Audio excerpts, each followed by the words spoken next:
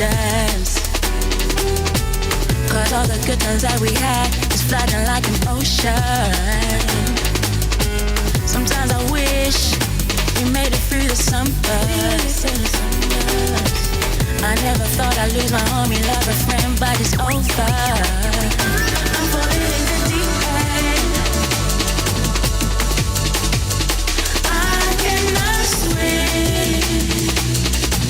I'm falling fast. I'm falling in the deep end. I cannot swim. Oh, I'm falling fast. Falling in the deep end. Deep end, deep end. I'm falling in the deep end, deep end, deep end. I'm falling in the deep end, deep end, deep end. I'm falling in the deep end. Don't change an accent before the cast and waffle because of it. We're going to look to follow him, and he has great second headshot there onto Forrest. Can he get it? Yes, he can. I don't know. I just didn't play my game. Fucking hell, bro, you suck. Wait. What the hell you mean there's another map? Only with the arrogance of a star player could you ever think all-by-GLing could work. Spirit forces are gathering. Donk's eyes fixed on Malta. Pull that replay up. Does it so well? Everybody? With everyone. Look, again. Again? Well, I think I might have done a bit of ayahuasca because I've been seeing these Smurfs in every single game, dude. Like, I'm sitting there. It's a 5-week league, no matter where we go. Do you like CSGO skins? They're okay. The first weapons cases were a little too new wave for my taste. Case hardened, death by kitty. But when Operation Phoenix came out in 2014, I think the Asimov really came into its own, commercially and artistically.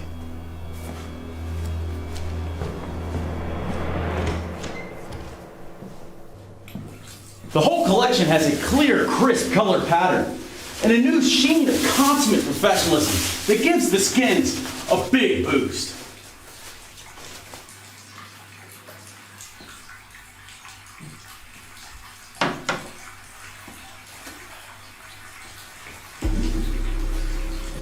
They've been compared to the print stream, but I think Asimovs carry a more gritty, complimentary sense of style. Hey, Harry. Yes, Chad? Why are there mouse pads all over the floor? Do you have an event on? A LAN party or something? No, Chad. Is that a raincoat? Yes, it is.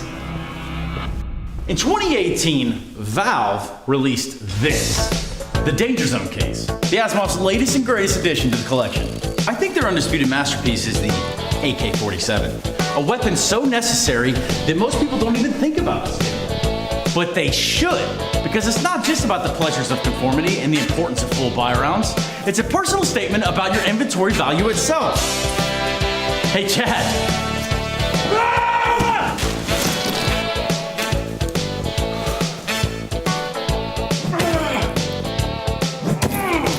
Try to make your reservation with Doja now, you stupid fucking caster!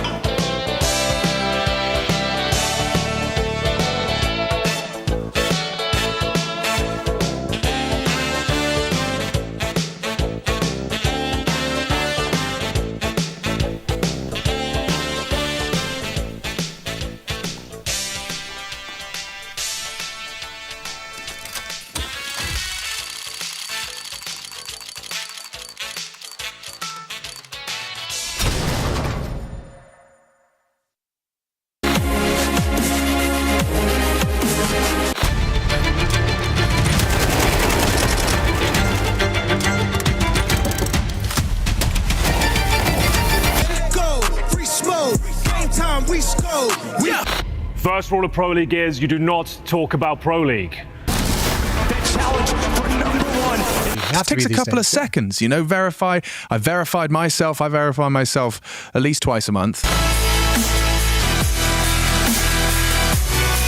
Fucking hell.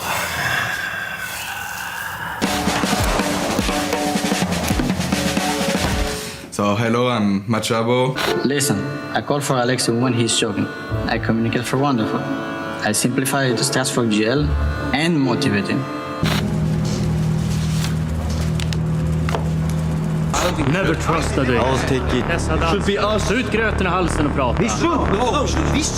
It's damn beautiful out here today. Luckily, I can enjoy this with some of my friends. One of them being Henry. We can start with him right here in the middle. We've got Machine and then Mac down on the end. It's a nice day, also kind of not at the same time, Henry. Yeah, we've come out to the east coast here of Malta. This is Tigney Point, one of our favourite spots. Now, after a couple of hard weeks' work, I wanted to bring Team Counter and Team Strikeout just to show some unity here. It was the win for Team Counter this week. We're bouncing back, but still, we wanted to bring the boys out to one of our favourite spots and show them what Malta's all about. So here we are. Yeah, the little island that could. Yo, for sure. I mean, what we've got here is, like, I know that Mac has been seeing Medina, and I told him that you have to see Valletta from Tigney Point. It's beautiful here. We have had many a lovely kind of moment swimming around. I spoke to the safety team earlier, though. They told us that given the choppy nature of the water today, it's inadvisable to be swimming, which is a shame because, dude, you know, I wanted you to have an authentic Malta experience, but just today's apparently not that day. I mean, I don't imagine it's this hard to swim down and down under, I suppose, right? Yeah, look, you can go down to Bondi Beach whenever you want. Any bloody South Coast beaches where I grew up, you go there nighttime, daytime, any bloody time. Oh, even just thinking about it really makes me miss it. Kind of really do want to go for a swim, honestly.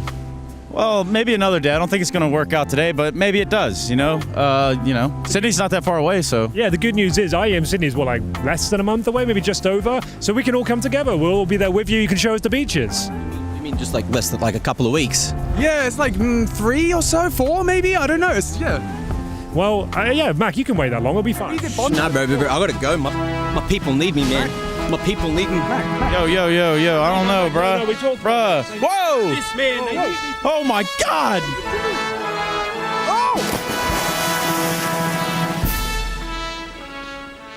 Did you guys see that guy's banana hammock? Where's he going? Yeah, you're going the wrong direction!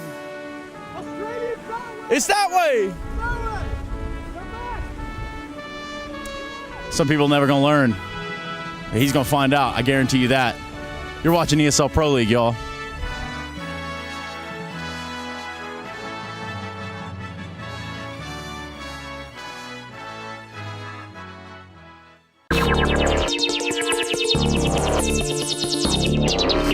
Attack out of freeze. You've given him in the off. A second shot. It's a straight. Blaine? He's been playing on fucking IMAX.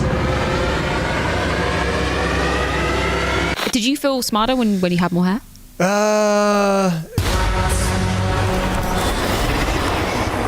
And if there's issues, talk to us. If there's issues with your audio setup, people can help you set it up. But it's a fucking risky. Changing your accent.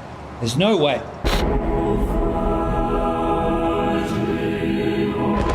There's a reason why we call studio events Mickey Mouse Cups.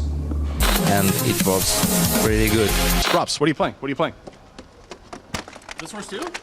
And this freak is ruining hundreds of people's games a day. We all remember what happened to Liquid. Jason Rogan podcast, check it out. The Jason Rogan Experience. Counter-Strike by day, Jason Rogan podcast by night. All right, welcome to the show. Obviously, I've brought in Woxic. What's going on? How you been recently? Thank you. Lately, after the result of the Bet Boom, I'm more happy. Yeah. But yeah, we need to keep showing this kind of things, result-wise. But it's crazy. I think people have forgotten over the years that you were a badass back in the day. Like, you had some badass stretches in there. Like, the pre-COVID Woxic was an absolutely insane offer, and I don't think people really understand fully. Like, COVID might as well have been, I think part of it is it feels like it was created to stop you from just being the best opera in the world. Like you were about to just take off, Woxic. Yeah. There's all those like sheeple out there, uninformed, thinking it's some kind of biological warfare when it's actually just a lot simpler. It was just a target attack to prevent you from doing what it is you're best at. 2019, end of it, you went on that run with Mal's, 3 championships at the end of the year, a second place at the Epicenter. And then obviously everyone just saw that and was like, we can't let this guy play. We can't let this happen. Think about who would have benefited the most from you falling apart during COVID. You have Big Clan got world #1 during that time period. Yeah. You had Heroic with their rise up. Yeah. You had Gambit as well with their rise. You had all these teams that stood to benefit from having an Opera just kind of fall off the face of the earth. They just unleashed this massive ordeal across the entire world just for you. Yeah. You don't need to be humble. You had to feel like someone was out to get you during all this. Yeah. I mean, yeah. You had all those plans. You had all those dreams. You had all of that out there within your reach. And you have to feel at some point like there's someone out there who just didn't want you to succeed. Yeah, I mean, there's a new game again. Do your best and come back again. Time to party. Yes. Beautiful, Woxic. We love to see it. Love to see you on the server. Good luck. Thank you. Counter-Strike by day, Jason Rogan podcast by night. Point is, my weakness is my analysis. Your weakness, your strength, is your analysis. Why should age determine expectation? And it's Torshi who's got to withstand this pressure through the red room.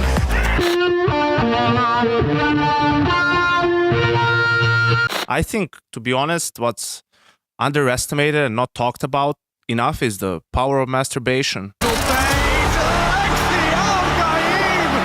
One wrong bottom press and you could end up at extrememums.net, which is not for the faint of heart. How did this crosshair get on your computer?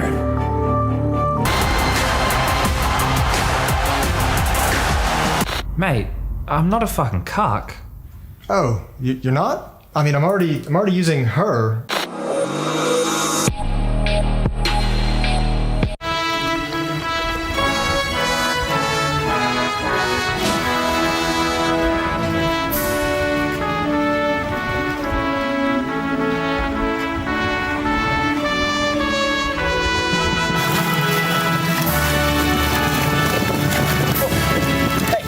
Where am I? Está in Chile. Chile? Sí. Too far.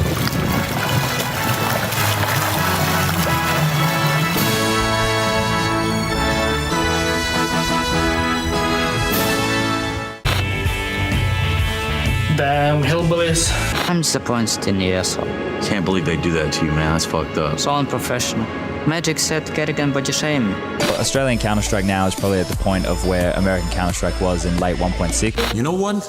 Our Inferno is so clean. This shit is fucking beautiful, but it's also dangerous. You sick bastard! They just finished checking PC. I knew this day would come, man. ESL content finally gonna get us canceled. Relax, I wasn't there.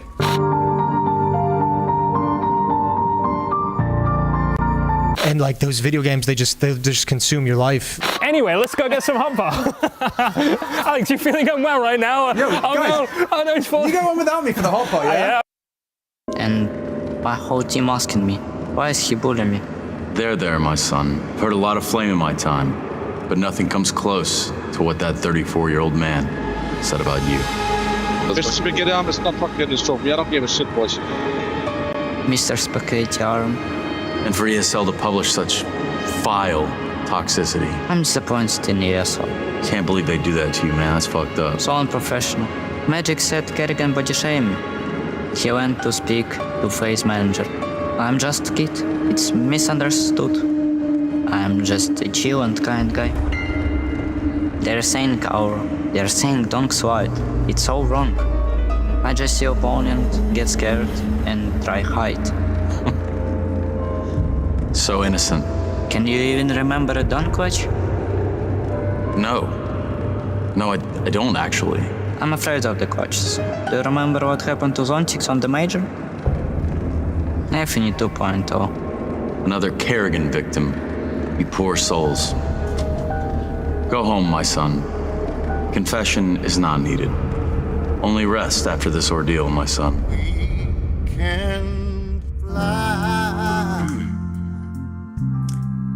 Ah, there's our young prodigy. Donk is in the building. I repeat, Donk is Such a pleasant young man. Look at him. Let's ride!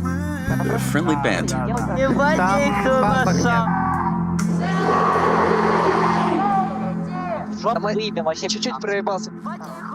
Boy's possessed.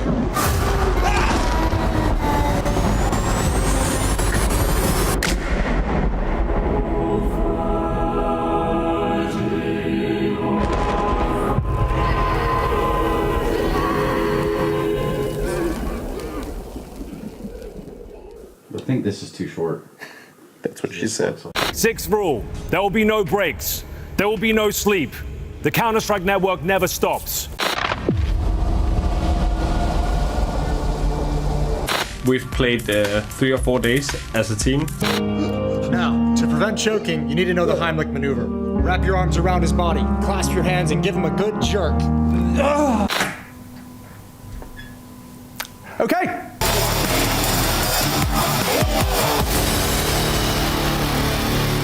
Without me bringing him to the top of the pop, showing him everything he knows. He was just a kid. Okay, I pulled a few strings, Harry. Yeah. And this mystery bus, we are going to see the Panthers. Wait, for real? Can you even remember a dunk, coach? No. No, I don't actually. I'm afraid of the coaches. No. Let's win a major first. Jason Rogaine Podcast, check it out. The Jason Rogaine Experience. Counter-Strike by day, Jason Rogaine Podcast by night. All day. You've been through some shit recently. Obviously, public perception hasn't been great. You've been kind of deplatformed a little bit. Okay, well, firstly, Jason, let me stop you right there. I don't think that was them winning over me necessarily. I kind of brought the fight to the establishment, you know? Yeah, I think what most people haven't understood is that yours is a truth that kind of needs to be heard. It's a different perspective, and everyone, always just wants to gang pile on what they think is wrong. But it's important to have that other side of the coin, that other voice with a different idea. AWPers, they make up less than 20% of the Counter-Strike population, right? And I'm meant to respect this guy like he's one of my fellow 9-to-5 riflers. I don't buy into that. I don't buy into that mindset for even a second, Jason. Yeah, I could see why. Not at all. I mean, it is a crazily small part of the Counter-Strike population player base, and it's just such a small number of people. Their AWPers are just different. They're weird people. To understand where it all went wrong, you got to go back to 2017, right? Last time we had a rifler, Cold's era, right? 2017. He ranked 1 player, but now they say they want more weapon diversity. They want more diversity. So who do they bring in? They elect an AWPer number 1. I mean, it is crazy. The takeover of AWPers of this community it's egregious, and it's crazy how it's like no one seems to notice it's happening. When you're an AWPer, when you're born to be an AWPer, it's an easier time, right? You have it easier. That's just a matter of fact. And now what? Now we're giving away awards. Look at ZywOo. What's ZywOo done? Huh? Name me 3 good things that ZywOo's done. Oh, he won a major. Who did he beat in the final, Jason? He's still, back-to-back best players. He's been pretty damn good. How many bullets does he have to fire to get a kill, Jason? Just one. Just one. Just one bullet. How many? Let's go down the list, right? Who's a pretty good? Nico. He's a pretty good rifler, right? He's been given a hard hand in life, and he's been up against it the entire time. He's got to fire at least 5 bullets to get a kill. All right, let's slow you down because I think people are going to have a hard time. You're intense. You're crazy, and I love it. But people are going to have a really hard time kind of wrapping their heads around what you're bringing to the table here. So I just want to slow you down so that I can kind of walk you through what are you proposing here for AWPers in this situation? All I'm saying is, right, if I'm Carrigan, if I'm Snappy, if I'm Glaive, why do I give a fuck? Why do I fucking care what my AWPer's going to do at the start? Why do they get that much agency, that much control over the game? Do you know what AWP stands for, Jason? Actually, I don't. Authority World Police. They're trying to put themselves in charge of the system, Jason. It's an anagram. They've got anagrams now. They've got anagrams for everything. Explain to me how in 2024, right, when we're looking at people like Donk, right, why is he not the number 1 player? Why am I still having to pretend that Shiro's exciting? I'm tired of pretending that Shiro's exciting. I hate it. Yeah, I mean, it's true. They do get a lot for them, not just the rights and the fame and the excitement and the standings and the awards, but I mean, in the game, dropped AWPs. They get flashbangs from teammates. They get teammates dedicated to setting them up the way that they want. It's all about control with these people. That's all they're trying to take the control away. I got James saving AWPs every round, and when he doesn't have the money for it, who does he get to drop them? Who's dropping the? Oh, it's Norbert. Do you want to know how hard Norbert's had to work in his career? Do you want to know how many setbacks he's had? It's getting ridiculous, Jason. I hate what these people are doing to our game. They're never just going to hand it back. They're never just going to be like, oh, here you go. You can have some more decision making. You can have a little bit more space on the map. They're going to take everything they can, aren't they, Harry? We need a correction to come back in. And I hope it can start with, the players like Donk, right? I hope he can be the rebirth of a truly great rifler. I guess the question, what can we do? Is we need like a slogan that we could give to the world that informs them that Alpers have just gotten way too out of control. But I'm countering that now. We've started the once you go scope, you go broke movement, right? Once you bring out that AWP, it's over. So much work over the years been put in by so many great riflers, so many great in-game leaders, and just watching it all come crumbling down because this small percentage. It's all going to the wayside now, Jason. The system that you and I were a part of, the one that we helped build, it's gone. The old ways are dead. Counter-Strike by day, Jason Rogan podcast by night, all day. Jason Rogan podcast, check it out. The Jason Rogan Experience. But that's not all, is it? What? Oh my God! Inhuman reaction. I asked you for one thing. One simple thing. Why do people think that I'm you? Stick with your accent. You're casting insane, bro. I know Mo would never miss those narratives. 20 lines in attack.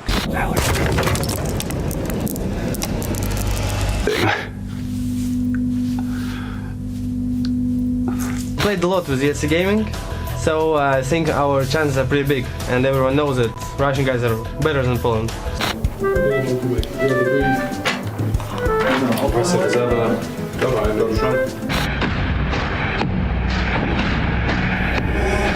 Fuck are those? ESL Pro League Season 20 is brought to you in part by Intel, Acer Predator, DHL, Kadia, Monster Energy, U.S. Air Force, 1xBet, White Market, Gaming Malta, and Logitech G.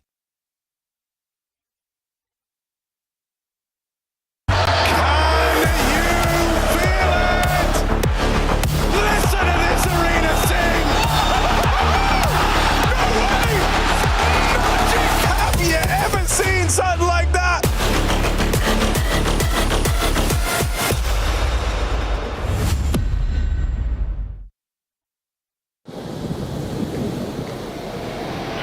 Hey, Chad.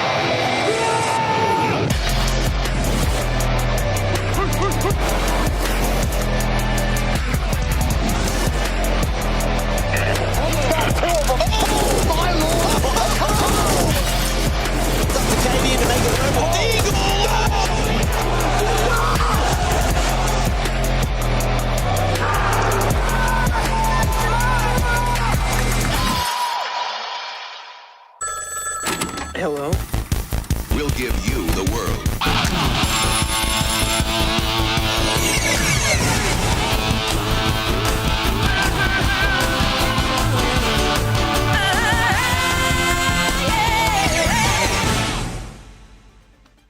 Are you guys ready to get flashed?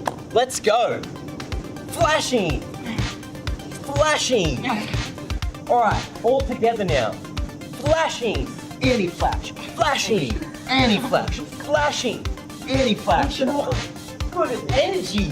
Flashing. Anti-flash. Flashing. Anti-flash. Oh! How was that? How low can you go? Time to teabag. Let's do it.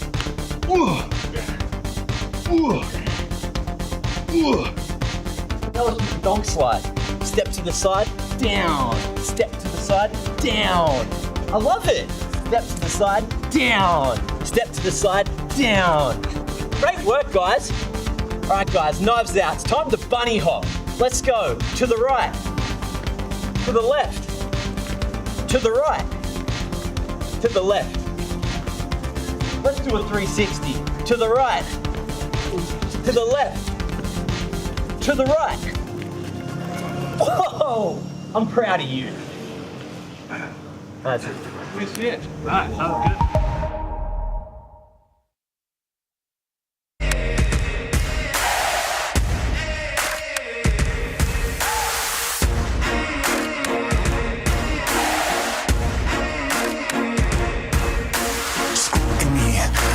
Twisting up the truth, this ain't new to me. Since the age of 22, I've been using it like it's fuel to level up, like it's champagne in my cup, like there's nothing interrupting my pursuit of dreams. There's a vision in my mind, it's consuming me. Take my confidence combined with opportunity, mix it up with unity, soon to be the greatest of my generation. Operation Victory. Fight or fly, we will stay through the perils we dare not to stray. Spark the match, light the flame. Out of luck, out of sight, dangerous, dynamite. Dynamite! Setting fire to the clouds at the speed of light. Going up, not coming down, screaming. Superman's kryptonite. Blowing up, dynamite. Dynamite!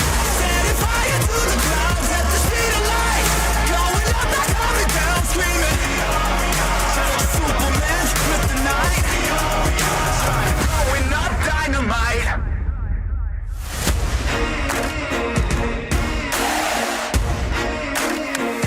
Check it.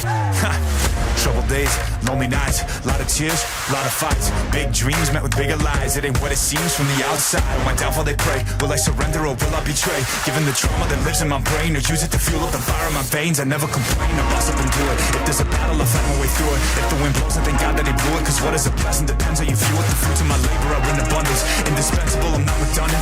Incomprehensible the way I've done it. When the struggle pushes me out, I'll shove it. I rise above it. Fight or fly, we will stay through the perils we dare not to stray. Spark the match, light the flame. Out of luck, out of sight, dangerous, dynamite. Dynamite! Setting fire to the clouds at the speed of light. Going up, not coming down, screaming. Superman's kryptonite. Blowing up, dynamite. Dynamite! Setting fire to the clouds at the speed of light. Going up, not coming down, screaming. Superman's kryptonite. Blowing up, dynamite.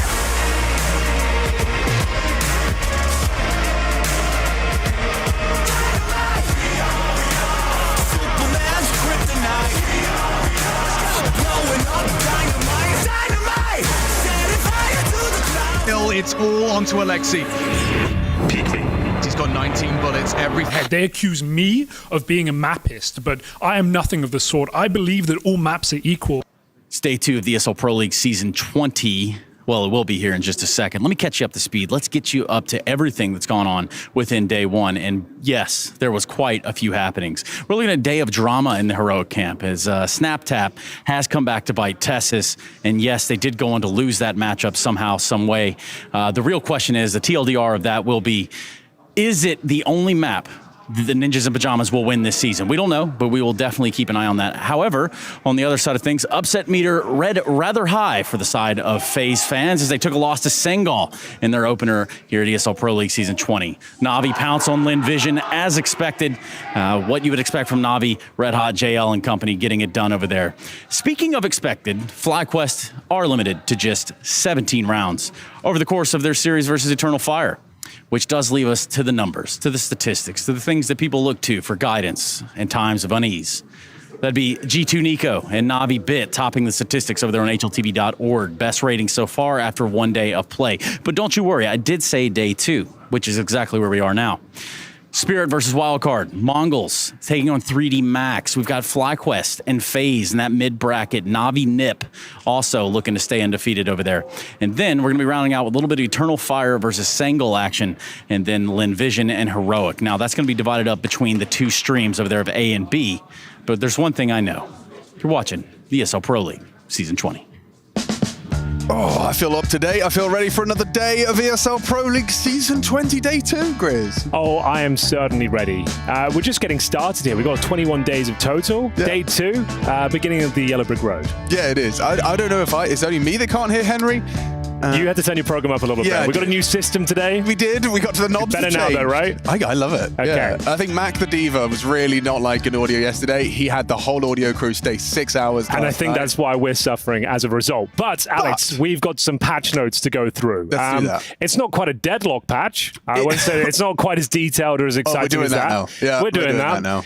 Firing a few shots at the start. And it's just fixing some relatively annoying bugs that we've had within the system for a while since the dawn of CS2. Yeah, no, absolutely. The jumps and movements has been a real point of contention from the community with Counter-Strike. Oh, yes. In general, leaving spawn, the collision there, it might all have actually been related to something so innocuous and so hard to believe. So we're going to start with the boost bug. You'll see it here. It's the third in the list of yesterday's patch. So what exactly was the boost bug? Basically, it felt like 1 in 5 times when you went to go boost, and let's say you peek above a smoke or peek a certain angle, you would jump on your teammate's head, and then all of a sudden you start glitching around and up and down movement. It just wouldn't work out, and you'd have to just cancel the boost. You could still technically shoot, but overall it was a bit of a mess. They tried to patch it originally, a month ago. We couldn't work out the root cause of it, but they tried to give it a go. And what happened here, Alex? Well, it resulted in another bug, a new bug, where we had almost 100% jumping accuracy, where people were testing it, running around offline. And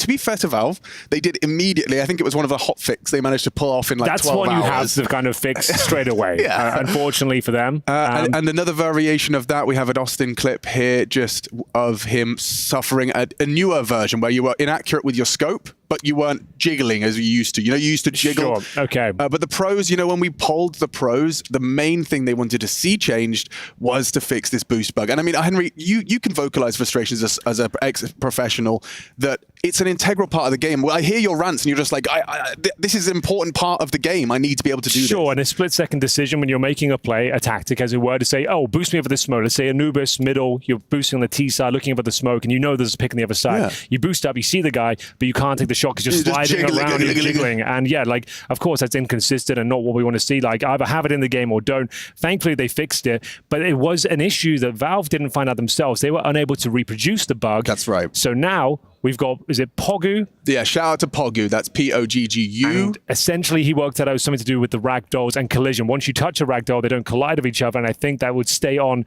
with your player model itself and give you the bug for the rest of the game. Until you disconnect from the server, you had this boost bug, and no one knew what the root cause was. Yeah, so it's to do with whenever your ragdoll touches another ragdoll, the entity basically means you can no longer stand on their head. So bizarro world, but the fact that this dude came in clutch, he wrote some mumbo jumbo in Notepad, and apparently it's all fixed. Okay, just to note as well, we are playing on the new patch here at EPL, so boost bugs will be fixed. I also will say it's not due to a choice. Valve didn't give us a rollback option, so we're going to be flying by the seat of our pants today, Alex. I'm sure there's no weird issues we didn't foresee. I'm sure everything's fine. I'm sure we're going to have a smooth day, and we'll get that day started over at the couch. I think they're standing by. Welcome back to CS Psychology 101.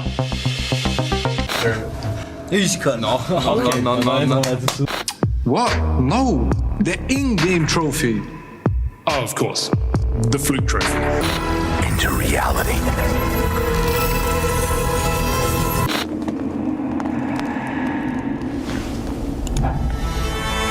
Sprayed. Stop!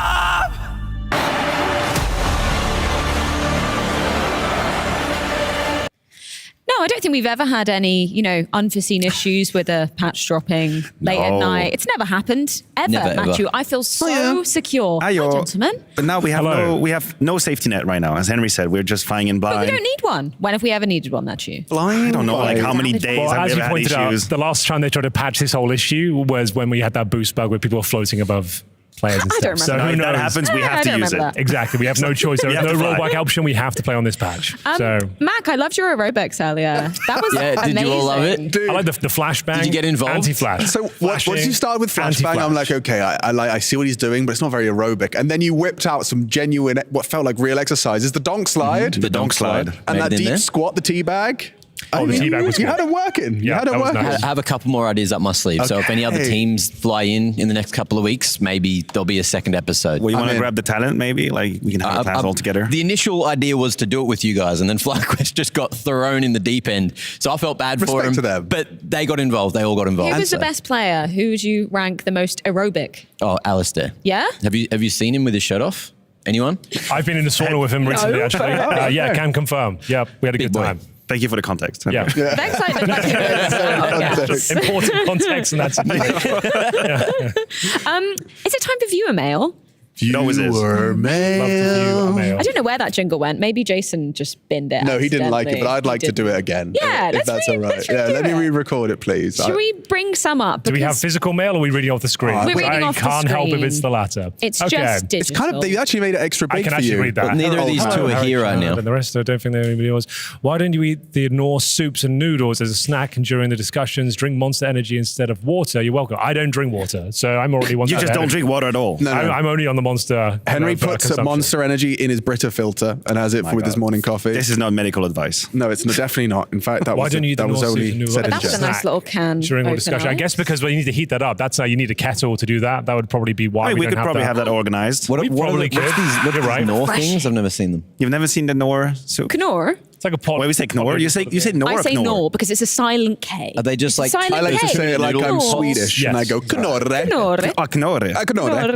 No, they are That sounds more tasty. We Italian. should start doing that. I'm okay with that. They have the bouillon as well, the little cubes you want to put if you're cooking. Could you and say that makes- again? Oh, what? A bouillon. Bouillon. A bouillon. Sounds better than stock, doesn't Bouillon. it? Stock cube. Yeah, that makes Bouillon. cooking much better, much easier. Yes. I agree with this person. What's this fancy word? Yeah. Yeah, thank you for your mail. We will consume more product. Bouillon? We will definitely do that. Consume. As an Australian, I'm struggling. Sorry. It's okay. We'll catch you up to speed with the weird words. We'll I do get that over sometimes. I just use a French word when I don't know the right one. So undercover.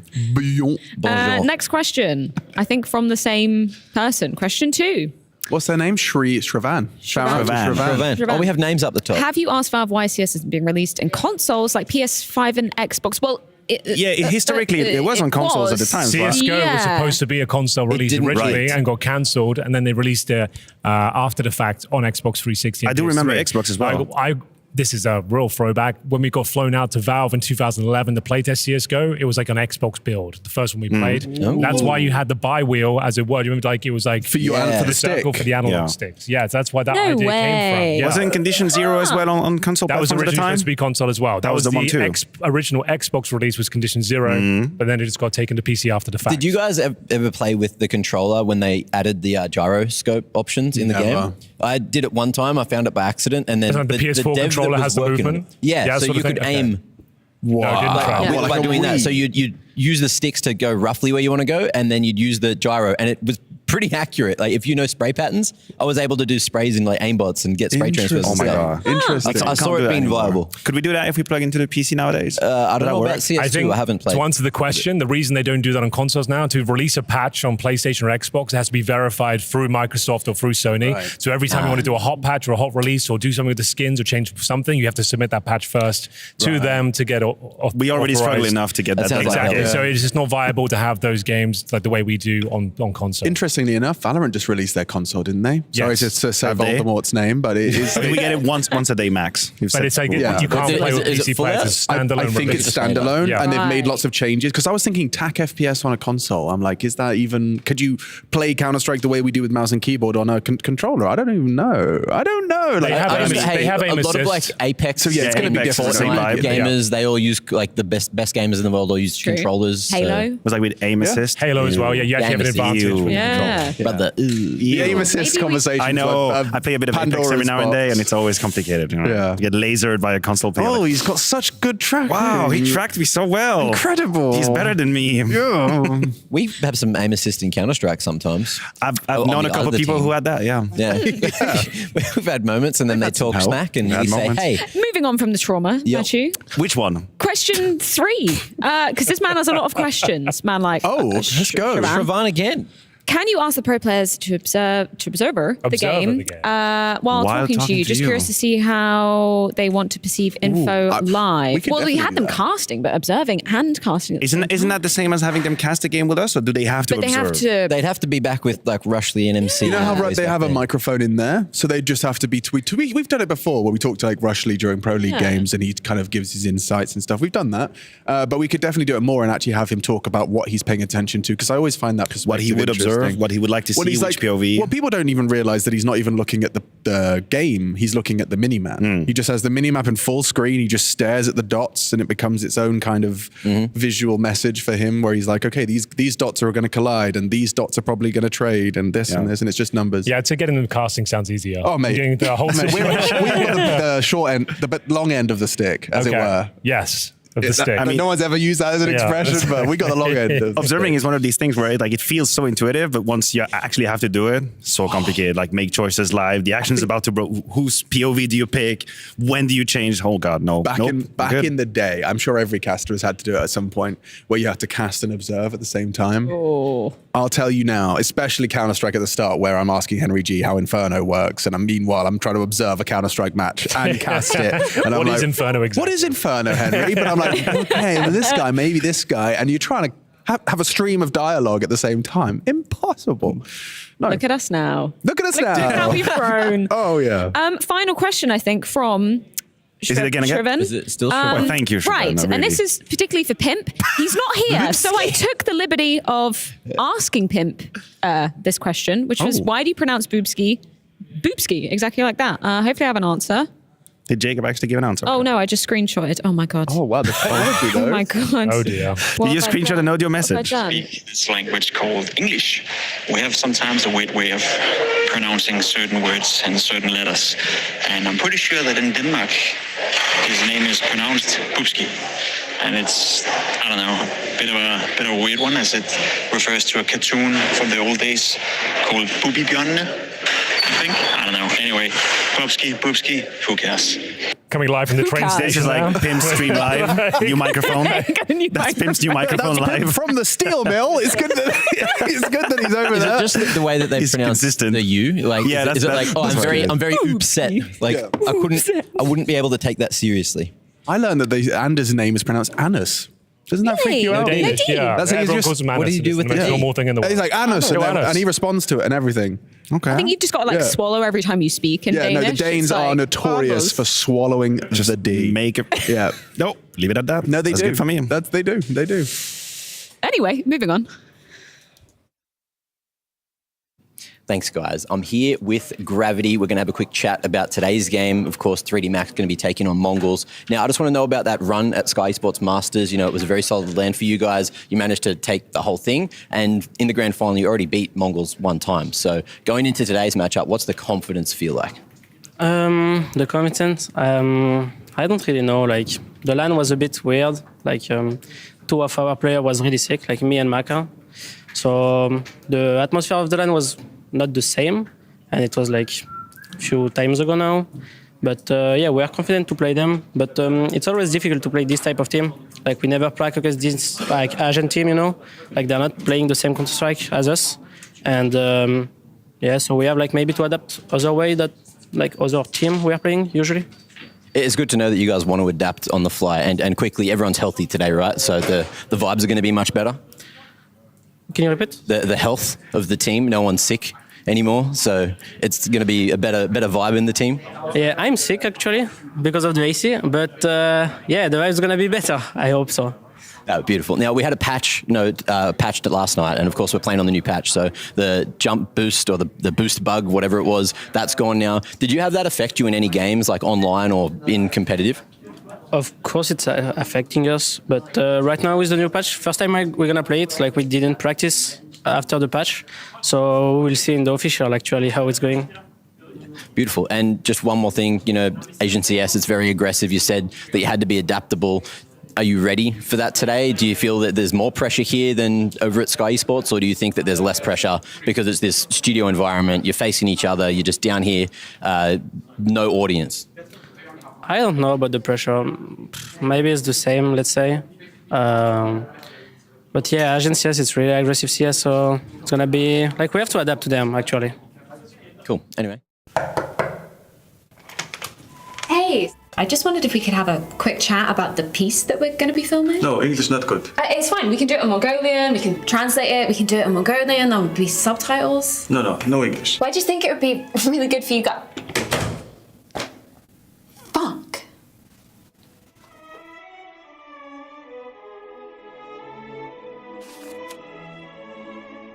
Loquacious, 21 points. What's her name? Hey.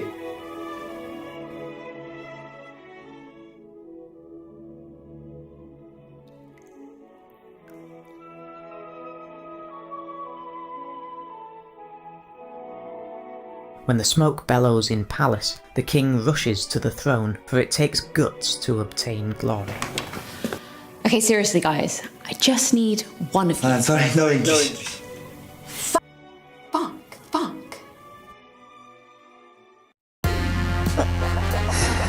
Well, isn't that absolutely amazing?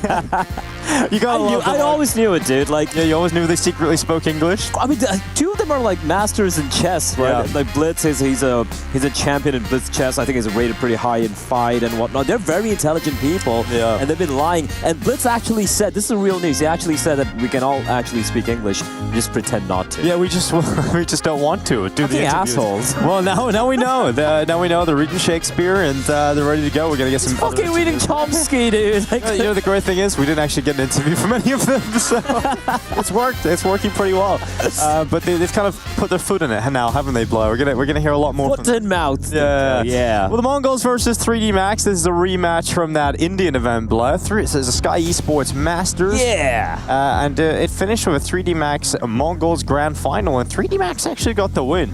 Yeah, they just smashed them, right? That was 16-4, 16-5. Sorry, 13-4, 13-5. I'm still thinking back to the good old days, Denko. But yeah, it's going to be a rematch. I think it's going to be a different showing this time, though. I think Mongols should be on paper the favorites, despite the fact that they didn't perform quite well the last time these two teams. Yeah, but Mongols, they're a team that are used to the ESL competitive environment, right? They pretty much attend almost all of these events. And at Cologne, they had some great results coming in, but this is the group stage at EPL Season 19, where they beat G2 2-0. EPL Season 19 was, I feel like, the beginning of the ascent of the Mongols into, like, the top 10. This version of the roster, yeah. Yeah, and it started really click into place. They took down G2, very convincing fashion. They also took down Falcons as well. Maybe not as impressive the G2 win right there. Lost a map to Falcons, so yeah. Yeah, but of course they got eventually. I think they lost in Na'Vi or something, if I memory serves me right. Anyway, the point being, after this, they've gone on to better and bigger things, right? Winning a couple of lands here and there, winning the event over in Yala Campus in Abu Dhabi as well. Cologne was a bit of a failure for the Mongols. Would you say that? Yeah, it was. Yeah, I think against Saw, that was the team that they lost to twice in the tournament, and one of them was into the progression game. So, there was a real chance for the Mongols to make it through. There was a real chance of them to be at the playoffs straight up, right? So Cologne was a bit of a Mongols failure. beat them out. And I feel like I don't want to really look at the ratings. The good thing for Mongols and Cologne was we could see Blitz kind of return to form. I feel like it dipped a little bit performance-wise. He's one of the more hard-hitting fracking IGLs in the world right now. But overall, yeah, it's just a couple of maps. The pain game comes to mind. All I felt watching a couple of maps there was pure pain.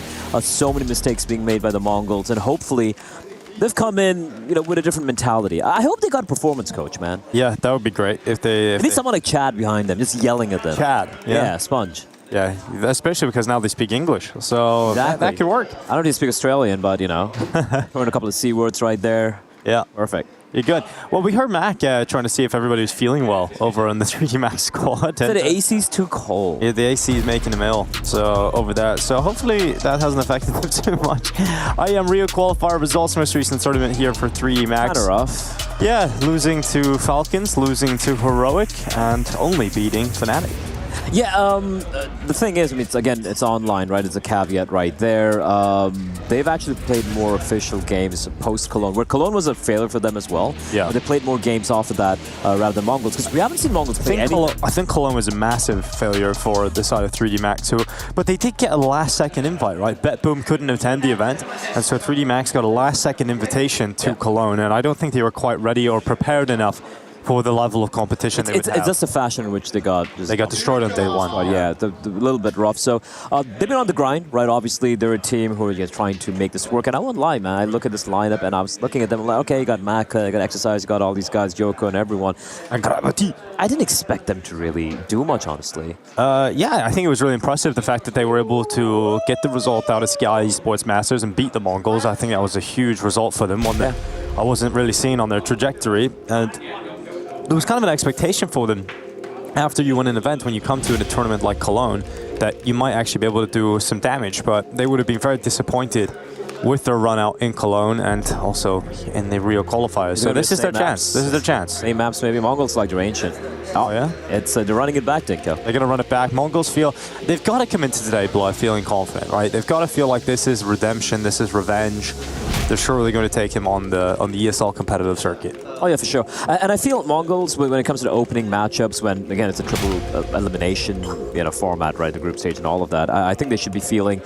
They usually feel very comfortable when it comes to the group stages. I feel like when it comes to the promotion games or the playoffs, any sort of pressure game, that's when they choke. They choke quite a bit there. But group stages, I think they are quite dangerous indeed. We saw some of the wins they had, destroying Spirit, man. Like it completely annihilated them on Anubis as well in Cologne just a few weeks ago. So looking at the map pool as well, I think this one favors Mongols.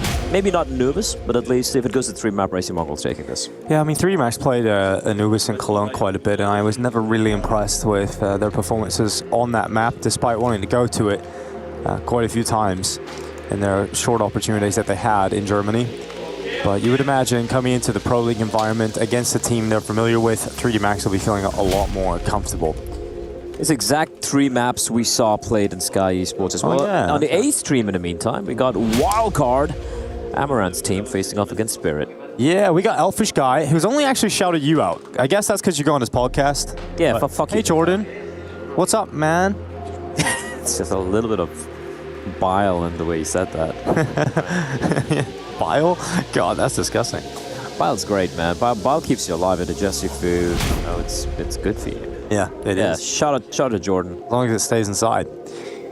30 seconds till we get into the action. Mongols versus 3D Max. A rematch in their time on the shores of Mumbai. The shores of Mumbai. Yeah, Elfish was there. They lifted that blue trophy. That's a pretty good trophy, I won't lie. Yeah. Was that on during the Cricket World Cup celebrations? Or was that after? I think it's after. Yeah. That was crazy. The whole city was just filled with people, as usual, but they all came out onto the streets. It was more celebratory. Yeah, celebratory. Well, here we go, ladies and gentlemen. It is Mongols versus 3D Max, and it is now coming your way. I've got Mongols winning this one, Blair.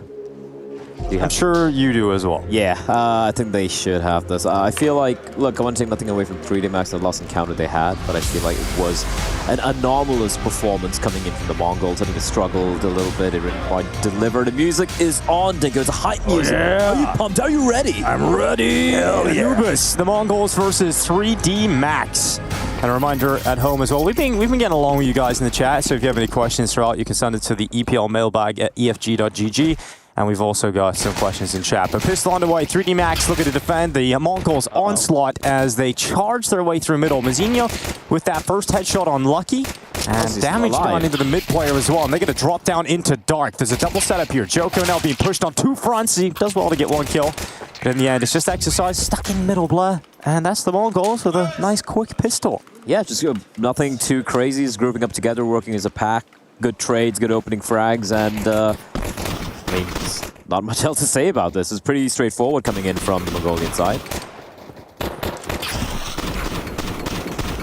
You know what I want to see from the Mongols? What do you want to see, Blair? I want to see more energy, more aggression coming out from them, right? Will you be in the game or outside the server? Outside the server, because like I look at Mazzini, he's the only one who's like, nice, yeah, but everyone else are like, nice. Dude, it was so funny in Cologne when he just screams and he turns to his teammates and goes, "It's kind of funny to scream like that." Yeah, I think it's very.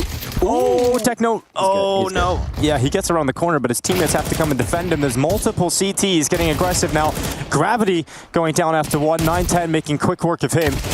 And it's cleaned up in the end. So that aggression for 3D Max only nets them 1 kill, and that's not enough to make this round competitive, especially with Mizinho staying composed and dealing with any A aggression. Yeah, well handled there. Yeah, Techno, despite getting taken down, good work from 9-10, and I think it was Blitz working in tandem, and now it's all on Mr. Maka. Maka's so underrated, dude. Like IGL, star player, Opera, he does everything. And he's been around for a long time. I remember him in the Heretics squad, everybody kind of touting him as one of the next players up from the French scene, but I feel like he's permanently been stuck at this level, though. He's never really taken that step up, and while that is certainly a step up in this round, Mizinho getting taken out, it's damage done to both remaining Mongols players. Now, Maka does not have a kit. No armor either. So, how did he win those deals with 0 armor? Like, pretty impressive, and took as little damage as he has as well. He's going over towards A. Right now it's only a 1v1 fight on this A bomb site, but he's not committing to it. I just hold on to this. They have no money for the next round. Just the Galil save into the next round, and Mongols will go up 2-0. He hadn't got it for the full eco, so he could bring out the AWP as early as he can. But yeah, he seems to be one of those cases where I would have loved to seen him on like a mixed team, an international team. Yeah, you'd like that. Yeah, like how I would have liked Tapson to have been in, right? Like back in the day, although that seems like a lost cause right now. But he is finding some success, Dinko, so what do I know? Maybe he's just there for the vibes, the French vibes. Yeah, maybe that's what it is. Yeah, the French vibes. Looking to bring French Counter-Strike back. Make French. It's kind of crazy. Like one of the two of the biggest regions in Counter-Strike for so many years were France and Sweden. Yeah. And there's national squads of just full French players and full Swedish players are a thing of the past. At least they still have a Zyru and Apex. Apex. They have players, sure, but not. Sweden doesn't even have any players left. They got Brolin. Fair. All right. Yeah. He's doing good. He's doing still good. a Malice, The one shining light. But it is kind of crazy to watch Counter-Strike. Swedish Counter-Strike fall off so much. They had multiple former world's best players. I have a theory as to why that happened. Yeah. Well, what is the theory? I feel that when CSGO came out especially, a lot of the players from Sweden were just star players. Right, there are all these crazy riflers and operas and whatnot. You had Forrest, you had Get Right, you had all these 1.6 guys. And then when it came to IGLing, not too many Swedish IGLs I remember from back in the day. Karn comes to mind, but I don't think he was necessarily a very cerebral IGLer. It's more like a captain, right? As opposed to, okay, hold up. We'll get back to it later on. Maka's making this Galil work. Yeah, that was not pretty from 9 to Techno. And this is pretty much a full eco virtually. Another Galil picked up, and Gravity has armor. This can get very ugly here for the Mongols. Yeah, really should not be allowing one player to get 2 kills out of that Galil without a trade. And Mongols looking to recover this, so 45 seconds left. Gravity just watching in towards dark, and as soon as he spots them, he can just get close to the obelisk and not sell his life away. So again, still tough for the Mongols. They haven't got any of these kills back. Still a 3v5 that they've got to fight their way out of, and Gravity using his smoke to perfection. Look at Joko. Surviving on the back of the platform. Joko's outside B main. They have no idea. Yeah, he's still outside B main, and now they've got Lucky dropping down. He's got an AK-47 to play with, and Joko, there he comes in, 5-7, works to perfection. Gravity piece in the back of the platform, and it's all on Blitz. 1v5 on the A-bomb site. Now, I don't consider this all that realistic, especially with 3D Max now having 4 weapons picked up. But it's time to show us that he is really, truly a master. He'll play outside of main. They're all funneling in. And I think Blitz is soon to realize this round cannot be saved. It's a lost cause. Headshot picked up. They know where he is. Defuse now being stuck. And there's so many bodyguards blocking that defuse. Blitz tries to line them up. And actually nearly gets away with 3 kills there in a quick succession. But the Mongols, bit of a disastrous round. As now they will concede their first. I thought he probably might have tried using the smoke to block himself off and line up the bomb. They just line up the diffuser and take a shot through the smoke. But yeah, no, great round from from Maka there, and it's such an expensive couple of rounds for Mongols, despite the fact they won a second one as well. And even if they won this, the money would have been in tatters. But huge from Maka. And that's the one thing I'm not a big fan of some of the Mongols individuals are when they just go poking and prodding by themselves at times when they really don't need to. Not this round. This was like just a great round for them. Look at this rush. There's a little speed behind it. Blood Techno at the front of the attack, and Exercise looking to try and hold on. He's going to mow down one, but couldn't quite trade out on Mizinho. But yeah, damage certainly could become an influential factor at the end of round 4. Bomb not planted yet, not really even taking the space into the A bomb side at the moment. Now they finally cross. 910's got the right read, but can he land a shot? That's the question. Yes, he will. You believe in it? Yep, me too. Smacked out of it. It's not exactly impressive when you believe in something after it happened, but I'll take it. Maybe there's a slight delay. I'll work with it. Here comes Maka and Gravity back in from camera. Mongols sitting in a strong post plant this time, and they're looking to respond after their first round loss here on Anubis. With a swift victory towards the A bomb site, and it forces Maka back into the save call. He has to try and get out of there with his M4A4 intact, and that's going to be Mongols up 3-1. They're so much better, like when they just work as a pack.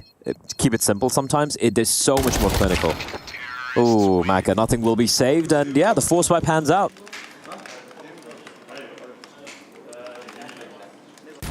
Mara tries to give Mizinho a high five, and he fist bumps his hand. Mizinho is a Chad dog. He's just chewing bubblegum. That was my favorite thing about Cologne. It was just watching Mizinho blowing bubbles. He looked like a little skater boy. He was there to chew bubblegum and kick ass. It was all out of gum. No, he wasn't. He was all out kicking ass. Just let me go with this, all right? He had the bubblegum. No ass-kicking ability, though. I bet you didn't even get the reference. Nope, not at all. But you said it yesterday, too. Yeah. What's it from, Blah? Enlighten me. So, it was famously in Duke Nukem 3D, the game, but that was actually taken from a movie originally, which was from, wait, let me remember the name of the movie. It had the, They Live. It's by John Carpenter. Classic movie. Featuring a very famous wrestler from the 80s, who you wouldn't know, Dinka. Yeah, you're right. But you do. And that's good. Thanks, man. Another quote. We're going to have this as a recurring segment. Blah's quotes from obscure 80s movies. They Live is not obscure 80s movie. It's pretty well known. Oh, well. Yeah. Here goes Senzu through the darkness, getting one. Techno burning away. That's fine. Yeah, I think they'll be happy with the start of this round, the Mongols. With 53 seconds left, the Trolls they're still trying to get through Maka, who just hides here at the pillar. Molotov to heat things up for him. He has to move out into the open, and Maka's looking sharp today. Gets another headshot, but he has to rely on his teammates to close out the round because he gets traded after one. Lucky just holding dark. Blitz walking into him. Somehow a 2v2 off the back of this. Backup's nearby as well. Yeah, Lucky's going to get another chance here. Exercise taking down Mizinho, leaving it all on 910 inside of the site. So he's going to go for commitment into the plant. Exercise getting ever closer to him. And 910 wraps around, spotted by Exercise, and he's able to turn this back in favor of 3D Max. Well done. Well handled by 3D Max. It feels like Mongols are getting themselves in good positions, but it's just the closers. It felt a little... It felt like there was a bit of trepidation coming out from Dog. I think they took a little too long, and that allowed the rotation to be very, very close by. And Lucky did a very good job here getting the kill on the Blitz.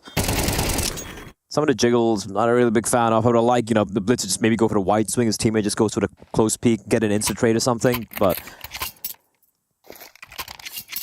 The Force by Wars, beg your pardon, will continue. Yeah, Mongols with AKs, 2 Galils, Deagle, and a P250, looking to bring this to the battle.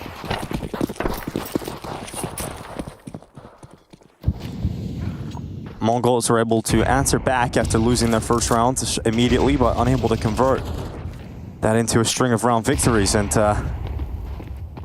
if they lose this round, they're out of money, and that will allow 3D Max a fantastic start into the half. So I think they'll be looking to break them here, Mongols, but they've lost their first player. It was Maka, aggressive and confident, but Senzu just tapping away Lucky. There is one guy towards main. Look how far Maka's pushed. Yeah, this is so much information. It's crazy how far he's got here. And they're actually drifting back one player into the temple. Gravity to watch for that in case they, instead of going camera, go in towards temple to try and split this B-bomb site. There isn't much of a split. It's just all of the pack of the attack coming this way.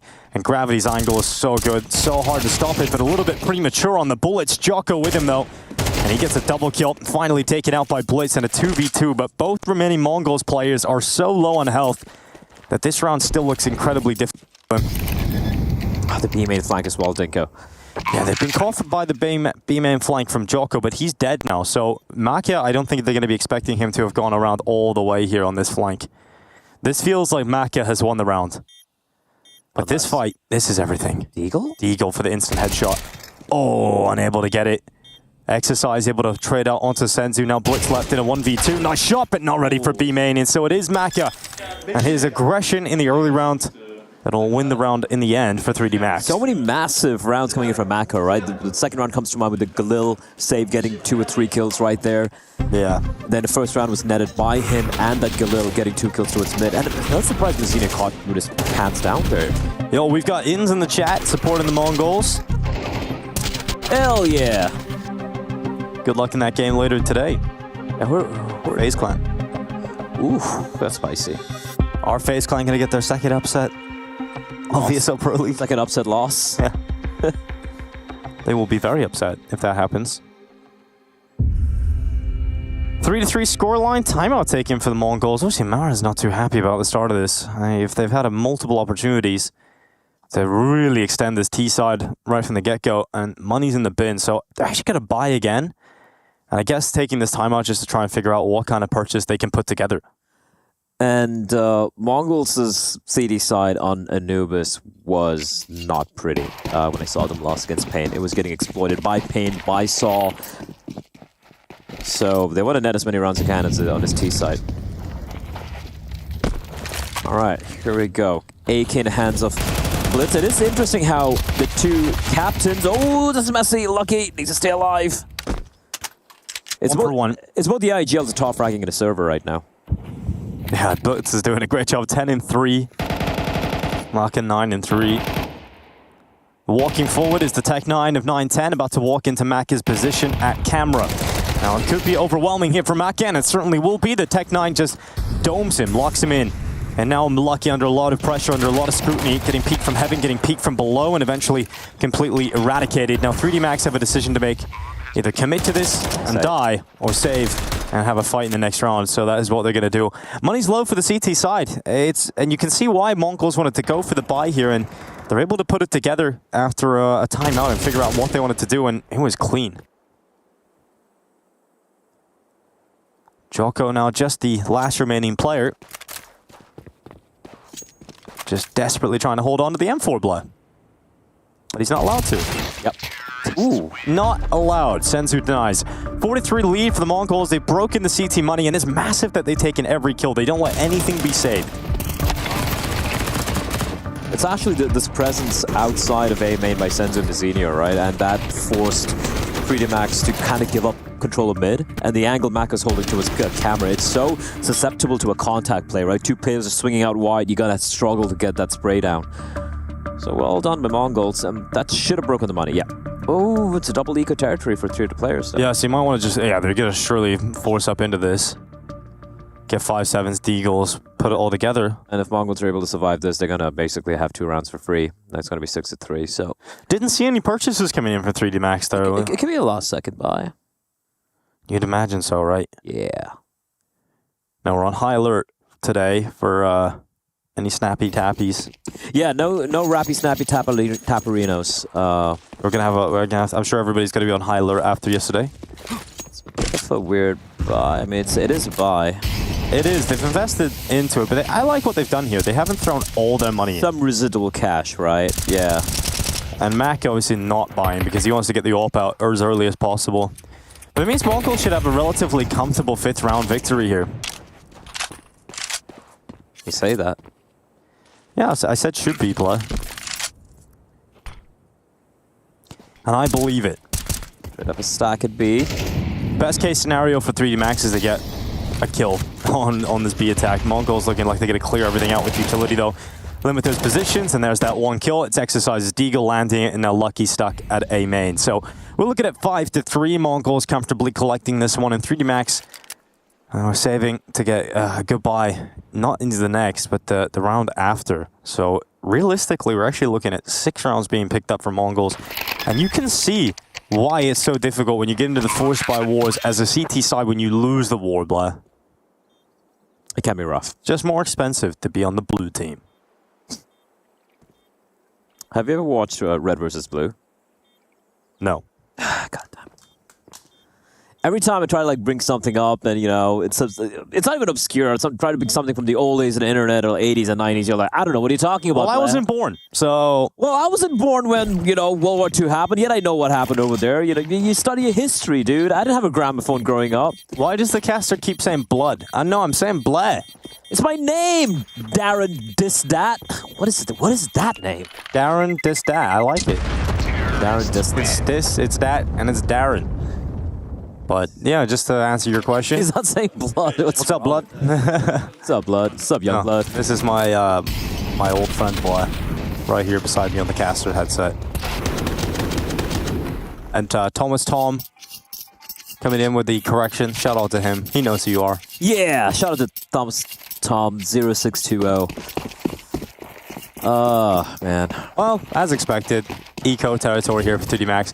But because they saved some cash in the last round, they'll have a really good buy in the next. Yeah. Lucky still has that 5-7 and a smoke, so they could try and do something with it, but looking very unlikely. Man, I wish I chose a better nickname than Bleh. I never knew I was going to get into esports. Yeah, you never knew you would be known by a lot of people by the name Bleh. Yeah, it's because, like, you know, back in the, you know, the 2000s when everyone had like 420 triple X, Demon Slayer, all that shit. I was like, you know what, I'm just gonna. It's literally the expression. Blah, I don't care. I literally don't care. You were in your sort of emo phase. It's not even emo. I never had an emo phase. Oh, you were just in your emotional numbness phase. I never had that. We went straight. We went straight into metal, man. That's good. Yeah. I get very tilted when people are like, "Oh, you listen to screamo emo." I'm like, "No, dude, I listen to death metal. It's not screamo." Yeah, well, CTs have got too many kills here, but I don't know how they've done this, but 2 have picked up AK and an M4 to work with. Yeah, again, but they've got Blitz inside of A. So if these CTs try and fall back through the A bomb site, they're gonna get caught. It's just expensive. Yeah. Dinko more like Stinko. So that's the only interaction you've had with me today, Elfish guy. So thank you. So original. That's what Yanko calls me, actually. So Stinko? Yeah. Wow, I thought he'd call me the stinky guy. No. See, your name doesn't rhyme with stink. Oh, does it? All right.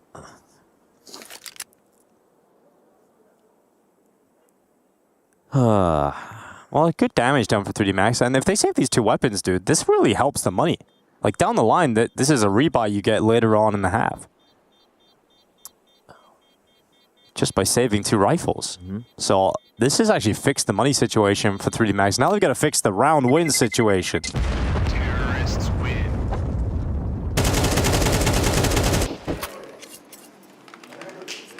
Now, for 3D Max, when it's 3-3 up, it did look like it was shaping up to a pretty solid first half, right? You get like 5 rounds on the CD side, you consider that a win.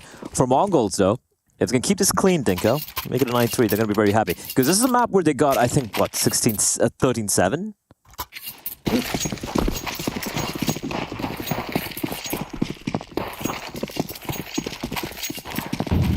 Yeah, Mongols could have a really clean first half here. When it comes down to this gun round, 3D Max, we'll see what the CT side looks like when they have all the bells and whistles. I mean, you brought it up earlier. We had the 4 spy wars. It meant that 3D Max never really had the full buy that they wanted, and Maka doesn't even have the AWP out yet. He's still wielding the rifle. I love this. Oh, in a canal. It should have gone Sensu's way, and it does. Somehow he recovers, and he actually gets information that 2 players are aggressive, and they're going to take both kills down in the canals. Oh, that is disastrous for 3D Max. And I do like how Mongols aren't really speeding up here, right? They could have just pivoted straight towards the B bomb site. And now 3D Max just grouping up together towards mid. Techno 4K lies in the way to the edge of the window. You heard a footstep. That's a tap trigger, Dinko. They know where 2 of the CTs are, and just 1 remains. It's all on exercise. That's the Mongols round right there. That's dominant. I have a question for you, Blah. And it's not my question. It's from Sparky Slips. Got any jokes? Have you got any jokes, Blah? Any off the top of your head? Yeah. 3, 2, 1, be funny. Sparky Slips. That was a bad joke. No, it's that's That's a joke. That was sorry to Sparky Sliss. Come on, Bly. You surely have a good joke in you. Yeah, all right. Knock, knock. Who's there? Damien. Damien who? And that's when Damien realized, with a tear trickling down his face, that his father had forgotten his name. Okay. And a dementia had taken over. Geez, okay, we're going dark. Sorry, Damien, in the chat. I'm sure one of you are out there. It could be any name. Yeah, it could have been. Well, that took a dark turn very quickly. I hope that was kind of joke you were hoping for That's today. the problem with all my jokes. They're really, really dark and not, TV friendly. Yeah, well, I like it. How are Mongols so bad when they're up against So what happened there was Senzu just spamming through the smoke up close with an AK-47, and all I think it was Joko had to do was just tap in a direction, triangulate where the bullets are coming from. There was no need to go for that. Dude, why are Mongols? They're good against the more difficult rounds. It feels like they're way more comfortable when they play the level of the buy. Of the buy. You know, we have teams that play to the level of their opponents. They play to the level of the buy. You have no idea how actually you do. You were there with me in Cologne. You saw how tilted I was. Yeah. Some of the rounds you're losing. You were sitting behind me while I was commentating. Yeah. I got to commentate a lot of the Mongols in Cologne. Got to watch them. I was with 14-3, and they might just lose this round. Lucky has a smoke. Now 30 seconds for the Mongols, so they don't have too much time to work with. He's got a tag. Pushing in. Oh, that's a huge nade, Denko. Yeah, it's huge. 4v2 into the side they go. Maka connecting another one with the AWP. Round's done. 15 seconds. Mongols throw this one away, and disappointing, I'm sure, for them, but the reality they live in is that they have conceded this unnecessary round, and 3D Max, another one picked up. Blitz, down after time, but he's got a lot of... Actually, was it before the time? Might have just been a second before, but he's got a lot of money regardless. We have a comment about you, Blah. I'm not emo, but all my jokes are really dark. Do you agree with that statement? Do you have to necessarily be emo to have dark humor? No, the emos don't have humor. All right, that's fair enough. Yeah, there we go. Yeah. You think Bill Burr's an emo? Good thing this stream is not on TV then, Maui, someone said. Where's Maui? I don't know, Hugo. I wonder how Maui's doing. He's doing great. I think he's in... he's at the gym today, I've seen that. No, but he was in New York with his... Wait, he's in New York? He's in New York, I think. He lives there now, so he's enjoying life. So now, he's back in New York. I think it was in Hawaii a week ago.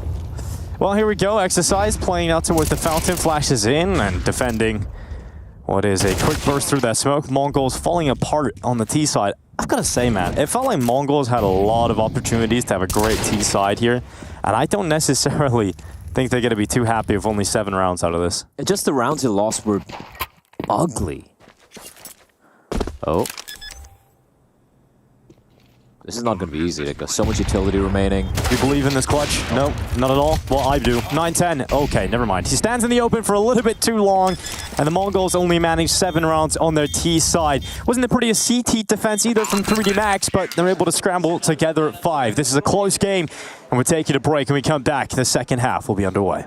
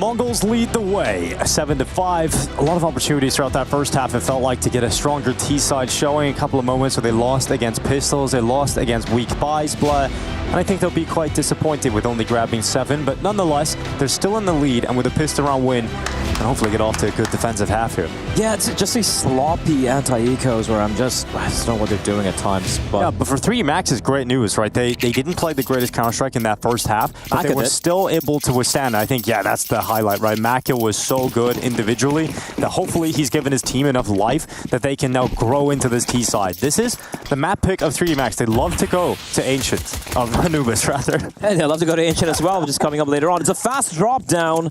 3 players in the water, but it is going to be an A split. And you can see the rotation. Blitz has gone back towards B. They've fallen for this, but Senzu opening kill up, finds Yoko, and pushing in from Canals. This is risky from Senzu. Yeah, creeping up through the water, it's risky, but sometimes risk is higher rewards, and Gravity ripped off the top. Now Exercise is waiting with his feet wet in the water. Senzu is worried about middle, and he's worried about the stairs, so he starts to retreat. That's smart. It's good timing for Senzu to get away. Doesn't leave himself in harm's way for long. They have got a timing. They wouldn't be expecting them to be so close. They're approaching Dark so quickly, but he gets information as he peeks out. So early info collected. 3D Max still stand with a 3v5. Techno now. Dualies. Senju is being debated. Blitz turns around. Oh. The timing on that didn't go. He has to come back to watch that angle, surely. Under a minute left on the clock. And they're just waiting for a Mongols peak. Waiting for someone to get a little bit aggressive, and Senzu is going to provide that, but all that peak does is reconfirm that there's presence outside of Dark, and they're staying stuck towards this B-bomb site. What? What? How does he do that? Exercise gets both kills through Dark, and from a 3v5 into a 3 versus 2, that is just some filth from Exercise. There's no way he should have got both there. There's no way he should have got both, and Exercise is not stopping. A third kill. How have Mongols lost this? I don't understand how Exercise has managed to pull that off. That's insane. That's actually so nuts from Exercise. That looked like a just impregnable. Yeah, it looked like it was guaranteed to work out. Or at least a trade. It looked, dude, that looked like Mongols won the round immediately. Beautifully done by Exercise. I think he's been with Mac doing those bang, bang, aerobics. Macrobics, hitting the macros. Bro, that was all Exercise, man. 3 kills. Dude, I want to see that from his perspective. I don't know if we can, but that would be awesome to see that. I really don't understand how he's been able to pull that off. That was actually 3v5. All right. Dude, Senzu kicks them off with a beautiful start here. He doesn't stick around. He doesn't get too aggressive. And bang, bang. Oh, man. My Glock doesn't do that. No, yours doesn't do a lot of things. That's but true. Definitely not that. Wow. Well, I think Senzu was the second player that got it down, right? He's going to be kicking himself that he didn't get that. It's like, guys, what more do you want me to do? All right, fast play coming up towards mid. It's going to be a full ego for Mongols. They're not going to try and go for any force by shenanigans. And 3D Max going to find a free bomb site. It's going to be tying things up here, Dinko. Yeah, just nice and clean from 3D Max. And this is what I was saying about Mongols kind of wasting a lot of opportunities in that first half is if you don't win the pistol, which they now haven't, you're going to allow 3D Max completely into the game. And this is 3D Max map pick. You know they're going to have a decent T side, and you're just making your life a lot more difficult if you wanted to pick this up today for Mongols. The one thing which we did see as an improvement from Mongols, the last 2 times I saw them play Anubis, one was against Saw, where they were super passive on the CT side, which Saw were able to exploit by going for a lot of contact plays to its camera, to its mid, and they were able to catch Mongols with the pants down. Against Pain, however, the CT side was pretty solid. They did mess up, 1v3, memory serves me right, against, who was it? I think it was a Biggest Era, right? Apart from that, the CT side was pretty solid overall, so hopefully it's not going to be just 3D Max just running away with this, but I'm smelling a close affair here. Yeah, I think it'll be right down to the wire, maybe an overtime even thrown in at the moment. It does feel that way. Finally, though, Mongols getting money in the bank, blah. That's exciting. They're going to have a bye in the second half. It's going to be a bit of a bonus round as well for 3D Max, right? Not losing a single player, 2 Mac 10s in play as well. Maybe something a little bit faster. We saw Mongols try those A hits. We saw that a couple of times in the first half. I wouldn't be too surprised to see 3D Max try something similar. I was listening to the A stream yesterday, and I was watching the highlights back from some of the games last night, and I heard that Chad said there was a request for me to randomly meow on the B stream. Just randomly. Want to see who does it better, meow? Oh god. I've killed myself with cringe immediately. Ow, it hurts. Why? But I did it. Why? I don't know. But that was pretty good, Blair. You sound like a real cat. You know? You've had a lot of experience. Yep. Blitz. Well, Blitz doing well. That's going to be one follow-up coming in. Is Jocko able to step up? Maka unlucky. Fighting back. It's now just Senzu 1v3, and this gun round hasn't gone well for the Mongols. They find themselves in a real tough spot trying to recover this mess. Doable. And Senzu just waiting at heaven. Good headshot. Maka brought down, and Senzu dives into the site. No kid on his back. That's the problem. Time is limited, but kill is in. And now Senzu with just one to get, and he's got the right read, just not the right headshot. And that'll be the round collected and the lead for 3D Max. Lovely work from 3D Max. I like how they, went for the contact play towards mid with the Mac 10s, catching a mid player off guard. And yeah, there we go. This is not a comfortable spot for 910 to be in, and especially when he's got no backup as well.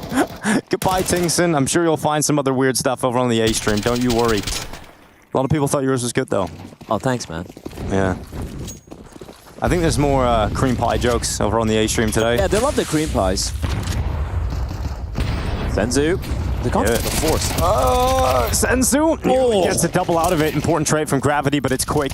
It's a heavy hit in towards this B bomb site, and it looked like Mongols had a shot in the dark, and still they do.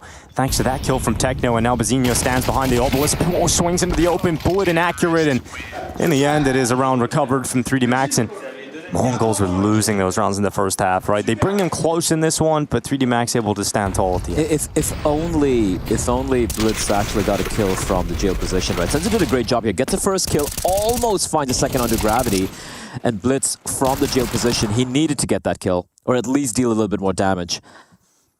Yeah. Well, still smiles all around. Yeah, still smiles, but haven't won a round yet, but maybe that'll change as 910's AWP comes out, rifles on 4. But 3D Max in form.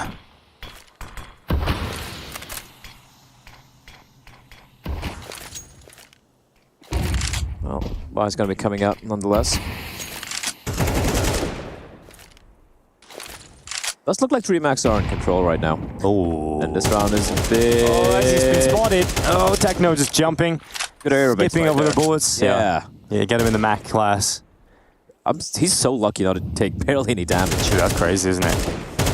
Bazinho, a bit of a quiet game for him. The A-side demon, and Techno's going for the contact play out here. Ooh. Oh, it's working for the top mid push as well. Lucky, having to spin back and try and deal with a B threat, and he can't fight on two fronts. So he's removed, he's split apart. And then with under a minute left, 3D Max going into the A bomb site. And the setup designed to deal with this is Mazinho and 910. 910 forcing the open by the molly, and Mazinho fights Heaven to try and trade it and instantly gets taken out. So 3D Max effective on the kills on the A bomb site. What? And it looked like there was something there for the Mongols. What was 910 doing? I don't know. He got mollied, and instead of going behind the wall, he just jumps into I guess he was trying to help out his teammate stuck inside a corner towards Heaven. But it's like, why? Like, it's okay. I'm sure he can take the duel instead of you just jumping straight into the side. And it's a call for the save, Zinko. 3D Max going to be the first team to get to 10. Looking good, looking clean. A good reaction there. And again, it was a 3v5. Yeah, that's the amount of player advantage situations they've just thrown away. It's both halves now as well. That's messy. Oh, yeah, it's tough for the Mongols, but you got to say, great work from 3D Max. They're looking to try and get the same result as they got back at Sky Esports Masters. But you do... I'm just trying to understand what the play was for Mongols. You get those kills towards the B-bomb site. You know it's going to be a speed up coming in from 3D Max towards A, right? They're going to try and pressure the A-bomb site once they lost 2 players outside of mid. 9-10.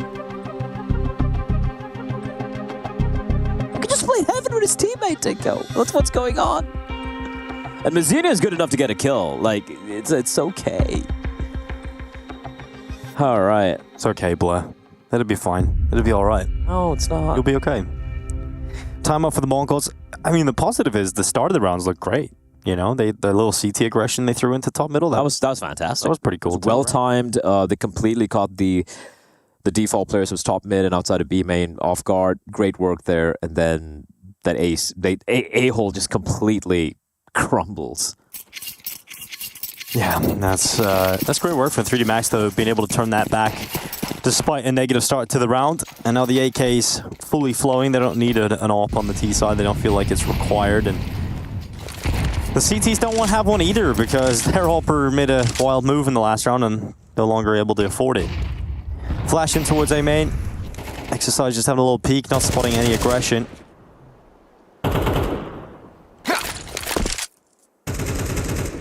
The one thing I do like with the way Mongols have switched up the B bomb side is Techno and Senzu have swapped position on B. You know, you now have Techno 4K playing towards Dark. I think he does a much better job over there, and Senzu to be anchor. And I think that has actually netted them better results in the past couple of games. So far here, they're pretty decent at B. It's just the A bomb side hole completely failing a couple of times back to back. Ooh, this is risky. Yeah, here in steps. Blitz knows they're coming into Dark, but does he drop and try to flank? Blitz 21 and 9, now 23 as he gets a swift double, getting traded eventually by Exercise down in the canal. Now a 3v3 established thanks to Blitz hero maneuver, but is it going to be enough to close this out? Important headshot from 910 on towards Exercise, and Gravity and Lucky find themselves in a 2 versus 3. They've got time, and this can't be another numbers favored situation where Mongols turn it into a loss, right? How does Blitz get 2 kills? He got spotted, he got tagged down. That's so ridiculous from the captain. It's 23 and 10 for him. He just needs a little bit more help from his teammates, and it's all on young Mazzinho. He's got a smoke in hand and a nade. They should know now. Oh, Mazzinho. Can he hold on? He's got the right read, but the timing might elude him. Steps being made, he knows now. He's wrapped him, he's played the time, and he's won the round. It's over. He can't win it anymore, Gravity. They just have to hide. And Gravity will hold on to his AK-47 as long as 910 isn't able to land this shot, and he is able to get into the next. So 10-8, it's 3D Max still with double figures, but finally, the Mongols able to work with something that... Again, it's Blitz. Blitz sets up for the... he gets aggression going in top mid in the previous round. They aren't able to win that. He drops down Dark, he gets a double kill here, and finally they're able to convert it into a round victory. Because their in-game leader is having one hell of a performance today. I also really like how Mazzinho played that, right? In what was basically a 1v2. He looked at the clock, played it to perfection. 3D Max have had a lot of heartbreaking losses on Anubis. You want to close this one out? They've had a lot of close games where they get to the brink and just can't close the game. I think it happened in the most recent game actually against the Heroic side. Brought them somewhat close on Anubis. I think it was 13-11 loss. And yeah, it was. So 13-11 loss in their map pick against Heroic. And then they got smashed on Ancient. Yeah, it was Exercise playing the best back then. Going back to a more default spread. What's your favorite sandwich spread, Dinko? Sandwich spread? Yeah, like, if you whatever you have to apply on bread. Butter. Okay, yeah. Do you like just plain butter or salted butter? Salted. Salted, so much. Pretty basic, I know, but it's great. I think it's the best. It's the best. Yeah. It is. It's just the greatest. It's a great little. Oh, never mind. Second buttery smooth from Jocko to swap in towards Dark, and it's worked out to perfection. 2 clean entries here from 3D Max, and Blitz unable to get a multi-kill to save his team, and the Mongols are falling apart. Is there anybody here from Mongols apart from Blitz? Is anybody here today? Did they all stay back in Ulaanbaatar, or what happened? Is there anybody out there? Just Blitz, man. Shoot someone if you can hear me. Pink Floyd, shout out. No one time.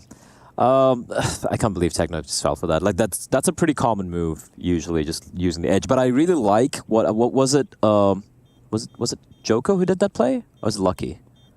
Joko slipped into Dark, yeah. Yeah, it was Joko. Right? I usually a lot of players they try and sneak into the left-hand side of the smoke instead of snuck into the right-hand side. And he read that so well, played it so smart. Who puts butter on a sandwich? Gross. Vast majority of people on this planet, I would imagine, put butter on sandwiches, right? What do you put in a sandwich? What do you put in a bread? Mayonnaise? Oh, dude, I hate mayonnaise. Yeah, mayonnaise is gross. It's just disgusting. Just stop it. Don't have mayonnaise. Don't have mayonnaise. Egg sauce, man. Yeah, egg sauce. Just have eggs.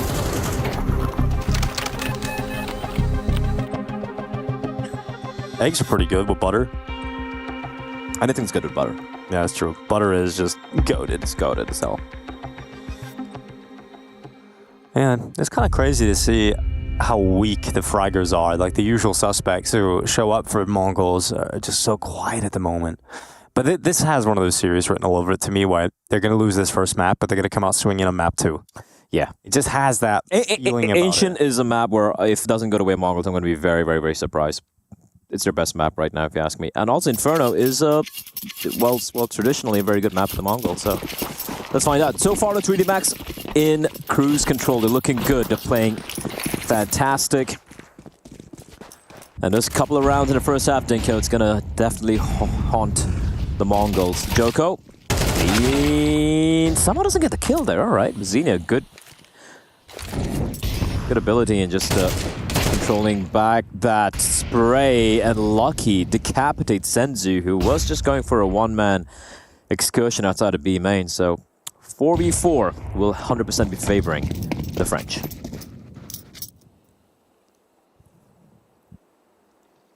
Yeah, 3D Max looking to take 12 rounds. And Mongols have only been able to win a single round on the CT side. It was off the back of Blitz diving out a window and making an unlikely hero play happen. Blitz getting aggressive again. He's trying to just do everything he can for the squad. Not feeling comfortable sitting in the disadvantageous spot. So 9-10 swings out, wins that headshot, but Maka coming through dark. They've traded positions. So Mongols have taken B main and 3D Max have taken the site. Ooh, they know both two of the cities are outside, by the way. They just have to be worried about Mazinho coming in from Temple. This is not easy for the Mongols, even in a 3v3. Mazinho, he's got the kit. Oh, instant timing. Goes against Mackie, gets dinked. Blitz? It's a long way for him to go. Taking a sweet time. They do have a smoke.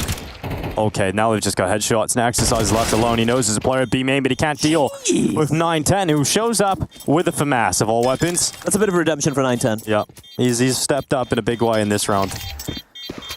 Blitz move, I have kit. Gets the defuse. Aye, Captain. That was a close one. My Captain. Great retake coming in from the Mongols there. 9-10 with a FAMAS. 3K against 3 AK-47s, Dinko. When was the last time you saw that with a FAMAS? Yeah, you don't see that too often. I really wish they buffed it back.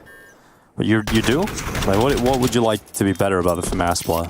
Make it like 1.6 FAMAS. I don't remember what that was like. Yeah, so this is before you were born, right? But back in the day, there was a Swedish player called Zneel, Z-N-E-E-L. Okay. And you guys can actually check his frag movies out. Zneel, FAMAS. He used to main the FAMAS, dude. And he was like reaming players like Forrest, like Get Right. So good. And it used to be very legitimate. The burst fire, accurate. We can. Yeah, I heard the burst fire used to be good. Well, So it's good. useless now, really.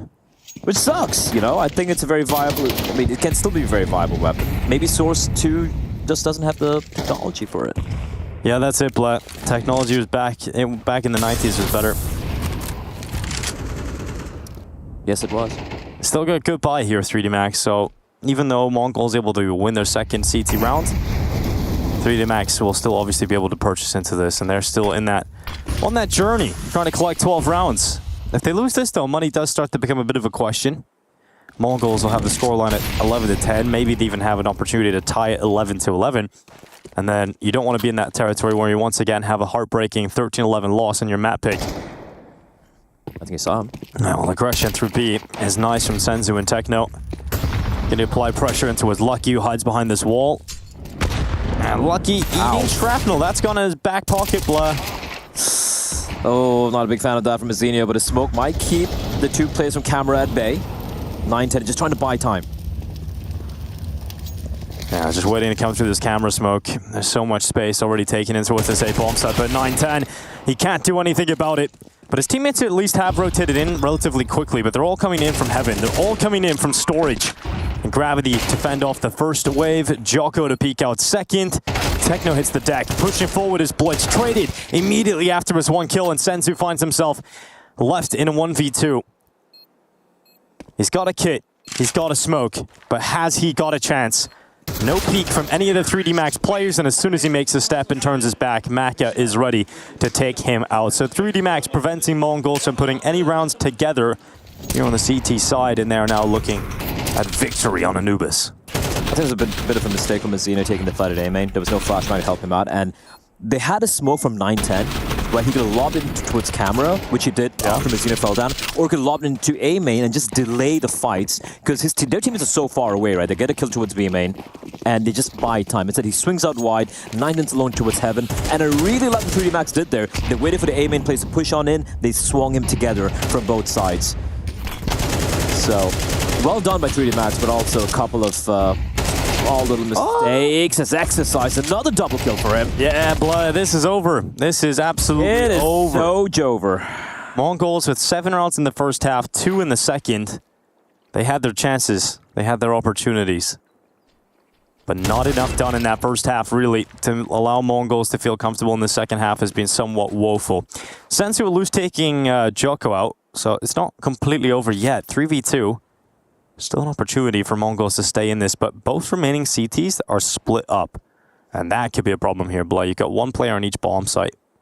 There is aggression coming in, though, from Blitz. Blitz is still alive. There's always a chance. 25 kills, Blood. That's pretty impressive. Dead. Goes into the fight, goes into exercise, and no, he's not. I was talking exercise being done. Oh, you were talking about that. Makes sense, Blood. Of course you were. Yeah. Yeah. Gravity unlucky. Okay. Never mind. Blitz is dead now. And the A bomb site has been occupied by Senzu, and they actually have the read of this, so they're going to run back. They fake the steps in towards A, sprint back over towards the B bomb site, and now Senzu's trying to race them to arrive. He's going to make it over there, and he might actually get there in time. Yeah, he's at tempo, so Molly headshot in, and he couldn't stop Gravity. 13-9 victory from 3D Max on Anubis. They take their map pick versus the Mongols, and they are looking to try and take the same result they had all the way back at the Sky Esports Masters.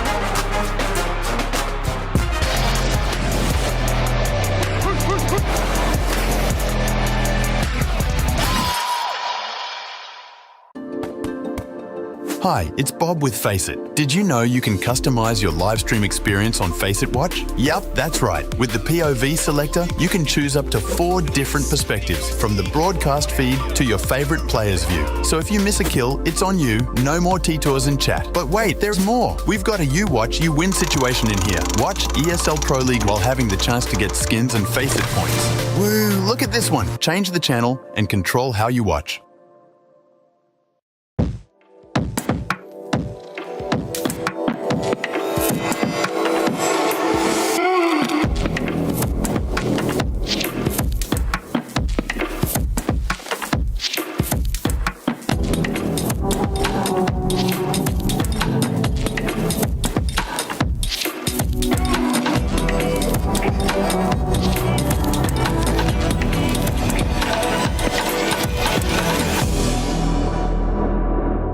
You guys last played in Cologne. What have you been up to between Cologne and now?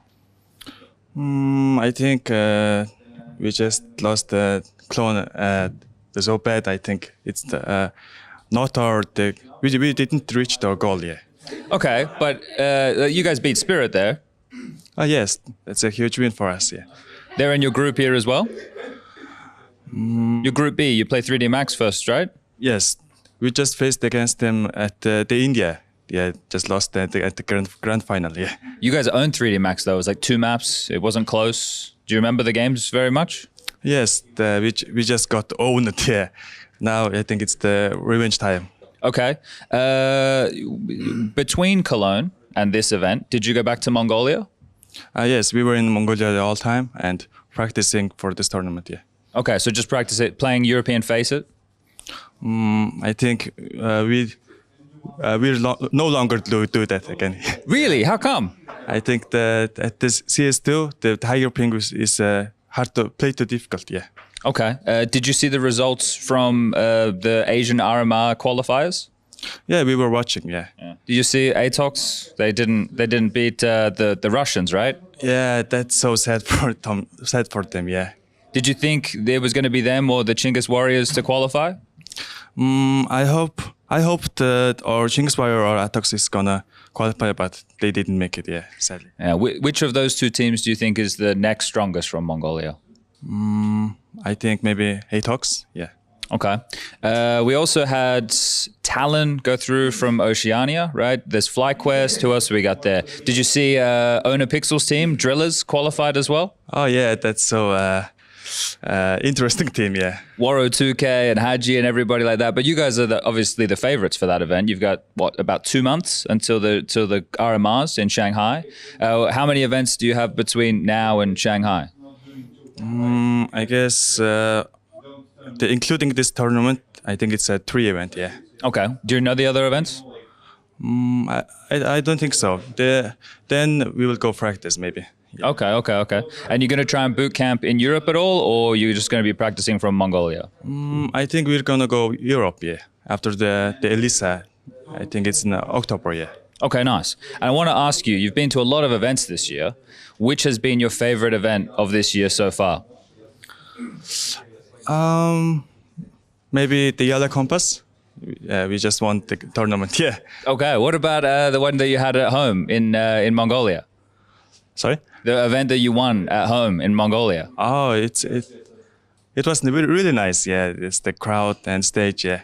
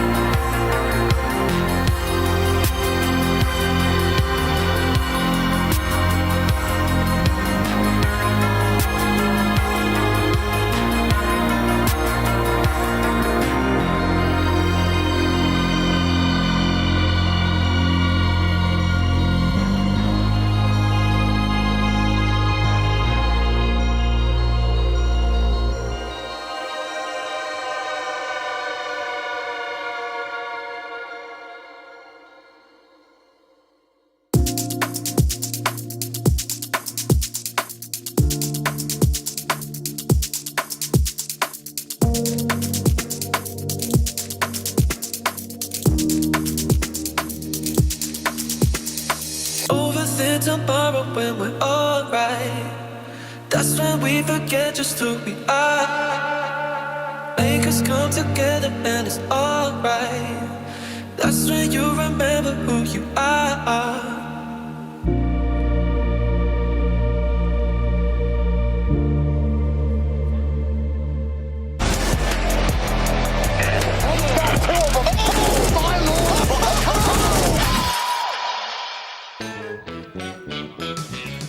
Welcome back to ESL Pro League. You're watching the B stream, and we have got ourselves a little bit of a barn burner with 3Max taking that opening map versus the Mongols. It's time to see if they can bounce back coming into the second map of play. It is going to be the Mongols map pick of Ancient, right? And it is a pick, yeah. So I feel like now we're going to have to see if they can do the damage to get back into the game. I'm more curious about the interview Chad was having with Techno. You know? Dude, why after all of that, everybody said they speak English, and we still get Techno? Yeah, like, why not Blitz? Why not Mazzinho? Why not anyone else? Like, it's still Techno.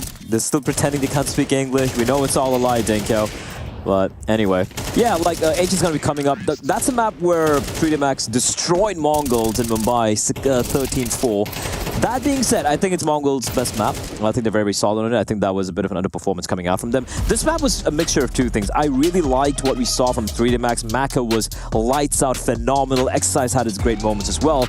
But for Mongols, man, we saw moments of some really good synergy, and then just so many small little mistakes being made. Those anti-ecos, I mean, it hurt me. It felt like Blitz was playing just to a crazy level in comparison to the rest of his team, right? Blitz was up there with 26 kills that map. Which is not what you want to see. Which is not what you want to see. You want to see Blitz in the middle of the pack, and you want to see your Technos, you want to see your Senzus, you want to see your 910s just popping off, and that didn't quite happen here in this map. It clearly wasn't the recipe for success having Blitz be the only player showing up for the squad, and you're missing out on a lot of firepower when you aren't getting the likes of Techno delivering, when you're not getting some of the youngsters showing up. So I'd imagine that's going to change. I said it during the first map. It does feel like that's just a map where Mongols look rough, and we're going to come into their map pick, and it's going to be different. We're going to go. I think it's going to go to. I think it's going to go to third. I think it's going to go to Inferno, where I think it's going to be pretty 50-50. That being said, I think Mongols, their Inferno used to be pretty solid.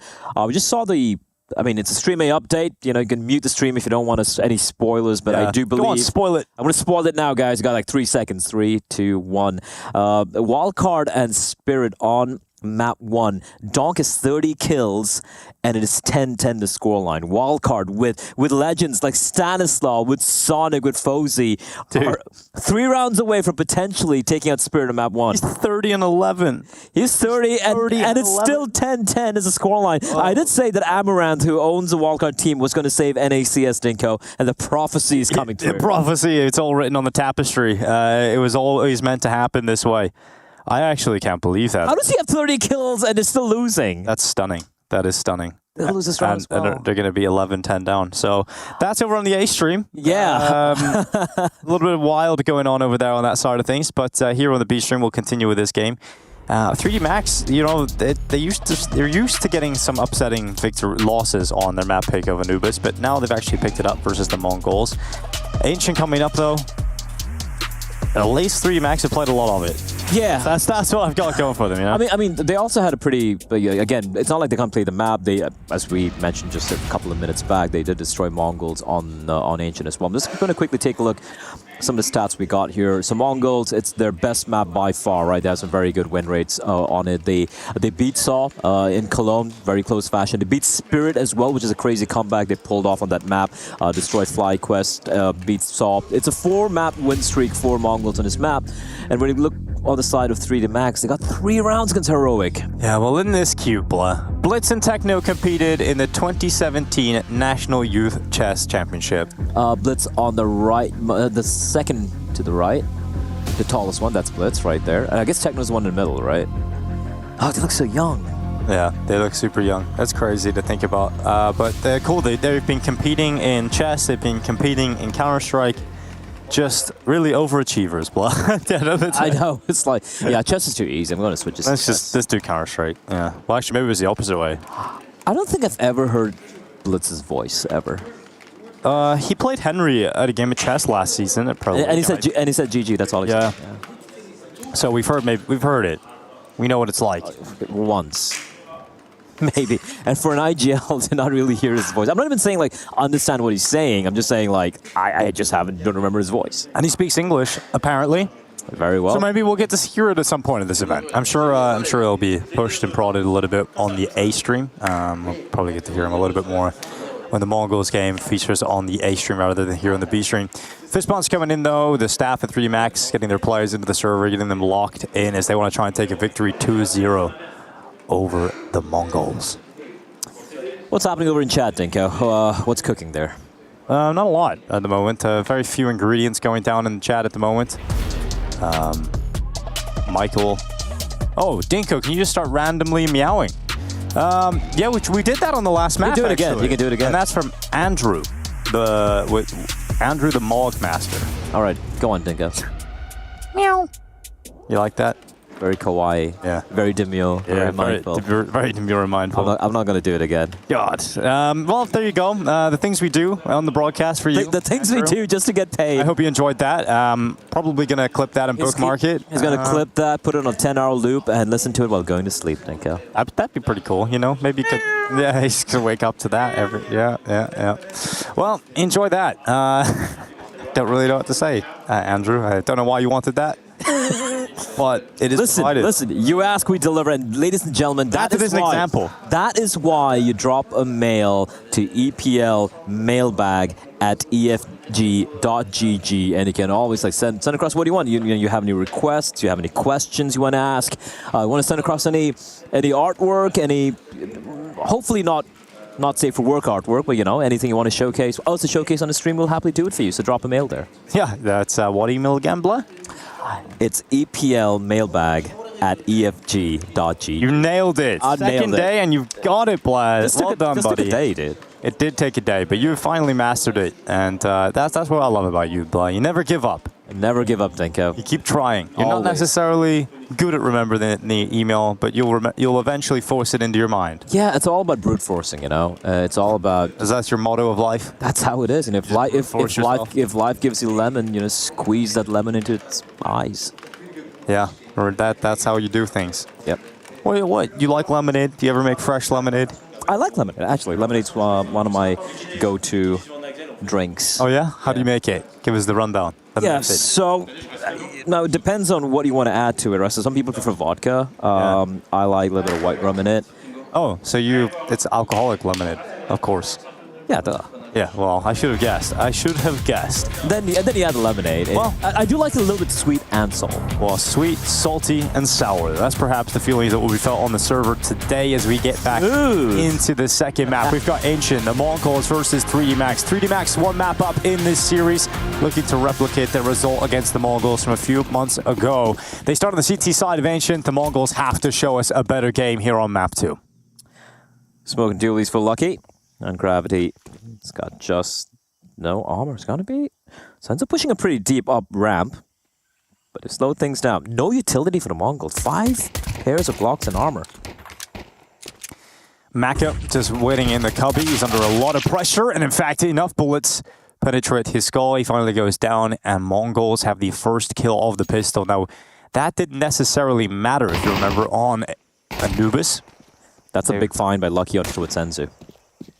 3 Max have been good at turning pistol rounds back in their favor despite losing the opening fights.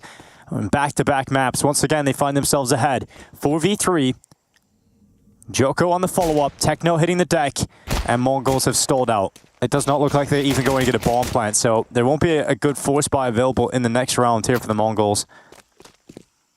It's not quite done yet, Dinko. No, it's still possible, of course. Especially with Mazinho making the play through A here.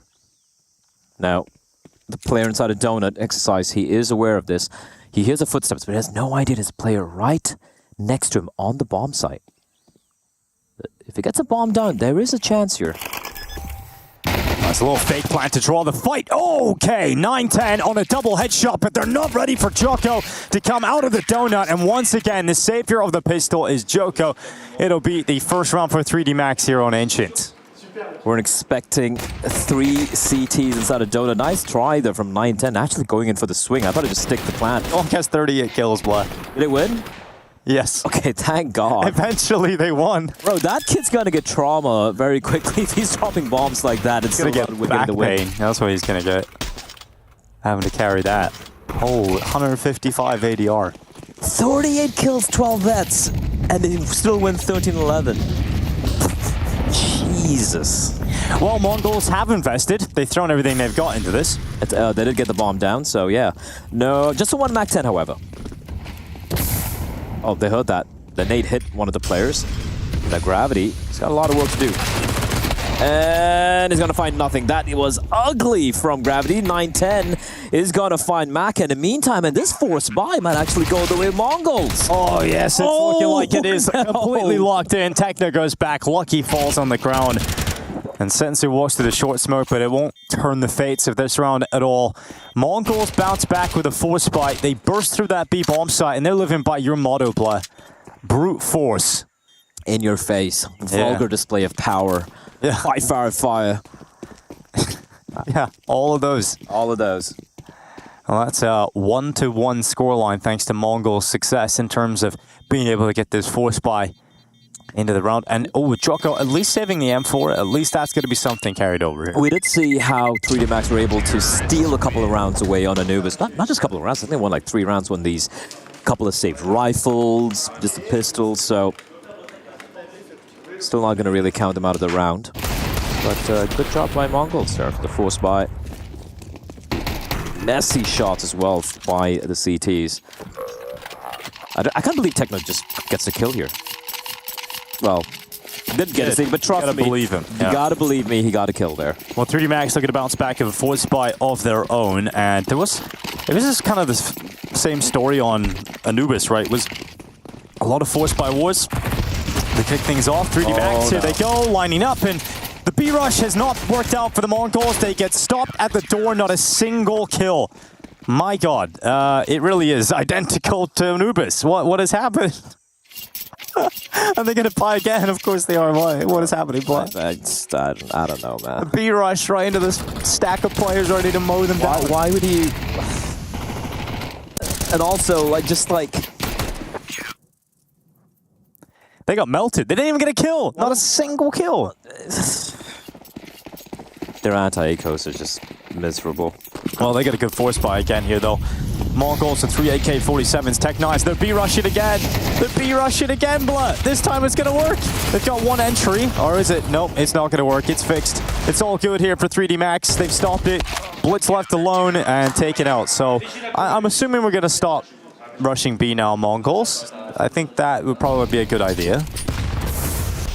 Nah, go for it again. Yeah, with another round. Do it one more time.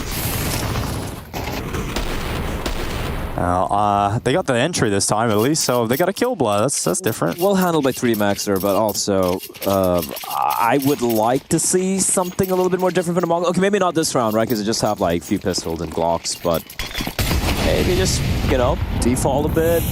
Force 3D Max to use the util out a bit, make them a little confused. Lucky's pushing up. Ooh. Okay. Dink on towards Lucky. He'll do his damage. He'll have his teammate coming to help him, and Lucky doesn't necessarily need that help all the way, and Exercise Commits gets a little hungry for it, but Lucky's grenade will finish off the job. Nice shot from Blitz out mid on that Deagle. Not expecting too much more from him. He's given the opportunity to kind of take it. 41 start on the CT side for 3D Max. You'll take that. Also, one we may be critical of some of the decisions being made by the Mongols. Gotta take it away. I think 3D Max is looking very hot right now. All right, get another buy, Dinko. How much you gonna bet it's gonna be on the B play? I would bet on as a caster, but I'll estimate. Hypothetically, there's not going to be a B player straight away. Wow, just based on what I've seen, Blood. Yeah, good job, man. Like 1 minute 40 seconds into the round, you're like, I don't think it's going to be a fast B play. I don't think it's going to be a B rush, Blood. Something. I'm getting the signs. I'm feeling it. Good job, just stalling it out. Yeah. All right. 3D Max not really opting to contest mid that often. We just saw an insta smoke. That's about it. Playing a little bit more placid. I do like the double man push towards A main. We saw it in the previous round. They're going to try it again. Oh, the timing is huge. Mazzinho has no idea he's going to be taken down. They have so much information here for 3D Max. Oh, this is disaster.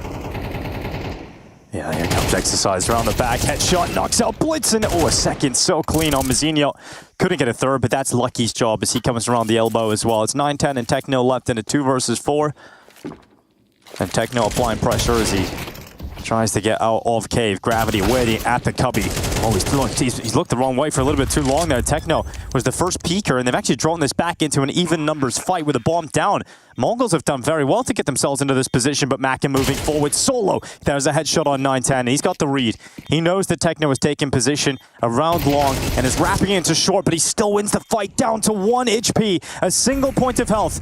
Lucky tosses utility out to long, and the steps of Techno charging forward. Lucky spams him down. That's a 5th round coming in for 3D Max. But the Mongols do pretty well to turn that back into a doable situation at the end. But not enough. Yeah, smiles abounding as well with 3D Max. I like Techno. I like how Techno's trying to be sneaky over there, but the moment the player pushed up from short, he knew exactly where the final player was, and the bomb really wasn't planted for him. So well handled in the 2v2 by 3D Max. And I believe that was Maka. Yeah, Maka. Might not be completely dominating the server right now like he did on Anubis, but that was very well played by him. 5-1. Thank you. This is smelling like a repeat of Sky Esports Grand Finals in Mumbai. Yeah, it is. It's smelling like it for sure. I do love the timing on a lot of these mid-round aggressions as well. This is very well done by them. Yeah, I think right now they're looking so confident, right? 3D Max looking so strong at the moment. Willing to take risks, willing to get aggressive, willing to have 2 players go on the flank. And none of these risks seem, solitary, right? It's a lot of like double pushes are working in tandem together. You never see one guy playing aggressive towards long. And now switching it up, going back to the lane control, and Maka catches Senzu through the smoke. But at least a trade will transpire. Yeah, now Gravity gets into the smoke, starts to spam. Mazinho knows he's there, and here he goes, straight through, follow up. It took a little while, and Mazinho is able to get a second as he spins back out towards Exercise. So a little bit of chaos inside of the Jag, and it has come out on top for Mongols. All the defenders are here. Lucky. If he gets Mazinho, he's alone. Oh, he's close to taking 910 out. A lot of damage done. 910 is now forced to play more passive at those doors. Look at the flank. It's so far away. Blitz could actually get a free kill onto its Lucky here. Yeah, this is smart. This is real smart from Blitz. A real masterful play from Blitz to take out Lucky, and now it's just Joko left in a 1v3, and because of that kill, it frees up the bomb to escape. And so they're going to have the A bomb site. They're going to have the pickings, the choosings that they would desire. And for Joko, this round just seems a little too far gone to become reality. Second round for Mongols collected. Joko's trying to save, but the problem is someone waiting for him. 910, very patient, and it pays off.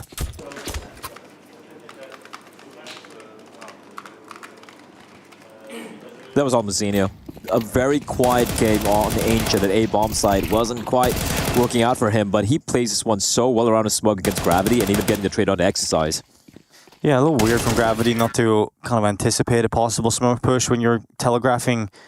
You're going to have to reload. You're going to have to possibly fall back. You've got to have the idea that someone is willing to take that risk, especially when they're 5-1 down. But doesn't seem to be aware of that and loses his life. Here comes some aggression up towards Heaven. And it's going to work out with a flash for Techno and Senzu. Okay, 3D Max got good positioning early, but couldn't actually do anything with it. I gotta still stick around. This is so risky. I feel like now he's got to worry about elbow, so he's dead. Yeah, great not a great round from 3D Max. Great flashes coming out from Blitz as well. There's a double flashes layered. Turn away from the first, and now Exercise, they know where he likes to play. I mean, I think 3D Max, you pointed out like a few rounds ago, Blah, they had this idea of playing aggressive, getting in their face, being disruptive. And it does feel like that has now stalled out a little bit. Mongols have found a way of dealing with it. So that's finally broken the money for 3D Max. They're going to have nothing to play with, really, especially if Exercise goes down here. It doesn't look like it's going to happen anytime soon. And Mongols, having 5 players staying up, recovers their money. And they can finally start getting going here on their map pick.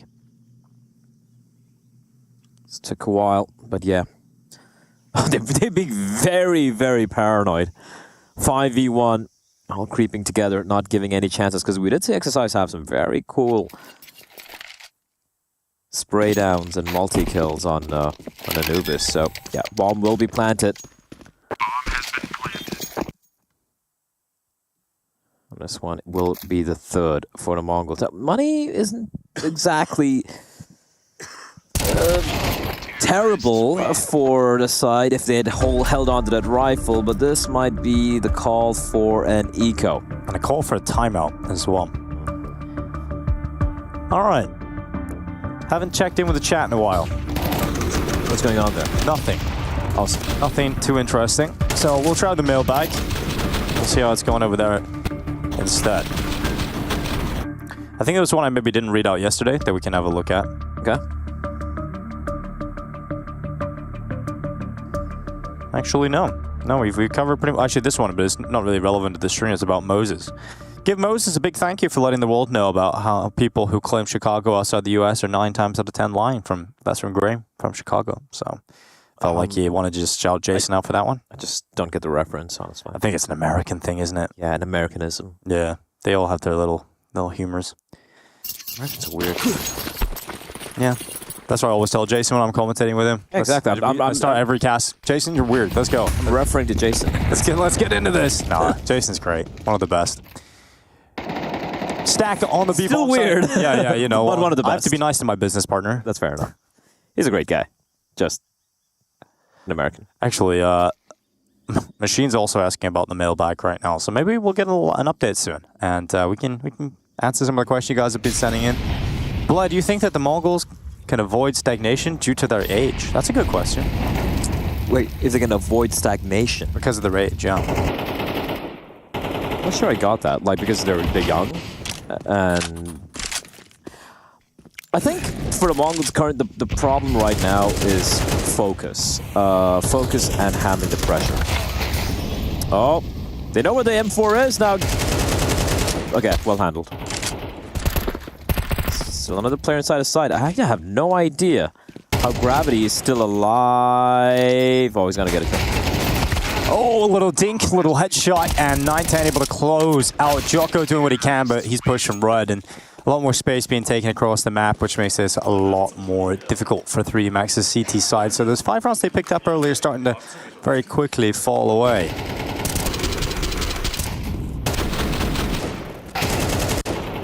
Oh, we got a mailbag. Oh, we do? Okay. What is it, Blah? Will we be... This is from... Niels Zetterberg. Will we be treated to end a chess match between Blitz and one of the castles? So, I'll tell you what happened. So, obviously, everyone's referring to the Henry G game they had last season, right? Henry said, I've never been this terrified going against a player, and he said he toyed with him. Yeah, he did. And yet he gave him respect and let the game continue for a little bit longer so he wasn't embarrassed live on stream. So I really doubt they're going to want to play against Blitz again. Well, I'd say Henry probably wants to play against him again, but I would say Blitz doesn't want to waste his time. But who knows? That would be cool. I think Henry's probably improved as well. Time has gone on. I'd like to see that again. You can read the second one out. J-Jive Certified has sent one in as well. He says, hello. Stanislaw looks like a cross between Yanko and Nico. I'm surprised no one has noticed this yet. Stay on top of that, or you're fired. But seriously, keep up the great work. I kind of agree on he says it. Yeah, you can see that? I can see that. The love child. Yeah. Mouse win EPL for the 3rd time in a row by Lucas Chisao. Not right now. I don't think they... the recent performance... I think there's a chance, but... There's definitely a chance, but... I wouldn't say they're favorites. Okay, I'm gonna. It's not really a hot take, but I think Spirit's gonna win. Okay, well that'd be cool. Exercise the Lucky looking to hold down the fort. It's gonna be Mazinha with the first techno on the follow-up. Great spacing. Yeah, and that was very clean entries from Mongols. Great work. They've tied up the scoreline 5-5. We're gonna see a save call for 3D Max coming in. That's how we can go back to the mailbag block. Yeah, I'm gonna read this one out. This is from Tudor. I love this tournament. I have no idea who is reading this, but from the production to the casting to the vibe, the whole tournament, this is generally the perfect way to consume CS content. I love all the casters, and all the bits in between matches flow so perfectly together. You left that slow. I don't have a question, nor do I expect this to be shown in stream or anything, but I hope this can be forwarded to the production staff and casters, just so we know that you guys are appreciated. Love what you guys do. I love you too, Tudor. Thank you for that mail. Appreciate it. Everyone puts in a lot of work. Let's not blow our whole mailbag here, Blood. Let's save some of it. I like blowing my whole mailbag, man. I know you do, but you gotta hold back sometimes, Blood, you know? Delayed gratification. They'll have that a little bit later on. Yeah, edging. Well, we have others saying that Spirit aren't going to win, so he doesn't agree with you, Blood, not whatsoever. And that is okay. We can disagree and, be civil to each other. said. I think we lost Dinka, guys. Yeah, no, it's good. All right. Another buy. Maka with the AWP. You really haven't seen him wield the Zoom Banger much. Didn't really go for it on Anubis. And once again, a lot of utility being deployed by the Mongols here to get to rest mid control, which they have for free. The Gravity, FAMAS inside a cave, is all alone. No one nearby to help him out. There is a flashbang. There's actually no flash either. And instantly taken down by Blitz.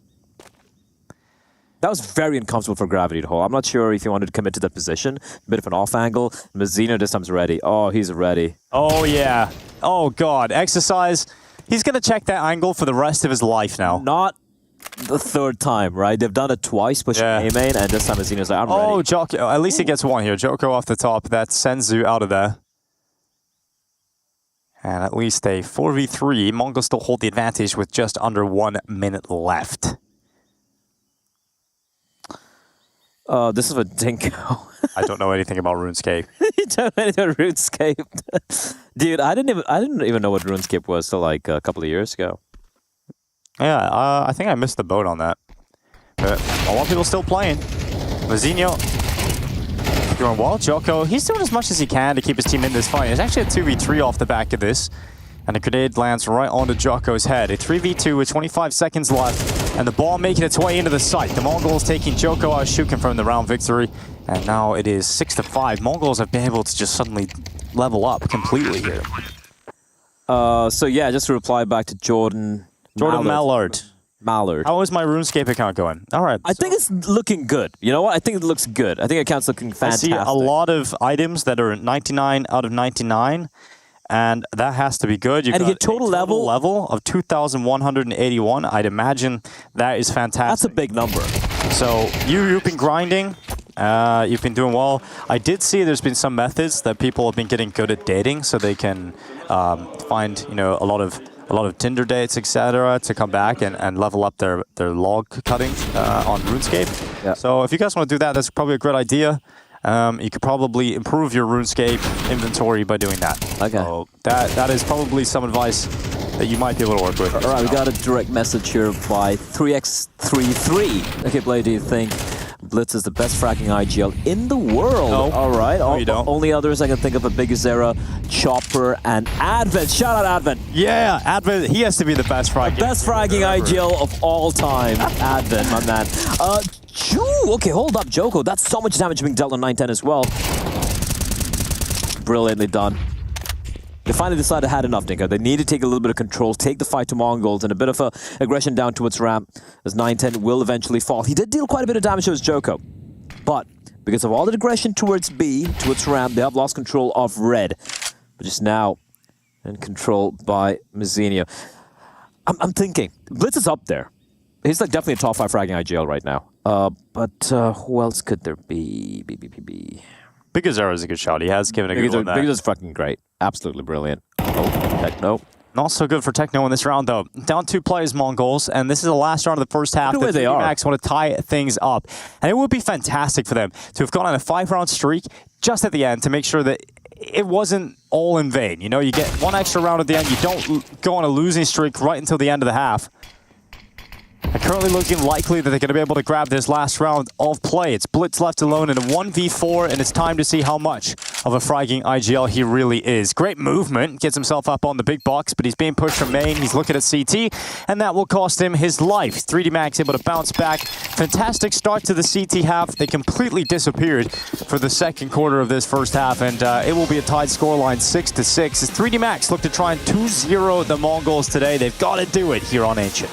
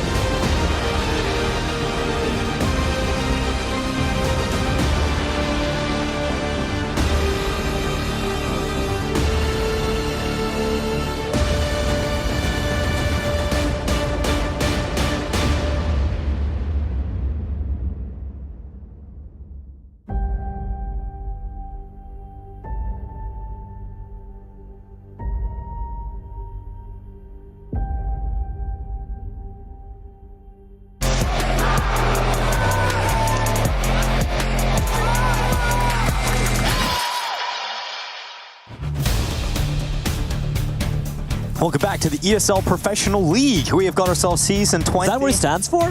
Pro generally stands for professional, but it's the ESL Pro League XX 20th season here. We've got Mongols and we've got 3D Max. Currently one map down to the Mongols, but they're on their map pick and they've got a tied scoreline heading into the second half. I'm intrigued to see how their CT side is going to go. I feel like 3D Max have done enough to make this map competitive right to the bitter end and have set themselves up with an opportunity to try and close out this series 2-0. Wasn't a very back and forth half though. The scoreline may be tied, but it was a huge patch of form in the early rounds from 3D Max won 5 rounds early on, and the Mongols went on a huge streak of their own. Gonna be the exec coming in. And it's all on 9-10. Bit of a stack towards mid. We haven't seen anyone towards mid, so no rotation's going to be coming in anytime soon here for the Mongols. The smoke going to be landing for CT, and with the smoke landing in, now they know. Rotation in. Flashes through 9-10, having a peek, doing damage and lining them up. 9-10 with 3, finally. Oh, surely going to go down now. I thought it was going to happen a lot sooner, but he stays alive for a full reload. Couldn't get a bullet off, though. And 3D Max find themselves in a 2 versus 3. Now, something I mentioned in the first half is the ability for 3D Max to be able to pull rounds back in their favor in pistol rounds, despite being down players, and they've done it again. Grenade sent to default, taking one player out of there, and they've damaged up Techno to just 17 points of health. Mizinho also low, pinned at the default boxes. There's time, plenty of it, and a smoke now deployed. How much utility do they have? Dude, it's crazy. They've got another smoke coming in. Clearing out those default boxes, and don't you stand in the fire! No! Why, Mizinho? Oh, no, what was that? Dude, how many nades do they have? I counted 2 nades, a molly, a smoke, a flash. Why did he walk into the fire, I don't know. Oh, did he know? Oh, God. I don't think he's, I mean, he was lost in the... He was lost in the smoke? Yeah, he was lost in the smoke, lost in the smoke. Dude, how much util does 3D Max have? It's like a full arsenal. That's insane, dude. Well, another round where 3D Max are not favored to win it, and then they turn it around and they get the round back. So both pistols picked up from 3D Max here on Ancient. That's crazy, dude. Yeah, and they've taken the only rifle. That was a hero rifle for Blitz. It's dead early on. Oh, that's the round of the day for me. I don't think many rounds can beat that. 2v4. And Mac is like, hold up, let me open my pouch. He just takes out a metric ton of util. He's got one of those Mary Poppins bags. It's just filled with util.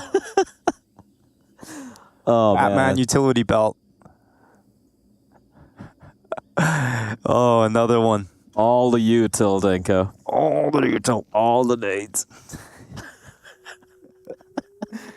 Well, 3D Max, they've got a player advantage at the moment thanks to taking Blitz out in an early mid-skirmish. The M4 has, however, been retrieved by Mizinho, but he's going to be far away from where the action is going to transpire. Now, there are 2 smokes in play here for the Mongols. They can use it if an execute comes in.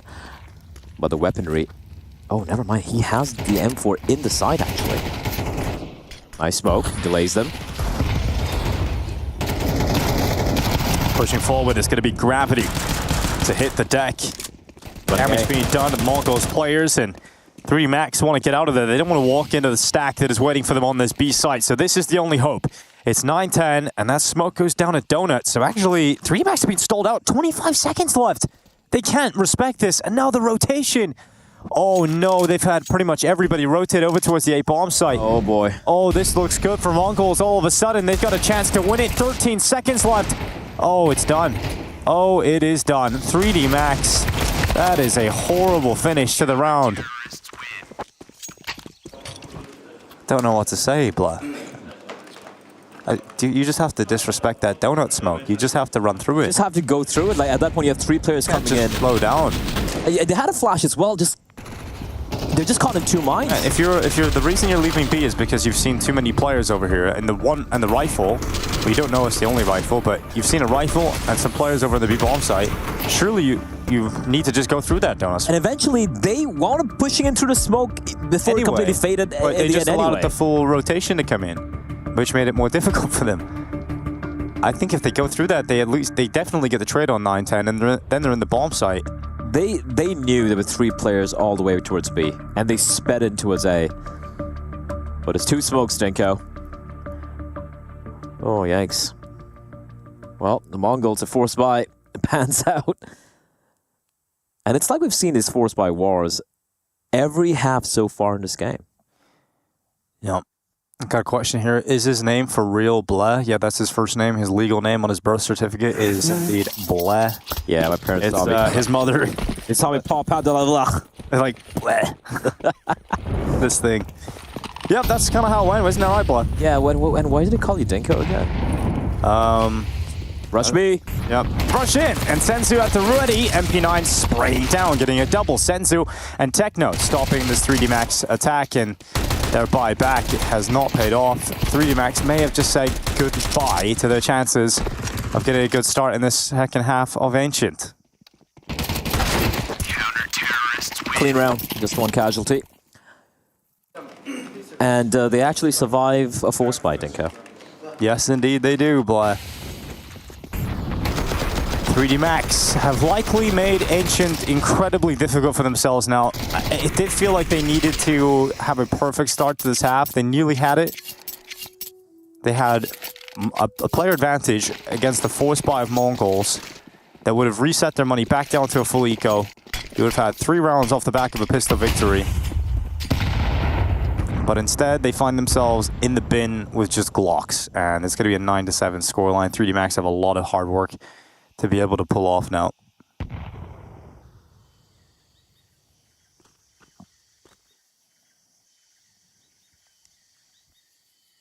Yeah, this one shouldn't really be problematic.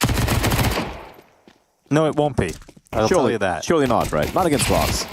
Don't even worry, Blood. Don't even think about it. Don't waste your brain power on thinking about it. Everything's going to be okay. I was lying last night, getting ready to go to sleep, and an onslaught of brain rot reels started coming into my inbox. Blood, I enjoyed it. Thank you for that. Dude, my Instagram reel section is absolute brain rot. Dude, it's like, I actually don't even know what's going on in some of the stuff you send me. Neither do I. Yeah. I just started giggling. That's so stupid. Everybody has one of those friends, right? Everybody has one of those friends who just sends in the most mental reels or TikToks. Out of the TikTok, go over that. You can get involved on the ESL socials, though. Yes, you can. At ESLCS. Yeah, send some questions into Twitter as well, the mailbag, whatever you really want to do, send them via any medium. Yeah, you can put it in chat. You can post a letter. You can post a letter. Make it second class, might make it by the end of Pro League. All right, lane control being exerted. That nade could deal a lot of damage. No, it won't, only on the exercise, but it'd be bomb side. It's kind of empty here, but Senzu is burning. He's burning. And they found it. Blitz has been heard. They heard the reload. He knows, but Joko going through is able to catch out 9-10. Now Lucky, oh my god, how has he not managed to get that kill? But Gravity doubles up. Now Mizinho and Cave spotted. They know exactly where he is. And so getting out of there is his only option. And he's going to drop down into middle and try and save this M4. So 3D Max bounce back as soon as the guns come out. And to me, that's a real positive sign. We actually have something I want to do a little shout out here. We've got Schneider who in the chat who's asking for any level 8 players on FACEIT that would like to play with him. So if anybody is looking to queue a FACEIT game on that platform, I respect the hustle. The guy is on Twitch chat asking for players to play with. Yeah. And man, it can be lonely and face it sometimes. Yeah, you don't want a solo queue. You never want a solo queue. You never want a solo queue. You don't want to. Well, duo queue can be rough as well. At least you have someone to. So help out Schneider, guys. If there's any other level 8s in there, get him to level 10. Doesn't have to be level 8. Either could be level 6s, could be level 9s. No, I think he wants level 8s. Oh, he wants all right. Maybe some level 10s in there. Just grow the elo together. I want to play some CS. Wow. That's the most frustrating thing when you're working events. It's like you're casting these games, you're watching other people play, and then you just get the itch. Yeah, you get the itch to want to play. Yeah. You're seeing them hit these crazy headshots, and you're like, yeah, I can do that. And then I go on a server and I cry. Yeah, me too. I cry when you go on the server as well, Blah. Hey, screw you, man. It's okay. We have a good one right together. Yeah, dude. Every time I come to EU and I play, I just farm. It's so much fun. Yeah, because you're not playing at like 190 ping. CSGO is so much worse on higher ping than Go was. Because I remember when we used to play CSGO from when I'd be back home, it'd be 150 ping, very playable. I'd still be able to frag out. Now 140 ping, and it's like impossible. Well, Mongols have called a timeout They have a buy. They have a solid buy. So this is one of the last ones though. Like if they lose this, there's the leftover cash, but you don't want to lose the AWP when you're throwing so much into this. Mongols looking to try and get 10 rounds. 3D Max on the journey to tie up the game.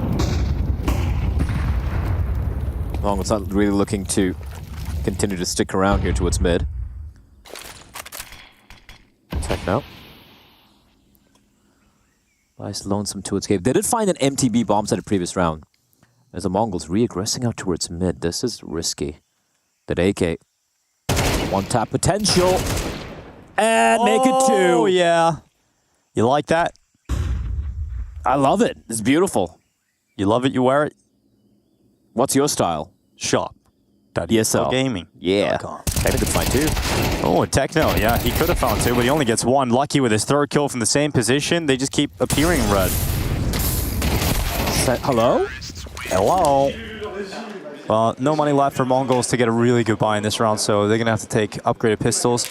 Blett, if you had to pick one Asian scene to resurrect, which scene would it be? South Korea. You know, the end of his sentence was, for me, it would be Korea. Yeah, I agree, 100%. I think they have the players. Just if CS was just bigger in the region, we would have so many good teams, man. The best Counter-Strike team from Asia of all time, over the course of 24 years, was a team from South Korea. And they were called something Lunacy or something like that? Lunatic High was different. They were called many things, but High School Lunacy? High School. They were called like a 1990s grunge album or something. They were originally called Project KR, then later on they had many names like Red Code, We Made Fox. They were also played as MVP PK during the CSGO years. And some people say, the Mongols are the best Asian team of all time. I disagree. They're the best Asian team in CSGO and CS2, yes, but not of all time. And if we got some of the Koreans back, Dinko, you never know. Respect sign. Respect Zine, the final, the last standing. You're talking about the last samurai, the last Korean Counter-Strike player remaining as well. 3D Max have successfully broken the money of Mongols and Blitz the solitary M4A1, the hero M4, which didn't let them around earlier. So you never know. It did in a weird way. I don't necessarily believe it was the M4 that won it, but they were able to pick the round. It was the presence of the M4 at the B bomb site that pivoted towards the A bomb site. And then they got there, but it was the smoke grenade of 910 that really screwed the pooch. 3D Max, though, they're going to be committing into the B bomb site. Utility going in place. Blitz cleared out, so they can now clear him with guns. And Gravity getting a second. Nice and clean from 3D Max. Doesn't look like there's going to be any mess-up moments at the B-bomb side at all. So that's going to be a 10th round for 3D Max. Getting to the end of Ancients with them now in the lead. It feels like they might be able to get the job done here in a 2-0.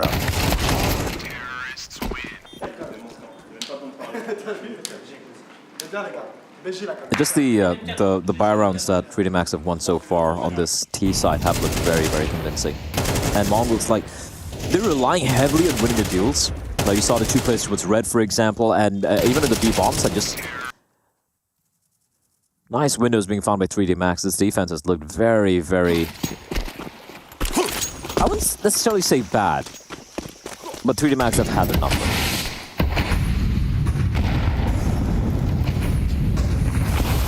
Maka looks like Greedo from The Godfather. He does.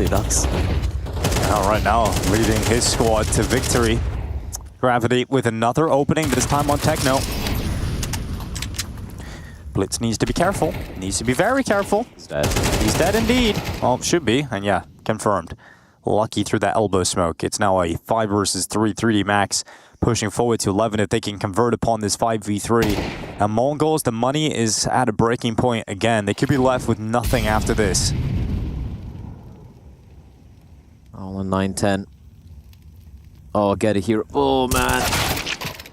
The amount of times they've just been caught out of position, trying to reaggress all by themselves. Sim is going to fall as well, and this is just not pretty. This is just not pretty. Oh, Grenade's got it as well. Mazinho fighting in middle. Grenade actually didn't finish them off, but Gravity will, and Lucky to headshot Senzu. So now we're getting to the end of this. Yeah, it does feel like 3D Max have done it today, to be honest. Gravity does take care of a lot of things. Yeah, it does. Snap back. I love the fact that people still don't know what really causes gravity. Like, we know it exists, right? It's a force of nature and all of that. One of the strong forces. All right, this is taking a turn. All right, yeah. Let me focus out. Turn my brain back on. Continue. Yes, gravity. No one really knows, like, why it really is. Like, we know it exists. Like, we don't know what it is, right? It's an attractive force. Yes, it is. It bends space-time. But what is it? No one knows. Apple falls from tree. Apple hits guy's head. Well, Gravity is a player. Gravity hitting heads as 910 locked out. He gets one of the USP, but Gravity is just an unstoppable. Exercise comes in beside him, and Techno offering his life up. 12 rounds, map series point for 3Max. The number of times Mongols have just walked in through smokes, just tried pushing it by themselves, all alone, thinking it's not being watched, relying on Lady Luck, is not the way I like my Counter-Strike to be played. And this is not the way they used to play it. How do you like your Counter-Strike in the morning? In the morning, I like my Counter-Strike to be, with some little bit of focus, a little bit of less Asian Counter-Strike-esque, and a little bit more of thought being put into what you're doing here. You're playing like they're just going to... This is so Tyloo-esque. Sorry, Tyloo fans. It reminds me of old Tyloo. Just running on in, hoping your aim's going to do the job. Yeah. And this is not pretty at all. Rourke Silva, how do you turn the casters off? There's a little button at the bottom. It looks like a speaker. If you click that, it mutes it. Do they not know how to mute us? Well, I suppose they want the game sound as well, Blood. So that might be a little conundrum for them to figure out. Oh, I mean, that's a them problem. Straight through elbow, it is Lucky losing some of his health. Exercise also losing some of his health. And Blitz burning in the cubby. He'll smoke out himself and go into the battle. And it's going to work out for Blitz, but he couldn't get a second because Gravity is there with his grenade. Sends it firing forward. 3D Max looking to close out the series, but not looking too likely at this moment. 4 versus 3. Mongols have done well to get solid openers here. It's actually miraculous that Blitz was able to get a kill from 1 HP. It looked like it was done for. Still a lot of time to work with here for the French side. And 910 scoped on in. They do have 1 smoke remaining, but they need to be very judicious in where they want to use it. So they're going to go for the boost again. Unlikely. Yeah, there we go. Smoke for red. No, for Donut, actually. Oh! Oh, what? Nice shot from Maka. That brings it back to a 3v3, and 3D Max once again trying to close this. Do they pick the right side of the map? There's 2 defenders on B. Where was 910 looking at? Why did he look away? Did he think it was going to be a flash? Must have been. Just looking away, but here goes Senzu inside of the cave. Oh, he's lined up too. All right, cleaned up. They went to the wrong side of the map, and they end up losing everybody in one foul swoop.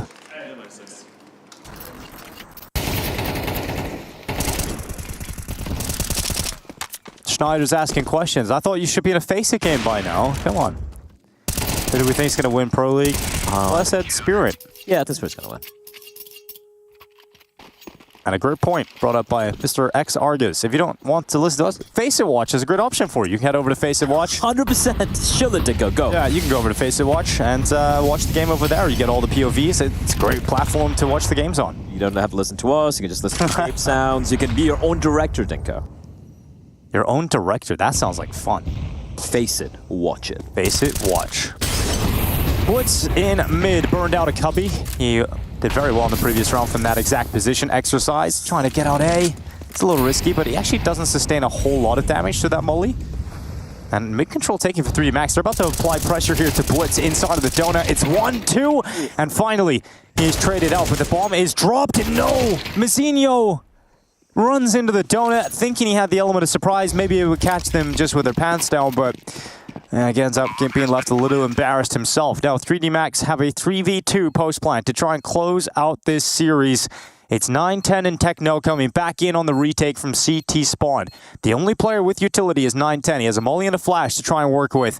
But this is going to be tough. With the AWP having to clear close corners, no one's peeking. No one's given a chance. Not an opportunity presented. And look at that. 910 clears out default. Lucky gets forced away and they're sticking the defuse. They're just sticking it. No one's stopping it. No one's stopping it. Defuse pulled off. And I can't believe they've got away with that. In a split second, that could have been the map and series over. Daylight robbery from the Mongols.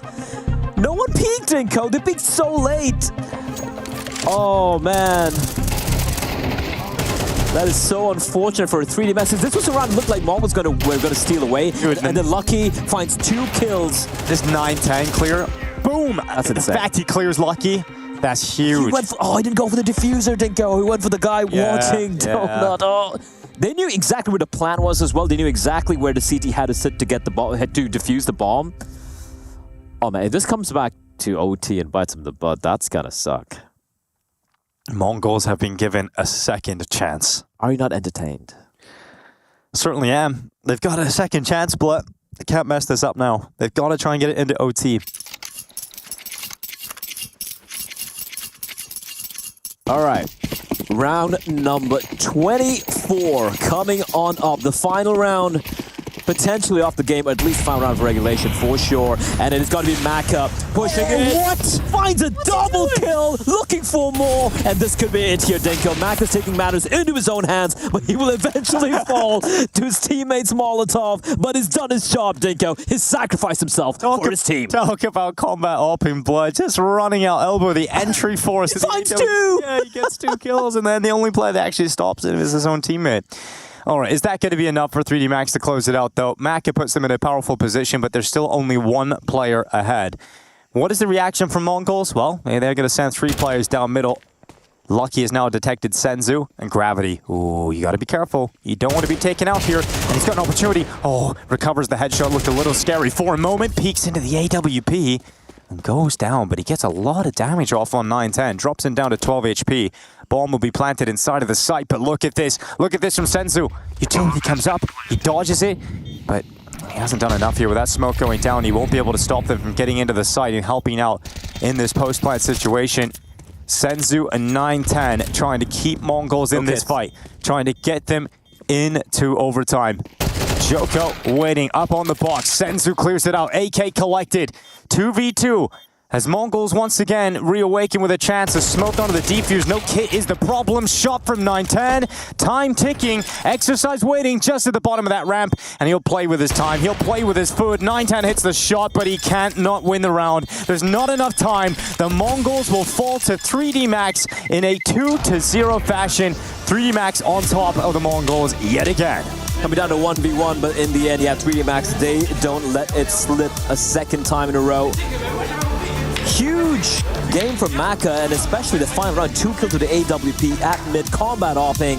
And I wouldn't really call it an upset, honestly, because they have now had Mongols' number twice in a row. It just seems like a really difficult matchup for the Mongols at this point, and they're just sitting there completely frustrated. A 2-0 loss to open up their Pro League affairs.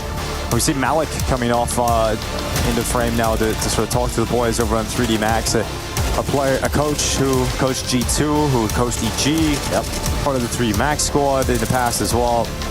Really nice guy as well, if they've got this going. Yeah. I always want to meet up for a coffee in Starbucks at 10 a.m. Message him. But 3D Max getting the job done. Impressive stuff today. Impressive stuff, yeah. I won't lie, coming into this matchup, I did feel like it should be Mongols, coming out on top. But first map was a bit of a topsy-turvy affair. In all honesty, a few mistakes being made by the Mongols, but an incredible game from Maka and heading into Ancient, which was the map pick from the Mongols.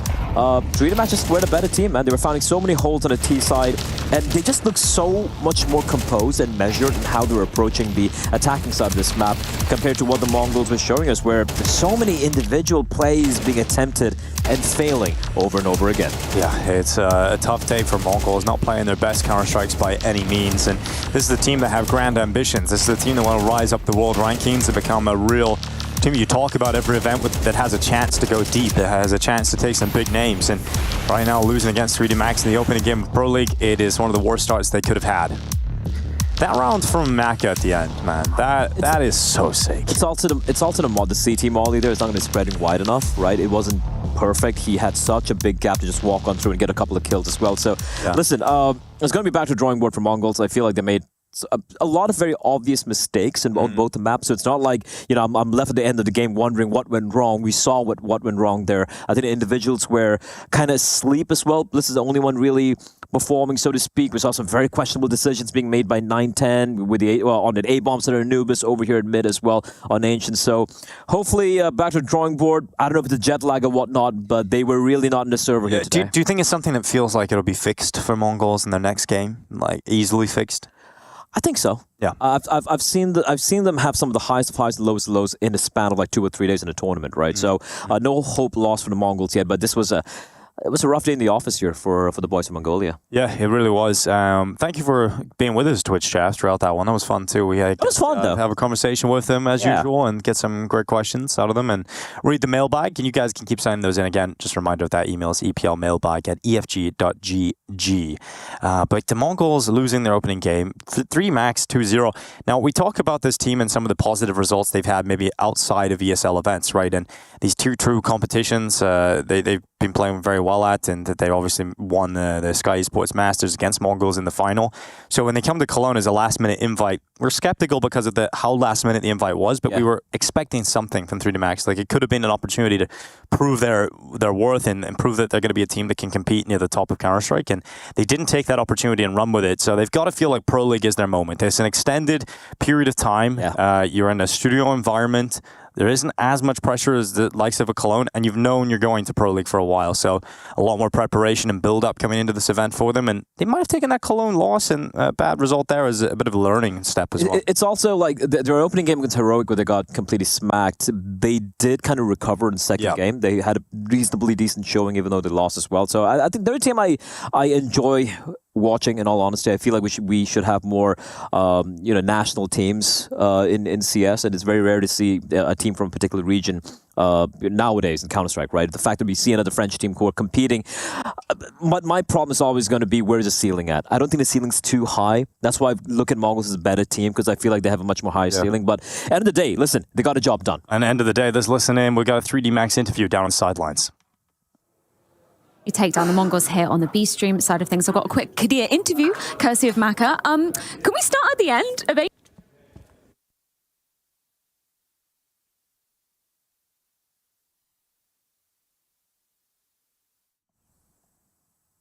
Well, things didn't really get going in that interview, just like the Mongols. I can interview you. Today. Okay. So yeah, let's go back to the final round. How did that go? Like, you just went on in there and just destroyed them. Yeah, man, I was just feeling myself. Le double kill. Very good. Kind of great microphone you got there, so I'll show it off. Yeah, there we go. There you go. That's Monster, brought to you by Monster right there. And that was Dinko's French impression, ladies and gentlemen. Unfortunately, a few technical issues. We couldn't quite figure out what happened there. We were just looking at the face of Techno. Poor guy. I mean, he has to do every interview. I know. It kind of sucks. Even the ones he's not involved in, his face is already on the face of the interview. So yeah. Listen, it's day one. We saw a few upsets yesterday as well. The FaZe game comes to mind, right?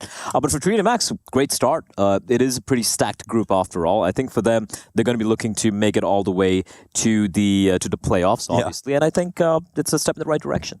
Yeah, it's definitely a step in the right direction. I'm excited to see how far 3D Max can go with the squad and see if they're going to be a team that you can really get excited about at this Pro League. There always seems to be an upset team at Pro League, especially in the group stages. It just seems to be the kind of environment that cultivates upsets and cultivates these exciting teams. And we've already had that on day one, right? We had Sangal taking down FaZe Clan. That was probably the biggest upset that maybe we'll have in the whole tournament, to be honest. I think a lot of the tier 2 commentators and people that follow that scene very closely were saying that Sangal definitely are a team they were expecting to play well here. But we do have that interview with 3D Max down on the sidelines now.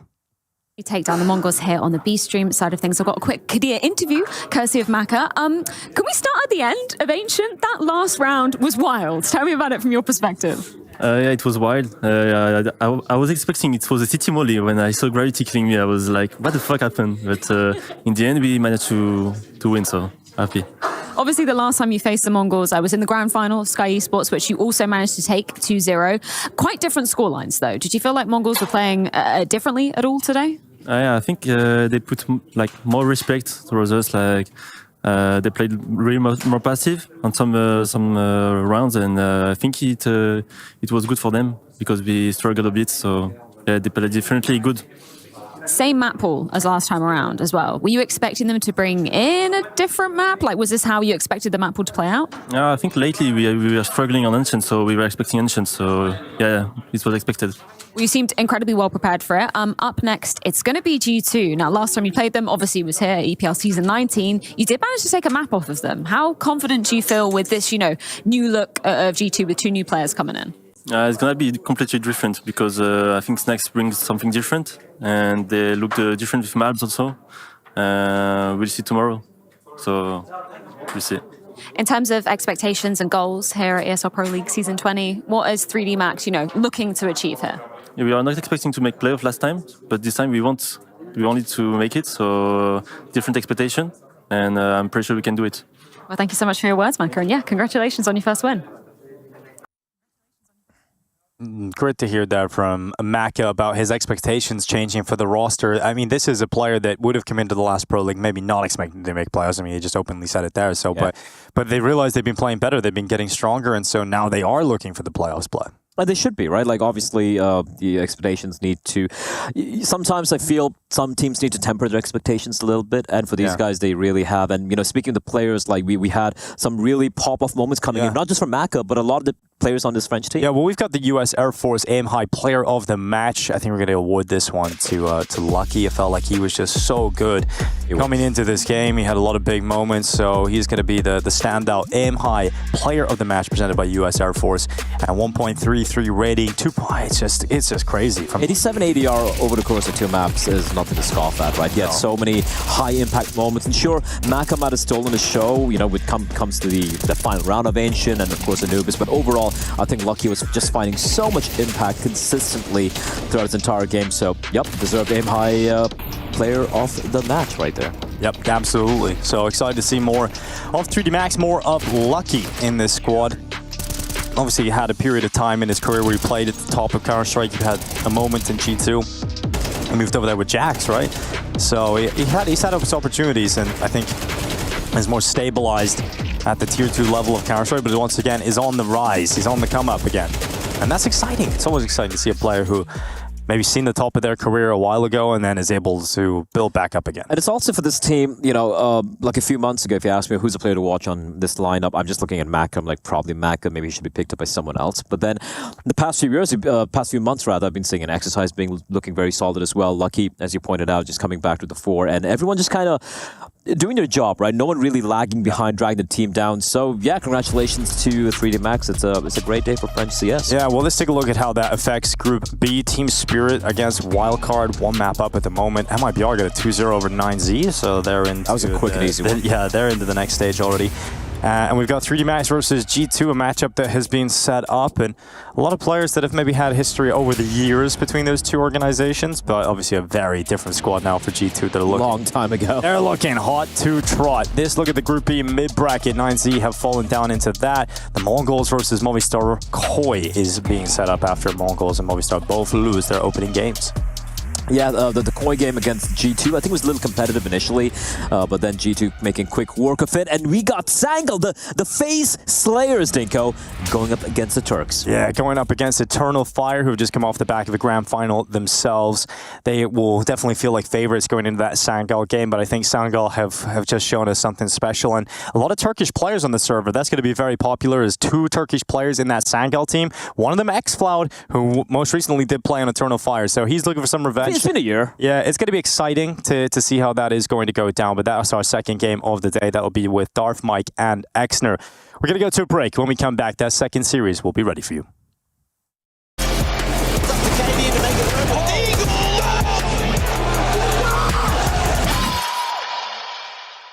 Think you've seen it all? With Faceit Watch's Point of View Selector, you can experience the game from any pro's perspective. Use the multi-view feature and customize the stream with up to 4 angles. Control what points you see while earning rewards. Drops are activated and lucky winners will receive Faceit points. And if you ever miss a match, VODs are now available. Get instant access to demos with multiple POVs and commentary.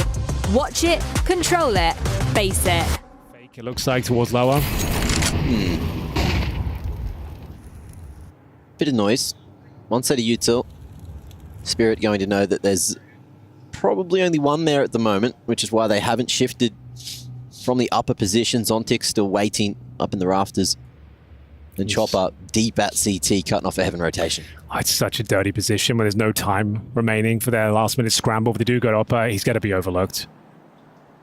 It should be perfect. Should play out exactly as you need it for Zontix here. Just needs one. That'll be enough to ruffle the feathers and cause chaos. Fuzi's not going to have this on a free. He does nail it. Chopper immediate on the trade. 10 seconds. Got a plant, baby. You do need to be punching in the code as Sonic makes it so. Up the vent, though. Shiro down to a 2v2 and repositioning loudly. They want to retake some control, and this is working out nicely. This could be an 8th round for Wildcard. Chopper coming in from Unbreakable. Sonic has no idea what to expect. Couldn't go wrong, but timing favors him. Tucks away. Back is turned.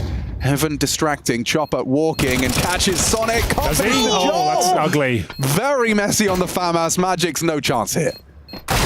Sonic dear. confirms it. Big round from Wildcard. That is example A of why FAMAS is one of the least equipped weapons in most people's loadouts. I thought he had like 16 bullets. It didn't sound like 16. It was, probably more like 10. Oopsie doopsie. That's a rough one. That was the round in that one play. It's a 3 versus 2 here for Team Spirit. I feel like Shiro overcooks the pooch a little bit, though, by flying up the vent before his teammates are ready to trade. Sonic, great shot as well, Magix. That's going to be an eco. Much needed round there for Wildcard, 11-8. Down but not out. Should be 9, no problem. We said double digits is possible now. Got to get through this one cleanly, though. Donk Deagle has been superb, to say the very least. 25 kills to his name, of course. Yeah, just a standard day in the office of Donk.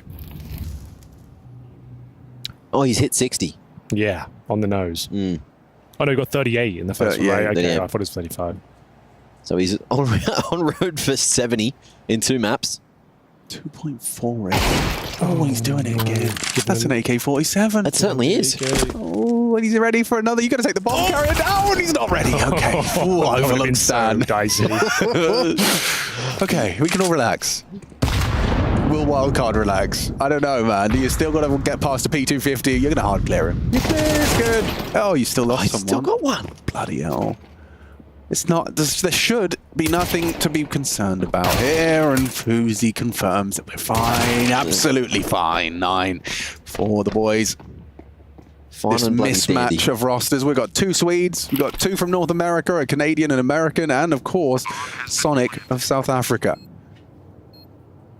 A variety, an eclectic mix. As this T-side comeback, I mean, we talked about, what, 9-3 half. They pick up the pistol, they lose the second round, and then have gone straight back with a run of 3 of their own.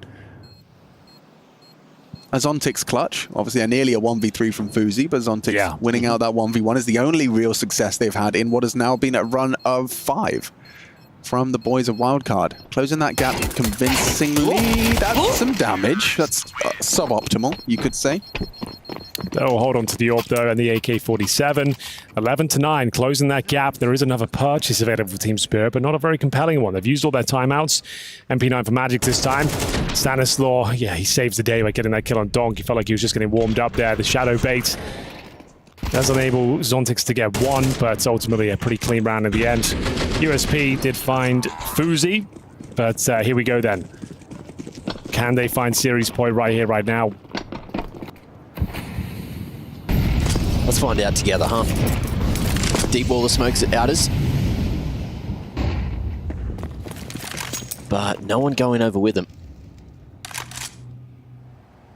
Progression smoke outside of Squeaky, just denying any extra info for the A-site players from Spirit. And Wildcard are just tucked away, waiting to get any extra info, but great timing on that smoke from Magix.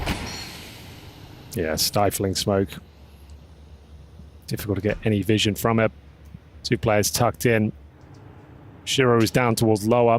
He'll be patrolling secret at the start. Interesting utility spot here. Where is this going? It's a flashbang being set up. Heaven? I was going to say, yeah, maybe a heaven smoke. You don't see many heaven smokes these days. I couldn't tell you why. Lineups. Yeah, it's a good question.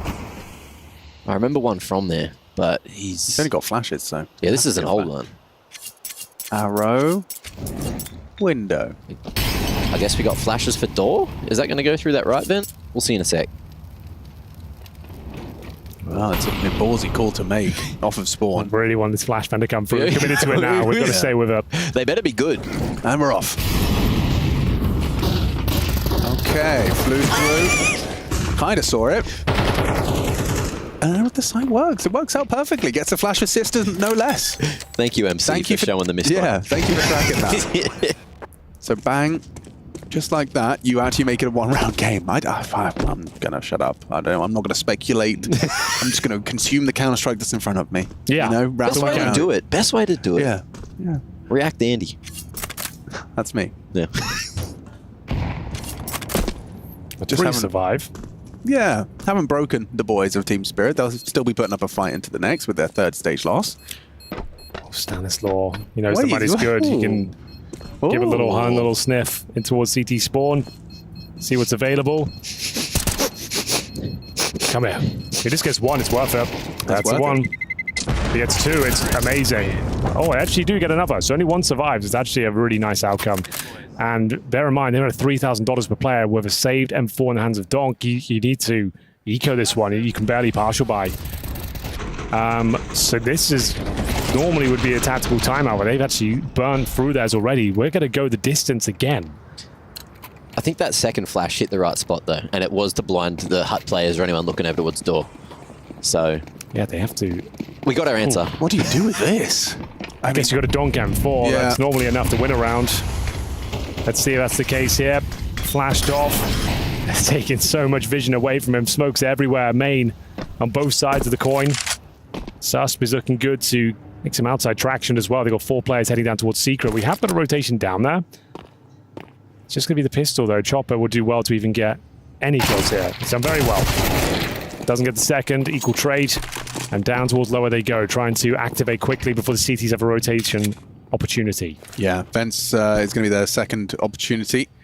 Zontic's already here, though. Makes that known with the nade. Too much damage dealt, and they are changing their plans. They know that they'll have forced a rotation of sorts. So cutting noise and pivoting back into Donk. Oh, how's this timing? He's going to be ready for it. Just looked away. Hidden and unbreakable. And caught. Walking. How often do you catch Donk walking? That's a big kill. That's the rifle. That should be the round. Magic's, though. Very times solid his position. peak so well. The MP9 gets dealt with. Upper sight fully cracked open. It's just such a tough position to crack if you're a T running in, especially that late in the round. But Team Spirit, now it's just the 5.7 P250 to try and get any extra damage done. They might catch a timing on a JVA here if they're lucky, which they will. Just going to be a gun retrievable. Yeah, just looking to save that AK at this stage. I suppose there is some sort of grounds to win it. If you got a very nice kill on Sonic, not going to happen. Shiro looking to save his AK-47. That will help them out tremendously going forward, considering they lost the Donk M4. So it looks like he's good to save it. They'll both be exiting through main towards Secret. So something to take home from this, but yeah, we're going the distance. Another 24-round game here.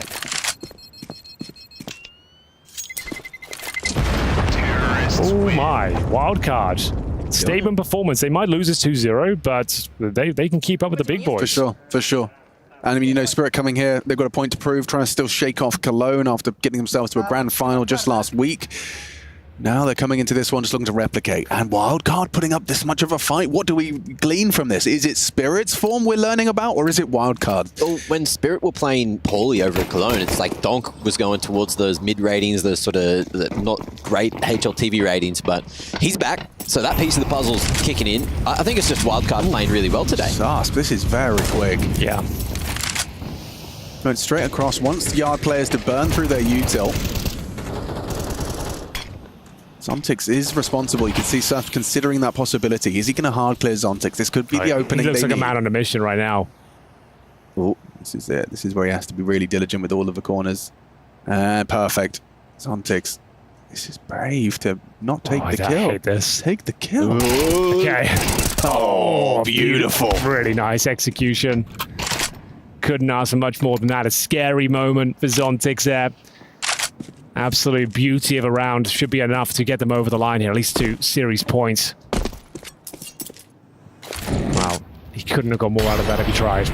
Yeah, delaying that kill so as to catch Fuzi off guard on the speed that by which he was ready.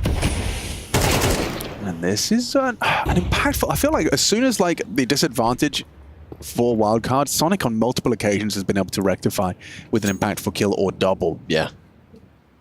Going to be hard for those. Stan, you can see he's calling the shots. He's given the bomb to JBA to join Sonic and sending himself out yard. Who goes first with 30 seconds, though?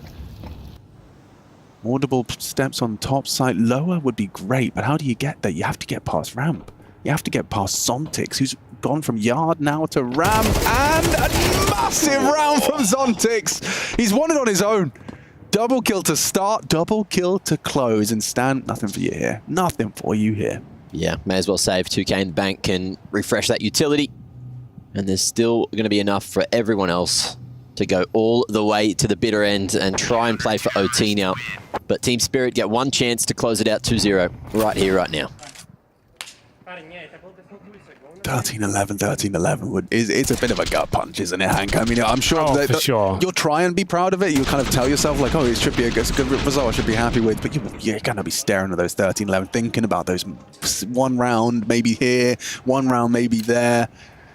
Or can they force overtime? Let's find out together. We do see the Deagle on JBA, but everyone else is well equipped. Do we need OT for map 2, or is Spirit going to take it in the final round of regulation? There's pace to this. Sonic out into the top side, does catch up. Chopper, it's a multi-kill from Sonic. Could be 3! Sensational from Sonic. Charges into the top side, makes OT a reality. God damn. Couldn't ask much more than that, could you? If in doubt, pop on out. That's exactly what he's done. Straight out door, taking 3 names. As the saying goes. Well, that's it. Nothing Zontix can do. Playing for stats now. Can't win the round. We're going to overtime, baby. Yeah, and just as I was saying, Sonic in these pressure rounds, and these must win. He's just like, right, lads, I'll go door, I guess. What a step up that is. So good. Catches Chopper off guard. Not often you'll see him caught with a nade in his hand, his Chopper, but yeah, they got to be happy with that. They got to be happy with that. We got the crowd cam. The player lounge is occupied. Wow. Revolving door of Counter-Strike personalities, but Sonic just decided we need a few more rounds. Let's see this again. Catches out Chopper. This second kill is pristine, and then swings around. The third is just the icing on the cake. An incredible sequence from Sonic. And now we will need more rounds. Donk wants out of here. Feels like he's done enough today. Even with this performance, it's still going to overtime as we see it. Money resets. Spirit staying on the CT side, of course, and now Shiro outside of the AWP.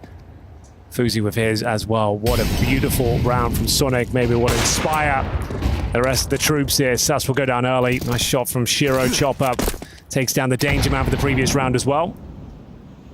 And that's a 5-on-3. Difficult to recover this one. They've got nothing to work with. 3 players essentially still in T-spawn.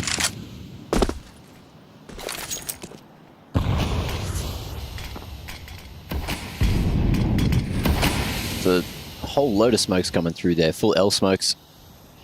Donk wrapping around behind it, looking to try and catch a timing, maybe even disrespect Wildcard. They know that JBA is close, and he's going to be able to find one. Shiro answers with that shot from heaven, and they see Donk at outers, so they know there's going to be still numbers over towards the A site. Zontix holds strong, and Stanislaw is going to be spotted, falling back to lobby. 4v1 angle is not achievable, not when Donk is standing there, staring you straight down the barrel. Yeah, solid from Sonic. Sorry, from Shiro. Double kill from him. Everyone else contributing bar one. Zontix. So this not going to be the first round wildcard we're looking for. Starts here with Shiro. And a second one here from him on towards main. Will this be wildcard's response, though? Time will tell. Maybe want to pick up the pace again. That upper rush worked out very nicely for them. Same approach, though. Initial bombardment of smokes and bullets. Donk takes one in the head, but it's through about 3 different walls. Only 10 damage inflicted. And I'm going to move Fuzi over towards the ramp. But Suspo will get some lower control here, safely across towards Secret.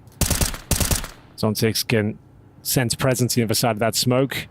Some speculative shots, but ultimately will retreat and get ready for his next duel. Needs to be very careful here. What do we think, fellas? Donk's got an AK-47, so do Wildcard have a chance in this one?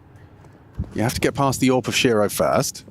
They've even got a lovely little trap to be sprung. This peak not going to catch out the passive angle that Zontix has adopted. Safe from the flash if he was to overextend, but quite a dismount. Next peak for Fuzi's AWP. They're really ready for ramp. So ready. Donk's here as well. Zontic, Shiro, Donk, all in the right place. Look at that. That's just perfect. Picture perfect rotations from the CT side. And Susp is lucky to be alive. It's a missed shot from Shiro. Could come back to haunt them as he gets himself a second. It's very unlikely, but yeah, Donk is there to pick up the pieces. 2-0 for Team Spirit. They'll recover a couple of AKs as well as we go into the final round here. Losing grip on the situation. I don't think they can bring out the AWP, or they can. Stanislaw could drop it if they really wanted it for this final round. Would you rather lose 13-11 and an overtime, or would you rather get 33-13-6? I mean, they're both not great options, but no. I guess overtime. Yeah, you put up such a fight, you can be proud of that. You just look, you go back on HLTV and you say, oh, they got into overtime, that's insane. Yeah, right. Regulation and overtime, they won one better in the second map. Yeah, fair. More footage to go back and look at as well. Tighten up all your little mistakes. I mean, yeah, I'm sure that an opportunity to play against Team Spirit is not one to be wasted by a wild card. Not an opportunity that presents itself every day. As we discussed, they're on a crazy win streak so far. Some best of ones mixed in there, but it's a large quantity. I think it was 16 or something crazy on the trot from wildcard on the North American region.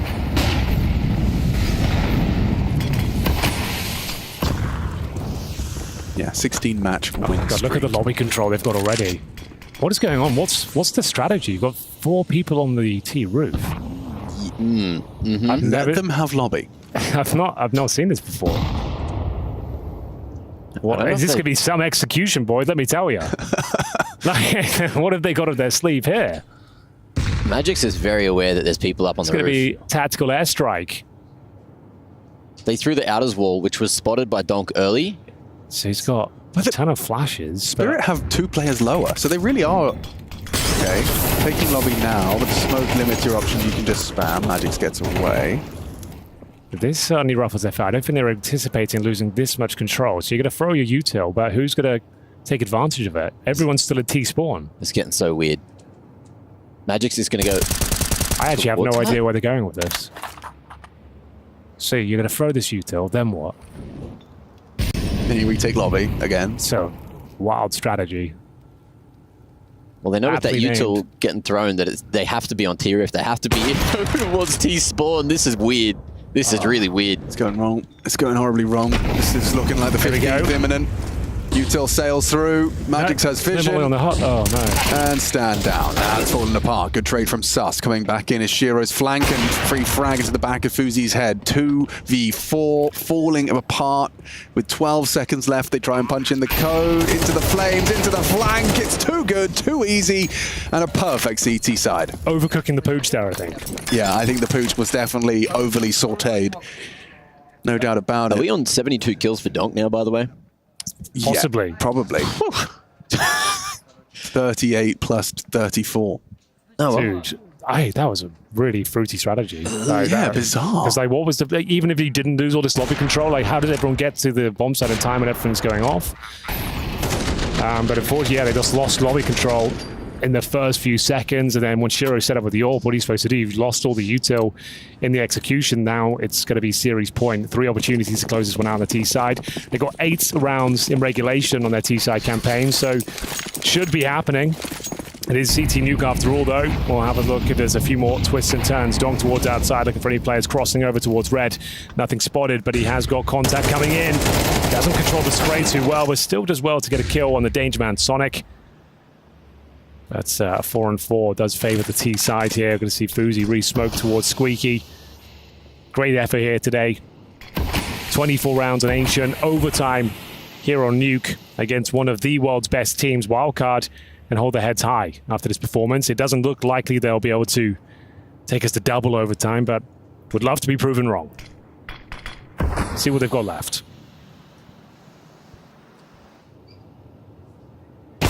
Good line, good shot. Fuzi might have just saved wildcards around here. But they need to get more with the man advantage. Susp actually going aggressive with that HE and finds one more.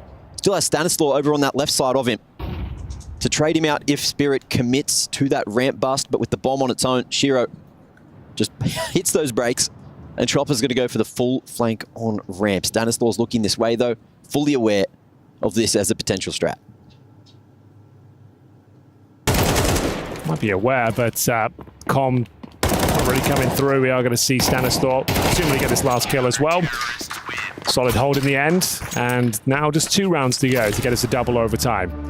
Smiles all round, really. Wildcard really made a name for themselves here in this particular series. Don't think anyone was expecting much. No, this has been an admirable announcement of their presence in their group. It's a stacked group. I mean, you know, you're up for a hard one when your opening game is against Team Spirit. That'll happen when you're coming in with such a low seed. Who else is on this side of the bracket? MIBR are awaiting the winner of this one, and the loser of this one will be playing 9Z. And at the lower bracket, it's a long run. The last chance stage, of course, awaits as well. And it looks like Mongols lost 2-0 to 3D Max. So that's an impressive achievement. I think that makes me a little bit intrigued to see G2 3D Max Thursday. That could be an interesting one. See if 3D Max can put G2 through their paces after they did run over Koi. 3D Max haven't lost a map to Mongols in the last couple of months. There you go. There's a rivalry brewing. Let's see how this one takes shape as we get into another, what could be final round. 2 remaining opportunities for Team Spirit to close this one down in the first overtime. Wildcard just fighting for OT here. Donk sent to yard. He's consistently been generating opening kills in this department. Quite a technical round here from Team Spirit, deploying hub, mollies, lurk, smokes, outside walls. You're not really sure what's coming in next. And I've got Stanislaus there waiting with the Molotov. T-side Molotov as well. Should do a lot of damage. Speaking of which, Maddox opens things up. Double kill on entry. Looks like we're done here, boys. Yeah, that was just flawless, wasn't that? That was just a page of the Spirit strat book. Yeah. 5 alive. Give them the beans. And they got the beans. The beans has led to a 16-13 Team Spirit. I mean, made to work, most definitely. I probably thought they'd be home sooner. When in doubt, pop on out. That's what they've been doing. Did it again. Popping on out. Popping out to a victory to start off proceedings for them. 20th season of Pro League. Team Spirit coming in this one for Group B. Making a statement. MIBR, their next opponent, Fuzi, gives it a go and goes on down. Spirit start off with a win here at ESL Pro League Season 20. The campaign for another trophy. That's what they're in pursuit of. This just the first step. Wildcard thrust down to meet 9Z as they'll be fighting tooth and nail to keep their head above water here in Malta. Yeah, but do not underestimate Wildcard going.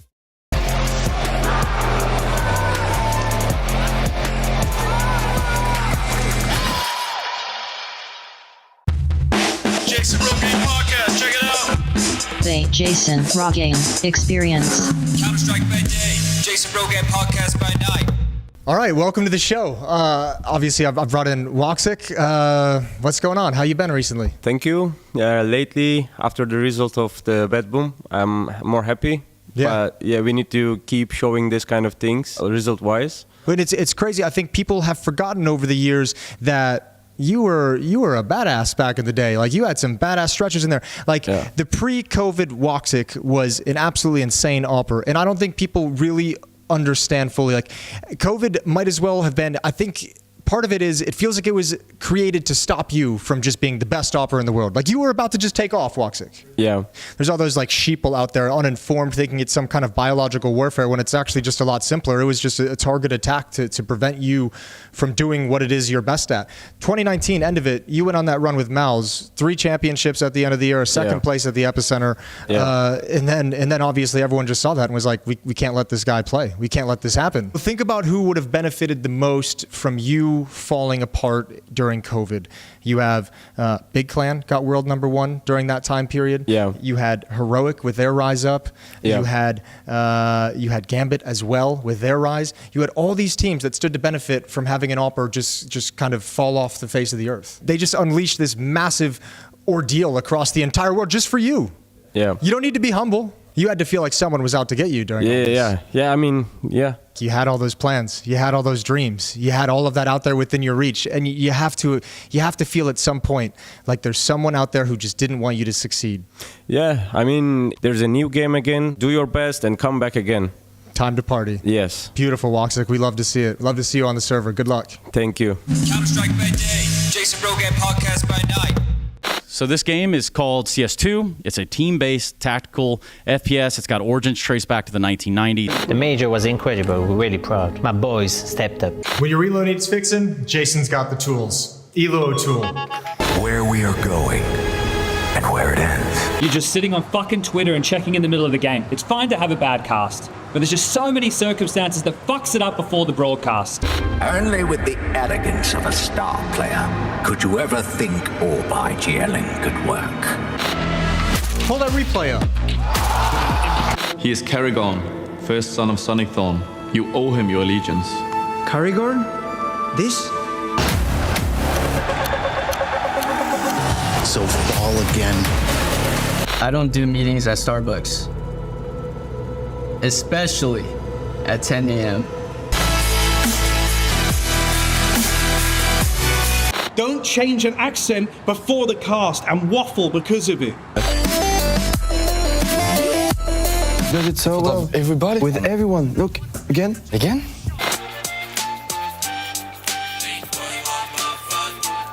Why do I give a fuck? Why do I fucking care what my oppa's gonna do at the start of it? Why did they get that much? Not bad. G2 has no king. G2 needs no king. A glimpse of glory is all it takes. Lovely flash, perfectly placed, and he's going to pick himself up 2 here. 3 for Happy. He was shouting and smashing the walls. Go! Free smoke! Game time, we score! Yeah! First rule of Pro League is you do not talk about Pro League. I think this is too short. That's what she said. The challenge for number 1.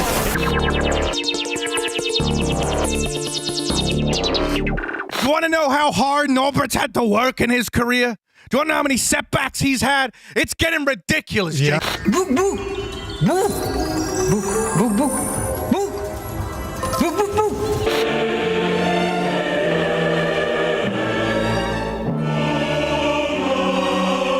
I'll get you back up to speed. We'll get that JKS everybody wants to see. Oh no, he's actually missed it! What a blunder! Looking and laughing at one Twitter user who sold his Bitcoin for a measly $180. Changing accent when you had a tournament where you cast really well. It's a risky move, in my opinion. We're going to look to follow, and he has great second headshot there onto Forest. Can he get it? Yes, he can. Spirit forces are gathering. Donk's eyes fixed on Malta. And it was pretty good. I don't want to be going on fucking Reddit and talking about a fucking accent. Are you going to say anything? You know what? Our Inferno is so clean.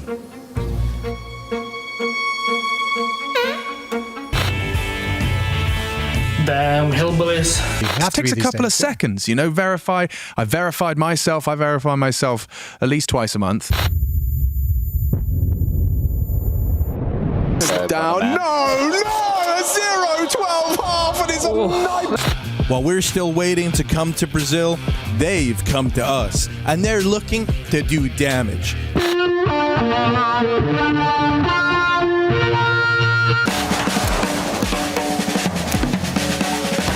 So, hello, I'm Machabo. Can't blame me for that one, boys. It would have been sick, right? You are dog shit. Fucking hell.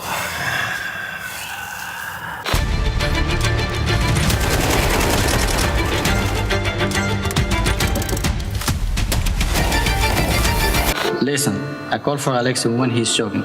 I communicate for wonderful. I simplify the stats for GL and motivate him. Did you feel smarter when you had more hair?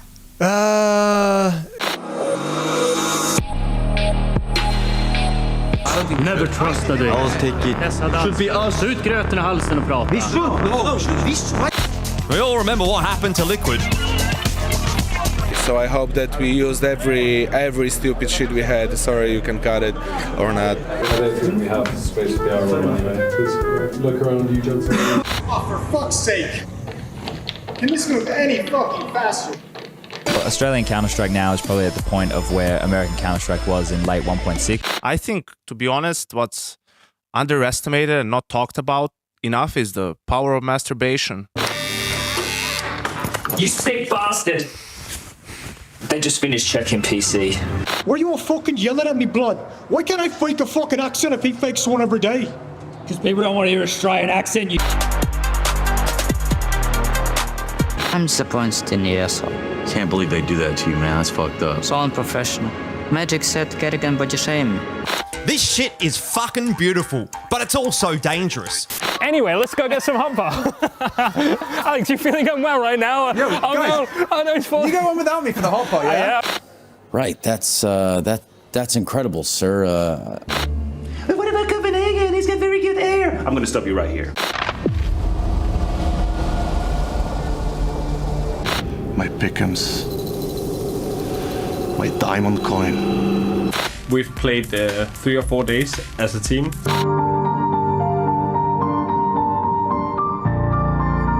And like those video games, they just consume your life. Surrounded by the members, he's got the first, look at the second, misses the shot. Oh my word! Rob's good, be good. Rob's good, be good.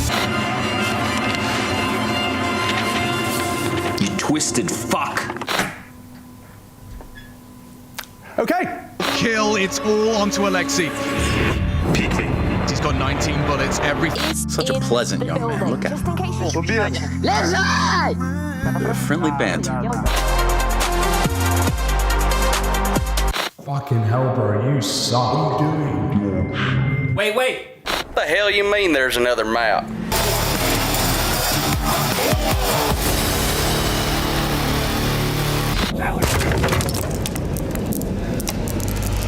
I asked you for one thing. One simple thing. Why do people think that I'm you?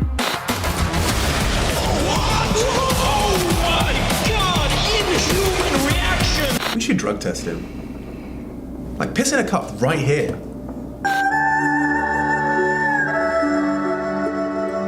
And when you get really good at it, you'll be fucking clicking your mouse and thinking about commentary. I think a lot of teams have studied our game style, and You have to look in the mirror and see that you're just a little bitch. And you have to look at yourself as a little bitch. A serious investment.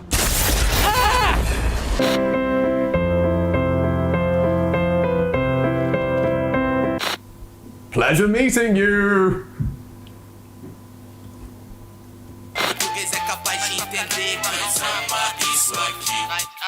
Who are you? I work in community feedback. Good luck with that. What did you just say? What is wrong with you? Attack at a freeze. You've given him in the up. A second shot. It's a straight. He's been playing on fucking IMAX. There's a reason why we call studio events Mickey Mouse Cups. Blame? He's cutting off. No. They accuse me of being a mapist, but I am nothing of the sort. I believe that all maps are equal. Welcome back to CS Psychology 101.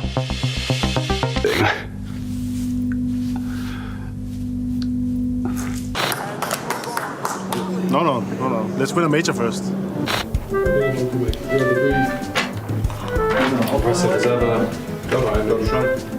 What? No, the in-game trophy. Oh, of course. The Fluke Trophy. And it's Torshi who's got to withstand this pressure through the red room. How did this crosshair get on your computer? Played a lot with ESC Gaming, so I think our chances are pretty big, and everyone knows that Russian guys are better than Poland. Without me bringing him to the top of the pop, showing him everything he knows. He was just a kid. Okay, I pulled a few strings, Harry. Yeah. And this mystery bus, we are going to see the Panthers. Wait, For real? Rups, what are you playing? This one's too? And this freak is ruining hundreds of people's games a day. Welcome to the Raycore EMS1 full file. Can you even remember a dunk coach? No, I don't actually. I'm afraid of the coaches. And if there's issues, talk to us. If there's issues with your audio setup, people can help you set it up. But it's a fucking risky, changing your accent. There's no way. We lost our luggage, our Air Berlin did, once again, like last time we were here in Germany. Which led us to you, my old friend.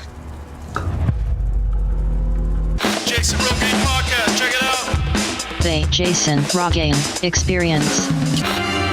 But that's not all, is it? Scorpions that'll sting ya, dingoes that'll stalk ya. And also, I know Russian, a little bit of French, and I'm well versed in multiple British dialects. Have you changed your sheets? Oh, don't worry, Dad. It's getting old. It's getting old. It's a very interesting texture, though. You want more? No. It's good. It's not bad, though. It's not bad. Fuck are those? I always wanted to be a caster.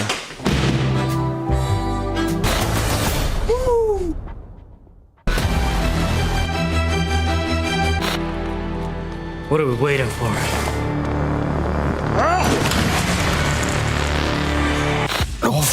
Just like digging him like, look. Out of frustration of realizing the round is impossible to win, Sunman fires off a random shot into the wall. To pick off players, 2 in a row from Apex as well. Oh my goodness! But now they say they want more weapon diversity. They want more diversity. So who do they bring in? They elect an AWP number 1. I mean, it is crazy. Yes, I'm the manager of this here establishment. Eclipsing all who came before him to the world of Counter-Strike. He is the meat. Now, to prevent choking, you need to know the Heimlich maneuver. Wrap your arms around his body, clasp your hands, and give him a good jerk.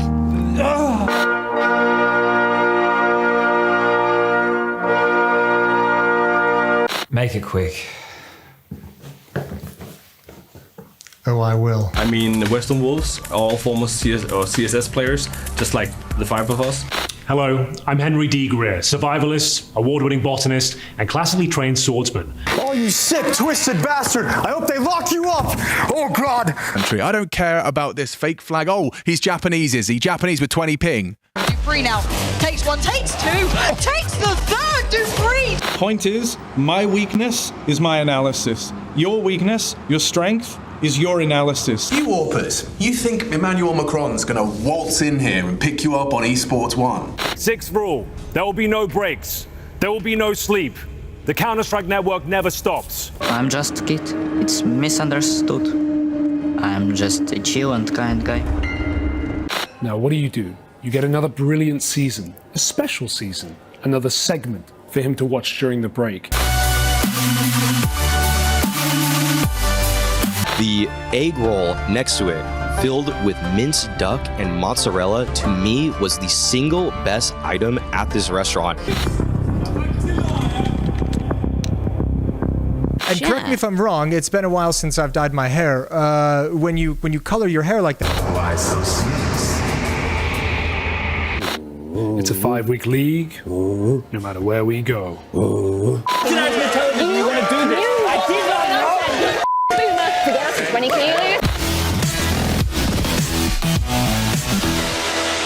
Stick with your accent. You're casting insane, bro. I know Mo would never miss those narratives. 20 lines in attack. We have eyewitness testimony. Look at me. Eyewitness. Putting you at the scene. We try to smile, we try to make them happy. That's our job as well.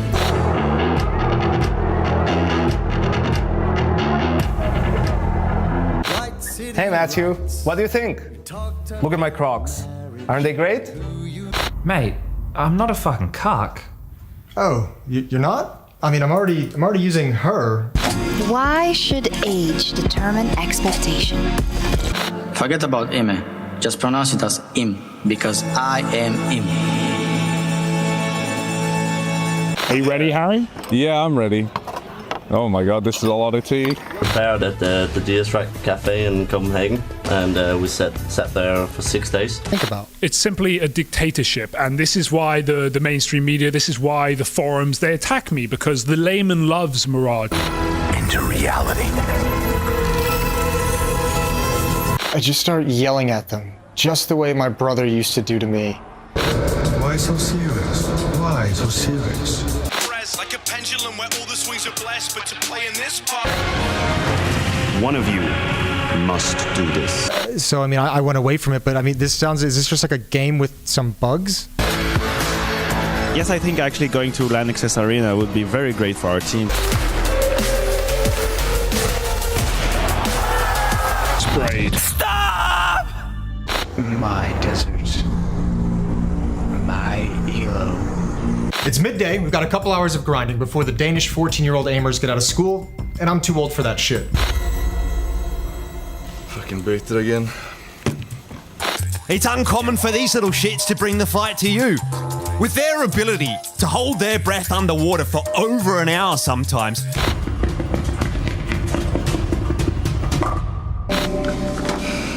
I don't know. I just didn't play my game. I knew this day would come, man. ESL content finally gonna get us canceled. Relax, I wasn't there.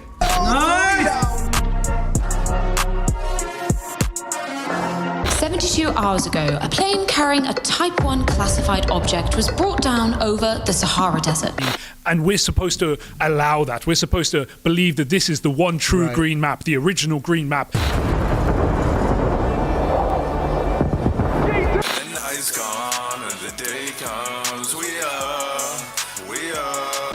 Maybe we can talk about this later. Or something. I've never seen such an incompetent fucking piece of shit in my life.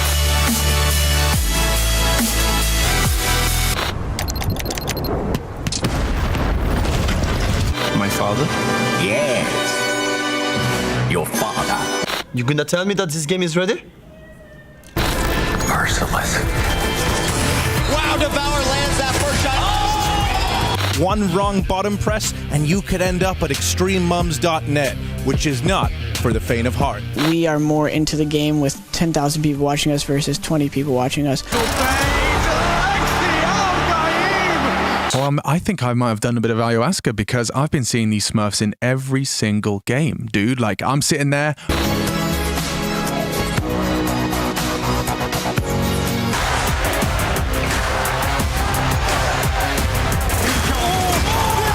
Bruh. Whoa! Oh my god! Well. Another day, another duel. Why were you not suspicious immediately? All you could hear were the loud, booming sounds of yelling. And you? I do not recognize this man. Big are building Searson setup just outside. If this is your first season of ESL Pro League, you have to cast. We're gonna face Copenhagen Wolves in the quarterfinals for the EMS World Code 1.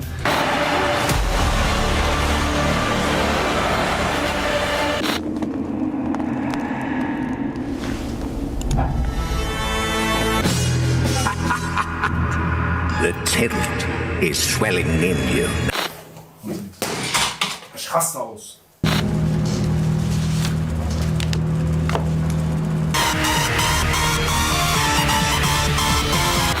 I'm gonna need me them ups every damn round.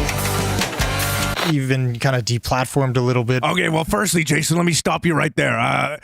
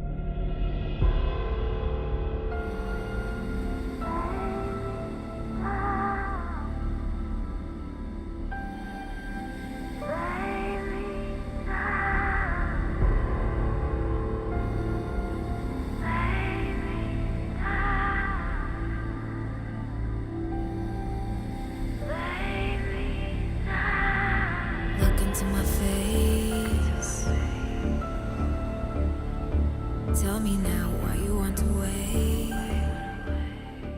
ESL Pro League Season 20 is brought to you in part by Intel, Acer Predator, DHL, Kadia, Monster Energy, U.S. Air Force, 1xBet, White Market, Gaming Malta, and Logitech G.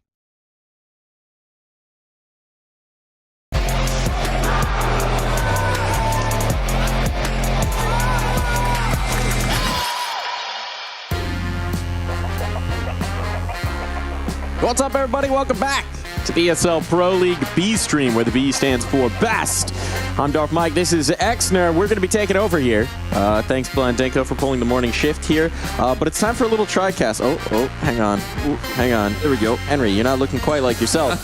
We got Creamy G joining us here on the broadcast. Shoutouts to him making the flight all the way from Malta just for one day to join us on the B stream. So really appreciate him. Looking good, man. Looking good. Let's get into the action here, Cole. We got Sengal. We got Eternal Fire. That's a pretty spicy duo to end up here in the upper bracket. I'm so excited that these are the two teams in the upper bracket right now. It's a huge result, obviously, yesterday versus for Sengel versus FaZe. That's a big deal for this team, coming through, breaking a lot of people's expectations, and then of course Eternal Fire looking to continue business as usual. A pretty comfortable matchup versus FlyQuest, and again, this head-to-head is going to make for a very exciting matchup here. I do just want to point out, by the way, while we're looking at this Group B upper bracket, it took Donk dropping 75 kills in 2 maps to put Wildcard away. That's what they have to do to beat NA. They got to break records to beat North America. Simply put, I mean, that's what's necessary. It's understandable that Donk had to have this level of performance just to take down Wildcard. Kind of messed up. A 13-11 and an overtime game there. Just putting that out there. Sangal, meanwhile, I mean, looked so good against FaZe. We'll get into it more, but this is such an exciting matchup now. I know as well for the Turkish fans out there, it's like the two most represented orgs now rolling through. That's kind of cool. Not often you get that kind of a situation. Now down into the mid bracket, FaZe, FlyQuest.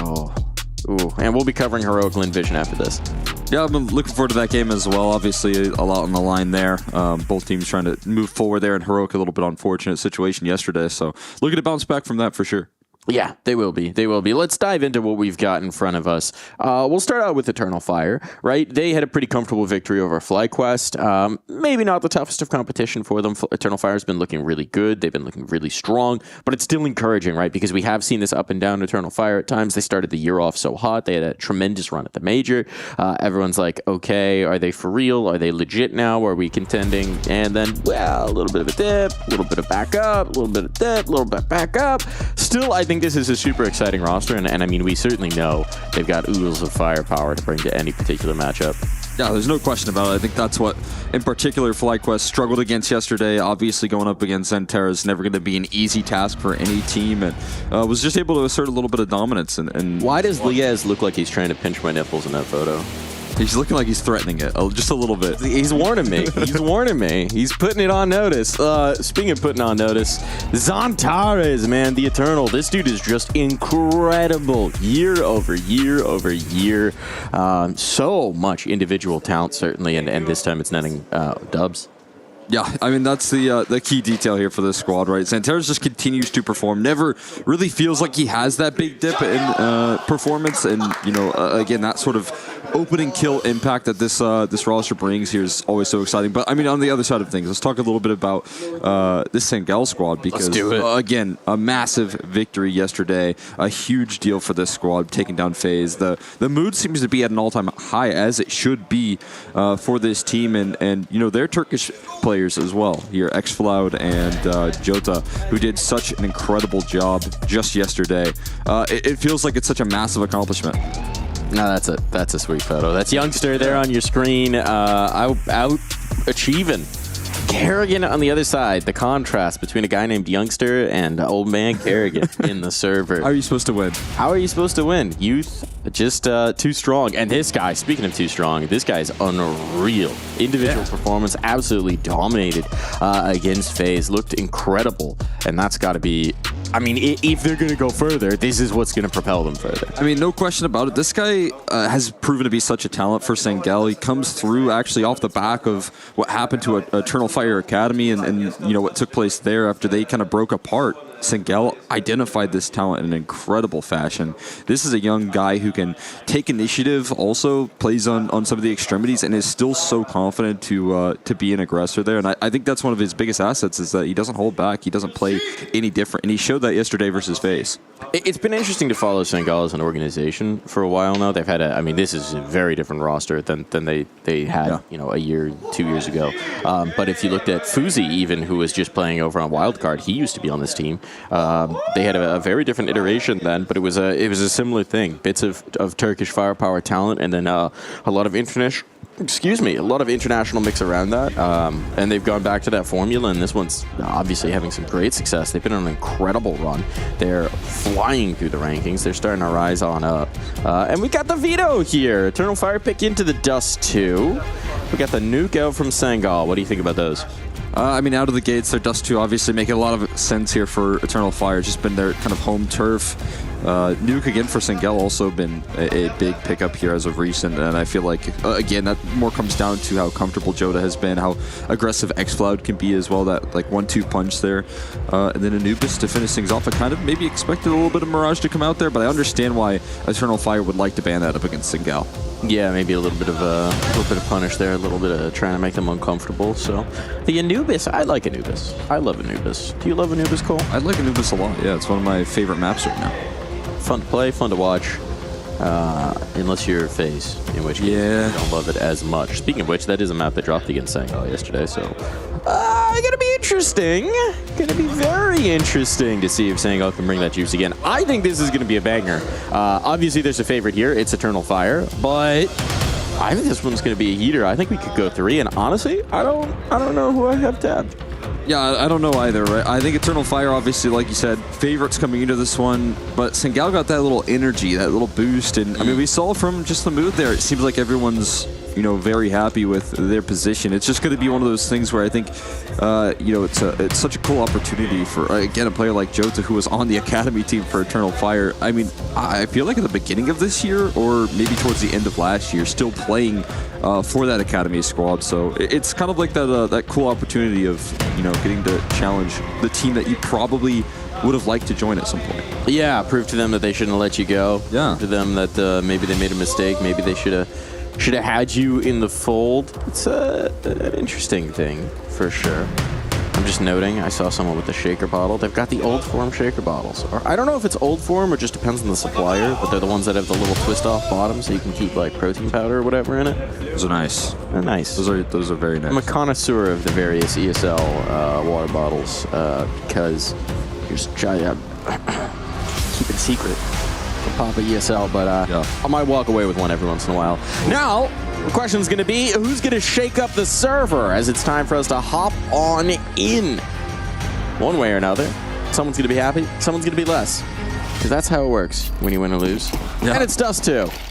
Yeah, good news, it's a lower bracket waiting for both of these rosters, so we'll see how that goes. But again, fast towards this long side. Also charging up towards middle. Xcloud running as fast as possible to take contact right there, as he does best, and going to start it off with an opening duel. They know this long play is coming. It's up to now the other Turkish player here to try and lock down this site, but the flash is coming through, the cross secured, and they're going to start to challenge here. Xcloud with another, though, starts it off with 2 quick headshots. As the site comes collapsing here, Xcloud still standing in resistance, still kicking, and now they got the extra rotates arriving onto the scene. Only a matter of time before these smokes fade away as well, and they just can't crack through. They can't find a way to try and get into that bomb site, try and plant, and they've already lost all the resources. Woxic left, last man standing. Well, Xcloud going to give us a little flare out of the gates. Man, it's going to be hugely disappointing for Eternal Fire, right? They got all that initial space, they got all that initial ground, but they couldn't find the space to actually plant the bomb down. It gets tossed forward, and then, it's not so good from there.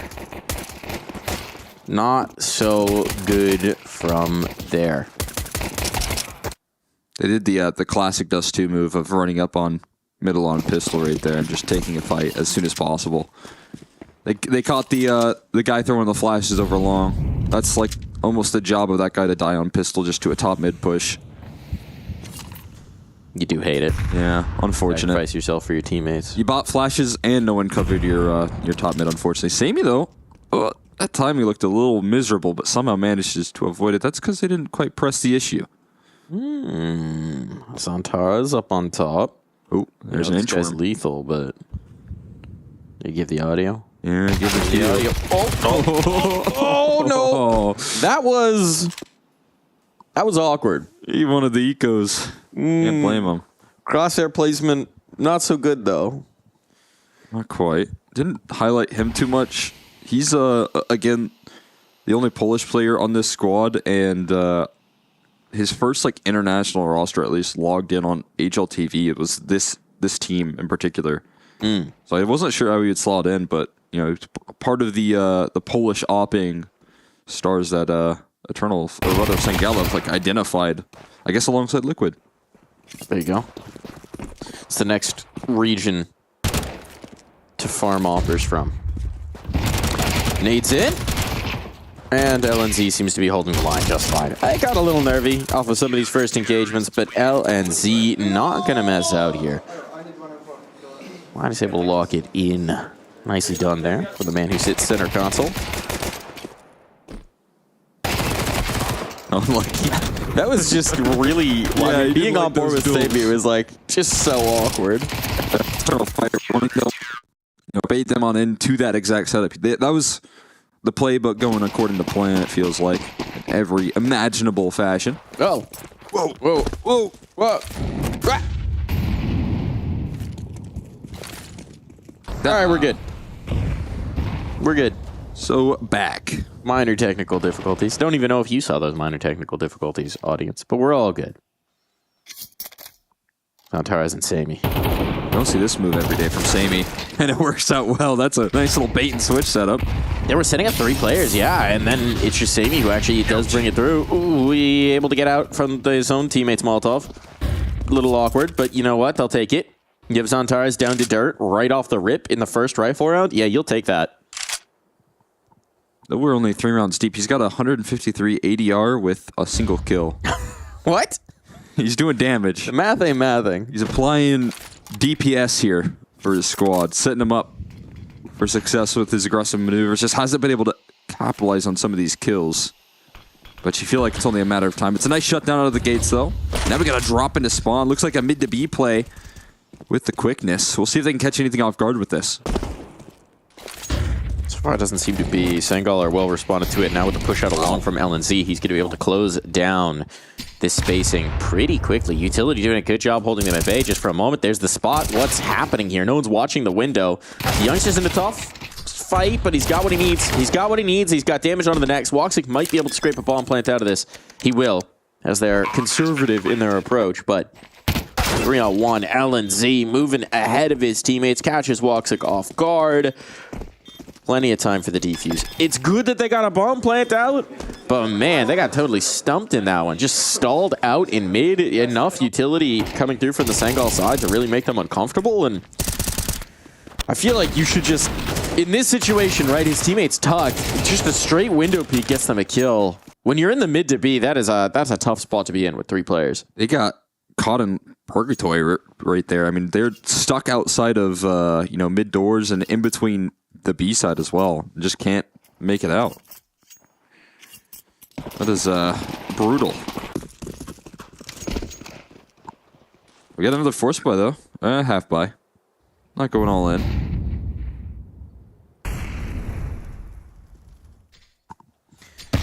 I do fear these Tech 9s. Youch.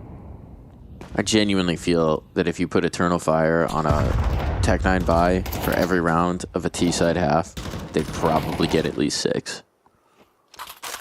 That being said, don't know if this is going to be the round. Sammy loves to, he hasn't had an op just yet, but he loves to stay aggressive in these opper positions. Back at it again. Ready with them. T-side Molotov. That will do good work. And LNC out of the gates. They're forced to run past it. And as you said, you can fear the Galil as well. And Xanteris finally does it. He gets his entries he was hoping for. That's nice, Nate. Try and soften them up. Not so effective. 1 for 1 there. Not a great situation. X-Flood overcommitted. And this is a tricky retake. Wikedi has picked up a gun as well. Youngster trying to go up the solo boxes, but now he's got no cover. How can he hope to do so? Giving up the audio cue as well. Flanked up. Hold on. Hold on. You thought it was done. It ain't done. But Wacadia will make sure that it's not going to get out of hand. That is a huge win coming through. That's the broken by. Exactly what I'm talking about. Just the danger in this team is that even in the rounds where you should have the advantage, where you should have it bang on, all it takes is a pop-off play, 2 kills with the Galil for Xantares, and suddenly things are massively out of whack. We saw the damage he was doing. It felt like only a matter of time before he started landing those kills to back it up, and there we finally have it. A nice attempt from Youngster to pull it back, but Wikedia's safe hands. We finally have an AWP, though, for Sammy. Gonna take an early line. Nothing given to him, though. And they evacuate this mid setup fairly quickly. They don't stick around too long to find out what's around that corner. Don't want to test the early opping of Woksuk either. Don't want to test lower tons, so it's Sammy back holding up an aggressive stance towards Catwalk, as he has been with the rifle, and as he will be with an AWP as well. So a double up on the HEs there.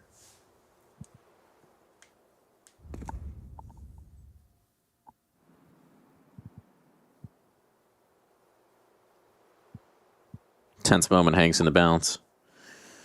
Minute on the clock, nothing really to speak of in terms of control for Eternal Fire. They're hanging on the tunnels, but they've got no vision out long. They've got no space here in Catwalk. That's the bomb. That's the bomb spotted. It's going to be recoverable, but that's good information on, though. Xantara is able to bring it back. The Xbox jump still spam from Xfloud finds Calyx, so they're going to keep the advantage, and they know they've got this presence just kind of bullied in towards mid. Wakadia! How does he get away with that one? How does he get away with that one? And Xantara is so ready for the second swing. Oh my goodness. Shota not able to lock this down. That is a huge gift to Eternal Fire. Wakadia was looking the wrong way on Catwalk. We didn't see it from the perspective of the player swinging. He had the bomb. If that kill comes through, I don't think Eternal Fire get back into this round. Yeah, it felt like he was caught off guard as well in a big way. But look at Xanteris. It's another 3-kill opening round. Yeah, there's that fight you were highlighting on LNZ. That was the big surprise. If you're watching on Face It Watch right now, you can go back and watch those perspectives to see how that one went. But that's going to be really disappointing for Sangal. And now they've just got the 5 USPs. Hiding a smoke. Oh, no one's here. Okay. Whoops. I don't know how much of this Major has heard. But might be time for a bomb plant. There you go. Getting loud about it finally. Still not registered. Until finally Xanteris realizes he's looking for his own monster map here on Dust 2, but Sammy shuts him down. There's a kill with the USP. Wouldn't want to deal with Xanteris running at me with an AK and me only having a USP.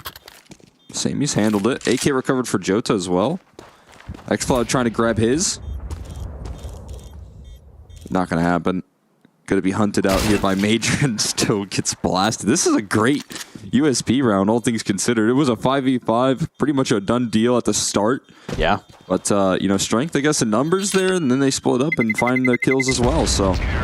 I mean, the mat pit you're probably not going to want to save through, but the rifle's a gift. 3 kills onto the other side. Yeah. I mean, for 5 USPs where they didn't go towards your stack, take that every day of the week. It's kind of an awkward engagement.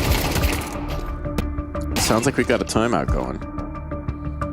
Curious who that's coming through from. A little bit of discussion coming through from Sangal.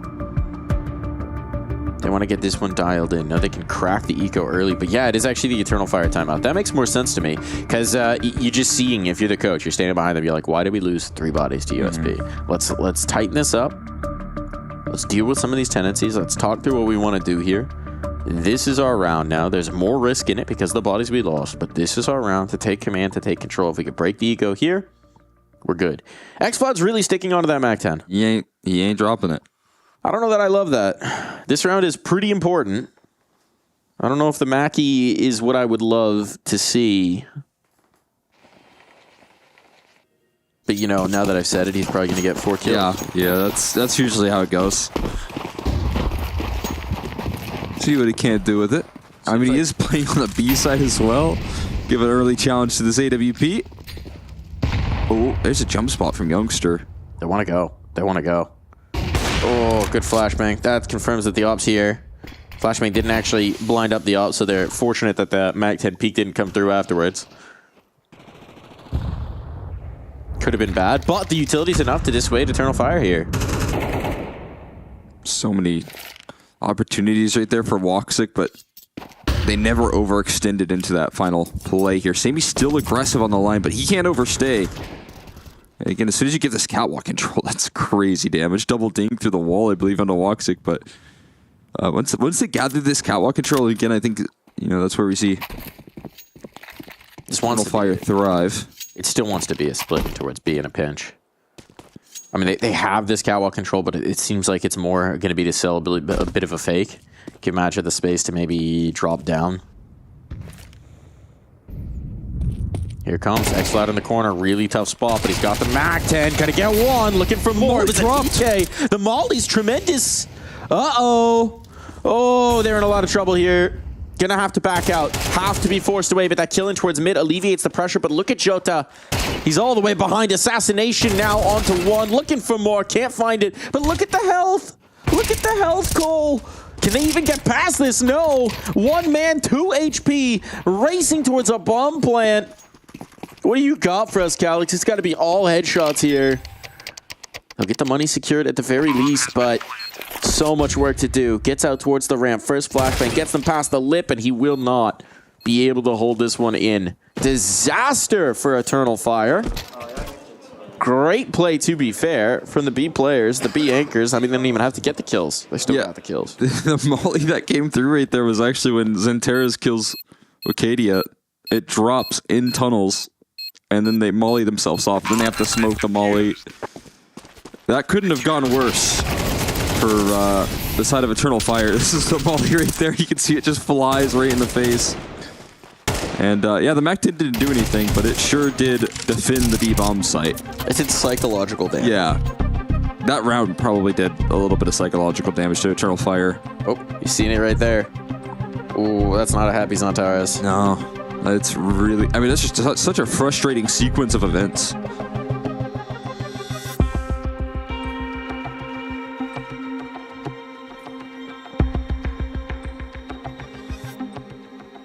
Timeout from Sangal off the back of that. Maybe just to figure out the finances a little bit. Try and keep the pressure up, recognizing a force buy will come through. What you thinking? What are you telling them in the comms?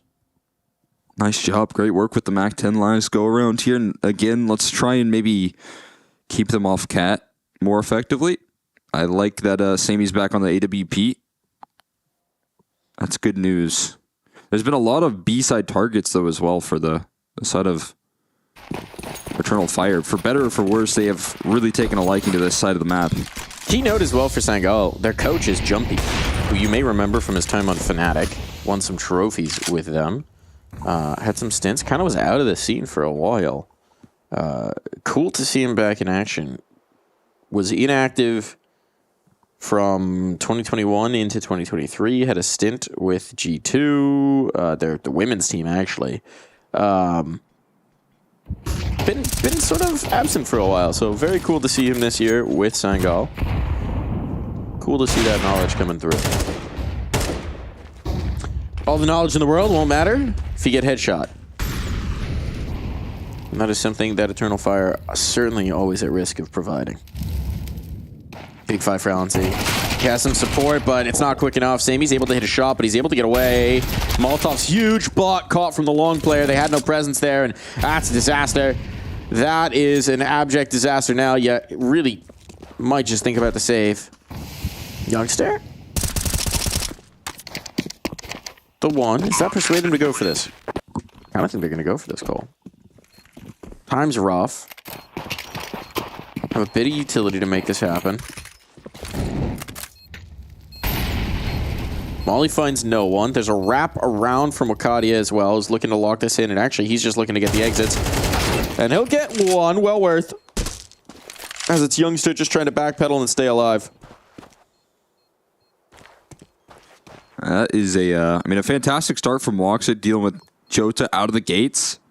That is partially the reason why they're able to scale up there. Sammy with the AWP could have provided a little more coverage, but flanked towards long because of the confidence that they could take that control.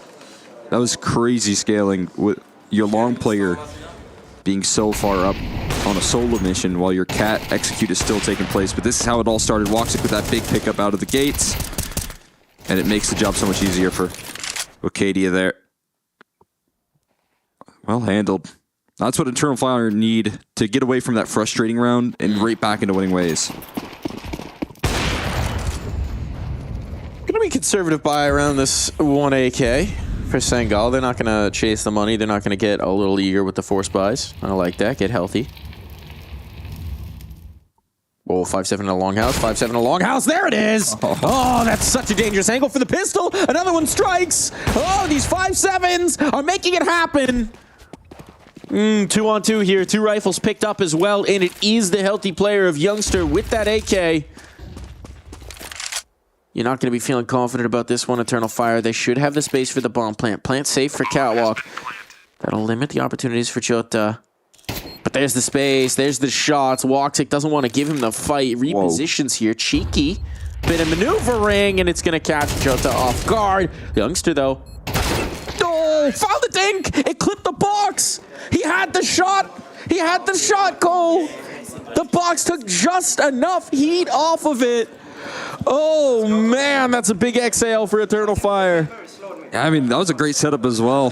The Youngster getting on top of that box, trying to catch him off guard, able to collect onto the Opper, but Major with the clutch, the quick headshot to back it up. It was necessary with how fast Youngster was on that fight. Nicely handled in the end with a little supportive utility as well for his Opper. Out towards long again. Jota with back with more work to do here. This time able to spam down Major, make sure he can't get anything later. No clutches for you. No, not going to happen this time. Newfound success for Sangal. Also, again, Eternal Fire taking this quick long control. Yeah, that's not going to do him much favors. Little details. You got a clear car now. Fortunately, there's no one there, so they can't get punished. And Zantares, yeah, just a little check. Okay, yeah, no one, in fact. We're good. Oh, there's a tag to the smoke. Hello? Oh, I mean, this is such deep positioning. Oh, Sammy got some vision right there. Just caught some visions, and Tara's trying to remain sneaky, elusive. But not going to get caught off guard to that at all. And they still can't cross. They got to wait for that smoke to rebloom. Another HE for it. Now they're crossing out in the open. It's information, but Woxic still holds the line and finishes what he started on the Jota. Still so much pressure. Still Nadage as well. X-Flood's rotating around towards long, so there's a timer on this. Tags up, damage starting to stack. This Gandalf player should be done. Yeah, is indeed, but X-Cloud comes through with that flank, catches 2. And now a nightmare scenario for Calix. How does he even get this bomb planted? They're everywhere. They're long, they're ramp, they're cat. He knows he has to kill one of these players to give himself the chance, and Sammy will make sure that's not going to happen. It's a back-breaking around on for Eternal Fire as well. Going to have to save this next means we should being the operative word, have at least an even line for Sangal. Santer's trying to sneak there in car. I like the move, right? I think I've seen a lot of teams try and get, on the ramp side of that play, and car's not so safe, but a good idea. Here's those Tech 9s you had mentioned again. They're going all in for the remainder of this half. Okay. And all in on this purchase for a fast speed play once more. The Molotov in their face and a crossfire to break past. It is a nothing on access. And we'll see if Santeros can provide any sort of damage. Absolutely not. That is a crazy round from Sengel. Flawless defense coming through there. And good read of your opponent, right? Just knowing what Eternal Fire likes, knowing what they like to do, and just being like, we're just going to dump all of the util right into the tunnels off rip. Prepare for this B rush. Just get those nades down, those mollies down, whatever you got. Don't hold it back. Gray screened into a molly is probably the toughest way to hit the B site. They fell to the age-old Dust 2 classic of if all else fails, rush B. And now looking to switch things up. LNZ's just hearing all of this info. It's preparing his aim. It's steady for at least a kill, but getting chased down here. It's Agflow that stands in resistance as well. And these aren't bad trades. And it's rifles now that can be recovered. Ooh, tried to get aggressive, tried to do the tempo breaker. They might be paying the price for it. There's a good chunk of utility on these players as well. There's something you cook with here for Eternal Fire. Woxic rather, doesn't have armor, which isn't ideal, but you got some nades, and you got no Woxic, so he doesn't have to worry about that anymore. They've completely split their players. They're as far away from each other as they can realistically be. Wakati is just going to try and find this kill. Naded down. Oh, ouch. Just a little shallow at least, but he's being toyed with from Youngster. It is pulling the rotation. Maybe that's enough to give Madra this space, but you know, just scraping a bomb plant isn't going to matter here. You got to win the round. And now he's backing away. When did they realize? When do Sango realize? Now they realize. Smoke's gone out. Whoops. We might have misread this one, boys. Molly to harass. A little deep. Nade's good, but bomb's down. Shoda's not waiting for his teammates here. I think that's going to catch Major off guard. The big question is, when does Wakati activate? Major trying to harass. He doesn't have positioning on the bomb. Wakati can't do anything. Yeah, this one's over. They can just stick the bomb, I feel like. Yeah, they're just going to stick it. He can't do anything. He'd have to go for the jump shot, and even then, he's just so out of position. So, never gets involved to impact the round. A little bit of a timing misread, and it will be Sangal with the lead to head to the half.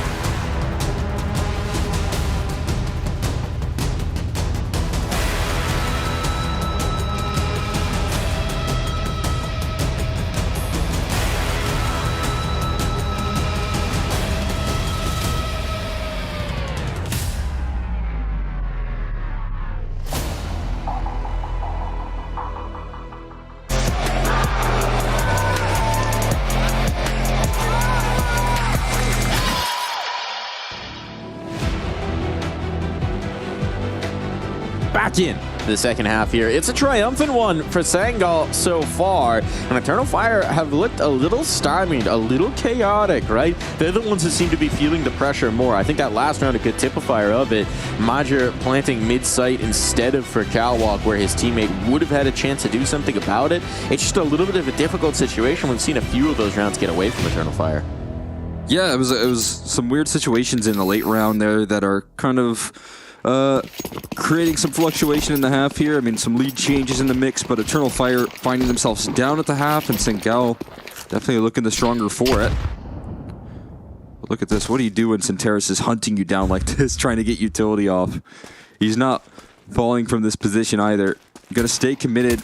A bit of an awkward timing here as Calyx goes and covers the B side, and it's a long-range Glock when through mid doors. There's nobody at all on this B side. It's just Centeris trying to cover through CT spawn. They've got to have a mid to B smoke though. They don't have a mid to B smoke. They had it. Gonna find a double down. Acadia now pulling through with the flying dual Berettas, and it is complete chaos. And now it's a reverse.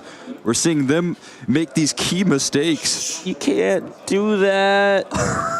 You had the smoke. That is a bang-on pistol round. That's a perfect macro position to be in. That smoke goes up. Zantares maybe scrapes one. Jump bind thing, or what happened there? We're gonna charitably say that was jump bind. Missing his jump bind. Yeah. Can't do jump binds anymore. We're gonna see a lot more missed smokes. We're still breaking that muscle memory. That is just one of those situations as well, where like obviously there's a lot of fancy ways to throw that so that it's a perfect mid smoke, but you can also just walk through the doors and huck it, and it'll cover. It'll every matchmaking player can throw that at least acceptably. Yeah, just toss it. So maybe if you're struggling with the jump throws, maybe simplify time. That's tough. That is so tough for Sangal. They had perfect read in the round. Just again, one key mistake. See if they can get it back with the Deagles. Just can't afford to make those key mistakes either. When Zantares is who you're walking into as well. I mean, the instant double kill is so fitting, and he's so confident now with these duels. Long range versus a Tech 9, you would favor him. Has to get a reload off though first, and that does allow for a small window of opportunity here to hold it down. Woxic now as well getting chased down, and this is a 1-for-1 trade. A little bit of a weird fight in the smoke there, but it should be a bomb plant. Gotta go quick with it, gotta go quick. Can't hesitate, can't allow them the chance for the retake. Look at this move. No way, Jota. Look at this move in the smoke. Okay, going through, little ambitious. Thought he was gonna play for the fade, but as it is, they're getting overwhelmed. Quick response from Eternal Fire. They'll concede the plant, but the round, no doubt, no question. I like it though. I mean, all in right there. I feel like you have to do something heroic in that sort of position. It's a 4v3. You don't have a lot of great map controls, so I think I'll trying to go for broke there. This was a very interesting start though to the catwalk execute. Smokes make things very complicated there, but that is my reaction as well when they're waiting for me to push the smokes. Oh, I feel that one. Got a couple HEs dropped in spawn. This is the, I think the power that a lot of teams have liked to do on Dust 2. Give them a couple HEs. There's so much use for it. You can throw them towards catwalk. You can throw them for the long cross smoke. Okay. You can't throw them if you get one deked. Good recovery. Zone. This Jota guy, it's kind of ridiculous sometimes. Well, again, they're trying to do this mid to B without a mid to B smoke. Is just really not going to work out for you, especially if you stay out in the open. That one's a more curious decision coming through from Sangal, but there's no great answers for what they were trying to do, and well, Eternal Fire are going to be happy about it. Clean ass. Yeah. Despite this opening start there, it's again Zantares that just gets to farm up a little bit of confidence with the lack of a smoke again. Having a field day. He's like, keep on trying that. He's probably just confused. Why have we not seen a mid to B smoke yet? Got Woxic on the operate now. That's a nice one. And blowing open the smoke for a nice duel is a fantastic way to kick off a round. LNC's gained the space, though. He's on the other side of smoke. He hasn't been carried, so they might not expect it. They should be prepared. They should be prepared, and Woxic's coming back in for the... No. Lazy clear. And he didn't see. He didn't see. This is so awkward. Zantares is ready. Trying to lurk it out. At some point, they're going to learn. You better throw that smoke, or Zantares is going to punish. Oh, Sammy, you want to give it a go? Come on, please. Next at bat. Please smoke it up. Why? No. Okay. Why? Okay, that time they died to the window player, but come on, guys. Just throw the smoke.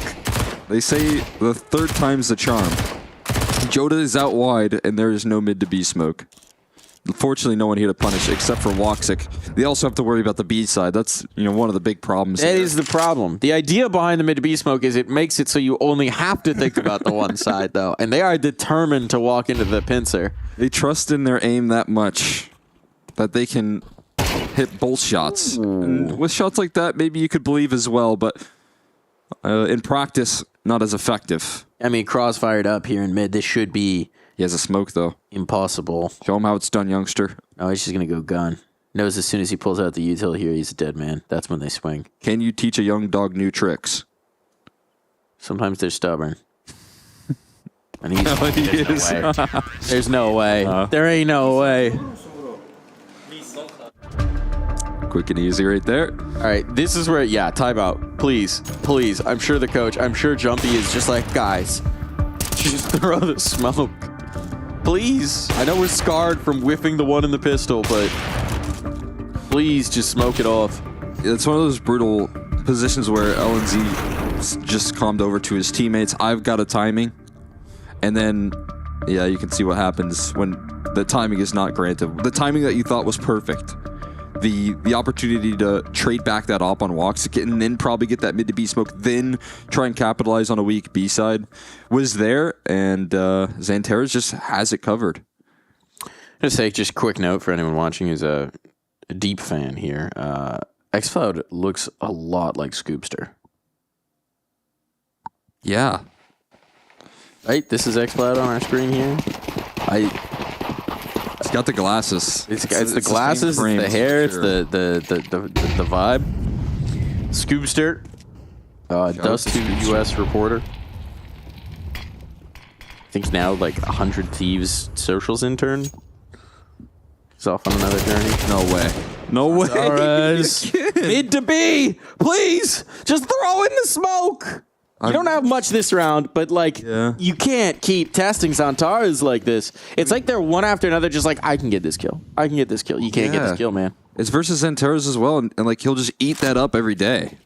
He's gonna feast in that duel. He's been feasting. It's like they know that fight is going to happen every round as well, which is the crazy part.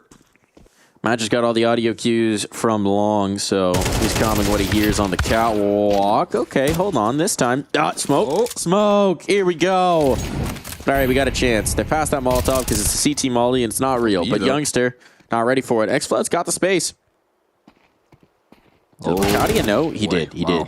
But holy cow, this could be good. This is a bomb plant, right? And even with the lack of utility, this B site's so tough. Madra knows he has Sammy stuck here. Should be a bang on kill. Should and is. They've got util for this retake. They've got 3 flashes, a smoke, a molly. This can work out. LNZ's position, if they know he's here, he's just dead to util. So it's got to be xCloud to keep the pressure off his IGL's back. He's making a move. And there it is. Finds the opening. That's a big pickup there. He's active and the time is ticking against them. Oh, look at the damage. Now his captain just had to lock in some shots and could not do so. So, a retake successful. I mean, that one could have been a lot worse for Sangal. They were looking, again, the peek into Zantares mid. Ill-advised way to start your round. One time before they tossed it in. Maybe they finally learned. And even Youngster taking your advice. Walking out mid, just throwing that thing. Not messing around with any lineups, just going and kicking it old school. Getting your util out. Nice shot on that last. Very quick. And that's how it had to be. Here we go, Woxic again with this deep angle. We got the double op being brought out as well now because Eternal Fire flawless so far. And again, a beautiful setup for Woxic with the HE to blow open that mid smoke and then capitalizing off of that. And that is such an asset. When he's able to do that multiple times on multiple gun rounds now on the CT side, it is simplifying Eternal Fire setups so much. Yeah, I mean, how many of these rounds have Sangal just started 5v4 before they're ever set up to actually do anything? It's either Zantares or Xwoxic. I mean, they're really not doing themselves any favors here. Obviously, that is the danger of playing Eternal Fire, is it is Zantares or Xwoxic or any of the others as well. Like, you don't want these 1v1 fights, frankly. You want to put them in uncomfortable positions. Here come the smokes. Curtain set up, but you're going to have to test Woxic. Flashes to make him uncomfortable. That's a good flashbang. Now they should be able to get towards a bomb plant. Util to harass, takes an awkward bounce. Bomb's going to be down. Bomb is going to be down, and they have really good post-plant scenarios. Double up retake as well. That's awkward. Absolutely right. That is awkward. A lot comes down to this catwalk fight. If they can hold on to this against Wakadia and Calyx,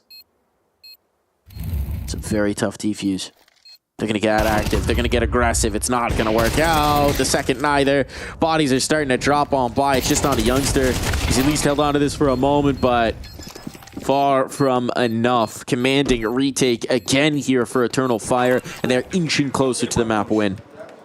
They have not dropped around this half. If this continues to happen so far for us, the second half here being a dominant affair, but there you go again, Woxic fully prepared.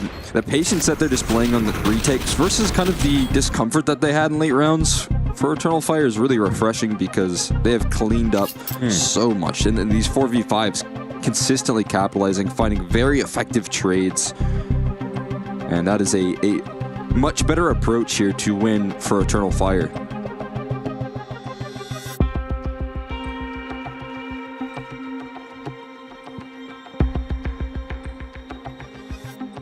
I mean, it's kind of just like the ideal way to pick Counter-Strike, right?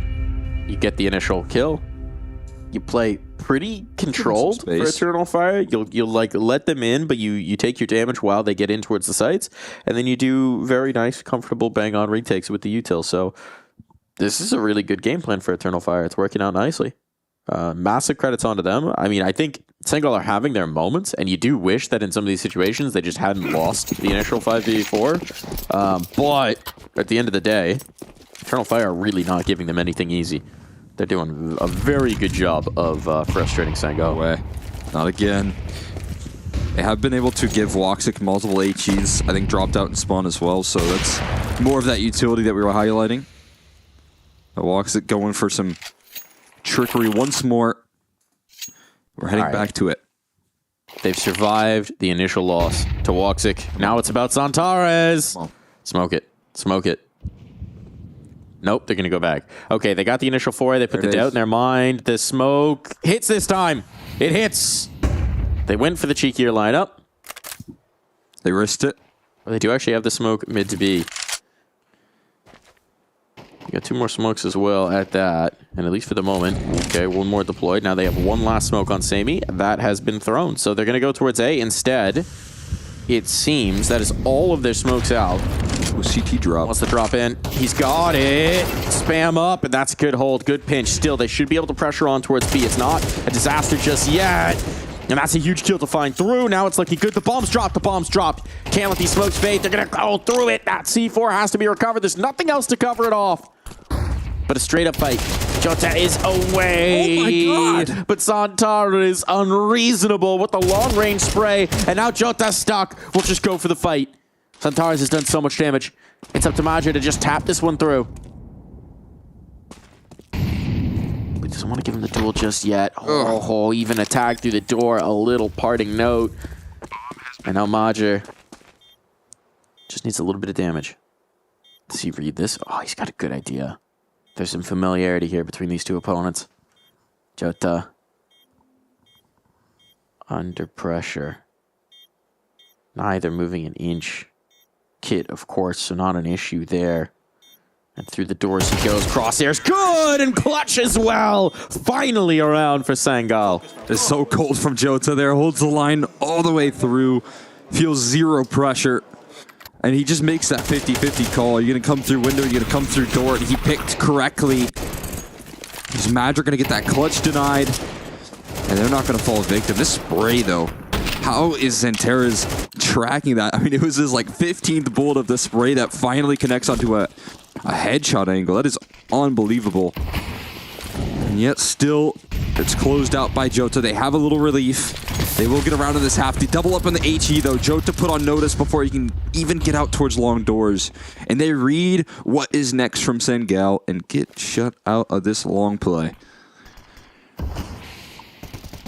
Denied access. Not going to be afforded that opportunity. And back towards middle. I mean, even if it hasn't worked in every round, taking this control has given them opportunities. Ooh. How patient are you? Another smoke gets recycled. Now you got to wait it out.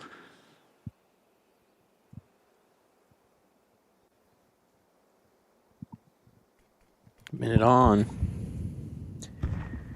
Here they go. Maj just closed out a lot of these rounds, right? But now he gets a chance to open. What you got for us? Deleted. Even had the crosshair in the right place, but man, Jutta is quick. And now they got the space out towards long. Eternal Fire going to battle into Catwalk as a response. Nearly looking for two, and there it is. Xantara's can't get snapped around in time, but Wakadia is here. The smoke is a gap. The smoke is a gap. The smoke has a gap! And he will take full advantage all onto LNZ. Trying to deny the map point, but Wakadia will not be hearing his arguments. Map point found. Eternal Fire ready to close this one out. That is so incredibly quick there in the reactions. Wakadia able to fight back for that control. Look at these entries coming through from Jota. This is 3 HP. He finds 2 kills. I think he was tagged down to that initial off angle versus Major, where he had 28 HP and yet still finds the entries by some form or fashion. I don't know how he does it. Such an incredible space taker, but still it's not enough. Those quick kills not going to matter because it is these pesky smokes that just have some, they're either missing or they are not there. They're not present. And it's just costing them a lot in this T side so far. We're doing the mouth covering here. We're doing it. They could see. They could see. You got to remember as well. I mean, normally Eternal Fire have the luxury of presumably their opponent's not speaking the same language, but that doesn't work against Sangal. You gotta cover that up. Maybe they got lip readers over on that other side. Smart stuff.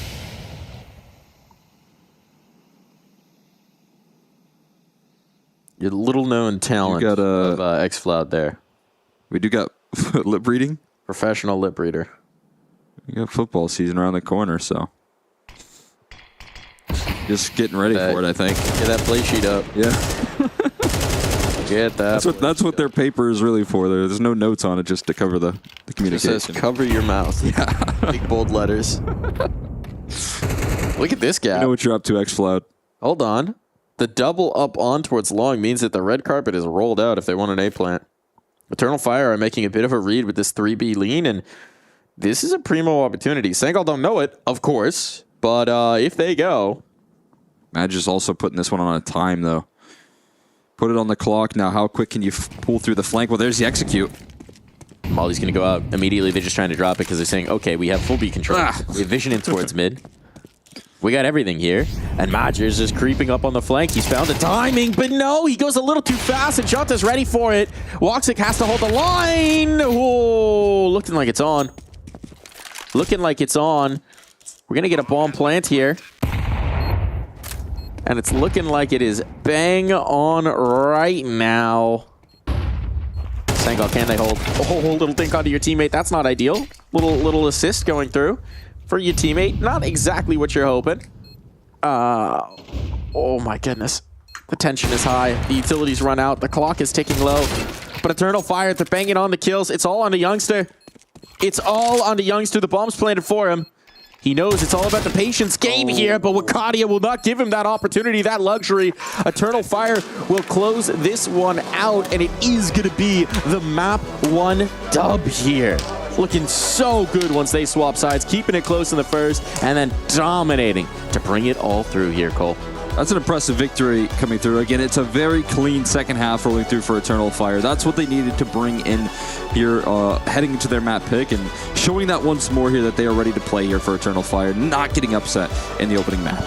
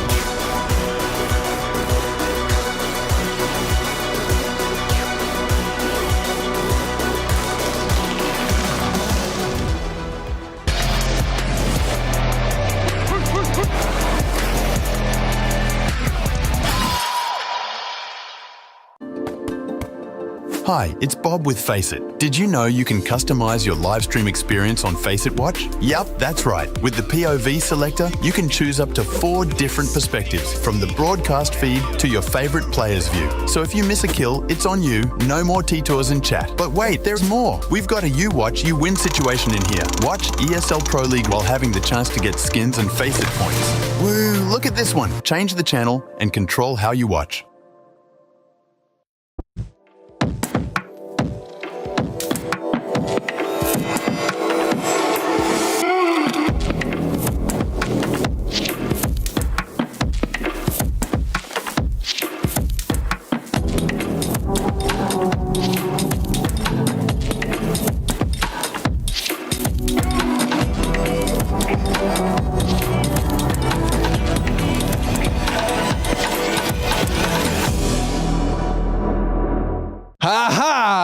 I gotcha now. I saw you printing off your notes earlier. I was like running at you. You ran away. No, I didn't saw you. No, it's okay. He didn't see me. I say hello. Okay, yeah. I just saw your super cute tweet with your little boy playing Counter-Strike on the warm-up. Starting a new generation incoming. Yes. Amazing. Is he on the deathmatch or is he on bots still? It's bots. Now learning to grab the mouse. Yes. Only 1 and 4 months. So. Baby steps. And then you'll have a little Wacardia running around. Yes. Exactly. Yeah. I had the dreams to play with my son, but I think it will not be possible.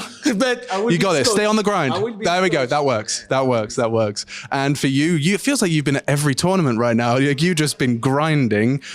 You just finished the tournament. You're in a final, and you end up straight back here. Came yesterday night. There is no flight, so we take a private jet. Sorry? Yeah, there is no flight, so we had to take a jet to come here. That was private jet. Yeah, the first time in my life, so very good. Tell me you enjoyed it. Did you kind of? Yeah, it was perfect. It was really good moment with the teams, with everyone. Yeah. So it was very good. We came yesterday night at midnight. We just sleep and we are here. And dude, you're living that rock star lifestyle. Like you got a performance in one country, get on your private jet, get to another one. Yeah, my wife has that whole thing. Yeah. Yes. No, we give her much love and we appreciate you and definitely. But it's complicated for her, but we do our job. I think we're doing some really an amazing job. Everyone, we do something we love, and I think we can't complain. Yeah. So we just accept and keep our best, and even if we are tired or there is something, we need to work harder. Well, especially because what you're doing for the region's Counter-Strike as well. How many years was Turkey chasing having a foot in the top 10 to being a presence in competitive Counter-Strike? You're always so close, kind of like we see with the South Americans now, like the 9Zs and stuff. You'd show up for an event. To see it so rigid now, it must be so special. Yeah, bro, you know us since Space Soldiers. You was following us. You was commenting our games. So, yeah, it's been 7 years, 8 years. We try our best. I try my best to make Turkish teams win something big, do something great. I think we're on the good road now with my boys. We try our best. We really work hard for that, and I hope one day it can be the biggest things. We lose the final against Spirit.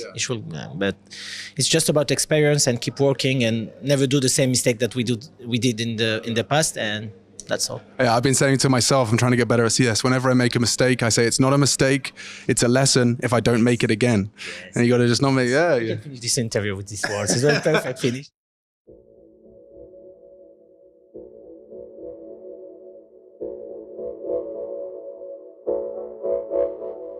For the nights with the words in my mouth, something's underwater moving into color.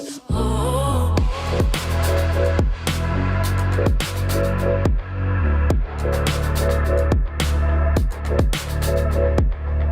Got a lifeline, been dialing it up, piecing me together, architecture. Oh, maybe I'm slipping on liquid love.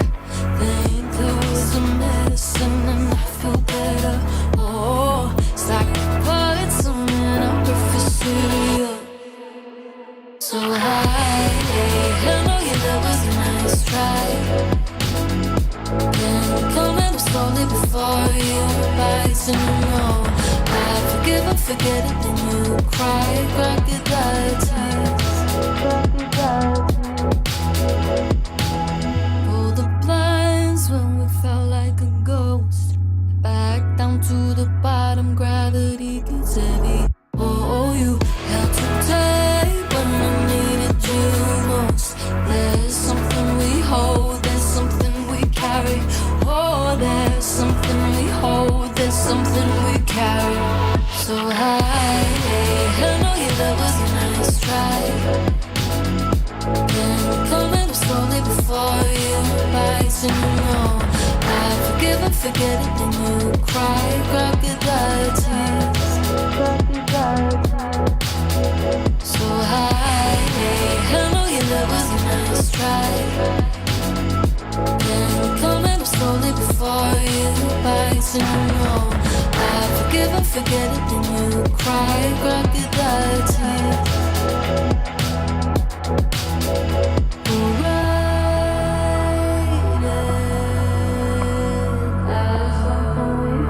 There's something we carry to nowhere. There's something we hold, there's something we carry. So high, I know you, that was a nice try. Then coming slowly before you bites, and you know I forgive and forget it, then you cry, crocodile tears. So high, I know you, that was a nice try. Then coming slowly before you bites, and you know I forgive and forget it, then you cry, crocodile tears.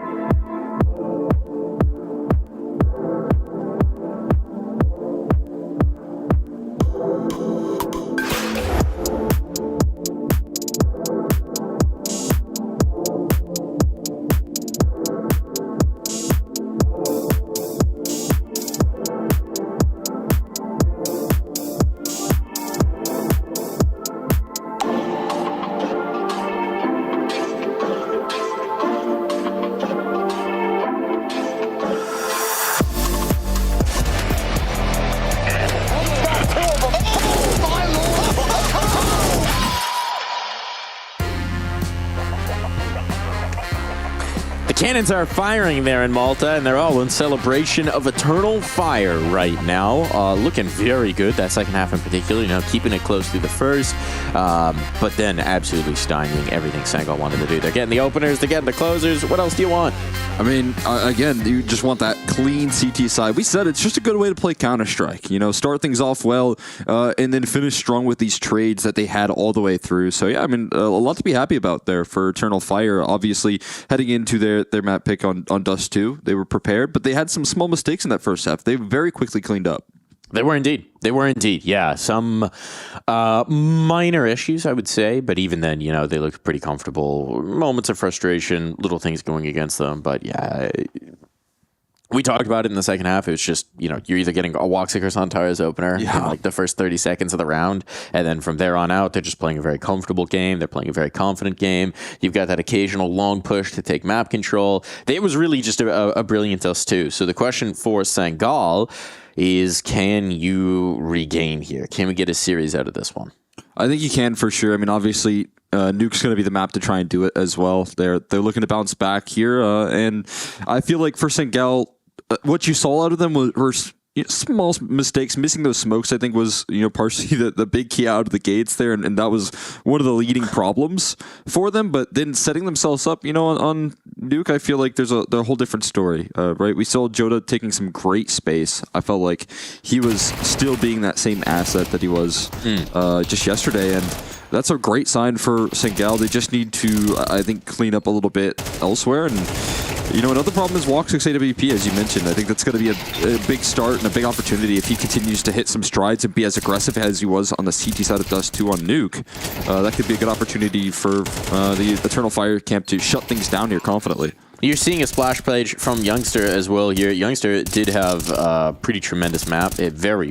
Particularly the first half. Yeah.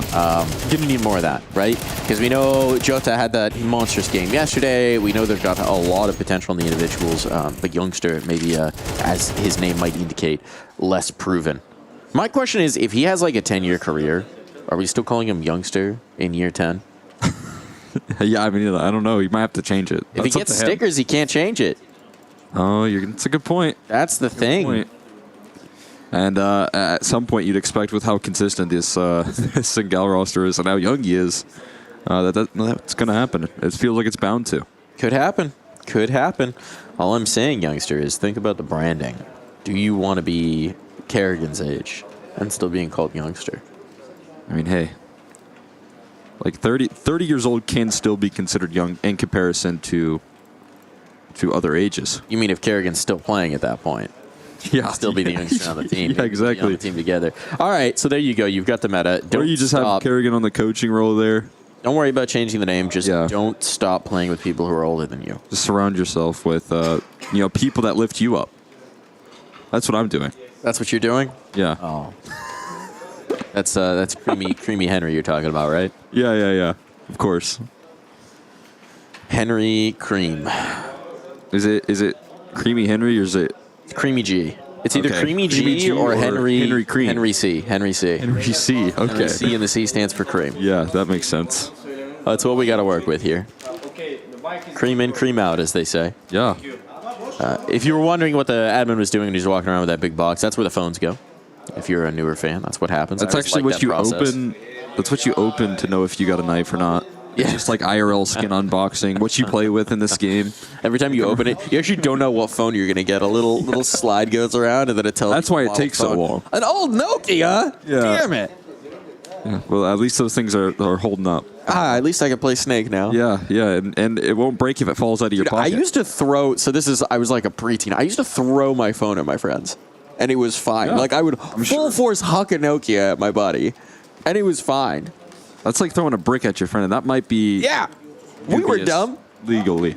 He threw it back. Okay, good. We were dumb. Dodge brick is what you were... I had one of the early flip phone Nokias where what it was is that the keyboard would flip up and then expand to a full type keyboard.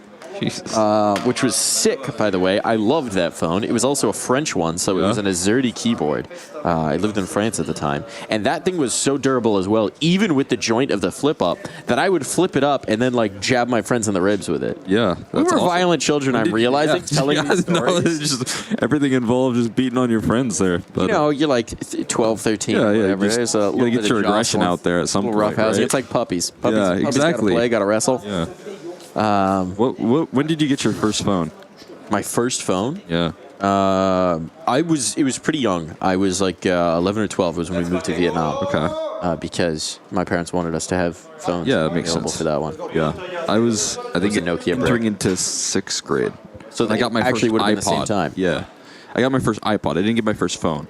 I think I got my phone in like 8th grade. Which is kind of crazy. I had to use actually WhatsApp at the time because I could only text on like Wi-Fi. It was an iPod Touch? Yeah. Youth. Turkish Derby, we're back in. It's Nuke this time. I don't know when they got their first phones, but I do know. Well, I guess we will know. Since birth. When they get their first round. Since birth. Who's going to earn a berth? Continuing on in the upper bracket. Oh, spacing towards lower. Major is under a lot of pressure here. Does not want to give up his life. Mostly just going to try and stall this out. Let his teammates get in position. But they're looking for a fight. And they're hungry. And Wakati has come in to reinforce. And show them the folly of their ways. Trades back in, but Woxic's on the line. And there just ain't a lot of mistakes being made. Calyx able to lock down that vent player. All good for Eternal Fire. That is such quick reactions. I was a little concerned because Madrid just keeps on giving and giving space, right, out of the gates. But then that all sets up for that little crossfire that the dual Berettas get involved in. That has to be quick reactions coming through from Internal Fire. The instant communication, instant rotations. And then Woxic to cap it all off with a fully finished flank right there. Impressive and very quick from Eternal Fire. Close out on that pistol without too many concerns whatsoever. Now, without a bomb plant, it's going to be Ecos. We got the classic here. One Deagle, out of yard. He's going a little too far away from his teammates, though, I fear. But yes, taking some valuable ground. He's in secret. The big question is, what exactly do you do with this space, right? How do you get the bomb close by to help out? Whoop. We got some D shots. Yeah. Need to connect a couple more of those, and Zantares, meanwhile, is chewing up your teammates. Okay, flank on. Goodbye. Well, all this nice positioning towards lower, and nothing to do with it. Come get me. Come and get me. Let me dig you. Who wants it? Who wants it? Woxic, you want some? They should just wait him a minute to be You want some? Clock him. Ah. Woxic wanted some. Woxic wants it. I mean, why not? You got the MP9 in hands here in Hopper. Earn some cash. Gotta collect those checks, and that is mission accomplished. Look at this turret, though, that they have set up on ramp. Oof. They just planted them. It is also that immediate knowledge of like, okay, we know there's one guy down vent. What are they going to try and do? They're going to try and link up with him. Get ready for the ramp hit. Obviously, if you get the kill, it's great because it shows chaos. It opens up the opportunity, but just with the limited equipment of Sangal, it's only so much you can do. Yeah, that was why I kind of thought Xflod was going to continue to try and take some duels in that outer yard as opposed to get in, but I think he was considering the fact that he had a little too much real estate that he wanted to use. I said when you give these guys space, they're usually good at capitalizing. We'll see him continue to work that outer yard. Ooh, little sound cue. A lot of just tiny bits of information getting revealed for Eternal Fire.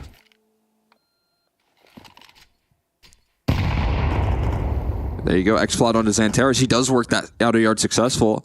And Calyx now put to the task of holding down this ramp side close range with that MP9. It's Joda that falls victim first, and the counter flash from Woxic is so perfect. Excellent recovery utility. Akadi has pushed in towards lobby as well as gathering more and more info. He's going to flank the ramp side. LNZ and Sammy not expecting this sort of pace, and they're not going to be able to escape here. His grasp and a quick headshot rolling through, going for everything. As Xflod recovers the bomb and is going to make a quick beeline towards that B site. It's a mercy for them that he runs out of bullets. Oh, might have had all three. Xflod trying to give himself the 1v1, trying to bait in that chase. No, he does have the isolated flank, but he can't lock it in. Woxic with the hold. Starting out at clean 5-0. Could have gotten dangerous for Eternal Fire. I thought they were in full command. Uh-oh. Little conversation going on there with the ref. Just making sure that we're all good. Man, they had a moment there, right? They had a moment. They get that kill outside. You're thinking they can make it happen. They have so much space. There's no one on towards lower, and then just vaporized in the ramp hit. Yeah, no tripping up there at all for Eternal Fire, at least in the server. But yeah, I mean, it was a good flash coming through from Woxic. That's that MP9 close range. I feel like you kind of need that support. Otherwise, you're probably just going to get one for one. And that was where Sengal's moment kind of goes wrong towards that ramp room. Then that next reaction from Wakati. It's just suffocating the map control. And that's off the back of Xflod winning out in the head-to-head early on versus Zantares towards that outer yard. These are some sweet graffitis right there. There it is. Lark. You can see it on the right. You just gotta. There it is. Well, appreciate them giving us a view. Is that one graffiti or is that like a couple graffitis combined? We'll analyze. We'll do some art Next analysis here. I'm sure we can figure it out. It should still be there, plastered. The paint hasn't dried. There it is. It's one. Okay, that's one. That's pretty sick. Yeah, that's a cool one. Not gonna lie. A little Cerberus. I don't ever get that in my weekly drops. I just get like little smiley faces. Yeah. Oh, all right, Woxic. I mean, Wow. this is just chewed up outside. You had that success with the 1 kill last time. You're thinking maybe we can replicate. You cannot replicate. You cannot replicate. No, you cannot. No replication whatsoever. This time there's a lot more attention drawn out here, and the slow start might lead to this timeout from Singel. A little worrisome out of the died, gates. right? Yeah. 7-0. Ooh. I like that out of your CT Opper on Nuke. I'll say that much. Hot hand. Hot hand. 100 ADR as an Opper. Just chewing him up. And He's playing like me in my open match last night for playoffs. In your ESEA my League open ESEA match? League open match. How'd it go, Cole? How'd it go? It went great. 2-0. Absolutely farmed. I think I had 140 ADR Mirage. How many more games you got to win to make IM? They were level 5. I think we have one more game to make IM. I don't know if we fully discovered this. We were trying to figure it out last night. We might be in IM right now, but I feel like with how easy that last match was, we need to win another one to really deserve it. Sorry, it's 36? Was it 36? What? The season 36 intermediate champion looking to get back to his home turf. IM champ looking to return to reclaim the belt. I'm going for take 2. If you think you've got what it takes to take Cole McHenry down in the server, you should sign up with some friends for the ESEA League. It's a good time. The answer is you don't. Not in my home turf. Not IM. Not an IM. But you got to get through Open first. In Open, you might be able to take him. Yeah, in Open, you might be good. Open, you got him. Main, you got him. IM, no chance. Wakadia says no chance. You're getting down the vents on me. They got that space and immediately get executed. Now Woxic, peering over the top with that big green, has already collected his 8th kill in 5 rounds. Just pushing on the T roof. He's pushing on a T roof. They're not giving him any respect, and that might cost him because he's a little bit out of position. Santera still lands a jumping dink. The only way he can provide a little extra damage out of this impossible position, and an uppercut from Wakadia. As Sammy left last man standing, scratching his head as to what you do in this sort of position. The only silver lining is he has bomb, and it's a Goomba stomp at Vince that he goes for. Out of all the plays, he tries to Goomba stomp Wakadia. He's trying to take a page out of the Flying Xantera's book. Maybe we should have pulled that trigger at some point, I think. He wanted to land on his head first. I mean, for the full effect. I don't know. We're back to Mario again today. I don't know what the falling, staring straight down accuracy is on a no-scope. I don't know that tech. But, did not. Whoa! Oh! Sammy is not having a good one. Sammy is not having a good one. I mean, the numbers tell the story. 005, 2 ADR, just mollied himself. They mollied T-Spawn, guys. How did they throw that? What's the lineup for that one? He doesn't have the jump throws. He doesn't have. Where's the molly even going? I don't know. You think it would be a smoke? I think it might have been a smoke or a flash that he thought he had clipped. He didn't get rid of nade binds. He's rumbled, bro. He is rumbled. You have 3 players on Sengo who have yet to get on the board 5 rounds in. And it is, I mean, X-Cloud's obviously one that you usually expect to do good. But it is Jota who has played at one hell of a game yesterday, right? Yep. We'll see if they can lift off now, but Jota's again going to be nullified, and they are, again, right at your call, charging down these players. Ramp is off limits as well as the rest of the map here, and X-Cloud still looking to try and save this one, but even if this kill comes through, we'll see how much he can gather out of it. Go for a knife kill? Nope. He realized the back was too turned to the locker, I think. Yeah, it's impossible to get the backstab. Little did he know, he didn't need it. But, yeah, I mean, you don't know the enemy's HP, unfortunately. We're saving. For 40 seconds? Yeah. Where they're going to hunt because they have all the money in the world? Oh, I don't know if I fancy this choice. Your position already known. Because Wakadia is here, he knows you can't have gone in. Oh, okay. He's going for overkill. He still can't get away from the headshots. Might have misread that one. But yeah, no, he wants them to look him in the eyes before he pulls the trigger. That's good for the headshot. That's the sort of stat farming I like to see right there, where instead of going for the body with the AWP, he's like, this is an extra HSP. This is good from the HSP for sure. Good for the HSP. He thought it was a scout or something, just actually flicked to his head. Maybe that's just in his brain. You know what? If you have the time, it's good practice. Muscle memory. Yeah.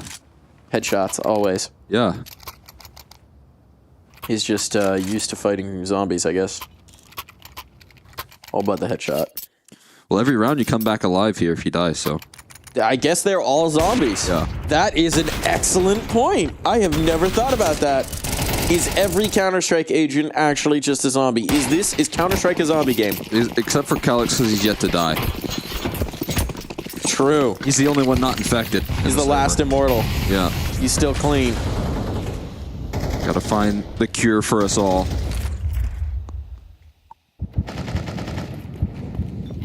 Here comes the mini drop. That's unfortunate. Great camera angle for that. Shoutouts to the Observer. But Sammy's able to trade this out. That's Sammy on the board now. This is starting to look a little better. Man advantage. That's something Senegal have virtually never had. Again from Jota, this time able to contain that aggression, but there goes Calix back in return and able to cut off another potentially not claiming youngster, and Jota gets re-peaked. They are unrelenting. The bomb trying to transfer onto this A site, so focused on Heaven. That's both players now revealed and not expecting Xfloud at all. Where is the end goal? Okay, they are going to commit towards A at the final stages. Oh no. My God, 1 HP. 1 HP. Oh, he gets out of there. There's no way he does this. There's no way, right? Okadia, you can't do this to them. Oh, spotted. Spotted. Youngster knows where he's coming from. And yeah, okay. That finally is Senegal on the board. Uncharacteristic from Eternal Fire. Kind of lost their heads a little bit. I mean, literally in the headshots, but figuratively in terms of just not necessarily taking their time in that 2v2. They've been so good on the post plants, and it felt like maybe, I don't know whether they're just feeling a little too good or what it is, but a couple moments there where maybe they get ahead of themselves. Yeah, I mean, also just playing with a lot of confidence in that. It felt like not clearing these angles because every move that they're making feels like the right one. It's actually ridiculous how quickly the CT economy goes. They've emptied the bank. They won 6 in a row. A lot of them in dominant fashion, and the money's just gone.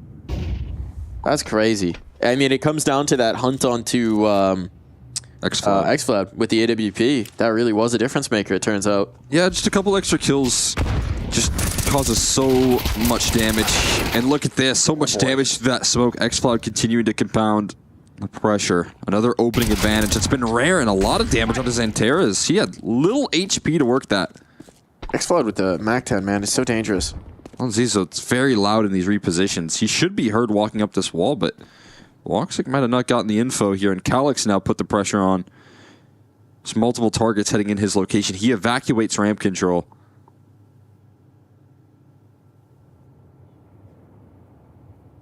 What is this setup? They are so constricted on the CT side, trusting in their individuals. Madra has to cover it off, but there you go. You can place your faith into these players. Calix finally spotted out there by LNZ as he dives from the heavens once again for another kill, but doesn't leave him with a lot of good options in the remainder of this one.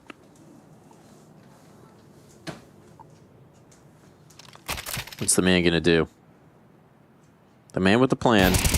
Peeks into the op. That first shot misses. Gives him a second lease on life. Gives him an opportunity here. Does he know there's a player back site? Running out of time. Kind of has to commit into this. 15 seconds. Can't go down the vent at this point. Trying to just chase up that kill. 10 seconds. Does he have time? Should have it. At least to try and get a plant, but they're going to chase him here. So he almost has to commit. And without doing that, not a winnable round. He's going to go for kills in the clothesline, but nothing given.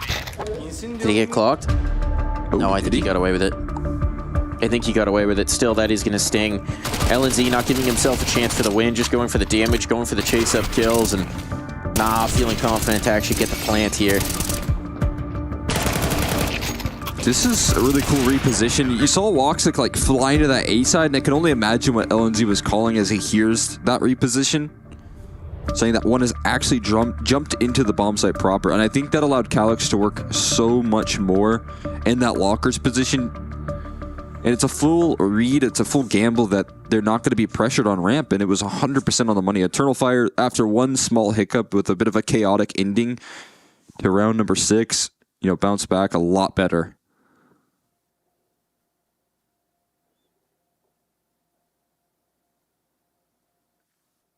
Taking a moment to talk things over as we're back in the server, back into the action. I mean, look, for Senegal, the only silver lining you can say is it is T-side. You don't need that much. You do need something. And the something is quickly turning into nothing. Nades down, damage up, massacre again. Chewed up and spat out coming out the squeaky door. This one is already a non-factor. It's nice that they're making these rounds quick for us. Don't have to waffle for too long, but maybe we want some more waffles. Or are you a pancake guy? Pancake or waffles guy? I'm a waffles guy. Yeah? Yeah, I'm a waffles guy. Correct take. I mean, each their own. Both are delicious, and they serve different purposes. Like, a blueberry pancake, better. A chocolate chip waffle. Chocolate chip waffle. Chocolate chip waffle from Waffle House. Yeah, it goes pretty good. I used to work the graveyard shift at UPS and would come home every day at 5 a.m. to a nice chocolate chip waffle on my way home. Oh boy, okay. Good times. The best part about those days. Nada John to Xfloud. Zantares getting cheeky, but they're ready for him. They know Zantares moves. Spotted. They know him. They're ready for him. The tag's up, tip him off. And now the question is... toast. Yeah, he's still kicking. Portion on the spread, but here comes the move. Now they know... Do they know there's a player painted in the corner? They don't seem to know. Let's see if Jota can take advantage of that fog of war. Take advantage of that information at all. No, he cannot. They are prepared. Bombs well within their control. They have full lobby. LNZ and Xfloud, this one's a tough ask. Yeah, not enough HP for Xfloud. It's going to be large C on LNZ, who's now faced with a Molly. Smokes down as well. This is so incredibly brutal to try and claw your way back from. These angles are so awkward. How do you do it? I mean, good news is for LNZ, he's got a little bit of utility to dispense. We'll see if that's used to any effect. Doesn't seem like that Molly's going to quite cut it, and time is just ticking against them.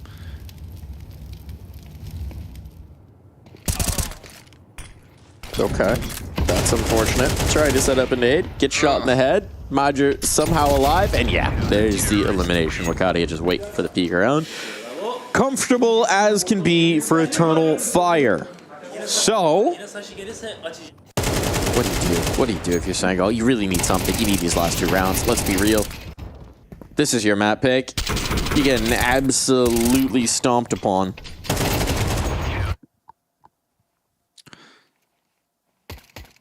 I just feel brutal. It feels like every phase is the right move. Every re-aggression from Eternal Fire is working out. They're constantly moving on the map. It is putting a lot of pressure. Jota's still yet to get on the board.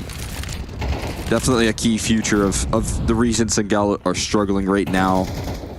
And Zantera is continuing to start off his aggressive antics tag, and the HE not going to frag him, but again, it's Zantera's finding an opening duel, and then he's instantly mobile on the map.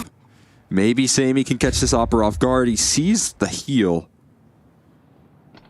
And the peek comes through from Calyx, so it's not going to work. You thought you had a timing, understandable. Unfortunately, there's no surprises here for Eternal Fire. No, not at all. Oh, hold on. LNZ, there's a moment, there's a hope, there's a dream, and that dream is quickly snuffed on out. The domination continues. Double digits reached in the first half. It's just been from every direction. Eternal Fire looking phenomenal here and looking to march their way on through the upper bracket. Another clinic put up on the CT side. Back-to-back. Mouse, they've been able to do it. I mean, I guess Nuke more understandable, but this is way better than how I thought things were going to head out. And Sengel, is there any life to be had? Are we going to get the 0.5 here for Jota? They're looking to secure it by charging him in this lobby position. I believe Jota's good for one. Samey certainly is. It's a good reposition. Had the jump to Wakadia, but not able to land the kill.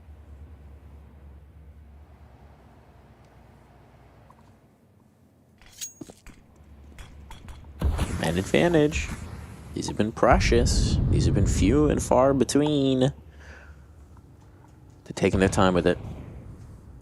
They don't want to fumble now. This regression, though, from Zantares might just force him. He's done it again. Yeah, and there it is. Again, Zantares suffocates on the defense.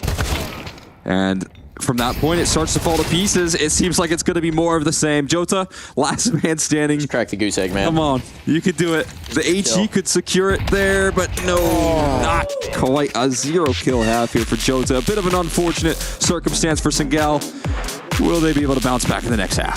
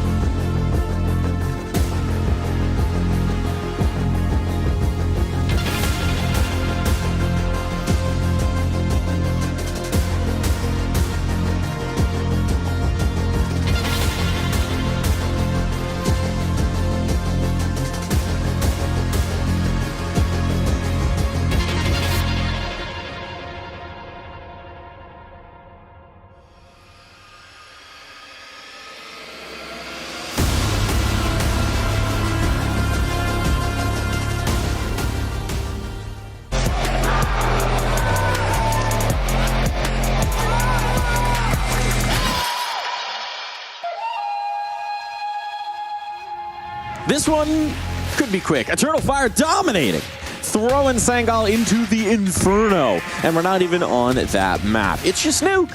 And it's been so very good for Eternal Fire, shutting down everything that Sangal wanted to do. I don't even know what round could have gotten that reaction out of Zantares. It was probably the round where LNC jumped on his head. But he still shot him. He still killed him, didn't he? No. Different good It was the mini jump on the head. Yeah. You're right. But it's been on the board. Clean sailing. Jota's on the board. He will not be blanked out of this. He's on for a second as well. Here we go. Second half, he said, get me on CT side. And now, Woxic and Calyx trying to bring this back around, trying to make this impossible. Hold on. Don't let him do it to you. Don't let it do it to you. Don't. Dink up. Don't let it happen. Don't let it happen. Three bullets, Calyx. Oh, no time to get the reload. Was hoping they'd close the angle, but Woxic's come right back to it. That might be unexpected. It's not though. Now they're ready. Hold on. He's got the first. Woxic. What can he put together here? Bit of magic. Oh! It's just Sammy, who's already tagged up. I think he heard him. Yeah. Did he spot him? He heard him. He's got it all. Woxic. No mercy. No forgiveness. No chance for Sangal. Get loud, they say, because holy cow, Woxic has just ended this map. In such a devastating fashion. What a absolute insane clutch. I mean, just again, kind of getting a little over eager there for Sangal to close as well. They kind of give up on these advantages that they had out of the gates, and even in that 3v1, everyone kind of being loud in their positions, no one silent, close range duels with the Galak. You know how that's going to go typically. And as you said, no chance for Sangal to get their heads back into this map, it feels like. It's going to be a quick denial for xCloud going all in on this lobby crunch, and it's well handled. Eternal Fire going to put this series to rest with the quickness, it feels like. And it just had to be Woxic. That dude has been so lethal. He was the same way on Dust 2, getting so many openings for his team with those smoke pops in the second half. His numbers here are just stupid. He didn't die through like the first 5 or 6 rounds. Just absurd numbers. That pistol round, clutch. Just the icing on the cake. So he'll take the final 2. Ends with 20 kills in 14 rounds. Unreal coming through from Eternal Fire. And I think this is like your ideal map. Because it's not just that the individuals were popping. And don't get me wrong, they were, as we just talked about with Woxic. But you were also out calling them. You're getting the advantage in so many rounds. You were anticipating what they were doing, even when they found their moments, even when they found their opportunities. Just immediately responded on, immediately shut down. That's a beautiful series from Eternal Fire. That's a phenomenal nuke from Eternal Fire. And they will move in to the upper bracket final of Group A. That is what's so impressive right there. Eternal Fire completely suffocating all the way through that map. And yeah, I mean, it's definitely a lot to be happy about. You've shut down Sangal, who were in, fiery form in their own right. And, not massive concerns for Sangal in the way that they lost Dust 2, but definitely concerning for the T sides in general for both of these maps. I felt like that was a huge missing piece to the series, was usually what Sangal can really bring in an effective manner. But as you said, I mean, the two more experienced, more tenured Turks here on the side of Eternal Fire are the ones that are showing who's boss in the series. Yeah, absolutely. I mean, I think it's got to be troubling, right? I don't think you're concerned that you lost a series to Eternal Fire, but I think you are concerned about the manner of it, especially, as you said, those T-sides just getting away from you. A lot more work to do if you're going to want to be anything more than an upset team. But a lot of promise as well for Sangal, so we'll leave them alone for now. They get an opportunity. They've got a lot more chances to make this happen here at ESL Pro League. I just want to heap praise up onto Eternal Fire. You see in it, the highlight reel was only them in the highlight reel, frankly. And just unreal performance. This is an Eternal Fire team where we're looking at them as a dangerous squad again. We're looking at them as a team that can really take it the distance, that can contend. Yeah, I mean, that's what they just showed right there. I think Sangal already with such a big victory to start this off and shutting them down in that sort of fashion, as you would maybe even expect FaZe to do when they headed up against this matchup. It felt so promising, and especially isolating, an individual such as Jota consistently round by round on Nuke in particular, making sure that he wasn't able to have that same efficiency on some of his solo moves, I think was part of the read that Eternal Fire came into Nuke with. Yeah. Now they're going to have that upper bracket matchup. That's going to be against the winner of NIP Na'Vi. So I'm just going to say it. Probably Na'Vi. An Eternal Fire Na'Vi matchup. Look, NIP shock me, surprise me, do it. That's the challenge out here. But that would be a really exciting matchup, I think. That'll be a really fun one to watch. Eternal Fire v Na'Vi. Na'Vi that's just been looking so good. Clear world number 1 in so many ways. Maybe not clear. Clear is an exaggeration. A strong world number 1. I think that's like the biggest litmus test for this Eternal Fire roster. Now, a guy who might be all the difference in that matchup, he certainly was in this one. He's our Air Force Aim High player of the match. That's none other than Mr. Woxic himself. This dude was unreal. He was so good. And just again and again, when you have that kind of prowess in the op, when you have that kind of damage on the op, it is so tough for teams to deal with. It was absolutely consistent right there. The opening duels that he was able to find over and over again on Dust 2, the just consistent H-ing of the smoke into this wild mid-fight that he loved to take. He's definitely got a lot to be proud about in this series. As you can see, not dying at all in it. And I mean, definitely taking a lot of duels here. That was consistency out of Woxic. And as I highlighted, it transferred into Nuke. Yeah, I mean, actually stupid to have nearly 180 R as an AWPer across 2 maps. That is just bonkers numbers, really bonkers numbers. Took command here in so many ways. And I mean, yeah, that second half of D2 in particular, like obviously Nuke was a stomping and he was just the one doing the most stomping. But that second half of D2, netting them so many picks, these smoke pops in particular, every time. Sango, they knew they were coming. Yeah. They couldn't stop them. Yeah, that's the most frustrating part right there. They knew exactly what Woxic would do. Woxic just that much quicker in this head-to-head in this matchup, and that's a refreshing outlook for Eternal Fire, having multiple different ways to win here. It wasn't just the Xanterra show, as sometimes it is for this team, and sometimes they just need him to be such a huge opening factor. He was still showing up, but you had all of this extra assistance, and that's why it was so dominant, I feel like. Dominant indeed. Just absolute stomping out. It's got to feel good. If you're Eternal Fire, it's got to feel good there. I mean, you saw they were excited. They were happy. We still somehow saw some Xanterra's faces, even when they're, up 11. Anyone can be frustrated when you get Goomba stomped. I just respect that he always expects so much from himself. Yeah. And he's like, well, we lost one round. Should have won that fight. One too many. Yeah, for real. We called him the Eternal in the beginning, and he has been, dude. He's just been one of these top individual players in the Counter-Strike scene for, 8-10 years now? Right? Yeah. Just the Xanterra's effect, the Xanterra's peak. He just doesn't slow down, man. It doesn't change. I don't know if there is an upper limit on the Xanterra's timeline, but we ain't found it yet. Yeah, and again, it's pretty cool to see, to see him up against this young Turkish talent as well in Sengal, challenging some of the academy squad members that were once on the team, at least in the form of Jota, and still showing him who's boss, that's the most impressive part, because when you look at the head-to-head yesterday between Youngster and Kerrigan, as you'd mentioned, something along those lines, and it's that's not necessarily a guarantee for some of these other guys. And yeah, that's what's been so impressive. He just keeps it up. He does. He does indeed. He just keeps it up. And I mean, as well, for those young guys, there has to be that dream when you're a player coming up through the Turkish space of maybe being that next Xanterra's, maybe replacing Xanterra's. And he's just like, no, you're not going to do it. No. You can't replace me. I'm me. Yeah. Ain't no other one. No one's like me. Yeah, for sure. Just that consistency here. I mean, a really cool opportunity for Eternal Fire now to just continue to claw through. And as you mentioned, that likely matchup in the future for the side of Eternal Fire versus Na'Vi would be great proving grounds. Yeah, I want to see that. I'm excited for that one. If it does come through, could also be NIP pulling off a massive upset. They've already done one. Yeah. With the little snap tap assistance, but they've already done one. And speaking of that, we actually do have another map coming, another series coming. As you can see from the timer, it's going to be a while. Yeah. We've gotten ourselves a nice little break going in here. But when we come back from this break, we'll see the return of Heroic as they try and put away Lin Vision and bring a continued campaign here in ESL Pro League. I'm going to go ahead and shut up now. Thank you so much for tuning in. We'll see you in a little bit.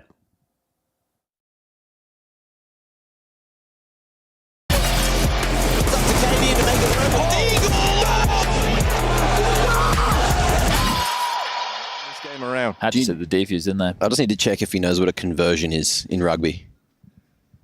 They got rugby. I do, man. Yeah. I do. Mm-hmm. They've got rugby. You're just going to have to take my word for it. Yep. I know what that is. Okay. Who's your favourite Aussie rules football team? Bloody hell. I mean, it's probably between, the Sydney Sweepers or... Oh, he was close. Not far off. There's a bird. Wow. There's a couple of birds. Yeah, so... Most of the teams are from Melbourne and Brisbane. All right. Actually, just mainly Melbourne. Melbourne, yeah, mostly, mainly Melbourne. What is it then? It's like the...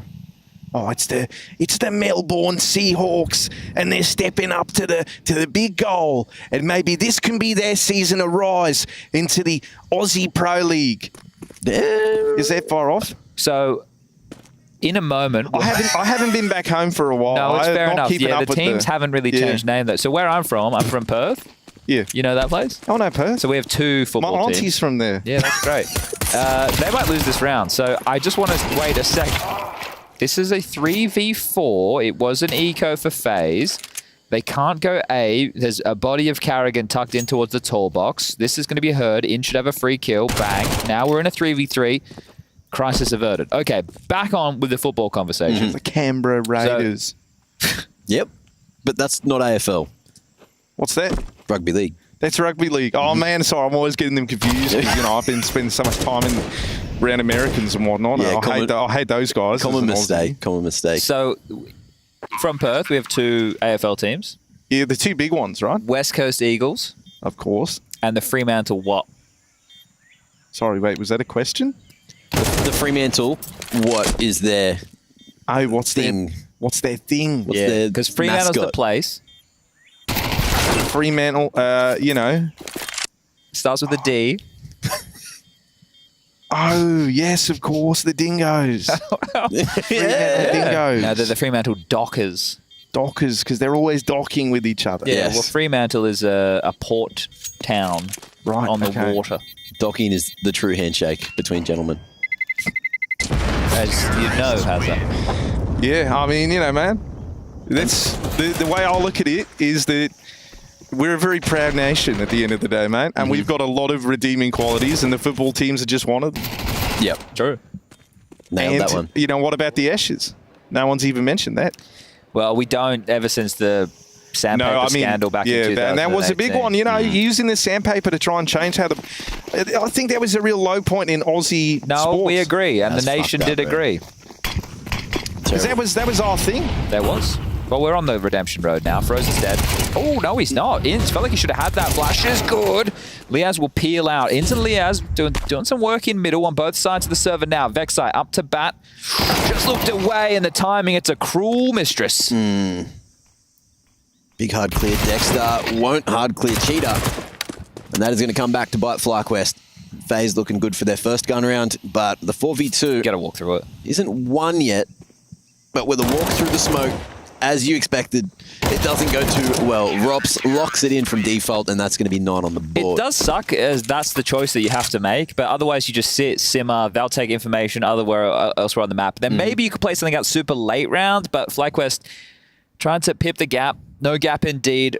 Rops has this one sorted, and what a huge push this is. Excuse me. Great round from Rops.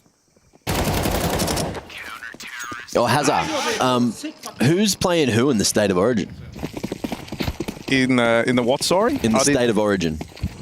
I mean, I know what that is, and I know who's... I think... it's 2 states. Yeah, I think the first matchup, if I remember right, was Queensland. Yeah, okay. And they're taking on... all the Queenslanders. Yep. Exactly. Because I know the shout, right? Yep. The Queensland, they're taking on the... who the fuck are those other people, man? Well, what are the other states? We should start there. I mean, well, hang on. I don't think we have to go straight to the hard questions, right?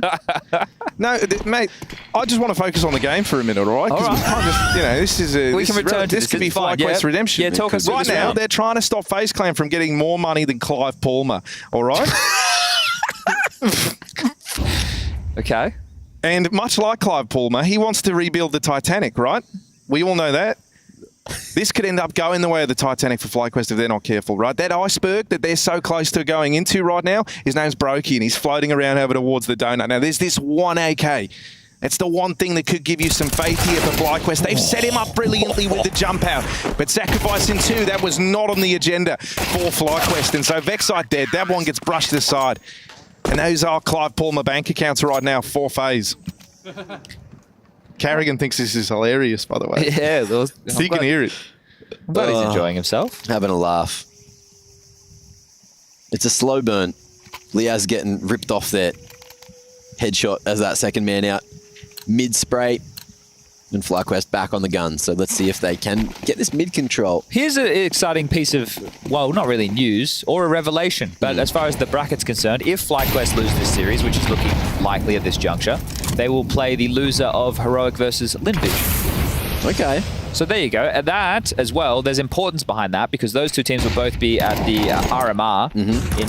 hello, gentlemen. What? Dexter! Okay. Oh, no. Hang on. It might all go wrong. All right, that nearly lands. But then Ross is the A-holder. Did he throw some util as why they're just scampering quickly towards A? Maybe they expect the rotation because of where the kills have come in. He would have flashed or something for him to make we'd that likely reaction. missed something in the kill feed there. That was huge from Dexter, that second kill. The first one you can see just holding W. Yeah, he knew someone was in that smoke. It was just crazy flick. All right. Well, another round. Whereas the winner of this will play against the loser of NIP versus Na'Vi, which is our next match. So there you go. It comes full circle. We understand how the bracket works. We're currently in Group A. We're going to have more games coming for Group B, obviously, throughout the course of the week as well. We have the B stream going on, and we also have the mailbag. So if people want to send some emails in there, just let us know. We have one from Connor Beale, and Connor says, Mac has a sponge, me favorite trio. So there you go, Hazza. Your first time on the cast, and people are really enjoying what you're having to offer. Someone would like to, what would you say to someone as a compliment as an Australian, Hazza? Terrorists win. Am I allowed to say the C word? No. Well then, shit, man. I'm You can abbreviate it. Can you? Yeah. Cheers, Gunner. Oh, all right.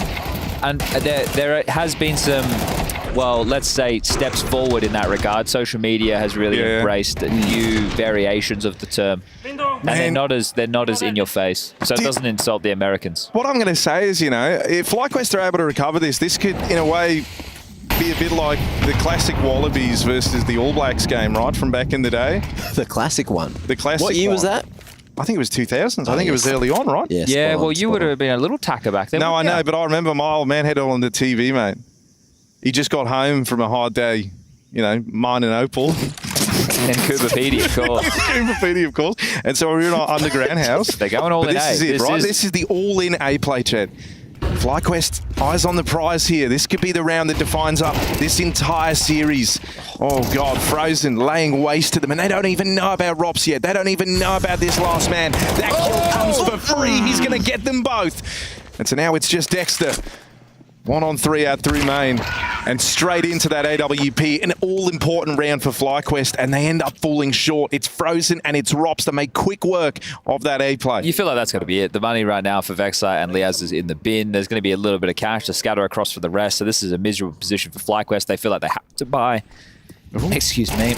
You're on there? Yeah, I'm just getting very emotional. You mentioned the Wallabies versus the All Blacks game. His grandpa actually was an opal farmer. So, and I was there live when that game. Were you actually? No. Of course I wasn't. Mate, that would have been fucking sick. How old would you have been? 12, 11. Oh, you would have been down boogie boarding at Bondi Beach. Yeah. Well, no, but yeah. Okay, Alistair. Big kill, not going to clear his corners. Rain will go down the rotation. Carrigan's here to sweep them under the rug. Ends with a trade. Frozen already on the site. And try and cause a few issues, but will he allow Rops to play first? It looks like it. Rops heads ahead against the Mac-10. He wins this one out 2v2.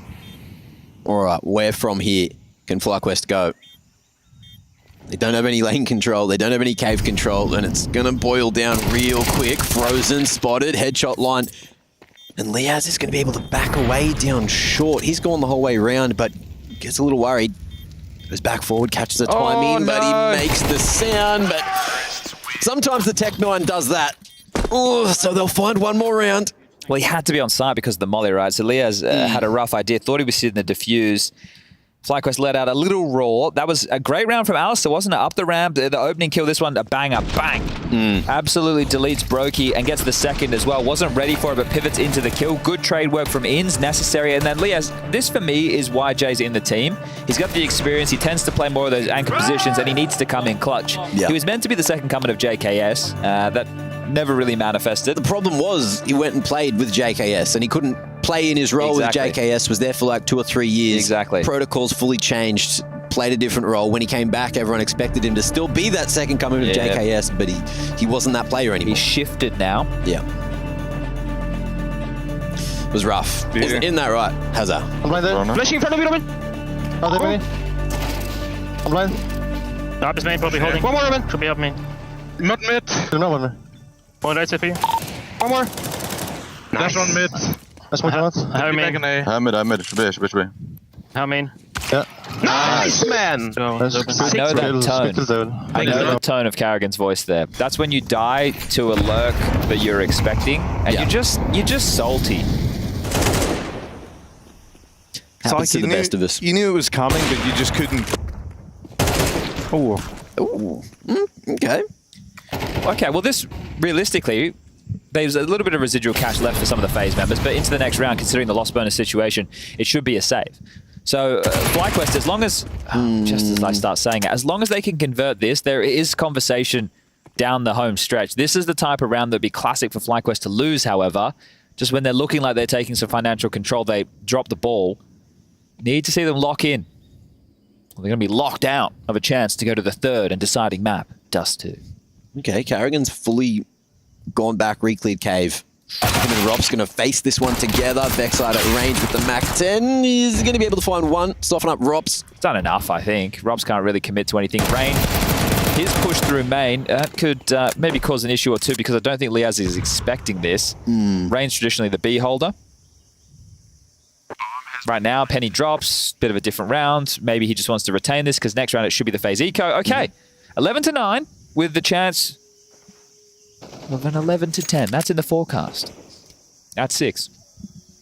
Who's your favorite character from Home and Away or Neighbours, Hazza? Oh, that's a tough one, man. I mean, there's a lot of good characters to pick from, but I think, you know, Kylie, Jason, they were pretty iconic from back in the day. They definitely were. How do you feel about Margot Robbie going from Neighbours and now being as famous as she is? I mean, it's no wonder. She's a very talented woman. Right? Yeah, no, you're right. Just looking for your opinion on it. Did you see her work in Barbie? I did, yeah. It's actually a pretty good film. I haven't watched the film, but I you did haven't see that seen she the was film. in All right, Barbie. that's fine. Yeah. Mac, come on, you look like the kind of guy that's seen Barbie. I've 100% seen Barbie. Yeah, it's good, right? I went for Barbie over Oppenheimer, and I didn't see that until, you know, a little bit later. Not to be confused with Shrimps on the Barbie, eh, mate? How's it going, boys? Just rocking up with the Fosters there, the couple of tinnies. What's Australians' thoughts on shrimp? You know we don't say that. No, I know you got. No, that's why it was like, you know, I was jovial. I'm like taking the piss out of what everyone thinks Aussies are always having shrimps on the Barbie. And mate. what beer do we drink? Well, not actually Foster's, but correct. It's something B. Oh, Bud Light. You got nothing wrong with the Bud. I don't mind a Bud Light. No, not at all. Hey, but look, take a look at this. Ins now, creeping around. There we go. This is 10. Now we're cooking. I mean, this is getting really close. It's another game where FlyQuest have pushed FaZe to the very, very limits of holding on, right? They're actually demanding a lot of FaZe Clan right now. the biggest issue that FlyQuest has always had from this position is they'll get to 11, but they're not closers. They're chasers, but they're not closers. What would this be? 3 consecutive series they would have lost to FaZe as well. Yeah, that's tough. With this roster. Or this year. With similar scorelines like Can't that. dodge FaZe. They're getting unlucky. Well, It's lower bracket twice now, right? How's Sungar going against the likes of Eternal Fire? They were playing. That's the. Oh, you want to know? I would love to know, actually. Let me look it up for you right now. Because Sungar were very exciting yesterday. Yeah, I think they were up by a little bit last we checked. Just had the spoiler. No, it's not gone well, Chadley, man. Crikey. How do we feel about Steve Irwin? He kind of... Absolute legend. He was an absolute legend, right? Greatest to do it. Went down. And he helped put Australia on the map. No one even... Well, he definitely did. No one even knew where it was until he started doing world tours. And they went, where the fuck are you from? He did do a lot of morning television in the US. Yeah. But people, you know, Crocodile Dundee came before Steve Irwin. That was a movie. No, that's true. Paved the way a little bit. That's, yeah. All right, important round. Let's turn the intensity up a notch. It's looking for 11 FlyQuest. 2-3 split of the attack. AWP post and Alistair with a chance, and he's going to push forward. This is crazy from Ali. Pedal to the metal, but Vexite is there. Space taken. That's the trade that you would take. This might have to be the save call from FaZe. I like that. Resilience, even though Ali didn't hit his shots. He put his body on the line, allowed Vexite to do the shooting. Yeah, I think, the taking of the space, the fact he was traded, that's a win. And they can pick the AWP up at the end of the round anyway. So it feels like FaZe will have to save unless they're given an opportunity back into the round. Yeah, I think the weirdest thing about what we're looking at right now is that Liaz is still over towards A main. That's a good point. Maybe they can take away a few of these rifles, which means that this is still obtainable. This could actually be a FlyQuest map victory. It'd be the first time in these series that we were just discussing they've taken a map off of FaZe. I'm going to fact check myself. I did say that with conviction. I feel like it's right. It is right. I doubted myself. Well, I know where Frozen is. Liaz could activate now. Yeah, he's getting a little bit horny. Brokey's AWP surely heard. That's the kill. Or gone and now stuck in Donut. A molly for Liaz. He could lob this in. He could get rid of both of them right now. He can make this very expensive, but the molly's just gone a little bit shallow. And so it looks like they're going to get out with some of these guns still intact. 2 players left standing. It's Rops, it's Frozen. But the scoreline is tied up, and that's really what we got to be paying attention to right now. And also, I want to say, you've noticed it over the last couple of rounds, FlyQuest are playing with some gumption. They're running up ramp. They're getting involved. Look at this. All right, you were saying what Ellie was doing was crazy, but Vexite makes it work. They double up. You'll trade 1 for 2 on the opener into a B side. Yeah, you bang on there, the partner system.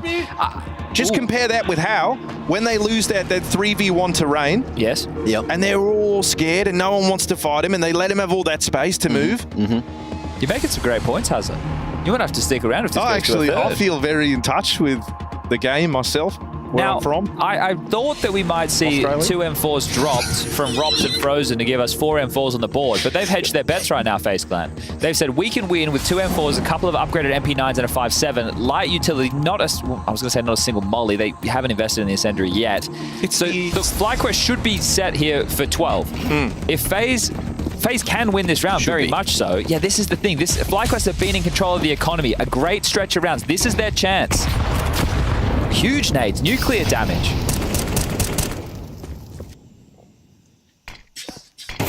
Lurk smoke. I don't think it was meant to be long smoke, I would imagine. That's not a very good lurk smoke by any stretch. Frozen's grabbed 1 over towards Heaven, so decision made. Who's going to bounce back? Normally we look to Dexter in these big moments. He's made a lot of noise there. Brokey sitting that smoke out.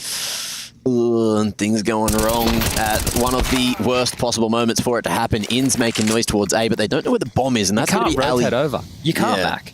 It's just so dangerous. It's too far as well because you know that the CTs can out-rotate you. This would not be an advised rotation.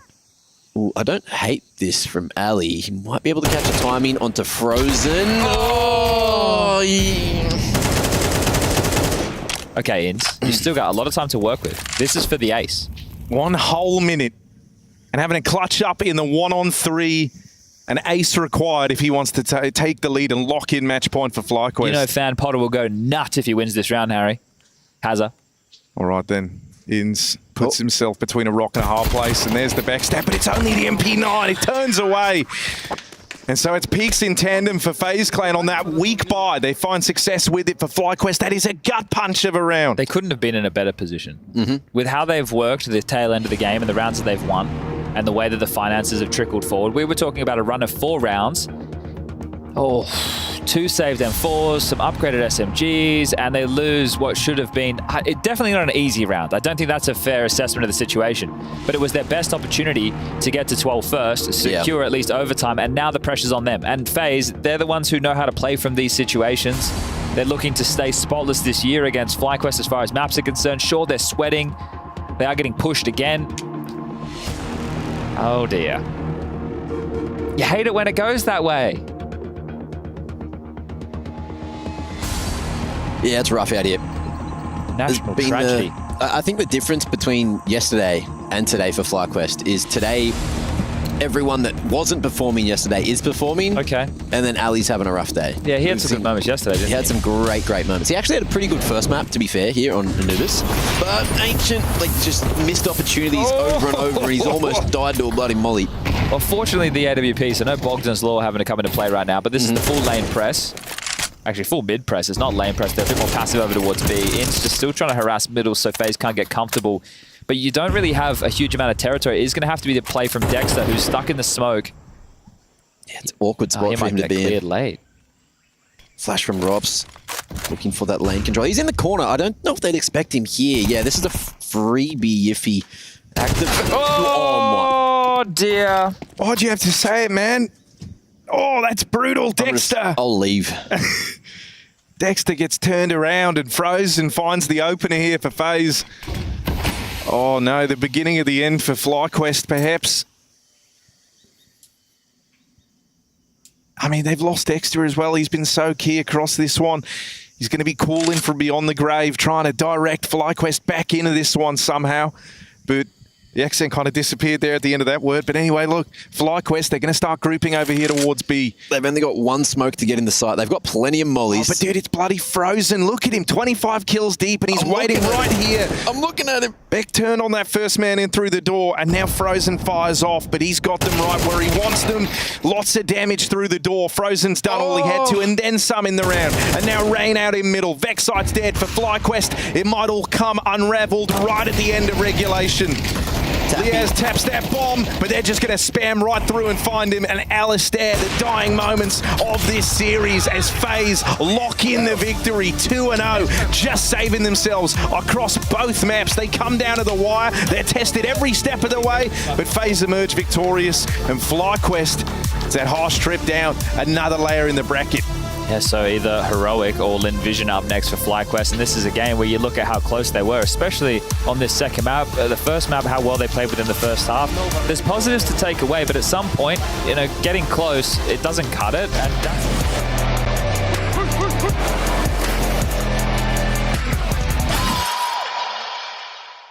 Think you've seen it all? With FACEIT Watch's Point of View Selector, you can experience the game from any pro's perspective. Use the multi-view feature and customize the stream with up to 4 angles. Control what points you see while earning rewards. Drops are activated and lucky winners will receive FACEIT points. And if you ever miss a match, VODs are now available. Get instant access to demos with multiple POVs and commentary. Watch it, control it, FACEIT. The major was incredible. We're really proud. My boys stepped up with a little help from some new tech. Nice. We all know that Xantares used to be an onliner. For years, we tried to bring the LAN environment in his bedroom. Fake crowd sounds like trash talk, different table. And then one day, it clicked. Why don't we bring his bedroom to LAN? We go, beast mode, get dough, ain't no cheat code. Big dog, Chico, free smoke, game time, we score, we go. Now they push into the rest, solid from Xantares. Oh, nice! You can't shut down the Turkish Terminator. His aim's too quick. What an opener, this is him. And Rain's not ready either. Wicardia, a one-man army right now. He's looking so good. Do you think that other orgs will use your methods? Yeah, they already are. Big are building Searson setup just outside.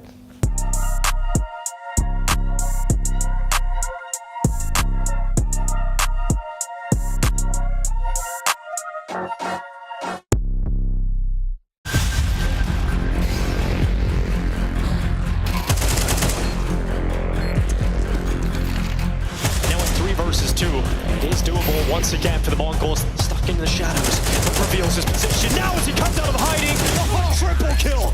What a kill!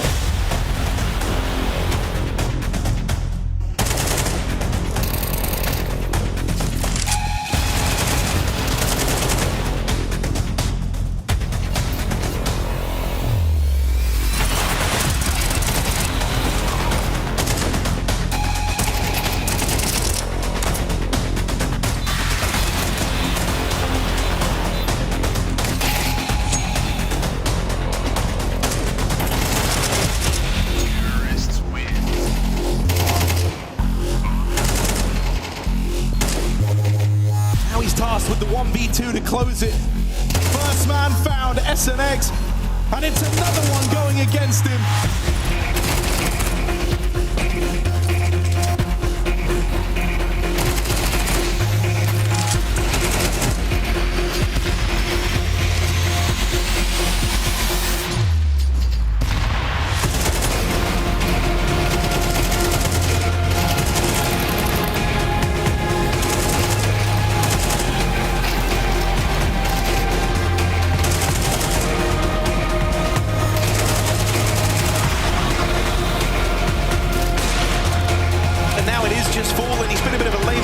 this man so far, and it might end that way.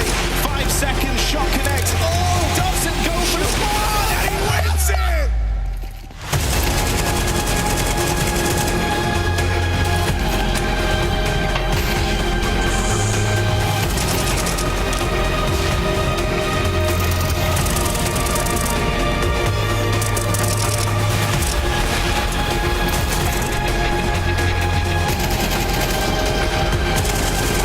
Perfecto in the clutch.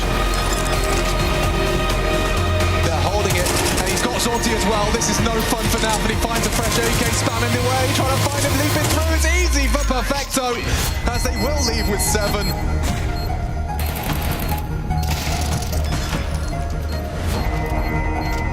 Senzu with a backstab. They're on the board. He gets them off, but they win the round.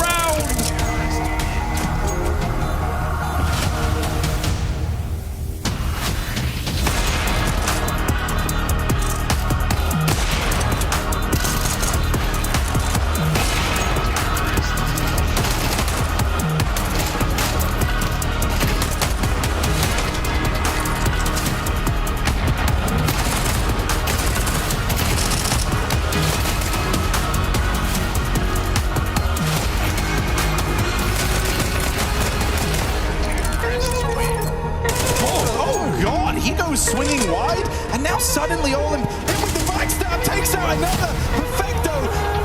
Oh, shot. Oh, Eco, a scorcher.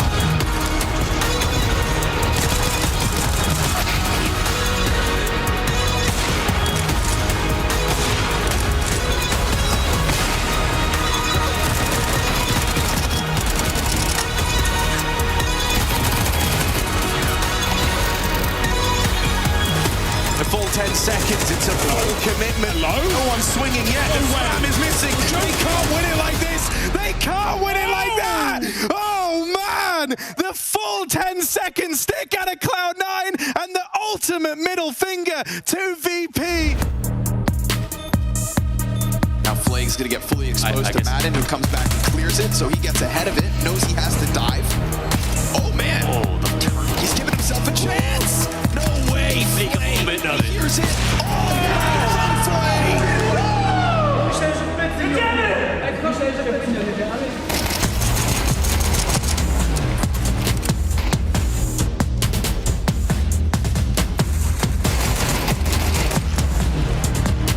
time is of the essence, and Shiro gonna need this plant. Taps on and tries to bait them.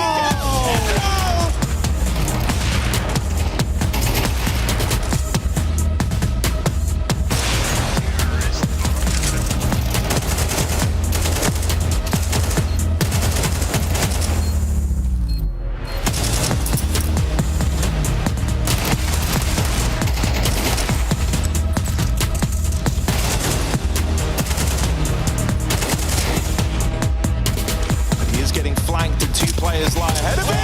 Oopsie is suddenly alive.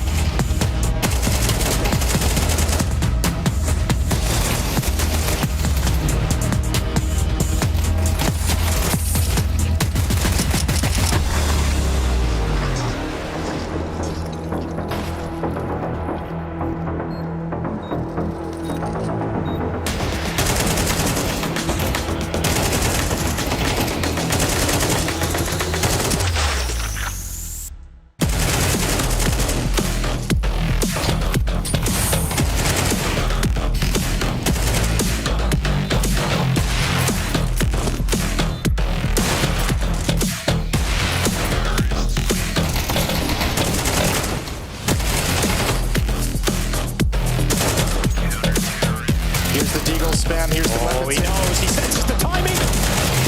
Zai Oil Flames have no standing on the A side. Says that is incredible.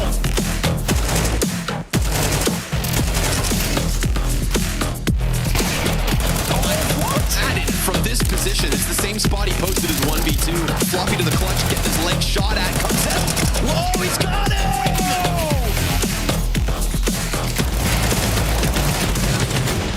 scores. He's alone. If he denies this, there's no more time. Perfecto gets it done and just needs to hide. Exertion's running in with it. And Perfecto is just hiding in the middle of the side. Exertion with a headshot. I cannot believe it. 1 second in it.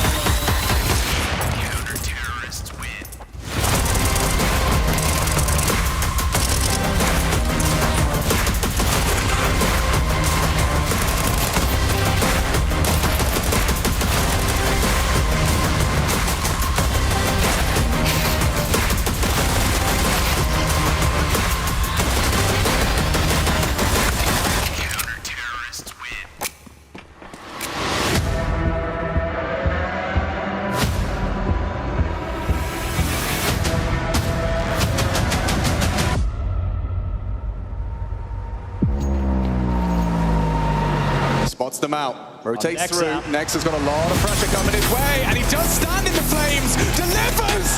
Triple headshot on the P2K. The rest is Hunters. He'll finish it with style. This would be a necessary clutch from Frozen. Frozen aggressive to Nexa. He's bringing it together, piece by piece. Frozen!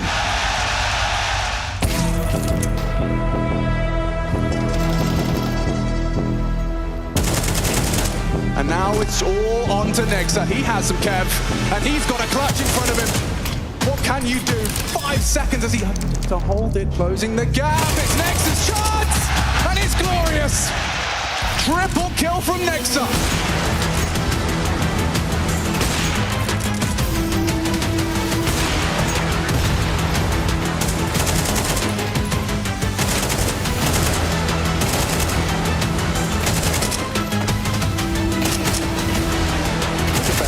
And oh, Nico's lost his. Oh my God!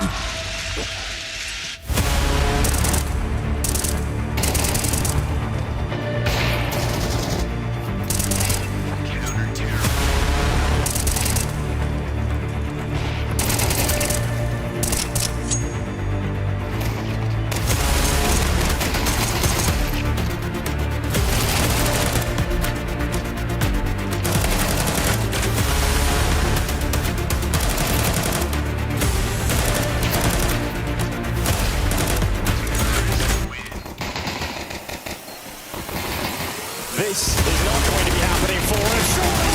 Oh, my God, Madden!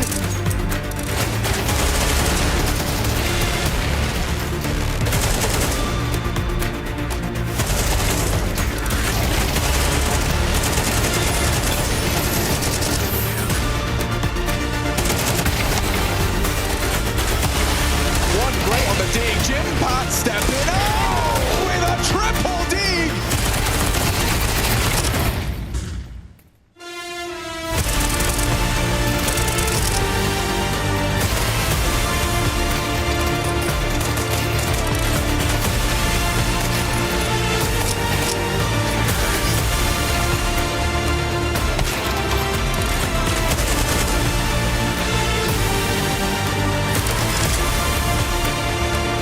Slice up Magic, and he's done it. No issue for him towards the back of the cake, and now he's separated it. But there's 9 seconds left. He's so damn close, enough time to plant. Bludgeons them to death.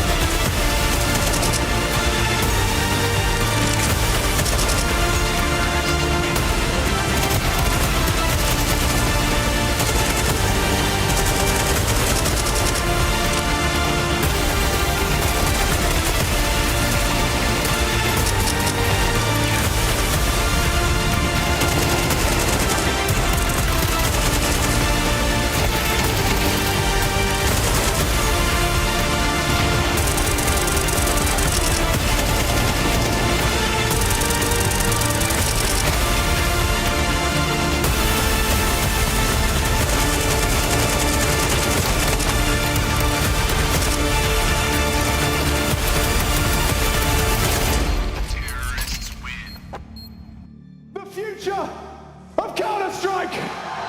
Team Spirit.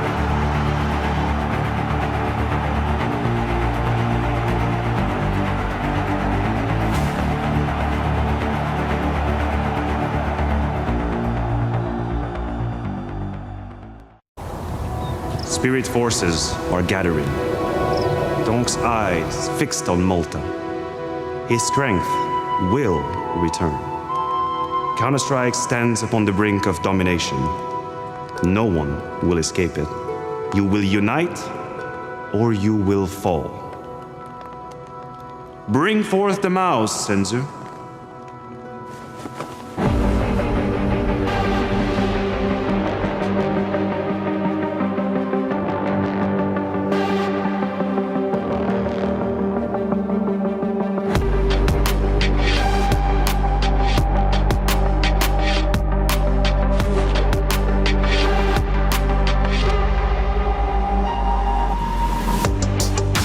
Life without reason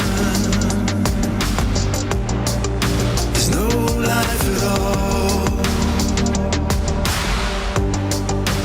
We are taking over. We can change it all. We can change it all. We can change it all. We can change it all. Hey, hey. We can change it all. We can change it all. Hey, hey. We can change it all. We can change it all. This is the moment chosen for the game. Live for the glory, fighting through the pain, fighting through the pain, through the pain, through the pain, fighting through the pain. We can take it all. Hey, hey. We can take it all. We can take it all. Hey, hey. We can take it all. We can take it all.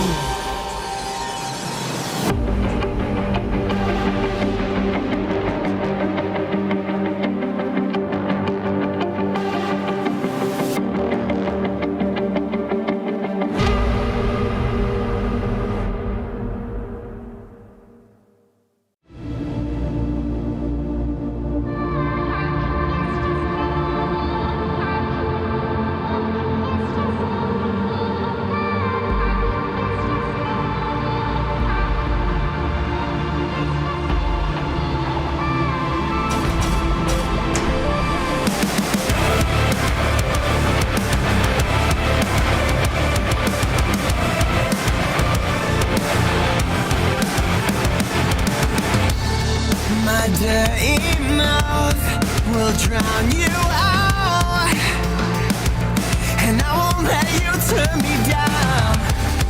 I won't let up. I speak my mind and scream until my lungs are dry. I won't bite my tongue or stay in my cage if opening my mind makes me insane. What's drowning? It's drowning me. I'm not a slave to who you serve. I need to breathe.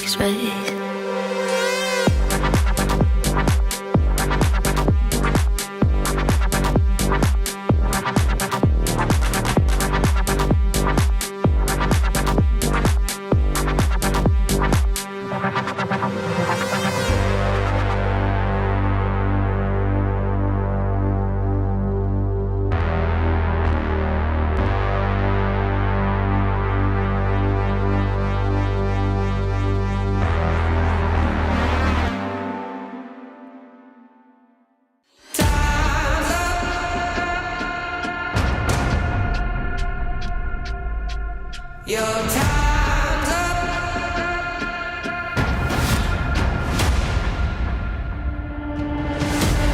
I've been waiting for this to begin. Your time's up.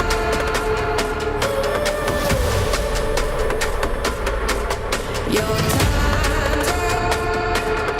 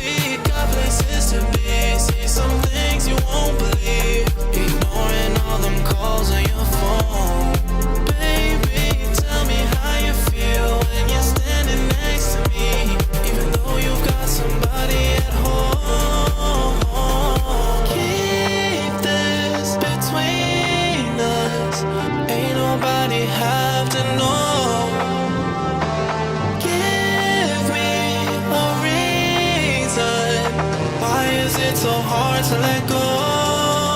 Take a chance, touch the sky, and you might just like what you find. Let's risk it all, put it on the line. Go and spread your wings, let's find out if you fly.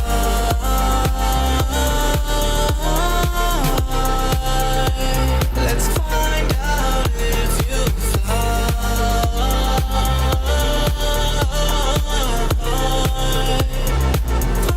out if you crash and burning straight to the ground, faster than a speeding bullet, don't make a sound. I can do this all on my own, but it's always better when you have somebody to hold. Keep this between us, ain't nobody have to know. Give me a reason, why is it so hard to let go? Take a chance, touch the sky, and you might just like what you find. Let's risk it all, put it on the line. Go and spread your wings, let's find out if you fly.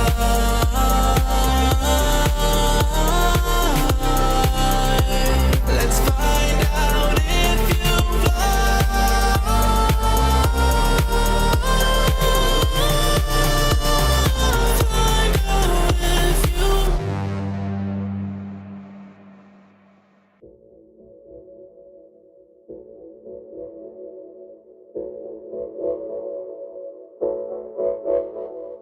for the nights with the words in my mouth, something's underwater moving into color. Oh.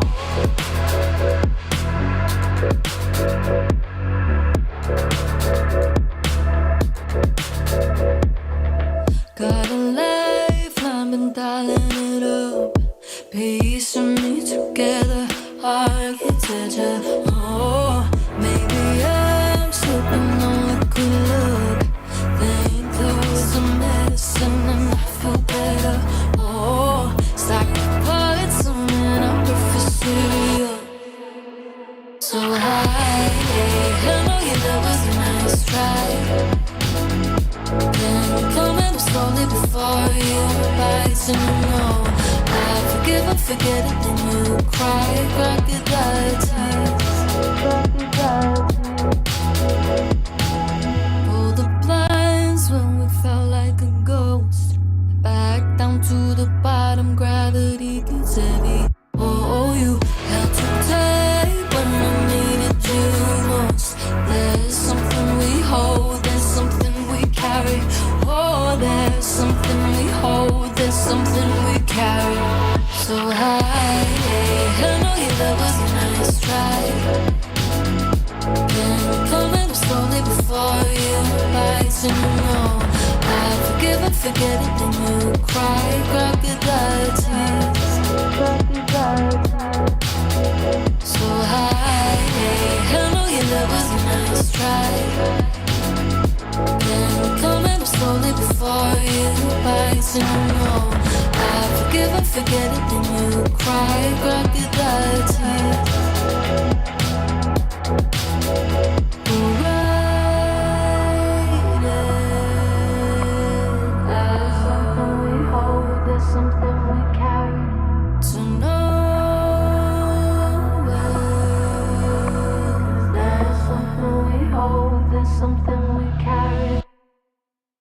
So high, I know you, that was a nice try. Then coming slowly before you bites, and you know I forgive and forget it, then you cry, crocodile tears. So high, I know you, that was a nice try. Then coming slowly before you bites, and you know I forgive and forget it, then you cry, crocodile tears.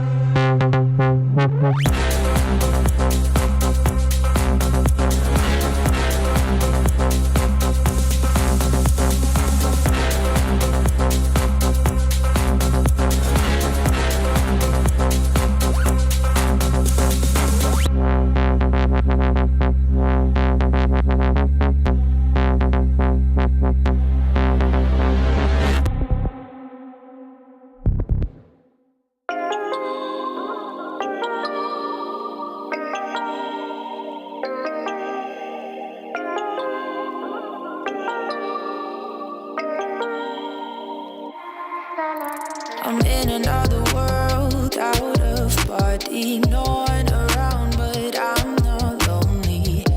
My heart's racing, I don't know how to feel calm. Life's a hard pill to swallow, but there's always tomorrow. It'll all make sense someday.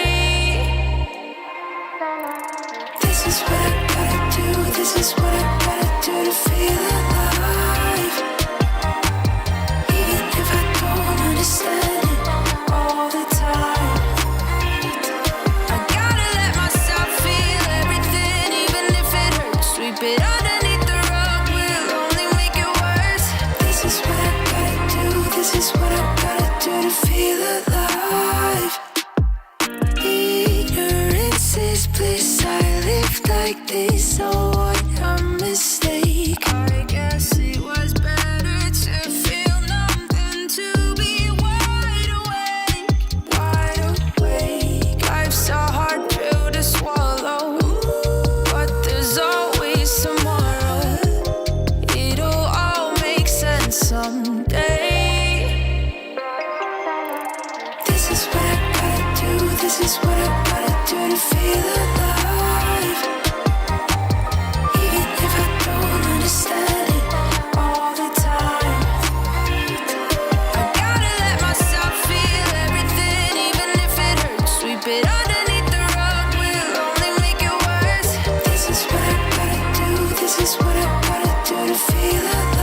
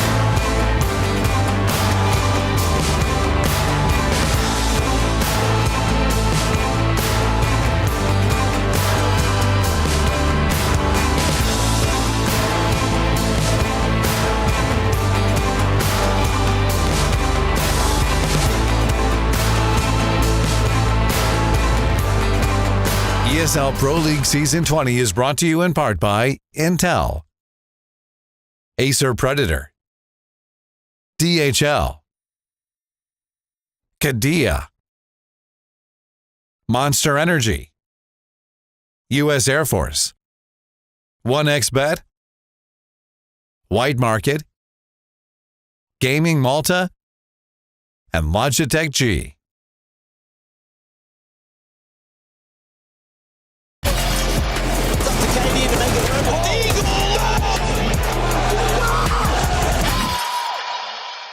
Just got a good dap in here. You didn't see that, though, but we definitely felt it. We definitely heard it. Hey, Major, good day in the office today. Tell me about the game itself. Yeah, I think good day in the office, like you said. I think a good convincing 2-0, but Dustro was more close, but Nuke was way better for us. Congrats, Sangal, for the match, and I wish them good luck because there is 2 Turkish inside, and I really wish them good luck for the next. So let's do it this way then, because I want to hear from your side. I want to hear from your words how this match played out, like in your mind with your team. Just really get in the trenches right there and tell me about this game. Like, I think we prepare well the match. Like, we didn't say like Sangal is a T2 team, so we're gonna just win, guys. No, we just prepared the match really well this morning. We get serious in our job, and I think mentally, and all the team was really confident, and I think we show good CS, and I'm very happy that we won. So tell me what happens now. You found success here. You're working your way through that upper bracket. Where does the team go after this game today? What are you guys going to do? Like I think we have 2 days, but we're not gonna rest. I think we're gonna keep working. It's the coach decide, but I will tell my coach that we have to keep working. I think this is the only key to success, to be honest, working. And we are in the playoff now because we have 2 days off, and I think we're gonna play maybe Navi. I don't know the match against Navi Nip, but we have Navi maybe incoming. So let's see. Yeah, so Navi Nip, you're right. He nailed that one right on the point. Tell me about playing either one of those teams, and why do you want to play Nip instead of Navi? Because they won the major, because maybe Navy is better team than NIP, but bro, they are a better team than NIP. Let's be real. Yes, they are a better team. So yeah, obviously, if NIP come, it's better for us. But if Navi come, we'll take our revenge. Yeah. Anything you want to say to the Turks at home? Yes, because my daughter watching every time. Defne, Ceren, Defne güzel kızım. Seni çok seviyorum. Aslan seni de seviyorum. Ceren, Defne ve Aslan. I am just kiss my family because my daughter watch every time the matches. Yeah. And she really enjoy. And she always wait my message. So I love you. Seni çok seviyorum bebeğim. Interesting stuff right there. Maybe my kid will watch Counter-Strike too. Who knows? Thank you very much, Major. And obviously, congratulations for your Eternal Fire. This has been a Kadia B-Stream check-in. B-Stream check-in indeed. Beautiful message there coming from Major. I didn't know the exact words, but the gist of it I got. Always a message to the family watching at home. You do love to see that. We're back here on the B-Stream. It's me, Darth Mike, Mr. Cole, Exner McHenry, and of course, Henry Cream. We will be bringing you this last matchup of the day, but it's time to shift gears away from Eternal Fire. They've done their work. They've had their time. They've had their shine. It's time to focus in on what we've got in front of us. And what we've got in front of us is some mail from the mailbag. We got some messages here. I'm excited to see them. You've been writing it in. That's EPL mailbag at efg.gg. You can write your own message. And if you include B-Stream, oh, here we go. You should use this for the background. Thank you, Mark. Messages to EPL mailbag at efg.gg. You can see it right there. Just get your messages in. Maybe we do need to throw the Elish pick up on the background a little bit. It's a classic. It's just a classic. Should we wait for them to play, though? That's a good question. It's a good question. That's we happen to get them on next week, right? What do you all think of the latest iteration of Vertigo? Is it an improvement, or should they just can it? Thank you, Meshu. I would say I like it. I didn't think I was going to like it to begin with. I like it. You're a Vertiglobal. You know me. I'm going to defer to the expert here. What do you think? You know me. You know I love Vertigo with all my heart. One of my favorite maps. Unfortunately, they have ruined it. They've completely butchered it. No. The issue is the A site is just the least comfortable place to plant the bomb you could imagine. It's completely become like late rounds on this map on the A site have completely fallen to pieces now because no one can figure out a comfortable way to try and plant because there's so many different angles that you have to worry about. So I think they might need to revert one of the changes. They either leave that extra catwalk or they get rid of the big hole in the elevator. But they've done a little too much here, and I think it needs to change quickly. Few too many recipes? Yeah. Ingredients in the recipe, rather? Yeah, it just seems like a map that no one really wants to play right now, unless you're an extremity team. Like NIP love that map, right? Yeah. Yeah. Yeah, they do love that map. They do love that map. That's a sign. We'll leave NIP to be bullied by Trace, and instead we'll focus in on this matchup. We got Lin Vision, we got Heroic. Let's talk about Heroic first, right? Because this is a team that, frankly, shouldn't have been here, to be honest. Speaking of NIP, they should have probably had NIP wrapped up and tossed away 2-0, but there was just this little thing getting in the way. This little thing getting in the way, which was a keyboard setting. Snap tap. Banned keyboard setting, somebody's settings reverted. Now, the story is apparently, this is obviously unintentional, a situation where basically the setting had been changed, but maybe not saved to the onboard memory. So the problem for Heroic is they got a dub, 13-10, and instead their taps get snapped. 13-0. What a win from NIP. Yeah, very unfortunate, obviously. And now it just leaves Heroic at this opportunity at redemption night, we can say, right? Throughout this lower bracket, an opportunity to bounce back. And I think, you know, the target set in front of them here in Lin Vision also make that opportunity a little more promising. Yeah, and I think it's one of those situations as well where you could be really desolate, you could be really down on yourself after that kind of a loss. But the trick is, instead of that, you got to think about how to channel the emotions. You got to be pissed off. You got to be mad at yourselves, at the system, at the situation. You got to channel that in, pack it all in, to deal with Lin Vision. And Lin Vision's going to be an interesting one because I don't really know what we're going to get out of them. They had a really nice showing against Na'Vi. Couldn't close Dust 2, but damn, did they push the reigning, honestly, mind-boggling. It is really impressive what they were able to do on Dust 2. Like we said, a lot of unknown factors, but testing Na'Vi on Dust 2 in this sort of fashion, taking it into overtime, is already an impressive sign that this roster is not coming into this event just getting smacked down here and getting sent into that last chance bracket. I feel like they're eager to bounce back as well. I mean, obviously, Heroic's going to be another set of tough competition that they have to play, though. That's the unfortunate factor here in this like situation that they find themselves in. But yeah, that Dust 2, it really impressed me. Yeah, I mean, it's interesting with this team, right? They've had to make some changes. You know, they've had to bring in some new players. And one in particular, I frankly don't know much of anything about. That's a Fufu, who is, to my knowledge, a complete unknown. His first official on HLTV is with this team.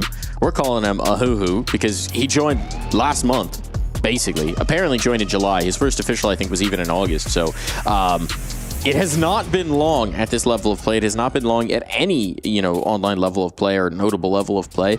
So this could be the X factor because we don't know what to expect from a Fufu. Yeah, we try to get a rebuild here, obviously, after losing some serious talent for Lin Vision, and an opportunity that's already shown some promise, that's for sure. And again, more and more experience here, especially for Pro League, where you do get a lot of chances to play out up against tough competition. Like you said, the reigning major champs, I mean, already kind of showing in this opportunity what they are made of. And yeah, this rebuild, you know, looking a bit impressive. Obviously, this is the map that didn't quite go their way, but... or making them relive it. Yeah. Some big moments, though. But yeah, I mean, it's just curious to see. Flying the other new name in here. I'm excited. I'm excited. Look, every time a team comes out of the region who doesn't normally get a chance to compete internationally, Lin Vision definitely being one of those, where we see it for South American teams, we see it for North American teams, we see it for South African teams once every blue moon. You just want to see what they got, what they're going to be showing, and especially with new players who've never gotten this tour before, you want to see what they're going to be bringing, and we will have to find out. But I don't think Heroic are going to be too scared of them, right? Obviously, there's a degree of just needing to respect your opponent, needing to be prepared. But the reality is, I don't think Heroic are going to be sweating too much about Lin Vision. Yeah, and so just setting their focus again as an opportunity for a little bit of redemption. They looked fantastic yesterday, again, barring a bit of an unfortunate vertigo in that third map that stopped them from completing the 3-0. Yeah, they did look like they were well-versed versus NIP and kept them at an arm's length on both maps very effectively. And that's a good sign here, but again, as you said, it was something that even Madra said in the interview, right? It's kind of a principle at this point that there's no easy matchups for these teams, and you know, that's what I feel like Heroic's coming in with that same mindset after what Lin Vision did earlier. Yeah, absolutely. There's going to be, as I said, I think probably a little bit more of an edge to this game, trying to redeem yourself from what should have been comfortable, what should have been very clearly yours, and just lock it in. You can see them. Dicer's got his headset off, which makes me nervous, but, you know, maybe just vibing out a little bit, getting his meditation on. Get ready to get on into the server. Question is, what maps are we going to get? And here comes the veto to find out. What maps are we going to get indeed? Miragi and Inferno out immediately. The Dust 2 pick does come through from Lin Vision. This is a map Heroic like, though, but obviously for Lin Vision, success against Na'Vi can have them feeling confident. The Ancient next, that one maybe a bit more of a punish based on what we saw yesterday. And what do you think here, Cole? What do you think of these two? I mean, obviously play into Heroic's chances as well quite effectively. Again, you know, the man on your screen right there, incredible on Ancient, a very key asset for this Heroic squad, and I think that makes a lot of sense why they'd lean into it. And then Nuke to finish off, as highlighted in that last series, went incredibly well versus NIP. They showed their strength there. So yeah, I mean, I think my big interest here is Lin Vision. Can they replicate some of the success and winning formulas that came through on Dust 2? Those, you know, good, you know, map control protocols that they were able to, you know, complicate or overcomplicate there versus Na'Vi and kind of catch them off guard. So yeah, I'm keeping a close eye as to if Lin Vision can keep up that level of performance. It'll be a good indicator. Oh, he's getting fanned. He's getting fanned. Cool him off. He's getting hot. He's feeling hot. He's going to be hot in the server when it kicks off. Coach coming out with the fanning. I don't know if that's meets regulations, but, before we start out, you can do whatever you want. We'll count it, yeah. I mean, that's just putting in overtime right there. Meanwhile, Saul's just chill, relaxed, sitting in his chair, kicked up, new haircut. I don't know what he's done, but he's definitely got a new do going on. Yeah, it looks like it to me. Not bad. Looking fresh. Relaxed. You get a little, I don't know, we'll have to look when the camera goes on. There it is. You get a little, I can see, yeah. Like it's a little lightened up, but that might just be the sun in the summer. Saul getting ready. Ready for that Maltese beach. I saw Slapster there for a second. Slapster, he does exist. Oh, he's putting Tessa's on notice. I'm turn off that snap tap. You better keep that snap tap off. You better keep those keyboard settings in check, my friend. As we are going to hop on into the server, it's Dust 2 to start things off. This is where we get a sense of Lin Vision. Was it a flash in the pan against Na'Vi? Or are they a D2 team to be feared? Let's find out. Find out quickly again. Gonna look to just simplify it out towards long. Little flash, so maybe a P250 to start it off. Close that distance effectively, and immediately it is one out there. That P250, an investment well worth it.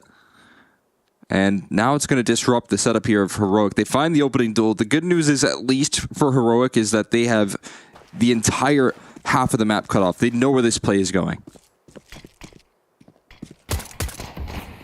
Smoke on the cross. Okay, there we go. Nice shot from Tassus. Looking for a little redemption in this one, perhaps. But it should be a bomb plant. Looking likely, unless someone wants to go for a pogo stick. Hold on. Hold on. They pulled him off of it. Shush gets the kill. There's still the planter, but they know that the pogo is there. So now Westmillen's in trouble. We'll collect onto Shush. Maybe give himself cover if they can get this bomb down. It's such a strong position, and kicks on. No plant required. They just make sure of it. No bomb plant needed. I mean, you could even see the kind of shrugging there as they just get through the round through eliminations. A little bit of confidence being shown. Easy as. Scared of those duels. A little chaotic there in the 3v3 as well. But again, composure being put on display when they kind of help out that long late play. Don't fall to the dual Berettas in that flank, and I like the vision already. The Lin vision? You could say that. Stack up. Oh, no. Uh-oh. Player dumpster could get checked. Yeah, down he goes. 2 players out. I don't know about that vision. It's dissipating quickly. Ness has himself an AK. Oh, no.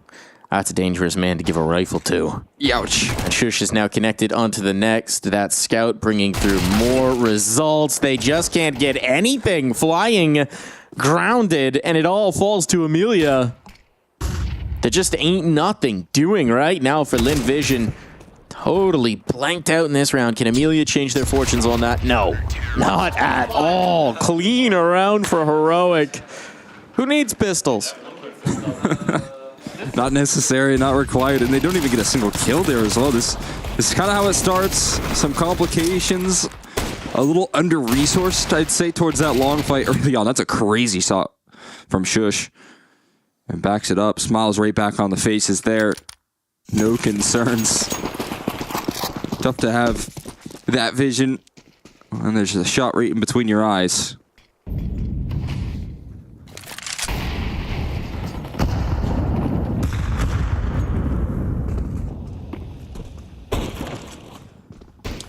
Little lower presence.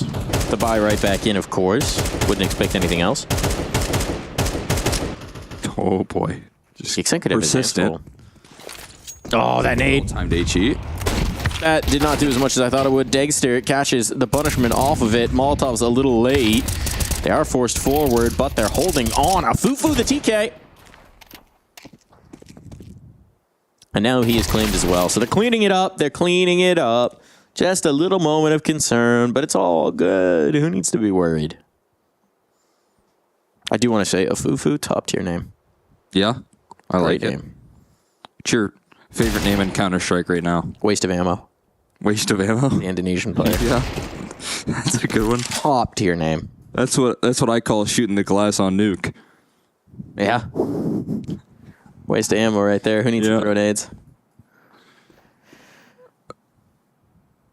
It's just an elite name. That's a good one, yeah. We love a little self-confident king.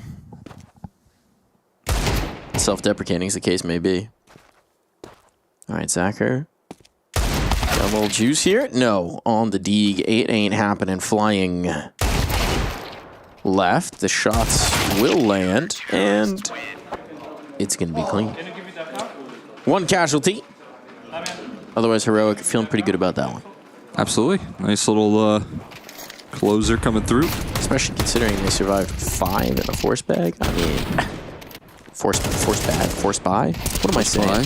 Speaking of force in the bag, you can get your mail forced on into our mailbag at EPL mailbag at efg.gg. What a transition. Let us know. You know we got to recover. Yeah, no, that was a huge save. It's not counted as a fumble properly unless you lose it at the end. So it's all good. There you go. Just keep on chasing. That's what Nerds has been doing with this AK, never straying away from a fight. It is unfortunate that he has picked up an AK on the CT side to open up this half. So that's going to be really frustrating to deal with. And Dexter avoiding flash is just the same. It is looking to be a solid winning formula out of the gates here for Heroic if those two players are going to be having fun on this defense. That's comfy. Yeah, it's comfy. That's what you want to see if you're Heroic. And, I mean, we kind of painted the picture here, but based on the sample size of information we have about this Linvision roster, you kind of got to get it done on the dust, too. Ancient was not ideal yesterday. Still early days, and it is the T side. Yeah, plenty of time to get after it. Not the way you want this series to start by losing on a second conversion there. And there's that AT over the smoke. He goes for a repeak. Oh boy. As he said, I mean, misses out an opportunity to open things up, but he keeps chasing. I think of their lucky stars, though. Oop, there's the check. No kill. Kicks on Molly. I think that's an airburster. It just got it. Just lands. Still, he's in a really bad spot to actually deny this bomb plant. That's going to be conceded. They're totally out of position. Kicks on trying to hold on to elevator, but he's under pressure, and Amelia reads it right. Really awkward retake. The long presence, I think, needs to create some space, but Testis is wary about giving up his life. So his teammates are bundled up, and Dexter goes down. Shush seems to not be interested in getting involved, and at this point, he's going to save. Wow. Okay. Well done for Linvision. I mean, a pretty straightforward play, just kind of the catwalk take, but they kind of catch... kicks on in an awkward spot, and then everybody else just seems to really not have any cohesion in how they want to get back into that. That was concerning for Heroic. They did not seem to have a plan. Well, I think this is what I've liked out of yesterday's Linvision, playbook. They don't really overcomplicate the matter. They take catwalk control, they get a good exec going, and if you have that window of opportunity like they just had, you can capitalize on it. And the molly came through a little late from Kixon. We were concerned about an air burst. It connected at least, but it's still that CT side molly. So cat control is such a high value target here, and now again looking to not overcomplicate things. They're going to lose out on some of these opening duels. That missed opening op shot into an HE target, and another from Nerds. A lot more assistance on this B bomb site than maybe they anticipated. Fufu and Amelia will link up.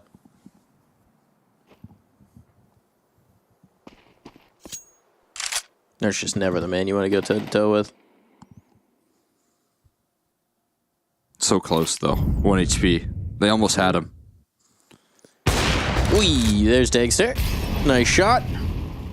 Doesn't realize that Fufu's gotten out, and that is going to cost him his life, but his teammates, there's plenty of them to try and deal with this. Kixon taking advantage of the changes. Hops on over the railing and make sure that one doesn't get out of hand. I've been calling that new box. I feel like it's it is a new box. Fitting name for it. It is, by definition, a new box. I've been liking that as a call out. Fast box would also work. The thing is, fast cat or something like that. Even faster cat. Less pop resources. Cat. We could call it Pop Cat. Pop Cat. Like instead of Pop Dog. Pop Cat. I like the flash. Unfortunately, all right, it doesn't matter. It is just fully ignored by Dexter. Alerted. Yeah. I have some of that. Tess is getting aggressive now. Ooh, no, just dropping the smoke. Thought that was going to be a push-up. Zacher, speaking of push-ups, that's the bomb. Nertz is sticking around in a really tough spot, but he snaps around in time, and now he's got support. They keep it clean. He's just too good. The lower player is a little bit too slow to take advantage of their teammate. He just started, I think I saw Shush just scratching his head there, watching what just went down in that round, which is Dexter. Yeah, he's just watching Dexter and Nertz take the server over. I mean, again, just a full house in between this duo, which is the last duo you want to be heating up. It's, again, Nertz with an AK in his hand on the CT side. And unfortunately, that means HP isn't a factor for him. But hold on. There's one of those pieces down. Hold on. And then Nertz fills his place. He does, but this gets interesting. Unarmored pistols, this still shouldn't be around, but it starts with a scout headshot. And who knows where it could end. Oh! Little miss time. Bail. It's the end. Cancel. Just get the smoke. Pretend it didn't happen. You still get the kill on Westmoreland. It's all good. Just takes a little longer. There was no vision on that cat play. You gotta stop. You gotta stop. You gotta stop. It's like when you're casting big. You just... that is a huge round! That is a very adequately sized round. Oh, some teams just lend themselves to it. Flying as well. There's just so many pun possibilities. Flying, soaring.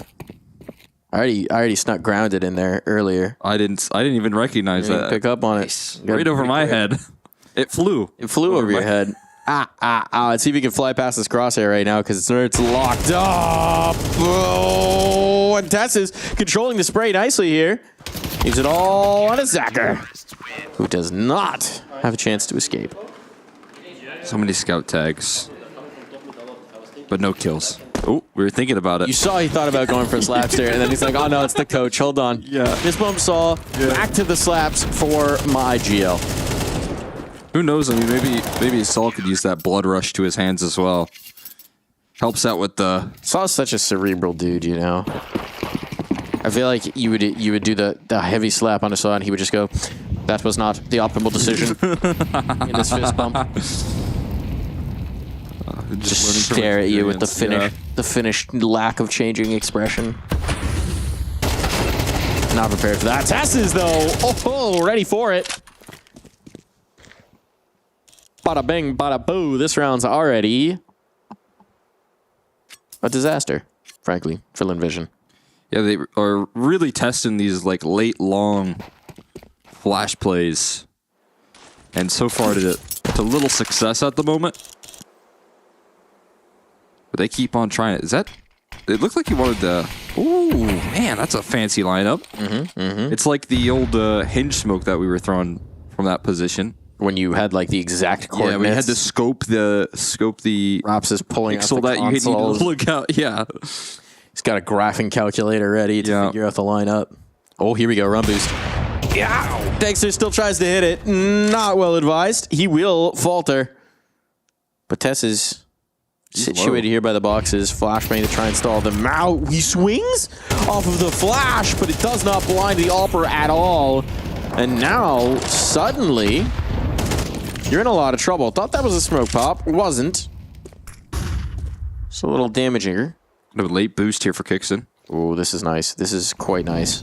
Just trying to deny the plant. Molotov hits the smoke, so it won't disassemble it. But as the molly fades, it's all about whether they can get this bomb planted. It'd be so nice if they still had that boost. Oh, no, it's not an ankle. It's a kit. It's a kit drop down. Oh, there we go. But you still have to deal with Zacher. They don't have a smoke for this, so even if they kill the Goose player, you gotta take out the AWP. Oh, what a flick. Damage, though. Gotta chase him down. He doesn't have to peek. He doesn't have to peek. He doesn't have to peek. Patience. Patience. Patience. Not enough patience. And there will be time enough for Kicksan to get the defuse. That's a tough position to find yourself in for Zacher. Did such good work. You needed the ace to close the round.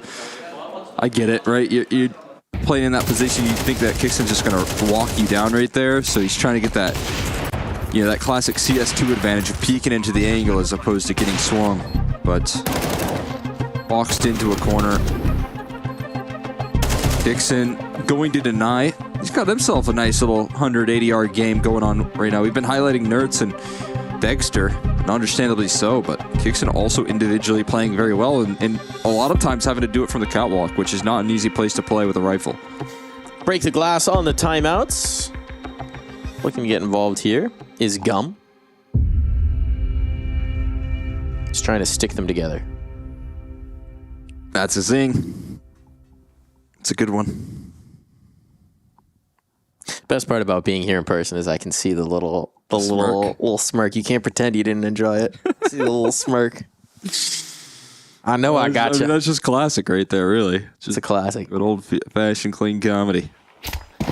But not so clean so far on this T side. They're going for a fast-long approach, which I can appreciate. The slow plays have not worked for them. Unfortunately, they're going to be met with so much resistance here. The numbers game being won out by Heroic.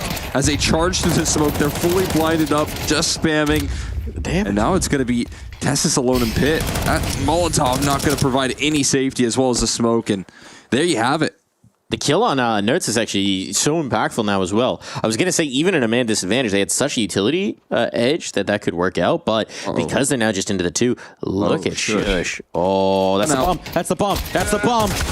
No! Why is the bomb in spawn alone?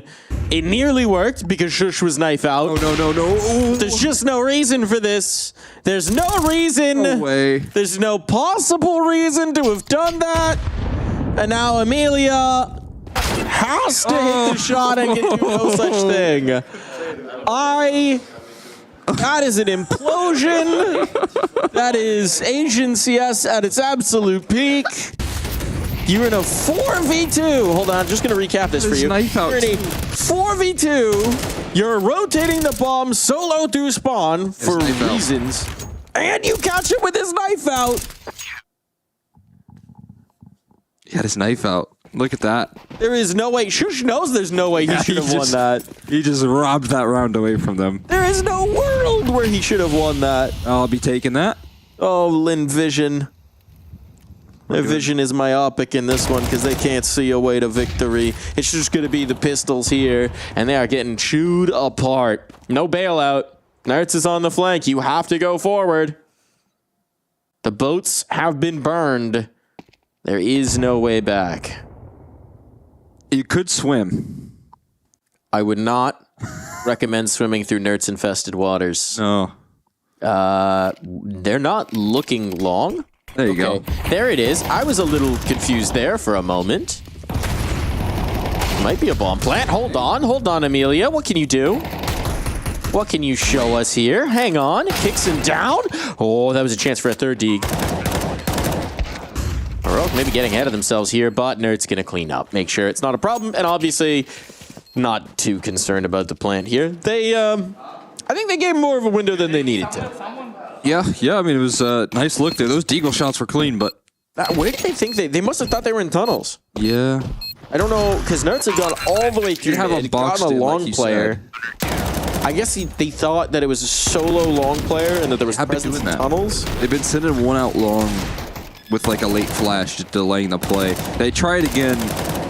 The only time they've been able to win long control was when they just sent 5 bodies out and then they tried to rotate off and go spawn. It's looking like a bit of a frustrating game. As you can see from Lin Vision, they're not super happy with how things have shaped up. It is not looking like the Lin Vision of yesterday, unfortunately. Imagine a lot of these moves. I mean, the one play that I really liked it, barring the pistol, the only other round that they have is that cap move that they did. Catch Kixon off guard a little bit. It just seems so decisive. I thought we were going to get a little more of that, and we haven't seen it since. But maybe they'll finish with it. Maybe they've been reminded of what has worked, and they're heading in this direction, taking mid control and trying to get established. Here goes. Wes Mellon on point. And he's ready for the harvest. Not fair. That's Dexter not fair. collecting. He's blinded. There's a molly. All the utility is on point, but Dexter don't miss. They did everything they needed to set that round up, and then Dexter just, again, he ignores the flash. Respect to it. I mean, everyone on the heroic camp. Degs is actually bottom of the board with 8 kills. So that kind of tells the story of how this half has gone. Everybody's having a good time. Oh, great flash for Tessus, and unfortunately not the same luxuries afforded of ignoring the utility for Lin Vision. And finally a return back from Zacher. On the smoke fade, kicks in on the off angle. Tessus dancing around in pit and kicks and collects. So now it is just this man. It is just Zacher, and he will have no purchase on the round. 10-2. We'll be right back.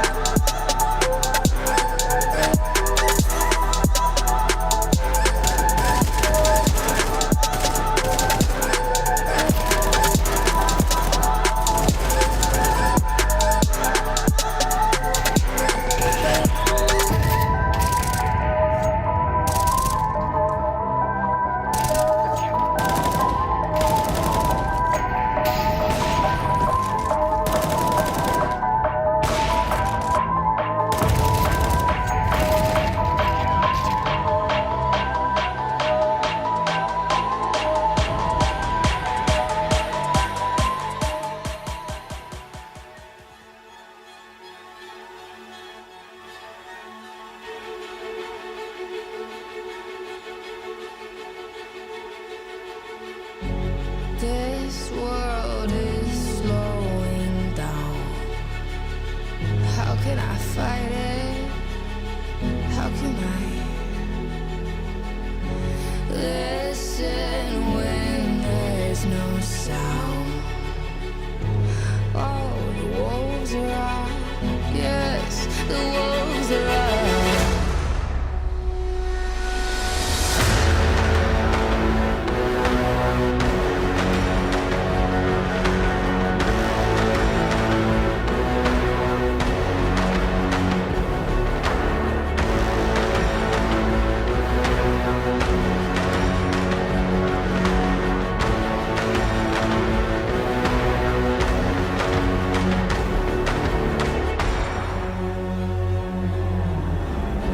Hold on to what you found. Days are deceiving. My head is spinning round. Oh, I hear now. Yes, the wolves are out. Inside of our reality. Satellites singing serenade. Send out a signal, please remember me. Send out a signal, promise to me free.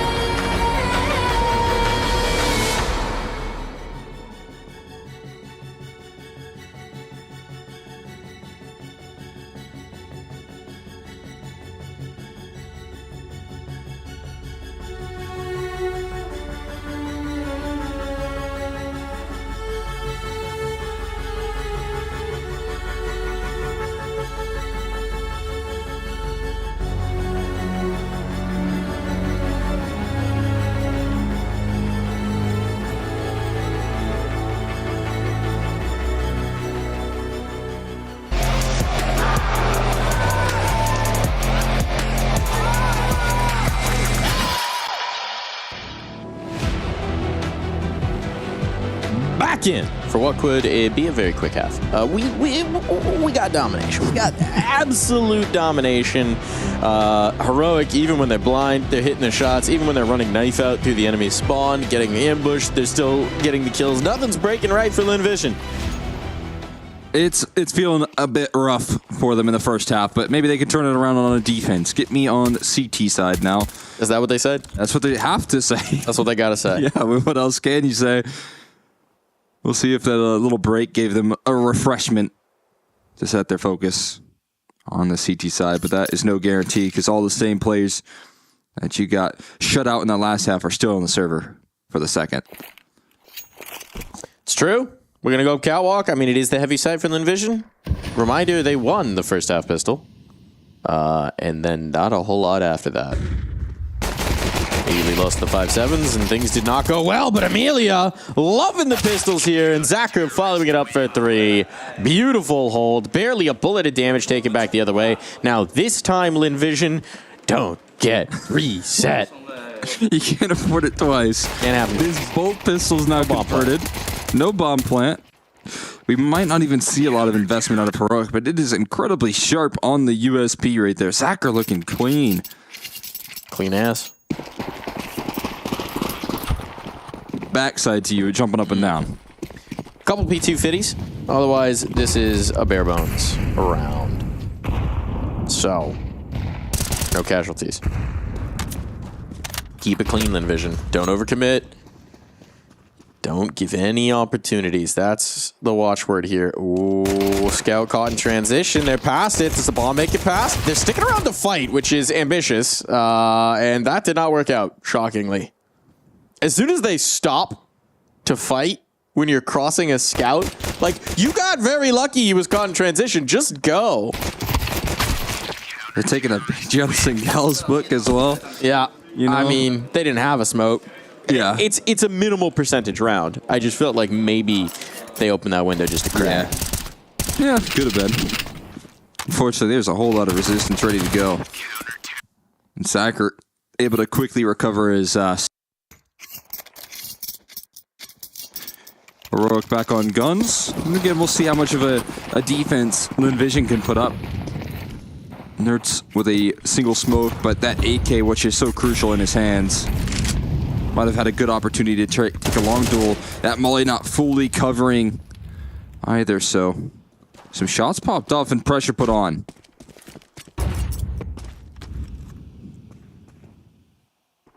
Something here about popping pressure. I'll think about it. I'll get back to you. Nice tag early on. Nade. Not really going to be as effective. A little bit of harassment damage on it there. Still, they have conceded catwalk. And this gets interesting now. There's a fair amount of space for Heroic to work with. You still had Shush just chilling outside of Long, waiting for someone to test him. Wow! From the back of the site, from downtown Westmelon. Eliminates the B possibility, and now they need to make their choice. Where do you want to go?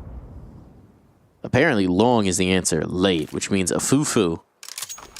Gonna get a chance here. He's got that off angle as well. Close range with an MP9. It's everything you could ask for. Needs to at least get one. Oh, no. Oh. That's a big a-boo-boo for him instead. Now coming around the corner. Pressure on out towards Long. Look at the damage, but it's just not netting kills. Dexter. Again, you can flash this guy and he just gets stronger. His aim actually gets sharper if he's blind. Oh, but there's one cut off through the smoke. That's the bomb dropped, and that's going to buy valuable time for this. For flying to rotate all the way through spawn, apparently. I mean, maybe extra seconds that they needed. That's going to take a minute. It's going to be a little while before he gets into a position where he can succeed, but there's also Westmelon with a Molotov to flush more of these positions off. I don't fancy this. He's walking. I don't fancy this at all. You just don't have the time. He's got the kid as well. I don't know if there's one down closer to sight. No, it'd be out towards Long. I don't think they have this on time. Then Westmelon just standing in the open? Hold it. What are we doing here? What, he's too late, fellas. You have missed the window. Ooh. Are we playing for exits? Yeah. We're playing for exits. Okay. And it looks like they will be rewarded for their efforts. All right. I mean, the exits work. Can't get the round. But the economy will be limited. Still, Heroic need 2 rounds, so I don't know if they're thinking about the finances too hard. I mean, the important factor of that is that they don't die, and they didn't, so... That's true. Is good. Ideal save. Yeah. This entry right there, that's the big duel. Everyone knows a good result justifies a bad decision. That's how the saying goes. That's what I say. If it gets the kill, it is a good play. Mm-hmm. That explains a lot of our games. A lot of our attempts. Yeah. Maybe your open team in the ESEA League. Sign up. And you can punish Cole's bad decisions. Okay, here we go. This is some good decision making. And now we may see the effect of all of those exit frags that they did get, indeed. Because they're saying we were thinking with portals. We were imagining every timeline, knowing that this round we would immediately kill 2 on the catwalk, and then the money's going to be butt kiss for Heroic, and the path back in for Lin Vision will be wide open. They could start chipping away. A lot of those reinvestments. But that 5v3 still needs to be converted. Which could be a key detail. And there is a lot of separate fights being taken. They've conceded long control, so that feels like it puts pressure elsewhere on the map. They're going to re-aggress on catwalk. Amelia pressing forward with the Fufu. This duo looking to catch Heroic off guard. You wouldn't expect this sort of re-aggression to come through. There's so much resistance. It is a crunch in the middle. The bomb's going to drop. And again, safe hands now. That's just, I mean, spotted out a little while ago towards long. I feel like they'll have the read on this. I'll say he can't do it, though. Oh, he can't do it. You should have said that he couldn't do it. Why didn't you say he couldn't do it? Come on, Cole. Well, if I said it before, then I would have cursed it, and then it would have happened. True. True. And then I've got that responsibility on my shoulders. There's a, I get it. I think that was another one of those attempts at smoking the entirety top to bottom of the mid doors, and that didn't quite cover all the pixels. I thought there was maybe an HE for that smoke. Not the case. Not a technical pause. We've gotten so lucky today. We've had such good luck. Actually, over the last 2 days. Yeah. Haven't really had any of these. We're saving those for Blood and Dinko. Technical pause in here. What's happened? Who broke what? Secrets? Hold on. Wait, can we read the 3 lines of text visible right now in the corner of Dexter's? No, we can't. What did you see? 11-point font. He just had his little paper. Oh, paper. Visible to the player. I thought you were talking about like the chat window or something like that. Nah. I was like, those monitors are not facing us. That'll be in the demo. That'll be in the demo. Nart can post. I saw Chopper say something. Nart's always watching. He's ready for the content. He's in the demos. Yeah. Chopper said something like, I took my table with me. My table rode with me. Yeah. Wonder what that means. I'm gonna guess. Obviously, it's a translation issue because his teammates are immediately like England language. Yeah. Yeah, I think either the table like wiggled or they are adjustable desks, right? Yeah. So maybe he accidentally like yoked it up, getting up for a celebration or something, or just hit the button. Hard to say. Yeah. It's all up to your interpretation, whatever you like to believe. We need a Chopper expert. Chop, man. Oh, there's that smoke again. They're going to be so surprised when this op guy gets another kill. Yeah, you gotta throw that a little better. Oh! Oh no! Okay, hang on. Gun picked up. Health not so good. Lack of armor. Some deegs though. Oh. Facing through the doors. Always a little frisky against the deagles. And that's exactly why. Dexter gets himself another. There's no one on the B side of the map. There is no B defender right now. And they should know as well. They should have a pretty dang good idea of this because Fufu's been the long player. And Zacher has mostly leaned either mid or long. You'd have to feel like Zacher, with the way he started this round off, would be somewhere towards B in the back of your mind. With the lack of motion that we see out of Heroic, they're not pressing anything. And I almost think with Zacher on an AWP, if you can figure out a way to separate and then isolate him, the HP bars aren't going to matter as much. Good presence of mind. All the pressure on him. They're just waiting for Lin Vision to make a play back into them. Who's going to give it? Oh, right into the same angle. He's thinking, no way Dexter is still just here. But he is. Indeed. And now the big risk is if they get caught on the cross, but Zacher doesn't know whether they're going catwalk. Zacher doesn't know if they're going B. Yeah, Molly kind of tips it off. Not scoped. Keeping the element of surprise. Bomb's going to get planted. Taken away. This is a disaster now for Lin Vision as Heroic look for map point. Smart drop of the op. One bullet will shred through Tess's. Dexter not a whole lot healthier, but it's all about the timing here. When does he get checked? Does he get checked? No. He's got the first, got the second as well. Beautiful work from Zacher. Pulling them out of the fire. Bailing beautiful. It's so necessary. I thought there was just a given chance that Tessus, he gets a little aggressive. He uncrouches on the timing, just has that presence of mind. But not going to happen. Either way, though, these shots from Dexter going to be a wake-up call. 3 kills out of his Deagle.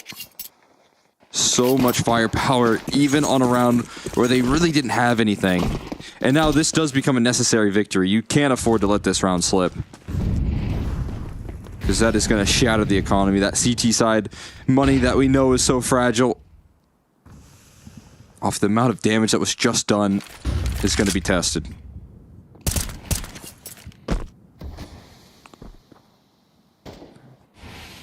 Westmelon? Dead. Just trying to walk in towards tunnels. Fufu? That does get punished. Feels like we haven't seen a ton of this crazy aggression. He tried to catch a timing. Did not work out. Got a little help here. I imagine a flashbang being held up by Zacher. Fufu has not been having a good time. Oh, this time he gets one. And he's got support as well. So there we go. A whole lot better. Work with your teammate. Net it out. Not sure what the dumpster player was looking at, to be quite frank. Yeah, that is a good question. He was kind of... he was freaking out there towards middle for a second. I don't know what was going on. Definitely caught off guard. Nertz tucked, though. This is going to be a big surprise. And yeah, quick headshot puts even further pressure on that anchor. Flying with it all to do. And his support system is being cut off. There's the utility. Tessus looking for that entry.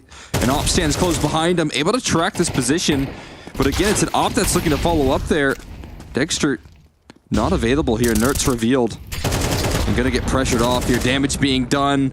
He's got a Molotov to try and flush out a Fufu, but they are all arriving on the scene here. There's that Molotov thrown in. It's going to tick away at a Fufu. He's going to burn without a fight.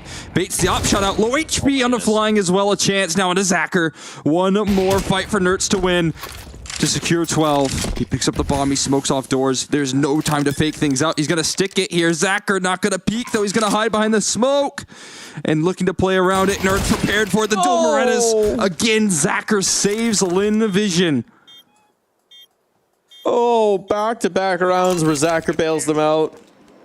Oh, I thought Nertz had him dead to rights. The crosshair was on the right place. He just flicks around, just panics, doesn't trust his read. Oh, man, that gets so very close. Another round that, I mean, Heroic had no business being in that. That's just all Nertz.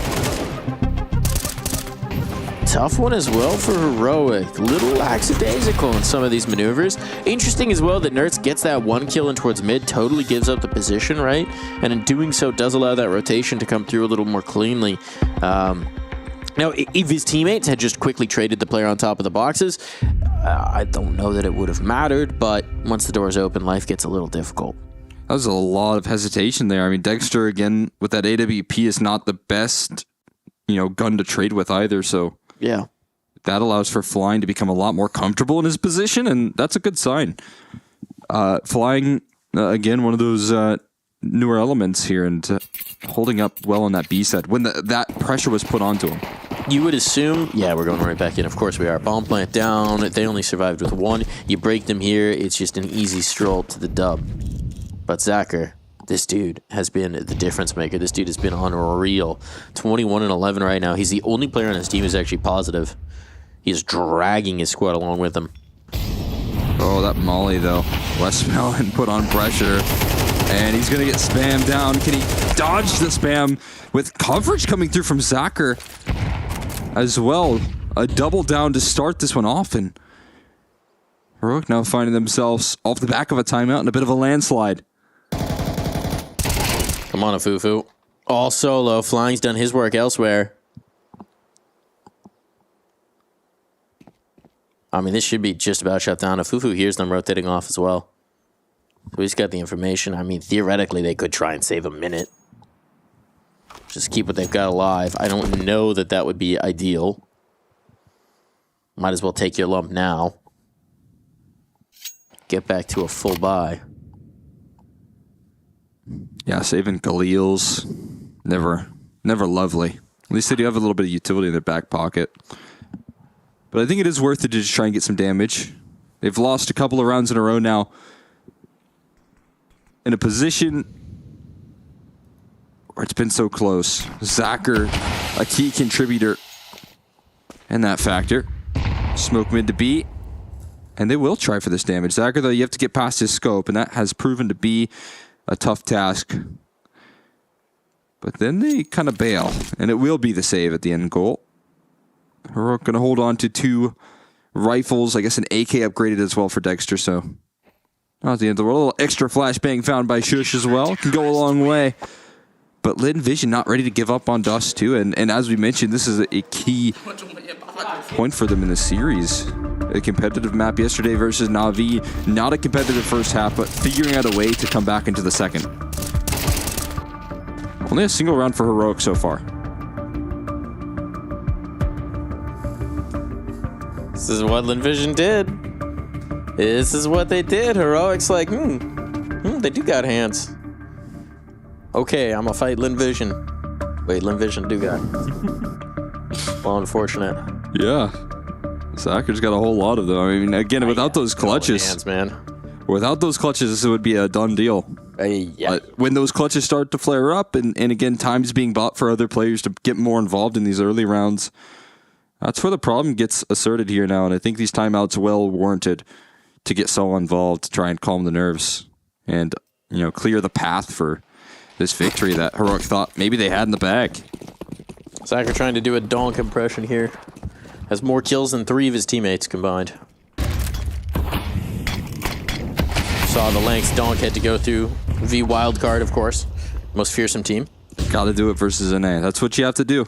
This isn't NA, but he's still prepared. Still prepared as Zacher. Amelia has also been very good. Also been very solid. About to be pressured here. Flashbang on the angle. Oh, swings in. That's a TK, actually. It was Kickside who got both. Lines him up, knocks him down, says, Tesses, your life for the cause. And Fufu able to follow it up. That's Bomb. So the sacrifice maybe not worth it. Now, yeah, Bomb is in the clutches of Catwalk. They couldn't get it out. These 8 players, they've got all the space, but they've got none of the C4. Zacher slips away as well. Was in a bit of a tough spot, but manages to give them the slip. There's no utility for this T side now. That is the worst part about this recovery effort. And Zacher's falling so far away knowing that his teammates have full control of the bomb. This is some smart Counter-Strike. Making sure that he's not the one that gets pressed upon in the isolated fight. Smokes continue to be recycled on Catwalk, and Shush just desperate to try and connect on some spam. Although, they kind of fall away. What's the plan here? We're giving Bomb over. And with no presence out towards A, now they're going to adjust. The changeup is going to be flying, coming around for long. That's smart. 15 seconds, Bomb conceded. If they plant towards the Catwalk, I mean, it's going to take a jump shot to sort of deny that. They hear the rotation up. Westmelon trying to keep them from getting that plant. Oh, he's going to the boxes, but the Catwalk player's right here. No, he still got the kill. Shush just too slow on the trigger. And fortunately for Shush, he'll be killed before time expires. That is a little awkward. I mean, the whole idea is that Shush is covering off his teammate. Almost feels like he forgot about the new boxes. Yeah, I mean, it's happened before already. I've seen it many times, obviously. You know, it's not forward in your mind here. You don't have years and years of consistent pattern recognition like you have for all of these positions. Rush B. Dust too. No stop. They rush B or they go for the lower. Ooh. No, it's a B. It's a slight stop, but only a delay. Hezzy, util, flashbangs. Little quick, maybe want to wait for those to bloom. Put out in the open, there's the trade. Okay, Westmelon got one more. Westmelon, it's about flying right now, and flying holds strong. Almost locks this all down. This could be a bomb plant, but Shush is on the wrong side of the server right now. And so Dexter just has to do it all. Dexter against the world, and he can do no such thing. Shush, yeah, gonna be ineffective in this one. One round is all that separates these two teams. It's a buyback in for Heroic, but no bomb plant. This one is now very obtainable. What a show from, again, Lin Vision here, playing off the back of an incredible couple of clutches. I just think Zacher really inspiring the troops to gain a lot of confidence. Another great defense coming through, this time from Westmelon and Flying, combining forces. But yeah, I mean, Zacher with two 1v1s back-to-back, cold in the clutch. I think matters so much to the rest of the squad. The whole team saw it, and the whole team saw it happen again. And now they're 1 round off here. And all of the timeouts have just been chewed through from Heroic. They have called 3 in these last couple. And this continues to be a pressure point. And I mean, this is your last chance before, potentially overtime or the game is over to try and adjust your scope.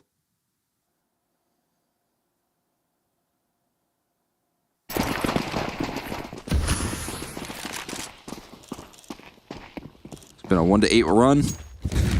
Zachar, again, confident as can be, not holding anything back at this point. Why would you? Why would you indeed? Flashbang to Ras, it's just Tesses on this side of the map. Oh, I think he spotted a pixel of flying, knows what's coming his way. Able to stay alive. This is a ton of focus. His teammates are taking space off of his information that he's being pressured. So nicely played from Tesses. He doesn't get any kills, but he stays alive, and he gives the info over that there's an opportunity here. He's done his job. They're gobbling up real estate. Smoke pop, nothing found, nothing spotted. But vision in towards mid for Linvision should mean that they're confident that this is where it's coming. They've got tunnels control. They've got mid control from Westmelon. So it has to be an A play. Oh, Shush is kind of exposed, playing right at the edges. Feet are in the fire right now. And how about another one? This is such a good patient play, though, now from Heroic. A perfect time to try and whip out one of these plays. But Zachar's already in position. Oh, the standoff molly is killer. Zachar's burning, doubles up on his teammate. They're just going to burn to the flames. They fall down, annihilated, cleansed off. Oh, this could be the fatal flaw. The flashbang molly combo was enough, and Westmelon and Flying are giving it up.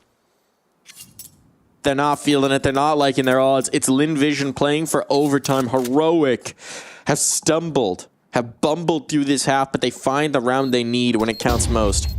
Yeah, I got to give a lot of credit there to Tessus, giving his teammates comfort, as you said, not dying in that B lurk, finding his way out of that situation and calling over to his teammates quickly. But then what an adjustment from Heroic as well with the late, long execute. They weighed out all of that counter utility, somehow able to maintain their patience in that play despite the flames, despite the low HP. You would want to get so aggressive there. You would want to peek, but it caught Linvision off guard, and it is the perfect adjustment in the last timeout that was called by Saul to get them finally to map point. The Saul effect.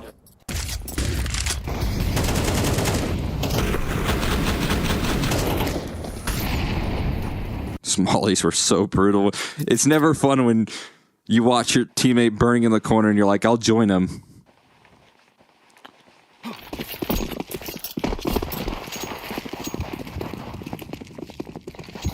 Pass long.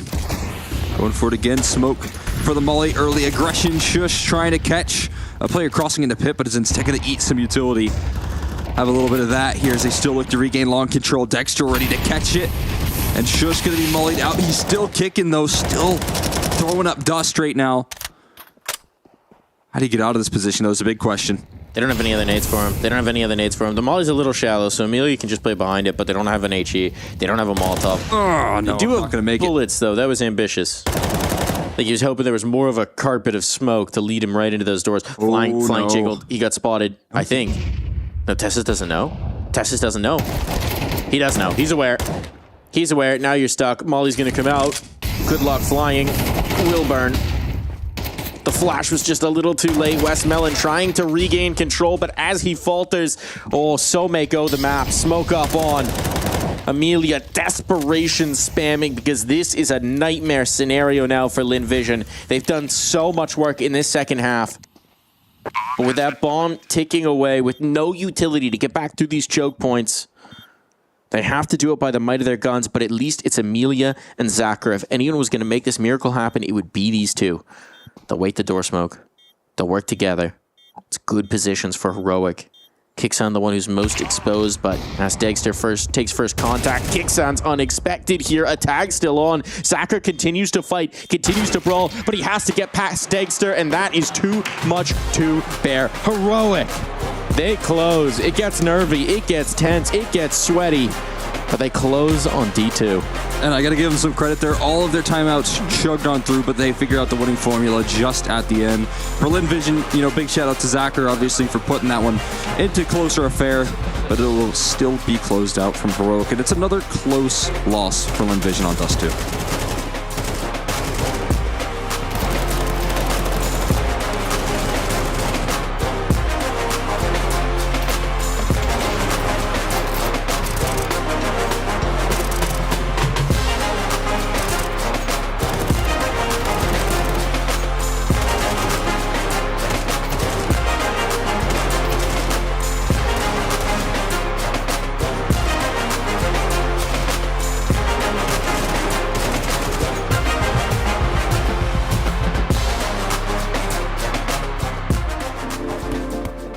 Hi, it's Bob with Faceit. Did you know you can customize your live stream experience on Faceit Watch? Yep, that's right. With the POV selector, you can choose up to 4 different perspectives, from the broadcast feed to your favorite player's view. So if you miss a kill, it's on you, no more T-Tours and chat. But wait, there's more. We've got a you watch, you win situation in here. Watch ESL Pro League while having the chance to get skins and Faceit points. Woo, look at this one. Change the channel and control how you watch.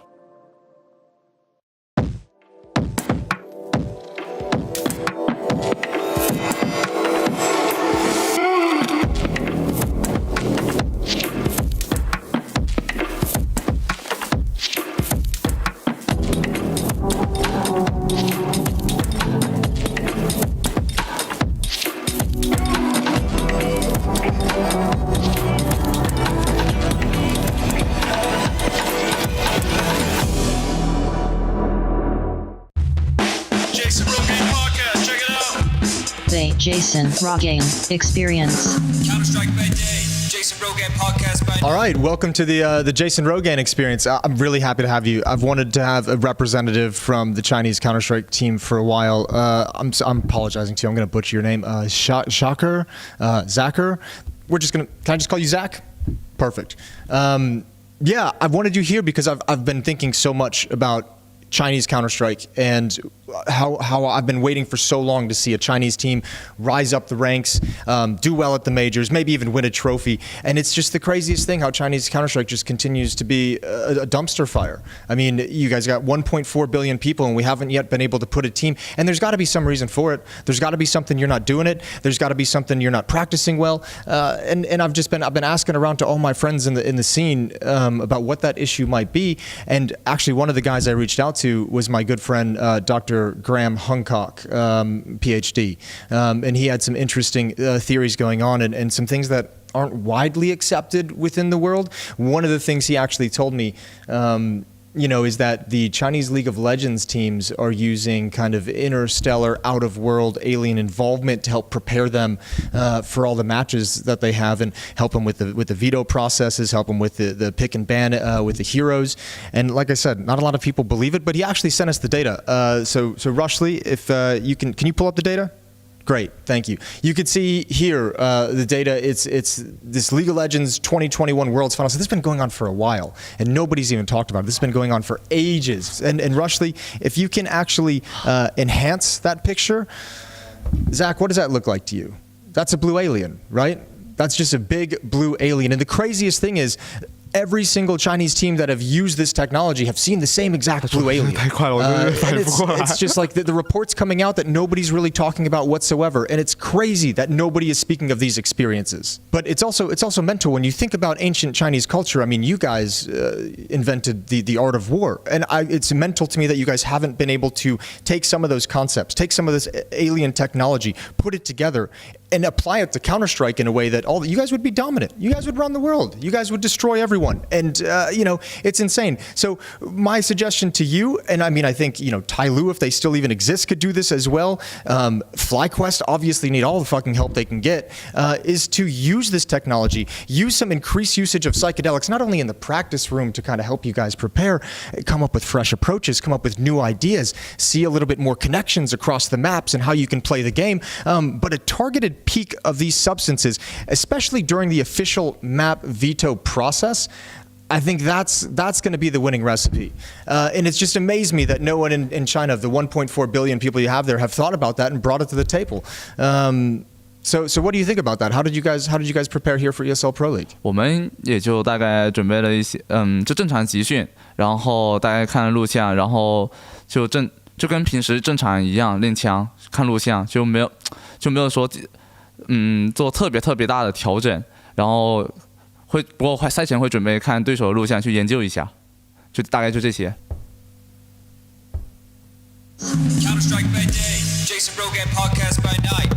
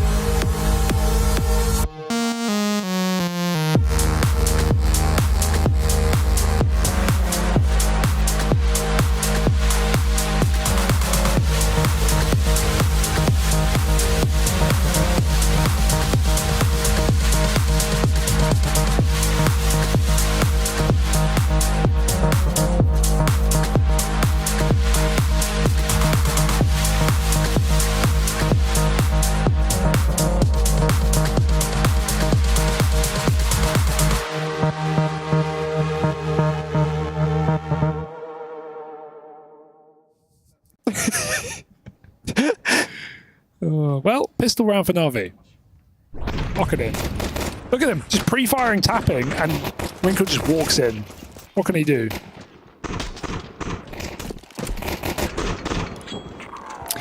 I mean, when you have 3 Navi players willing to hunt you down with knives in the pistol round, that's a pretty bad sign. They're just right out of the gate. That's a bad sign that this game is not going to be fun. Upper B push for the CT side.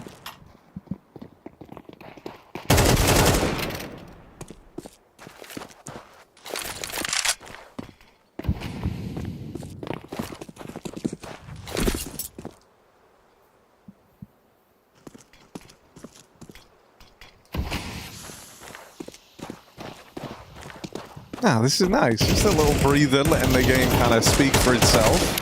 I was wondering if we just kind of accidentally stumbled into a game of chicken. Sometimes I feel like I feel like I've seen you guys do that frequently. I was wondering. Yeah. I was like, did they plan this? It's not planned. It's just living in the moment. Okay, Hugo. Power rank the NIP players. Ooh, that's a good. Now we're cooking. Yeah. Okay. See, number 1 is hard because there's 2 players. There's 5, obviously, but there's 2 players at the tip of my tongue, Harry. Can I guess them? 97 and 1972 Oakland MVP. Do they both start with the same letter? Yeah. Wrinkle or Rez is your number 1, Hugo? Right now, gotta be Wrinkle. I'm going to go right now. I'm going to go Wrinkle. Gotta but be Wrinkle. You know, if this was the 1970s, it'd be a very different answer. Rez at number 2. Number 3's got to be Isaac. And then I guess number 4, Maxter. I would almost say Alex has had some really good, like, impactful rounds I've seen. That's a hard one. Yeah, I'm less familiar with Maxter's game.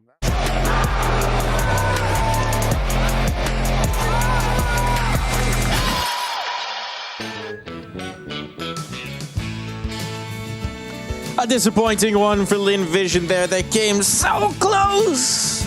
Zachar came so close, that is. But yet so far away. That first half, just too much to overcome. I will say for Lin Vision, though, I want to put this out there early. Apart from that one round where should have been dead to rights in spawn, didn't see a whole lot of head-scratcher moments. I think they played a pretty good game of Counter-Strike, especially in that second half. No, there wasn't too many like crazy shenanigans, which again is a good sign. Like you said, that one round, I wish they could have shown a little bit more depth there. But What they showed in that second half was very impressive, and it's what I wanted out of their Dust 2. I wanted to see that level of success come through out of them, and eventually they're able to. We got to edge forward. The green's creeping in. The green's creeping in. Don't worry about it. We can't cover up Henry's beautifulness. I want to get his opinion actually. Henry, could you let us know? I'll get the mic as close as I can. Could you let us know what you thought about that performance out from Lin Vision? Uh-huh. Uh-huh. You have to speak a little closer into the microphone. Just lean in there. Okay. Yep, thanks. Thanks, bud. Thank you. Thank you for that one. Good contribution. I mean, that's why he's just been at the top of the game for so long, right? It's just nothing but hard work right there. That's what cream of the crop. Speaking of Henry Cream, we got Zacher here. 1.67 rating on it. It didn't get him the win, but damn, was he trying. Yeah, I mean, he did excellent work there in that second half. Was a lead contributor. Even in that first half, he had a couple of opportunities to just ace up on Heroic, and that's a good sign. Again, and a couple of incredible clutches rolling through as well for Lin Vision that kept them alive. If he didn't win those two back-to-back 1v1s, and one of them was a 1v2 as well, it would just be so much quicker, so much more over, and Heroic would have been already working their way through Ancient, right? But he was able to fight back, and I wonder if that's going to at least build up a little bit of confidence for the rest of the squad, because he was such a key contributor. He was indeed, and this is the problem, right? We have to talk about Ancient now. In Ancient, we saw the world where the Dust 2 works out for Lin Vision. We saw it in the fact that they took Na'Vi to overtime yesterday, that they made such a good go of it. They also played Na'Vi on Ancient. They got a little schmacked. They're going to be playing Ancient again today. Yeah. Can they go unschmacked, Cole? That's going to be a tough ask, right? Because I'm glad that we bring this man up on your screen, taking control, and specifically, I feel like Ancient's like a particular strong suit for him. We saw him do excellent work there. Was a big multi-kill presence. Was the reason, partially, why they had that massive lead in the first half, and now you just have him on Ancient, ready to do exactly what he did on Dust 2, and that's establish early map control, take ground for the side of Heroic, and do what he does best. Does best indeed, which is shoot people in the head, preferably. I mean, flanks. It's all about the spacing when there's right. It's all about finding those moments to exploit. Yeah, obviously he has some impressive mechanics, but that's not why Nertz is a special player. All about finding those gaps. All about finding that pressure. All about being there when you don't expect him, and then capitalizing as a result of that. We should be hopping in here in just a few moments, but you can see they're discussing. They're reading the notes. It says Nertz go kill like 27 times. He's trying to figure out what that means. Yeah. See, he was looking at it with concentration. He's like, do you think that's what Nertz said in those 3 timeouts? Nertz go kill. What's Saul put in? Yeah. Nertz. That's what every timeout was for. You could get one word down. Just had to remind them, Yeah. One word at a time. Oh, hold on. We've got a special expert. We've got another special guest. Could you just close the door real quick? Henry Cream. Come here. Yeah, I'm gonna get another expert opinion here. This one ready for map number 2. If we could just... Oh, never mind. He's not about it.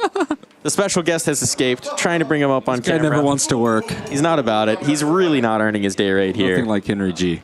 We got Noodle, of course, another expert in the audience. Oh, you weren't about it. You really weren't about it, bud. You gave me a good pump fake there. I thought for a second. He's not about it. Trying to get you some dog content here, folks. I know that's what the audience really craves instead of deep analysis about Lin Vision versus Heroic. But, we work with what we can get. And they say never work with children or animals, and I'm doing both today. That's a zing. That's a zing. That's a zing. Bada bing, bada boo. We should be hopping into the server here in just a minute. You got any response to that one? I will say, I feel like, my frontal lobe is almost fully developed. I'm hitting 25. You're there. Yeah, that's when it officially happens, right? You're escaping. I think I'm actually growing as a person as well, because it's got to be something in that frontal lobe. I forget things everywhere. I'm like clinical forgetter. I'll put my headset that's now wireless. I do have a Logitech headset as well. Oh yeah, you set that down fresh somewhere. Brand new. Yeah. I set it down in the randomest places, and yesterday I set it down on top of my fridge, going to get a snack. Why? And I looked at Rachel and I was like, I don't know why I set it down there because I'm 100% never going to find it if I leave it there. And she's like, oh my gosh, there's no way you just like... Here's your pro tip. Here's what I've learned. You just take the wireless headsets, and you just kind of put them on your forehead. Yeah. It doesn't Well, the thing look is, great, I did that one time but it when I works. was picking up a pizza, and... Oh, you took them all the way? I felt like such a nerd, dude. I was walking outside with my Cole, headset. I'm gonna reveal a truth to you. Yeah. You're a huge nerd. Embrace it. We all are. We work at esports. We talk about Counter-Strike for a living. You're not escaping the huge nerd allegations. It's a career. So what do you do for work? Hey, I had a lunch break. I commuted here. I'm working in corporate America. It's almost like you're working a normie job, but instead you get to watch LinVision versus Heroic for at least one more map, and Heroic are going to be looking to put LinVision away here on Ancient. So we've got 10 nerds ready to go here in the server. It's a glorious thing to be a nerd. Only one nerds, though. Only one nerds. And off we go. A Fufu about to have his hands full. A fool hands coming up. A fool full. Oh, we might need to work on that one. I like the idea. I like the hustle though. Let's see if a Fufu could do it. It was a tougher one for him on Dust 2. And this time he just does not have any appetite for it. Flashed up again, bombed down. Full 5-on-5 retake, the Ancient classic.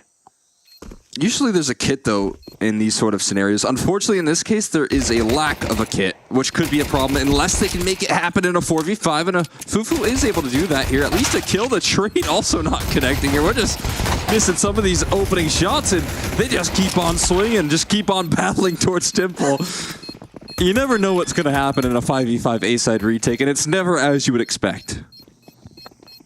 Wait a second. Denial? Oh my god. I think if he would have gotten the kill, it would have been. Oh my goodness. They had the guy on low HP defusing. If he had actually shot. That was just one. It's like watching a bunch of guys watch each other do a carnival game and then being like, I'll show you how it's done. Immediately just failing. It's like one after another they stack up into the temple and they just miss every Glock bullet. It was the A Fufu must have been tagged 9 times there. He's a tank. They're just shooting him in the toes. Yeah. He's just dancing. I always like to aim for the head with those Glocks. Look, Heroic, great plan. Not so great execution. And interestingly, they're not going to force buy into this, which I actually find quite surprising. Tess is bringing out a D shot as the aggression attempted to come through here from LinVision. Oh my goodness, had an opportunity on the next. They cheat. It's a little fade away. Not going to do enough, though. And now there's some valuable real estate. As you highlighted here, some timings, the presence of mind from Nertz. He's going to be spotted here. Zachar want to test that deagle again here. He's trying to play off the shadow advantage.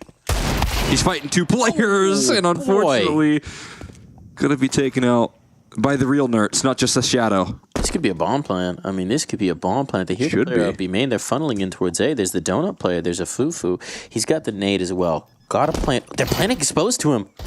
They're planning exposed to him, and yeah, that is a little bit too much. Didn't realize there was still a player around. Misread the situation. That might see the opportunity lost, but Kixon's still doing damage. Kixon's found another. A Fufu low. There's still 40 seconds to cook here, and a body shot will do him. Fufu has to do it all. Smoke out. Oh, and a Fufu with the pre-fire. That's enough. A Fufu, the guy who was so quiet on Dust 2, stepping up in a big way. That would have been just the most heartbreaking round if you're LinVision to lose. It'd be the second time they've started off. Timeout off Rit. This is the first gun around timeout getting called. Who's calling it? Presumably it's LinVision saying, yeah, guys, we fumbled that. Let's settle down a little bit. You give just a little too many opportunities with this team and Deagles, I feel like. That's what I've noticed out of LinVision. You know, they're not scared to peek these Deagles. Unfortunately, maybe they should be just a little bit more. A little more scared. A little more scared to peek those Deagles. I get the idea, though. Fear is healthy, you know? Fear is it's part of us for a reason. Self-preservation, it's a good thing. It's why, like, you know, when people talk about like getting nervous or not getting nervous, obviously there's a good degree and there's a bad degree, but a little bit of nervous is good. It means it matters. It keeps you on edge. It keeps you on your toes. Maybe LinVision should be a bit more nervous. But it's just a deagle, right? Just a deagle. It's just a deagle. That's a pistol. I've got a rifle. I got an MP9. As long as I jump around the corner, I should be fine. And as long as it's out middle, they should be good too. Is that Nerds effect we're talking about? Space Taker in towards mid, finds the gap, finds the 2, and now you're going to be on the back foot all round long. Westmelon committing. Never had roast Westmelon, or any kind of melon.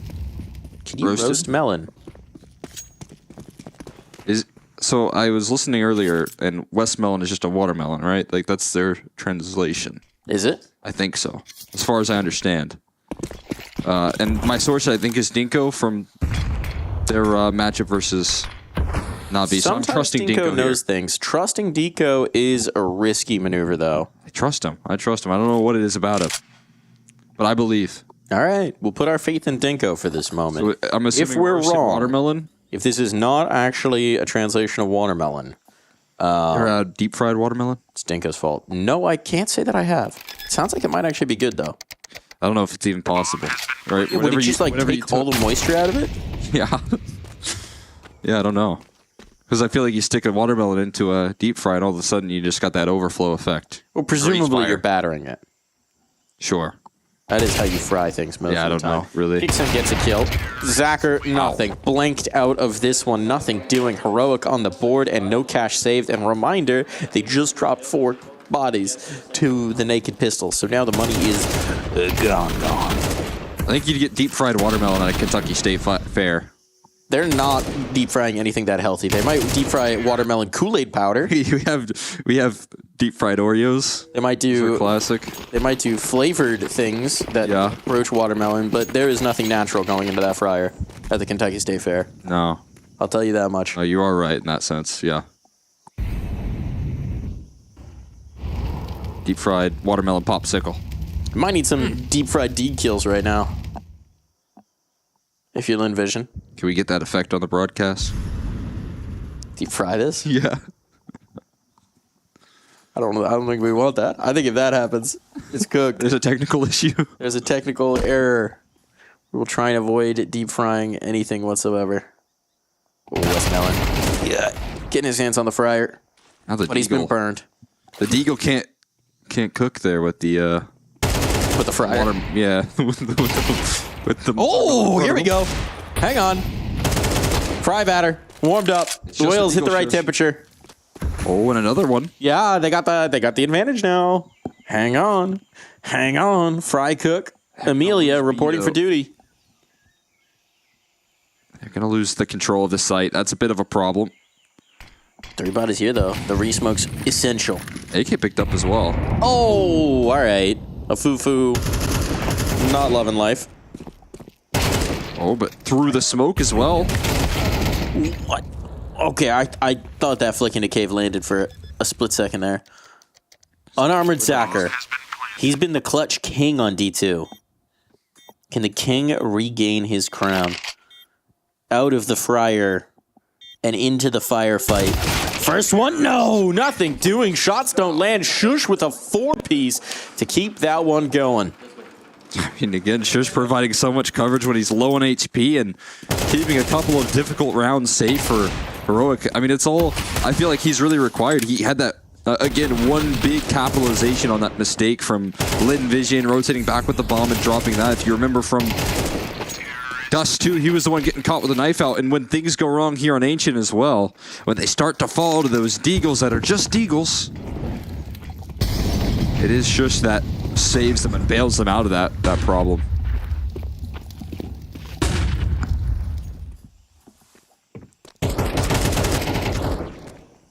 And now it's even less than just Eagles.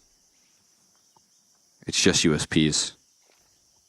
But look at this. Look at this. Fast up the elbow than you expect. Ooh, Amelia's here. Goodbye, nerds. A second one found. And they got that flank still. Hang on. You're not gonna expect Zacher here. It's just the USP, but you're not gonna expect the timing. Into the site they go. Very important that they get this bomb down before Zacher activates. Oh, there it is. Oh. Upper covered for a foo-foo. Someone look. Someone check.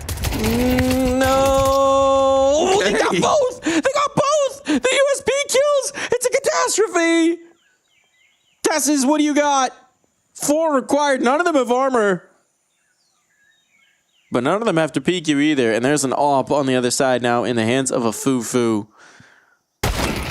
And it's just not happening. Scoped up on the angle. USPs! No armor! How's it feel now, Heroic?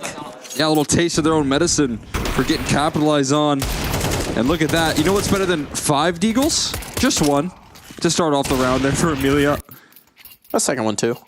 Yeah, I mean, 2 shots right there connected. Only a single deagle invested into that round, though, and that's now coming out of it. 3 AKs and a free AWP. We're going to get weird now. It's just going to be the Force Buy Wars. I feel this in my bones. Well, envision, they need to dispel this feeling from my bones. That's what they're going to try and do. They are the bone doctors. I don't know how much listening was being done to the Jason Rogan experience there.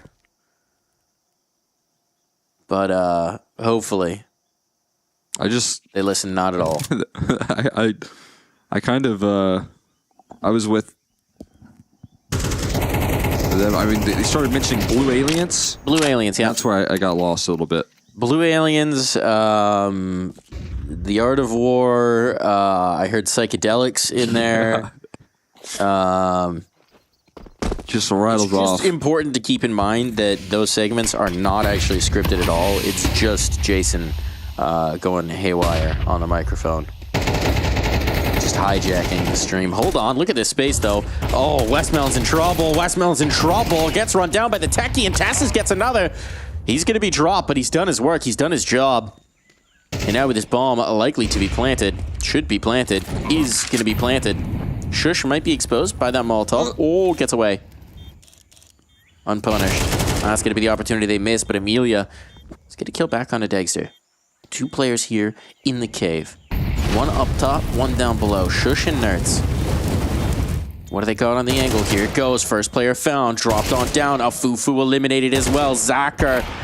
Oh, he finds the first. Does he expect the second? Not ready for the swing. Can't chamber the round.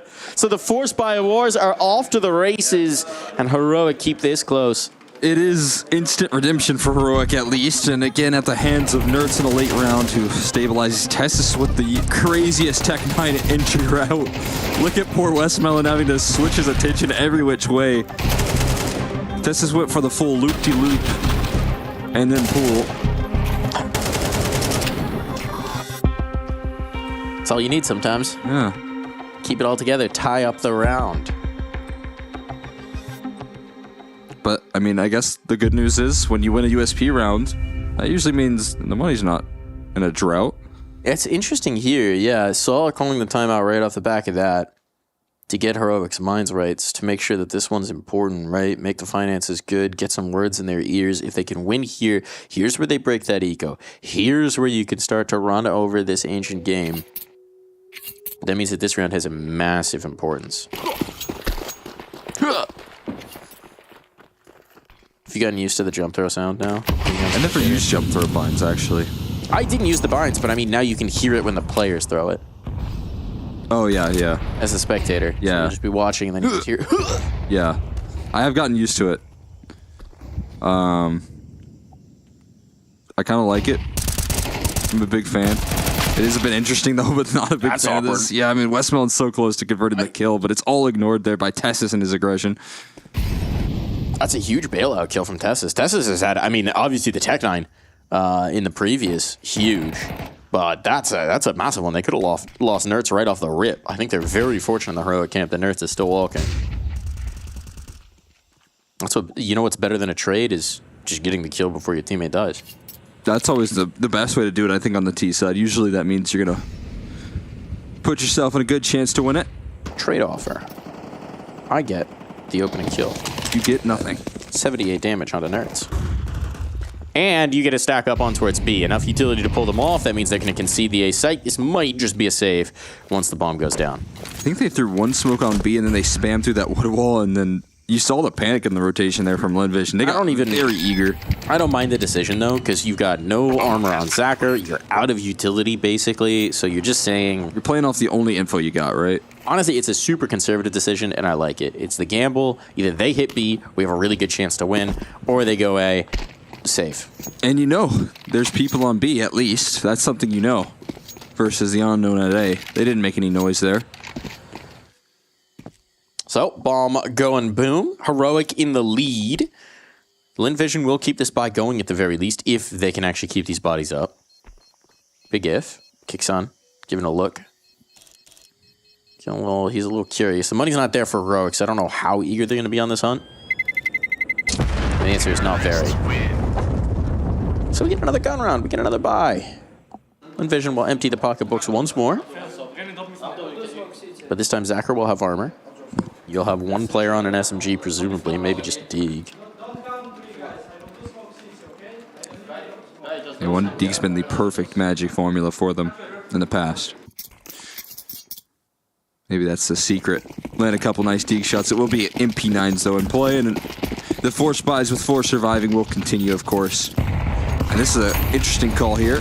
Fast A play coming through, and Dexter gonna go down early with this MP9 duel. At least it's a Fufu confirmed over there towards middle, but Zacher comes through just in time, and now a 5v3 in the post plant. Nice.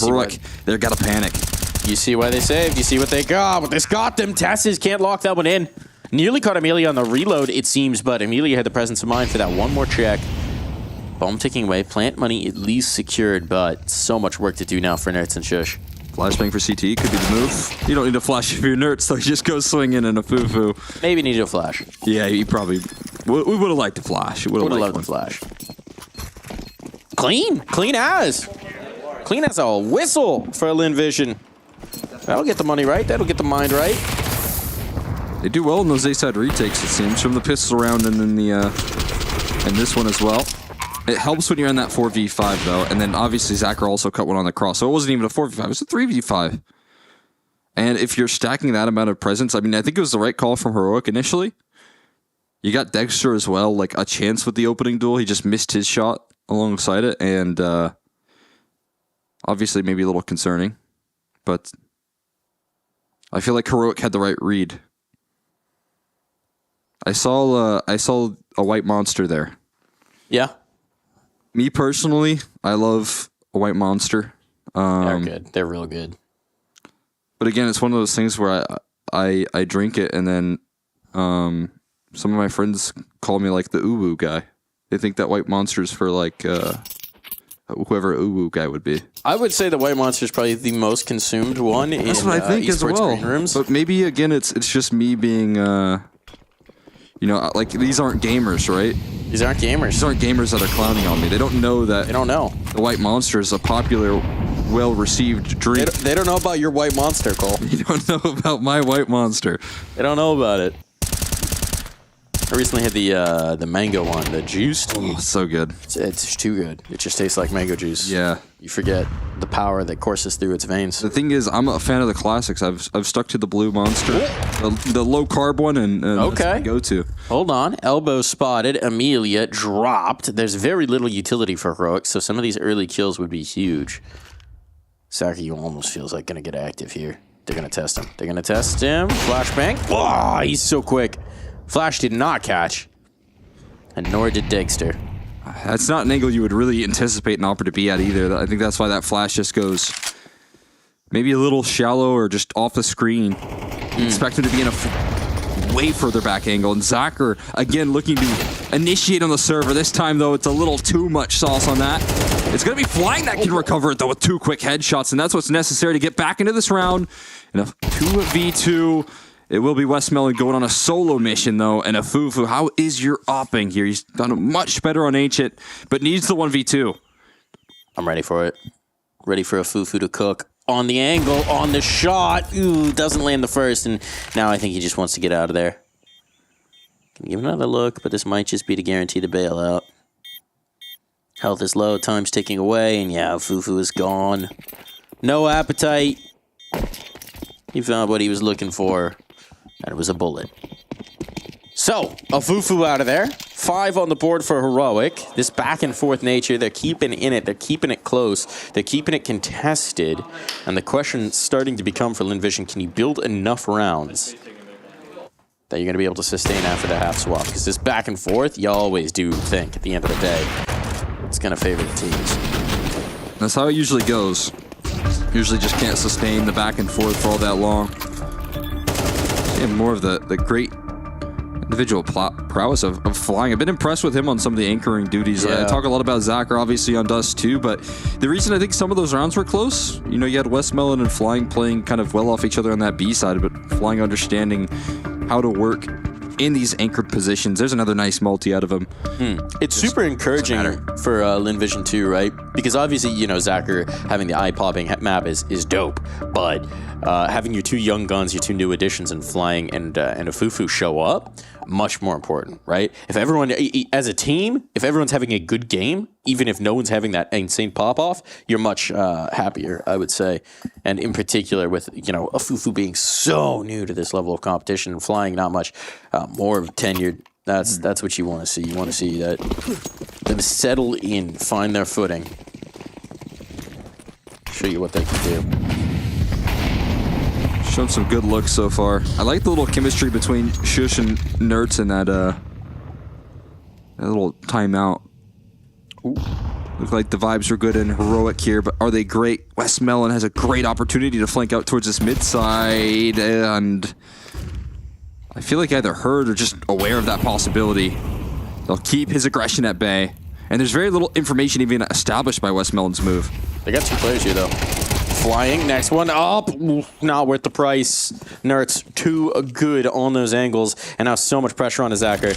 They are all coming his way. Just trying to stall this, able to find one, but he's burning. How? How? What? The turn shot, incredible for Zacher here. Back to his Heroics. Dexter posted up now, but Nerds denied. It all falls to Dexter. Molotov to Rumble 1 to chase him out. Dexter on the angle, he's burning.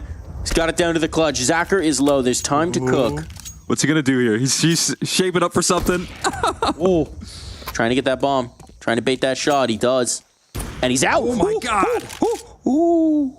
He's being chased, and now he knows Zacher saw him. Oh, he's in Zacher's head right now, or Zacher in his. Battle of the Oppers. Despite the health on Zacher, it's all going to be about that first bullet. That's the beauty of the big green. Dexter doesn't know. He's not ready. Now he is. But Zacher's too quick on the trigger. Another clutch brought through. He was dead to rights. He was being pinched from both directions. He was on fire in a Molotov. And still, somehow, this guy keeps it going. He's walking through the flames, but he's still ice cold in these situations, man. So incredibly clutch for Linvision. There is another sequence coming through from him. Look at this opping on the fadeaway. Tessus hits the deck just the same. And look at how he gets into Dexter's head. I mean, this is Dexter up against him in the clutch. Usually someone who can always activate it when he's in these 1vx situations. And Zacher just completely outplays him. Completely outplays him. And that was the lifeline last time for Linvision to get back into Dust 2. Man, maybe we should all go on the Jason Rogaine experience. It might be the move. Might be the move. Something about those blue aliens. He found them. He found the blue aliens, the psychedelics, the whatever was being suggested there. More of that. Yeah, I mean, that's absolutely sick. Reading the Art of War, but he's been reading the Art of More. Kills coming in. All right, we're close to the end of this half. Heroic again trying to make a broken by work, but they've done it so many times, right? I'm just still thinking about that position where you're watching 4 dots converge on Zacher. Unreasonable. Unreal that he makes it happen. Have to remain so calm. This time, the op, though, not really getting into a position where he's going to get much say, at least for now. Might again be called upon these late rounds as they challenge this A-side quickly. Donut is getting consumed here, and Afufu holds down the line this time. As we highlighted, a big second map coming through from him, but there's those B-side anchors getting knocked down, and again, Zacher still finding it. Fluence, what is that? A no-scope through the smoke across the map onto Nerds. That is unbelievable, and Westmelon to lock it in. How on earth does he keep getting away with it? Look at him. I can't believe it. Someone check him PC. At this point, we got to start calling him Zacher the Hacker. What is this? How is he getting away with it? That was disgusting. What? Can I? Yeah, hold on. I need to see this. You don't want to see that one back on Face It Watch as well. Let's see the no-scope. No way! Oh, okay. He did at least see the guy, but what? From downtown, from across the site, a jiggle back in. Talk about a snap and a tap. Dang. Unreal shot from Zacher. Perfect counter strafe into a perfect shot. Westmelon will open up the theatrics here as they look to find round 7. Man, this Zacher dude. Unreal. He is doing it again. And his ops in the right position this time to have early influence as opposed to late. So there's 2 more targets. They've already taken care of Nerds, since that might bait them into a bit of a lull in covering this mid side, but it just doesn't seem to be the case here. Zacher's still fully focused. Attention fully trained. And again, this A-side target going to be met with a lot of resistance. Tessus. Oh boy, he's got a second as well. Tessus with the Tech 9, man. Difference maker, but Zacher's still here. This time, he will not be able to pull off any theatrics behind that smoke. Gonna have to reposition, gonna have to re-maneuver. 2 players in towards the temple. Shush, able to give the uppercut shot. Looking for another as well. Flying, battling, failing, faltering, all onto Zacher. This would be the nuttiest one yet. It's the end of the half. There's no reason not to go for it. Do you have another crazy clutch in you? Zacher on the swing. He's got the first. That player caught. Kicks it. Attack through the box. What? Tessus, though, will stop the madness, and we will go to the half with an even line.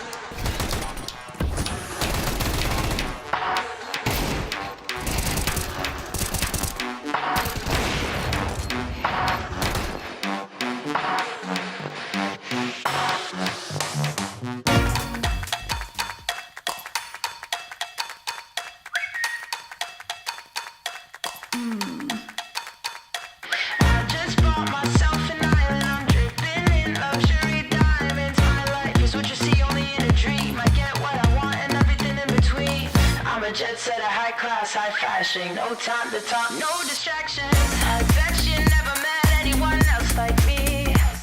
If you're searching, I'll be in the VIP. It's all in the acronym. A very important person is coming in, and there's nowhere in the world I haven't been. If you don't understand, let me tell you again. I know my place and I come first. You wanna live like this, get to work. It's all a race and I come first. I take it all, it's what I deserve. I know my place and I come first. You wanna live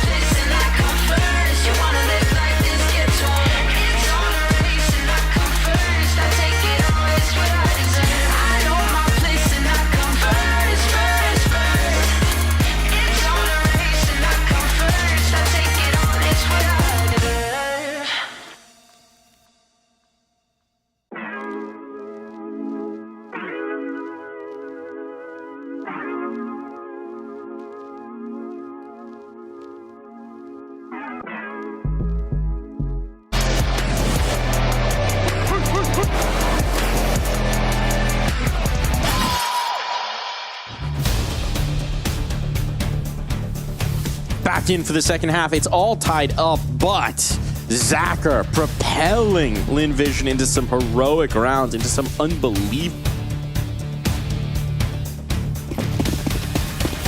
We come now into the second half of play. 6-all. Heroic wondering what even happened to them in some of those moments. But they got a chance to close here. I'm so impressed with what Zacher's been able to do so far on an individual effort. We've also seen some step up from Afufu, a lot more refreshing here on Ancient. But again, Zacher to lead the charge here. Actually going to go in a little bit late up the ramp side here, maybe for good reason, as Tessa's last man standing. Zacher again able to track him very quickly, and they've got the potential to sweep the pistols so far in this series. Could go 4 for 4. Could go 4 for 4. Bomb taken away. Lin Vision in the lead. They have a Molotov still as well. Ooh, and they're getting in a position to throw that on top of the bomb. That could be the problem. Don't mess up your jump throw. Don't mess up your jump throw. Couple kills coming in. The Molly. I think it's in there in time. I don't think they have a kit. Yeah. Gotta start the stick. Nurse is on it. He's got time enough, but Dexter has to watch. From the cave comes one. Full 10 second. Yeah, it's good. Molly was maybe a tick early, but it's all good for the Lin Vision pistol win. Certainly felt like a bit of an insurance policy there in the 4v3, which is nice. Capturing a little security in the late round, but that quick aggression going through that A side, it has been pretty impressive. Consistently flawless on the pistols. 4 for 4 in this series. I mean, I know it didn't really matter too much on Dust 2 because they got ecoed. And then obviously had that huge deficit to come back from, but it could matter a whole lot more in Ancient now that it's this close. We got to avoid the force buy this time around, though. That's a key detail here. Late flashes out towards middle. It's a crunch, well handled. Biting through it is Amelia. Afufu just the same. Dexter on a retreat. And it's just Shush now left standing. So the force buy will be well handled. Yeah, that's what you like to see if you're in Vision. Keep it easy, keep it comfortable in what should be the easier rounds. Just go away. We got to clear it. Just go away. We got to clear it. You saw everything. You saw it all. It doesn't matter. We inchwormed. It's a little sound cue for Shush. False sense of security.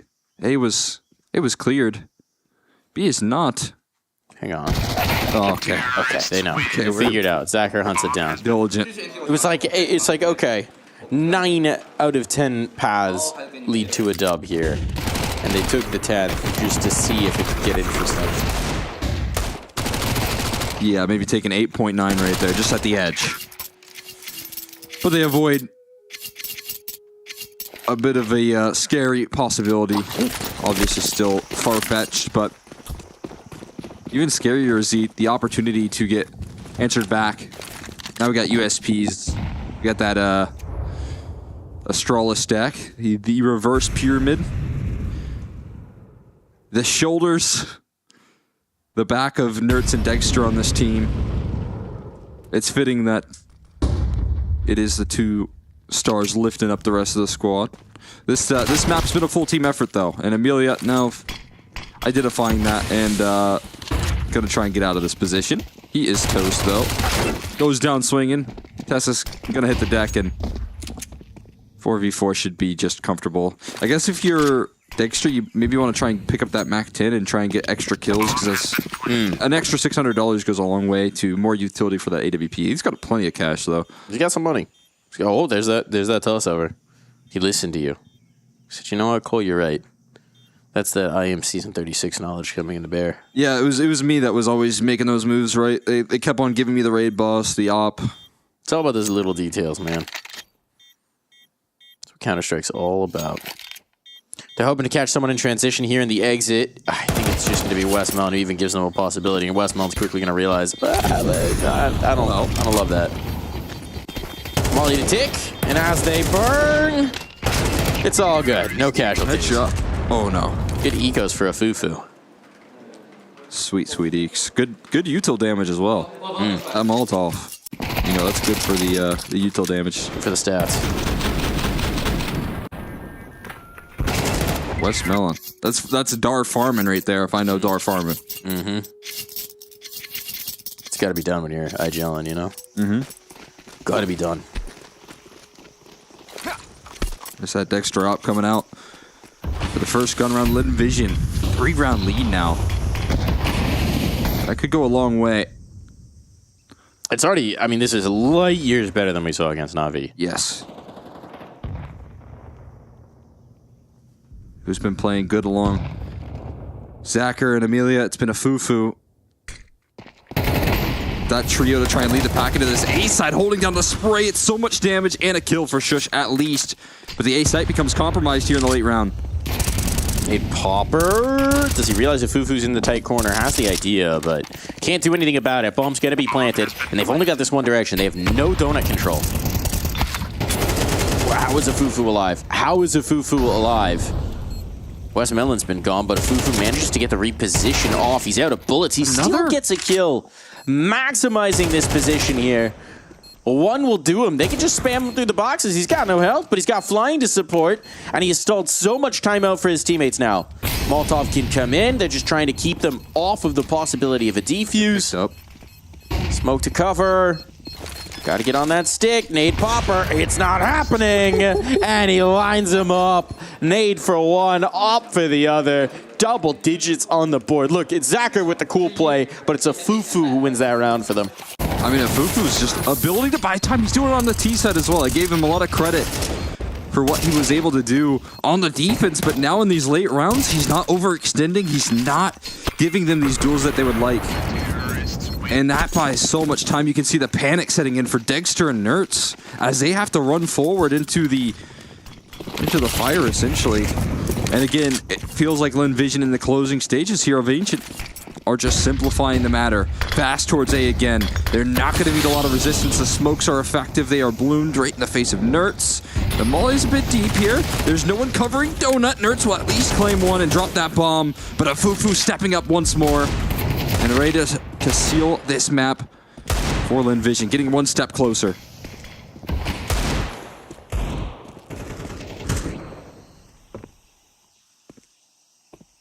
When this bomb goes down, I mean, Heroic are watching this thing slip away. And there's nothing they can do about it. Kixan even probably just needs to save this set of armor. He's going to try it. Oh, boy. Trying the hero play. But damaged up. Yeah, he doesn't fancy it. He's trying to catch that diffuser, or that planter, rather, immediately coming off the bomb. Not going to be a possibility, so instead he is getting the heck out of dodge. 11 rounds on the board for Lin Vision. Clean start and run to their T side. This might just be done before we know it. Gonna be able to provide too much resistance. Kicks and trade it out as well. Nothing held on to. A Fufu again with another crazy round. He's keeping things very safe on this T side. It's nuke if we get to the decider. I didn't really think we were going into this map, to be fair. What do we think about nuke, Cole? I kind of put it out of my mind already. I didn't think it was happening either. I mean, for, again, Heroic, you have, you know, the Dex drop, which, as we had highlighted, is going to be a huge asset. Maybe not having the most influence right now, but... Yeah, he's no Zacher. No, not at all. Which then that makes me excited for Lin Vision and their possibilities once it comes down to that third map. If Zacher continues to play this well, there will be a lot more chances there. And Amelia straight onto Nertz to start off another gun round in a 4v5. And they're taking mid-space to back it up. Zacher at the helm of the spear as well. Now you can have totally isolated rotates. Question is, which way do you want to take it, right? Your options are so open if you're Lin Vision. And so for the moment, they're just going to wait for Heroic to play back into their hands. This is phenomenal discipline. So it's really been something that we've seen consistently from this Lin Vision team. Great discipline in the advantages. Don't let the moment get to them. Here's the opportunity. There's the reward for all that patience. Zacher collects Dexter. Shush trying to get active here. Feels like he has to do something, but it's right into the crosshairs of a Fufu. And now this whole side of the map is ripe for the taking. Kixan and Tessus just have to try and save. This is disaster for Heroic. A sweep for a T side. That's Lin Vision showing what they're made of. It's another, that's an experience call. So far, we've seen a lot of fast A plays. They've taken quick control and have been able to win through, I feel like, a little bit of the firepower that we're seeing. Fufu and Amelia doing great jobs on the entry, some very effective trading. But there is a way in which we saw a 4v5 translate into a slow round, a slow default, catch the re-aggression, collect on those kills that you know are coming. No gaps in that default, and that's exactly what you have to have here if you're Lin Vision to close out this game. You can't let Heroic bring these 4v5s back because that's their ticket into this map, and now they're going to hunt because they got money to do so. They're all good, though. I think those 2 rifles held on to comfortably. And you can see, I mean, they're still calm once they hit 12. But that's security that a 3rd map feeling more and more likely.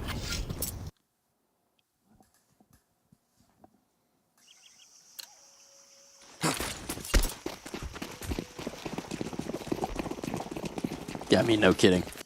Right? Just one more needed. One more needed. I'm honestly just a little speechless. This has been phenomenal from Lin Vision since the half switch. I mean, the first half was good, but this has been exemplary. Amelia catching the first. The dominoes being placed. Pieces are coming off the board.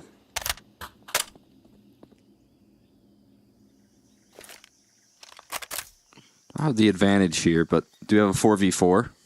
A little bit of breathing room, but it is going to queue up some further aggression into the op scope of Zacher. We're going to challenge this again. And they might walk right into the trap setup here. An opening duel again found by Lin Vision. And Zacher's op to continue to compound the success. And Zacher wants more. Knows Tessus is still hanging around here. On crouch could be his demise. But both of them going to walk away from that fight. I think they're fortunate. The airburst molly could have been a problem. Could have given Tessus an opportunity. But they're unpunished in this. 35 seconds. Time is a little bit of an issue. But they still have some control towards mid. Could bail out of this. Seems like they're starting to lean in towards that option. That means it's going to be about Shush. Fufu. Oh, wrong. Just keeps moving. Just keeps it moving. Offsets the aim of Shush. That little slide. Enough. Now Molly's chaining in. Tessus can't do anything about this bomb plant. It's going down. Tessus and Dexter, they need a hero. They need a massive round, a massive moment. And that nade is barely even going to register. 2 players coming out the temple. Here they go. Players posted. Crosshairs watching. Afufu just needs to focus up with his teammate, but it's Zacher instead who collects that op. So dangerous. 1 man against the world, and Dexter will not be able to do anything about this. Lin Vision Gaming. Triumph on Ancient after looking lost yesterday. They find their footing behind the strength of Zacher. And they're battling on here, Cole. They're battling into a 3rd map. We are going to Nuke.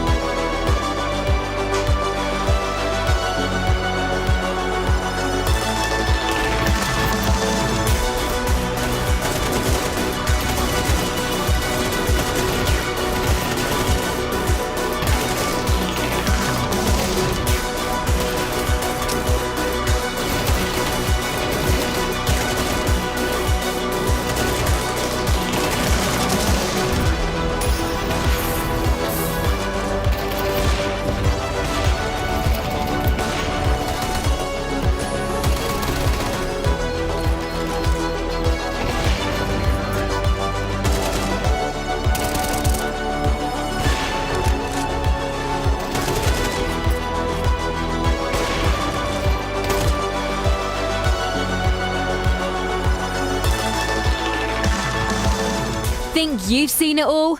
With Faceit Watch's Point of View Selector, you can experience the game from any pro's perspective. Use the multi-view feature and customize the stream with up to 4 angles. Control what point you see while earning rewards. Drops are activated and lucky winners will receive Faceit points. And if you ever miss a match, VODs are now available. Get instant access to demos with multiple POVs and commentary. Watch it, control it, face it. Jason Rogan Podcast, check it out. The Jason Rogan Experience. Counter-Strike by day, Jason Rogan Podcast by night. All right, Shush. It's great having you here on the show. Interesting times going on right now over in the Danish Counter-Strike world, isn't it? Yeah, there's a lot of things happening. Yeah, it's been a little crazy. Yeah. The Danish Counter-Strike dynasty is just collapsing in front of our very eyes, which is insane to think about. You guys were once at the top of the world. Nobody could touch any of you. The Astralis era, best team of all time. Heroic coming out of the online era. I was talking to one of my friends, Dr. Graham Huncock, PhD. He works at the intersection of ancient history and Counter-Strike. Super interesting and fascinating stuff that he's coming up with. And one of the things he sent me was this list of like these of like the traits of like the things that occur when a civilization collapses. And like one of them, foreign invasions and mass migrations of people leaving. So you guys have had, obviously, Heroic has just been completely invaded. You guys are now an international roster. We've seen, Danish players leaving Danish teams, blame F now on Fnatic with internet. Like, you guys can't keep anyone at home. Another one, institutional unemployment that kind of comes in, where just players can't seem to get comfortable. We still have Config out there in the wild. He's not on a team. Nobody's grabbing him. You got Zipex, who, like, one of the greatest clutch players of all time. He had to just go be an assistant coach. He couldn't even find a job as a player anymore. I think one day we're going to look back on Danish Counter-Strike falling apart the same way we look at the collapse of Rome. Just like peak civilization, and they just lose it all. But I hope maybe you can turn the fortunes around.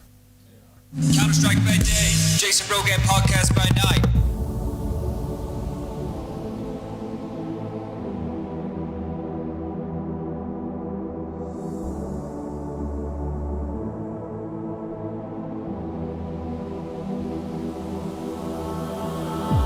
I don't know how it's come to this.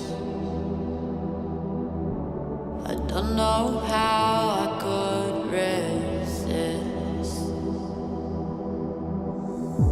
I took a vow to never sin,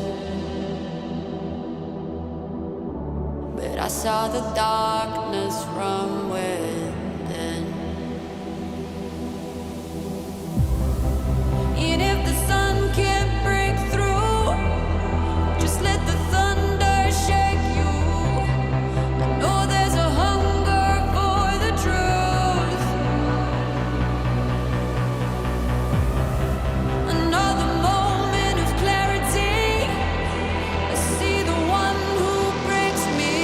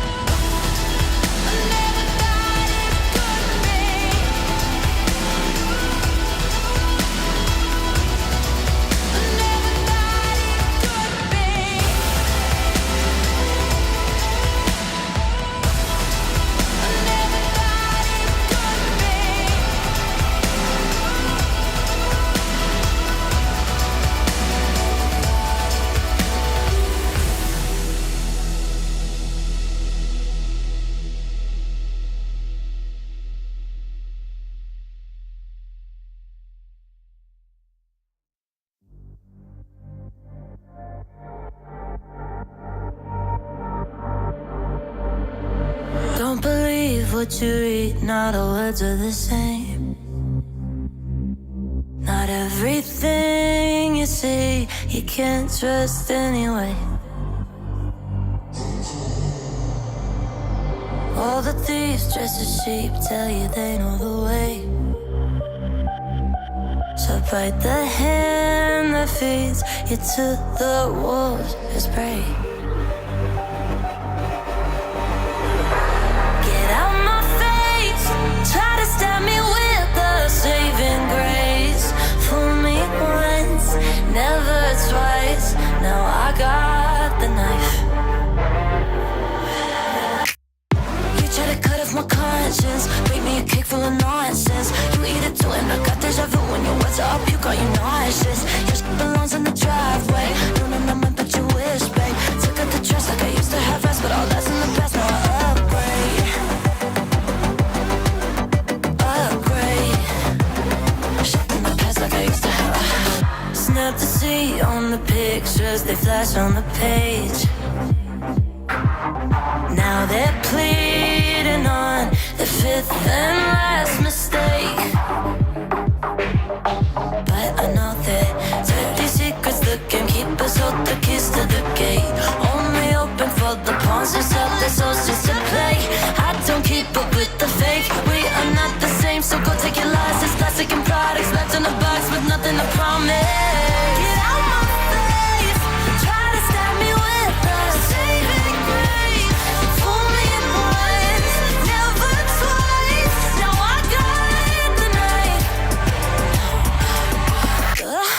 You try to cut off my conscience, bake me a cake full of nonsense. You eat it too and I got deja vu when your words are up, you got you nauseous. Your shit belongs in the driveway, no, no, no, but you wish, babe. Took out the trash like I used to have rest, but all that's in the past, now I upgrade. Upgrade. Shit in the past like I used to upgrade. Upgrade.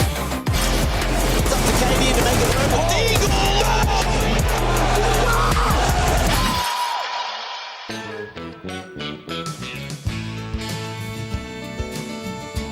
We're back in.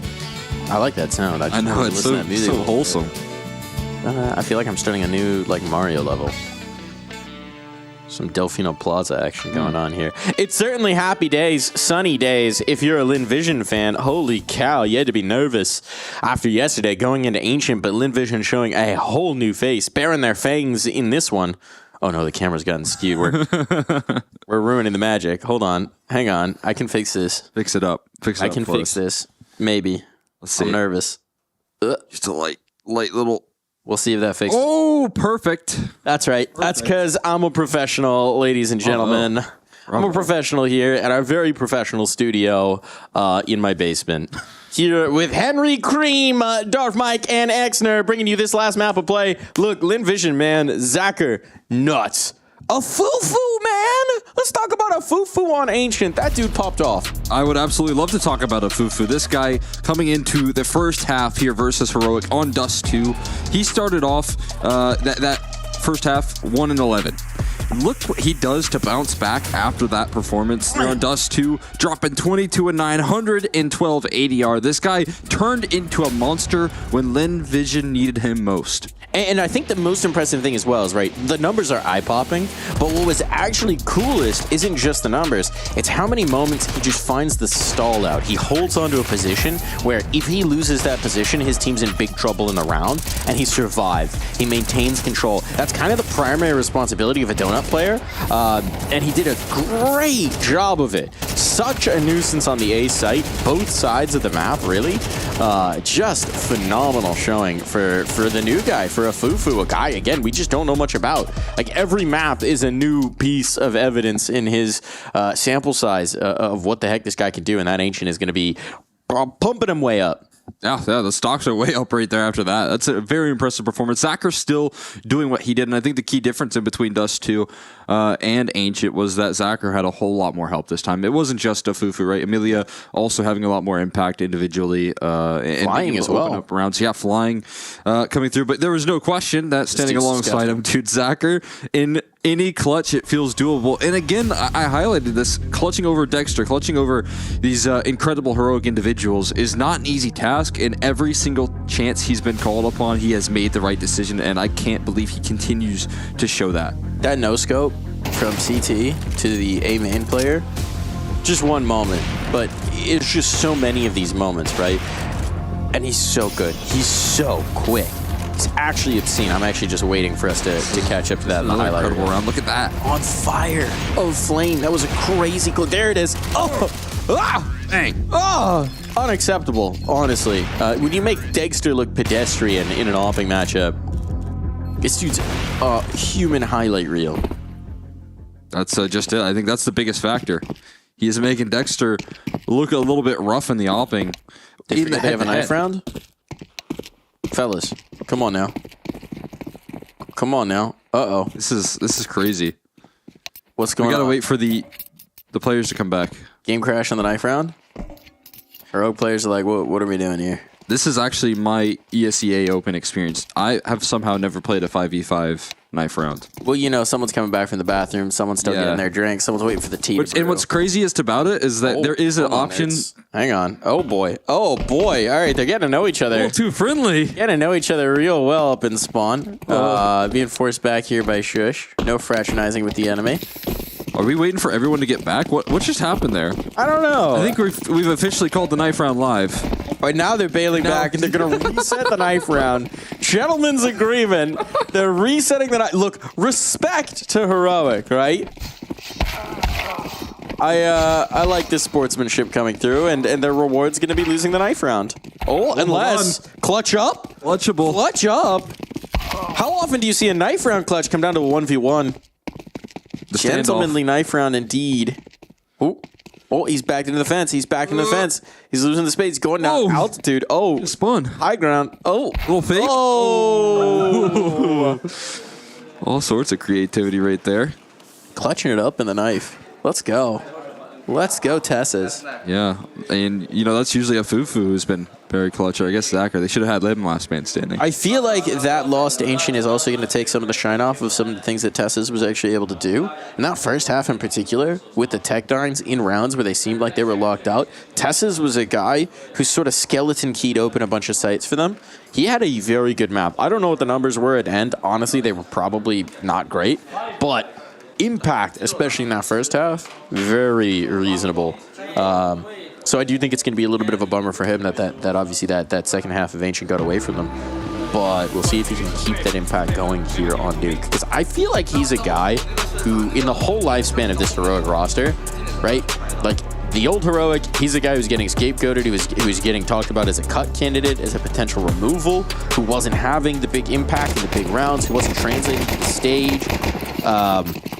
And in this roster, it feels like he's had much more of a big role, of a star role, taking a lot more responsibility onto his shoulders and delivered. I was very impressed with that T side. The Tech 9 work from him was incredible. But you know what Heroic need? They need to win a pistol. They haven't done that. 0 for 4 so far, and it's going to look to be the same here. Last Dexter to finally step up to the plate here. Nertz alongside him. This duo looking to lock in for finally some pistol success. Flying's down the vent.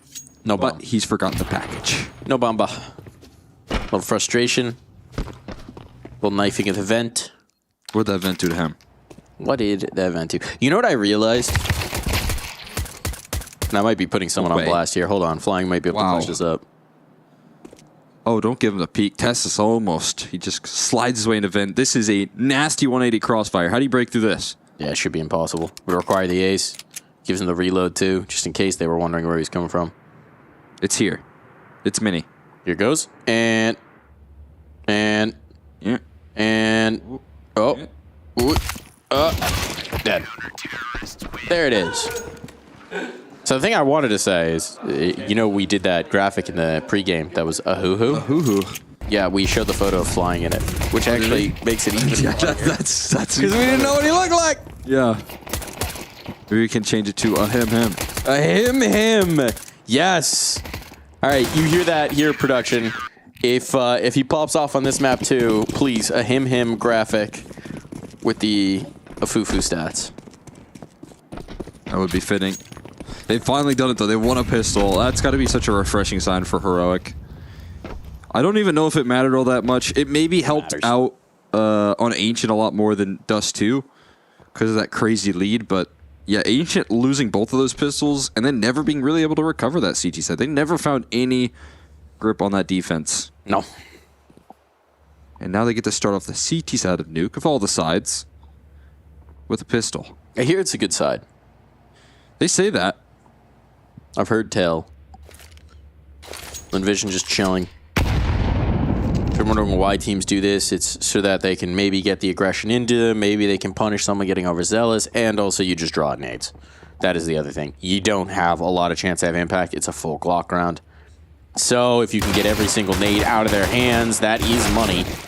Oh, that's a kill. Goodbye, Dexter. Oh. Just had the dualies. But it does force Tessus to come around here on towards the ramp, and now Heroic could play into their hands. Nice bit of awareness from Shush, and into the ramp they go, and into the Tessus they fall. They only lose the armor on Dexter, so no big concern. It is just so funny how those rounds will just lull you to sleep, and like if you know the CT push is going to come at some point. It's going to come through. The info gathering is going to take place. Someone's going to make the move. We got Shush getting wild with it. But again, it's just Glocks that you're going up against, so there's never a big concern. And the AWP will come out with the full belt of utility. And this is what I highlighted here. I think Dexter going to be eager to get his revenge on Zacher. Yeah, I'm sure he didn't love the way that Ancient game went. Oh, nerds. Wow. He's risking it. He's risking it. He's going to catch, but only for one. And he was all the outside presence, so I don't know if that one's great for them. Dexter trying to pop the smoke, but a flashbang well timed. And he doesn't find anything off of it. And Mini as well. It's going to have to be Kixan. Westmelon catches surprise. Shush. Uh-oh. They're in trouble. Might not even need to go down. The bomb's here isolated, but needs to go back up to join up with teammates. Dexter, a little bit of a tough spot, and Kixan's done a great job getting out of there. Kixan out of there, and I think looking for more map control as well. Tess is making some sound cues on their aggression. I think so. He's like overlapping right now with... I think he's on the inside of the squeak. That's huge. Oh, there's a player right there. There's a player right there. He doesn't know. He doesn't know about Westmelon. Oh, but Tess is in time. What on earth? Westmelon is going to be so frustrated by that. Had him dead to rights. And instead now... What? Kicks it out of bullets? What happened? I think he was trying to get away. What happened? Okay, hang on. Flying. Can you cook? You can get the bomb, but he's just going to fight. He's just going to bring it to the 1v1. 22 seconds. He doesn't even have the bomb. He doesn't have the bomb. His teammates have just told him, bro, you got to plant. Where does he go? Dexter's beat him on the spacing, but now he knows he's here. Oh, down the vent. There's time. There's time. Just barely, but there's time. This is a slick bit of maneuvering, and he is going to be able to get this bomb down. Dexter having to chase now. The clutch up for flying. It's been his teammates who've been in the spotlight, but now soaring high. It's the man himself, and a chance to reposition, a chance to pick his battle. Dexter and Flying, both around half. Flying's crosshair on the right angles. Dexter prepared for this off. No, not at all. It'll be Flying to clutch this up.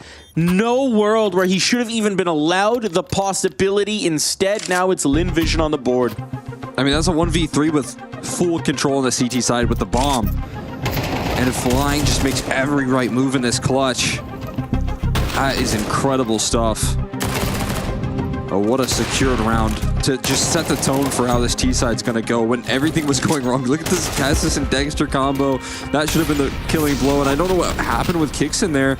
I think he was looking to avoid the fight and avoid giving over that isolated duel, but what it happens is he just doesn't even get the fight. Yeah, it's just a little silly looking. Yeah. 1v3.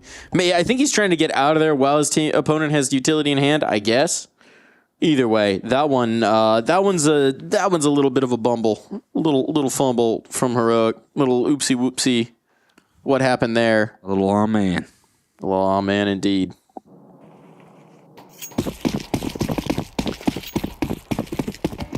Get back into it. Heroic gonna force up to try and correct their mistake.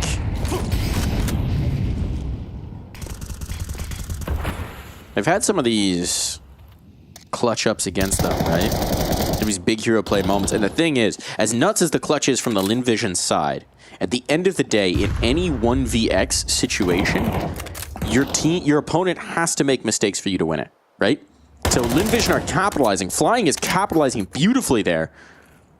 But in a 3v1, they make mistakes to give him the chances, to give him the isolated fights, and that's how he wins it. That smoke missed. That smoke has missed. Mini is open, but Kicksan's not able to capitalize. Nert's only 1 for 1, so the missed smoke may not make a difference. There's players lower. Do they continue to head their way, or double back up top with the space that a Fufu is gaining? He's got a lot of real estate.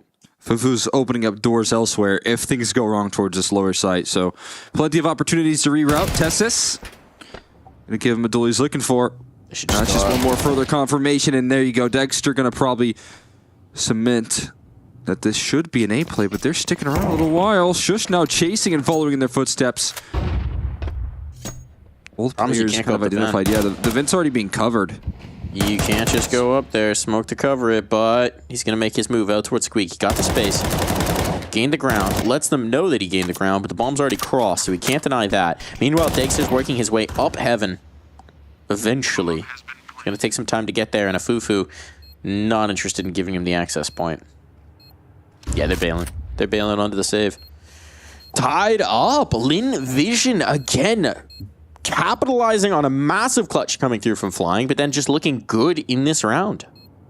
I think that's what Heroic have done well, is when they're in these sort of purchases, they've been able to bounce back. Not the case here. Zachar with some quick trades, and then Afufu still playing well. Afufu still having impact. The presence of mind, the decision-making to go solo towards Heaven, and that 4v3, it gave LinVision a second option. When they could have walked into the stack with Dexter and Shush, they could have walked into a crossfire. If they continue to go down secret, there was a crossfire waiting for them. But that information from Afufu, that second route, it opens up new doors. Somewhere out there, Blett is smiling right now. Watching this team put together this complete a picture of rounds. Oh, and they're all smiles. Yeah, you know who is smiling as well? It's not only Blett. No, it's Amelia. Looking very happy indeed. Work to do in this round, but not a ton of it. Smoke's outside. They're going to take the space. They're going to take this ground. Dexter might spam it. But he has chosen wrong. He's not good at Battleship. You a Battleship gamer? I like Battleship. It was more of like a childhood game for me. I haven't played it in a long time, but what was your strat as a kid? You have a strat, or did you just random pick? It was one of those games where you know how you just lose everything to your older brother as a. Yeah. Are you the youngest? I'm the youngest, yeah. Yeah, so I would always play my older brother, and he just smoked me. So at the time, I was young enough to not really have a strategy. I think I was like I'd like to condense them, and I don't know if that was the best move. Yeah, just put one. I was a big fan of the 4 corners, you know? The corners is a classic. As a kid, you think that's the most brilliant thing, and then you realize that's the first place you check. Tess is, in the corners. Found a check and found a Westmelon, and they have sunk their Battleship. There's a few more here. Hold on. There's some firepower here. Oh, no. Another one down outside. Catastrophe on for LinVision. Just so we've been praising them for putting together complete rounds now. Oh, they don't know about Kicksan. Don't know about Kicksan. Secret Agent Kicksan. He's got one. Dink onto the next as well. All on the flying bomb. Not down. 24 seconds. This is falling apart. One bullet will sink him. And he's down for the count. The whole fleet's been wiped out. Heroic. Take advantage. And that is a round they much needed to get the momentum back in their favor. The wind sailing with them. So I said, I mean, those half-buys have given them so much grace in this series so far. And this time, And Not even use a what buy. little resources they had. Saved onto, yeah, you're right. I mean, it was just the weapons that were held onto it, turning into a successful round. And those are the sort of rounds that have kept Heroic afloat. Helped out a lot on Dust, too. I guess the Force Buys helped out in that sense, but now it could build a much more stable CT side. Especially if they can capitalize up against this half buy. That is a big if, though, because it's going to be Vision looking to answer right back. And Zachary, even with the rifle, towards this outer yard, has been very sharp on these trades. It's going to be tested again. Smoke pop for him, but he might find more than he was hoping for. It was, again, a situation where it almost looked like the timing was just a tick off. There's another pop. That one, a little bit more effective. Dagster does catch. Still, they have game purchase towards lower. Someone's got to adjust to this, so it's Tess's who's got responsibility right now, but the problem is Flying might come in and pinch. It's all about the initiative he wants to take as well. Does he want to make that solo move, risk going down to a ramp play, and then your info goes dark on that side of the map? But the glass is already broken. How much can they contact before they actually make the move? Glass broken is huge. Tessus is watching it. Tessus is ready. Knows this is coming, but wow, Zachary is so quick on the trigger. This guy's obscene. And that bomb's going down, and they all have to go down the vents. Flying is just keeping the entirety of this ramp control by himself. Well done, with just a Tech 9 as well. Huge get for his team. Battle on here, spam attempted. Oh, he's on top of the towers. That's a little much for a Fufu. But now both of them battling from the ramp, and they're holding strong. And Zacher will deliver another highlight reel play. Thought he was going to pet his monitor there. It's a little tap. Well done, monitor. It's so good. You're helping high five there. He's going to high five his own avatar in the game. Oh, he's so quick. Rifles, ops, it doesn't matter. He's just so damn quick. Yeah, my question, I wonder if who broke that glass as well. How did that glass get broken? Because that, I mean, again, Zachary swinging that with conviction is so impressive. Dexter, the smokes bloom perfectly while Amelia is running. They are down secret, no vision granted whatsoever. Now the rest start to walk. There's a player down low, though. Yeah, Shush with a 5-7 close-up. This is the big danger. Amelia's ahead of his teammates. He's not waiting for them. A headshot. Oh, nice jiggle on the angle. Not giving that headshot angle. The micro details, the little bit of movement. Tass is bringing one of the guns to bear. But he's under pressure. Tries to pre-fire. Can't lock it in against Zacher. And now, I mean, there's some serious value to be saved here. Yeah. Heroic are bailing. They're out of there. Vision are going to be pulling into the lead unless Heroic decide to get very frisky. They are consistently challenging this out of yard. And I think at the best of scenarios, I've seen Nerds go like 1 for 1 in a defense in that direction, which is impressive because Nerds is one of those players that loves to dive on in and take these duels. Gonna try and fight and meet where the action is and trying to do that versus Vision playing around these smokes. Every time it's been blown open, every time he's pushed past it, a trade has been so incredibly quick, it hasn't mattered. This bomb is going to flush him right into Kixon. How much can you get with that 5-7 and a bit of an off angle? There's one. More to meet. And they will stay healthy, land the trade. No big deal for Vision whatsoever. They reclaim a lead and now can build more into this T side.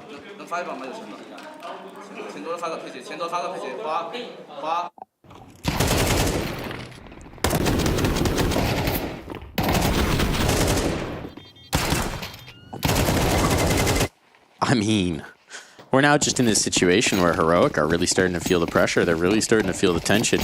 They need to get some sort of an impact round just to get the blood flowing again. And I mean, Dagster could certainly deliver it. Nerds as well. They're both very capable of these kind of hero buys. Nerds is taking that forward position by the red box. You will have heard the player getting down, but Amelia is once again just taking all of this space. Full speed, full pace. I want Nerds to do this. That's why he was making noise. Oh, not able to catch a Fufu too aware. And that's why Amelia is running ahead of the pack right there. They're just, it feels like so familiar with Nertz's moves towards these outer yards. And it's back-to-back rounds where they run that play. Nertz, this time around, baited into the re-aggression, hoping that he can abuse that wall of smokes in the same fashion, follow in the footsteps and find an isolated Amelia, but Vision stay grouped up.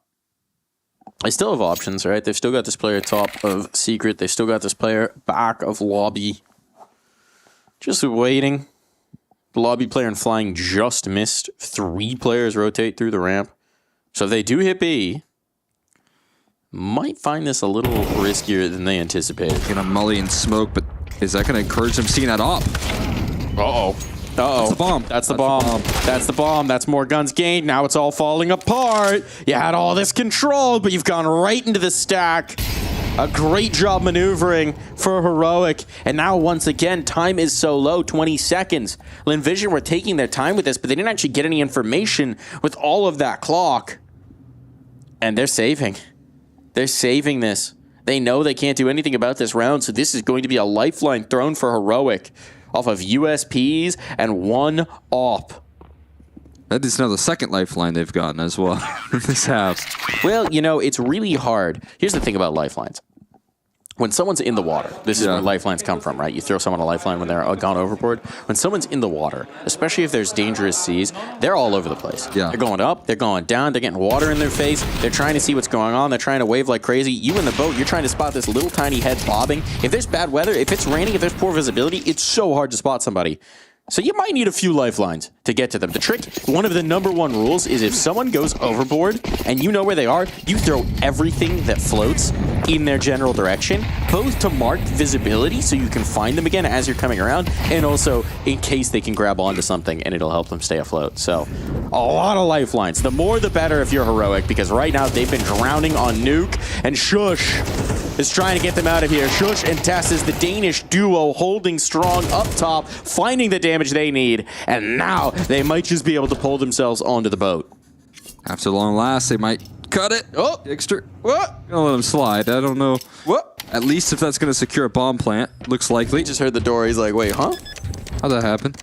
Slip the gap, swing, and the bomb plant coming through right there, just in time. A little extra cash flow goes a long way.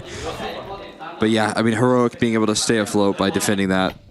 And, yeah, I mean, enough lifelines thrown their way. They will capitalize. They will find their safety. It's Sailor Mike with the tips, though, in case you're ever in a bind. I get seasick, though, so You'll stay away. I'll stay away. Yeah, these are... This is my old life coming out. Yeah. #1 that was interesting, though. is don't fall off the boat in the first place. That's the #1 rule. Heroic have already failed that rule. They are in the water. But I think they've just gotten themselves back on the boat. My #1 rule is don't even get on the boat. That's not a fun way to live. I like land. Boats are great, bro.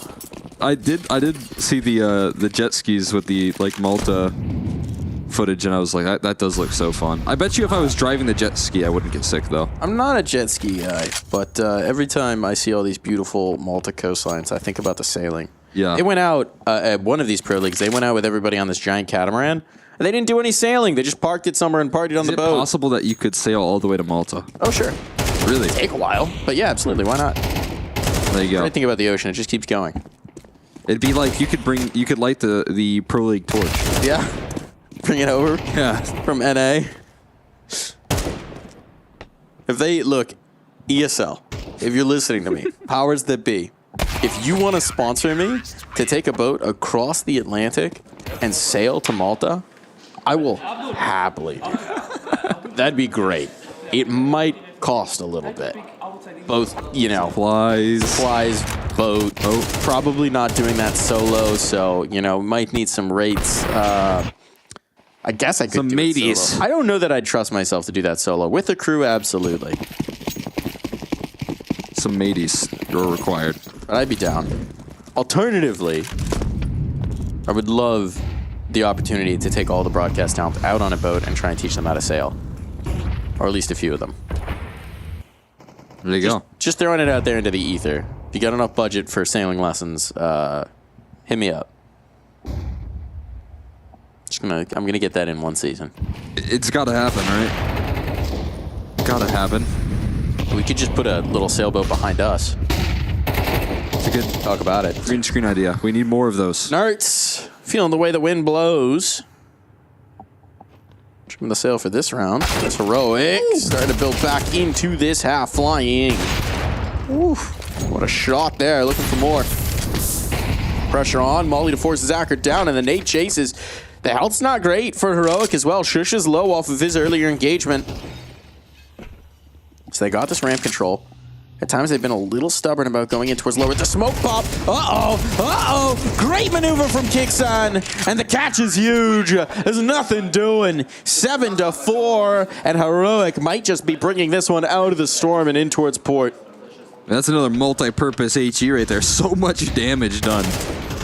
Combining with the blowing of the smoke, giving them vision. This was a little bit rocky. A little bit scary towards the tail end, but again, Kixan now leading them to safety. Nertz helping out in that department as well. Finally, a situation where Nertz is not isolated and gets the solo head-to-head that he was looking for throughout the majority of this half. Shout out to Westmelon this round. He is going Glock mode with a belt of utility. Without the economy. Oh no, he actually did dive back for a Tech 9. Maybe someone dropped it to him, but I thought he was doing that classic move.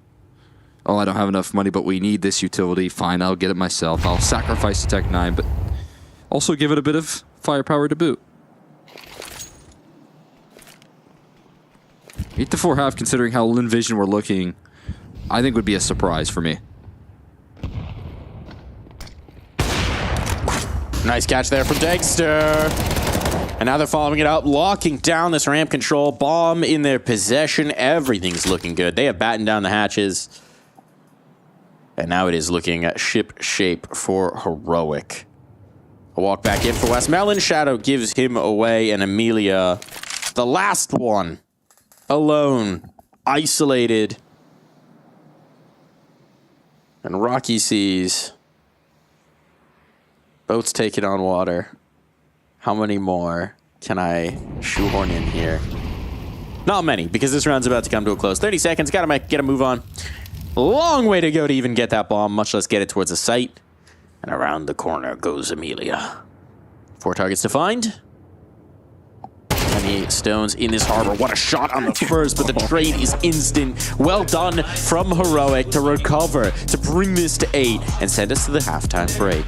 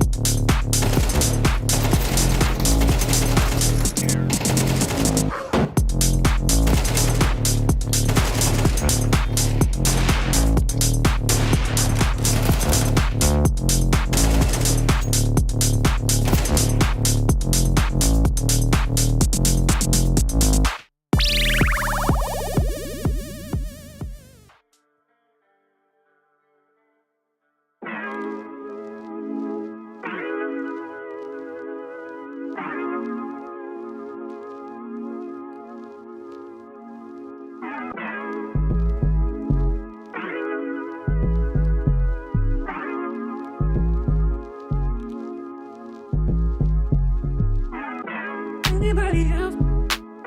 Anybody else but you. Anybody else but you. Anybody else but you. Anybody else but you. Anybody else but you. Anybody else but you. Anybody else but you. I need anybody else but you. Anybody else but you.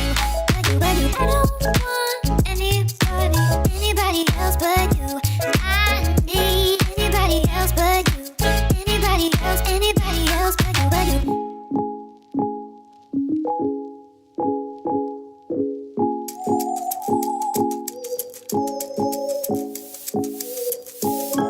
Anybody else but you.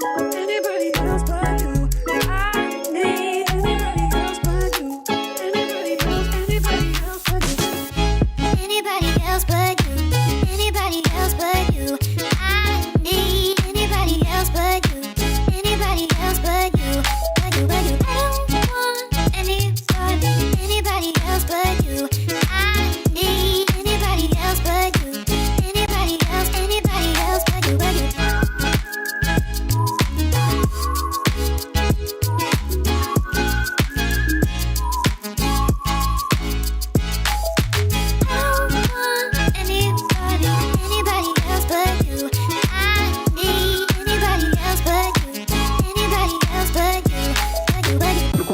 wanna hear no talk. Look, man, I don't wanna hear no talk. Look, man, I don't wanna hear no talk. Look, man, I don't wanna hear no talk. This ain't new to me. This ain't new to me. This ain't new to me. You don't take me for.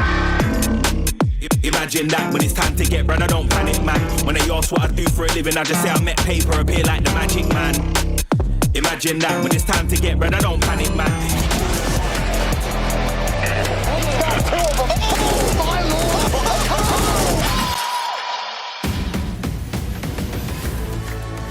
Second half about to kick off here, the final half between these two teams. This has turned into a real brawl, a real contest. We weren't sure what we were going to get out of Linvision today, but they are pushing Heroic to their absolute limits, and Heroic managed to pull their head above water at the end of that first half, but there is still so much work to do as we are sailing down the river past Nuke and sailing on into this second half of play.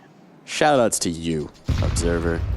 Shoutouts to you. I like to go swimming in that water. That's not full of chemicals.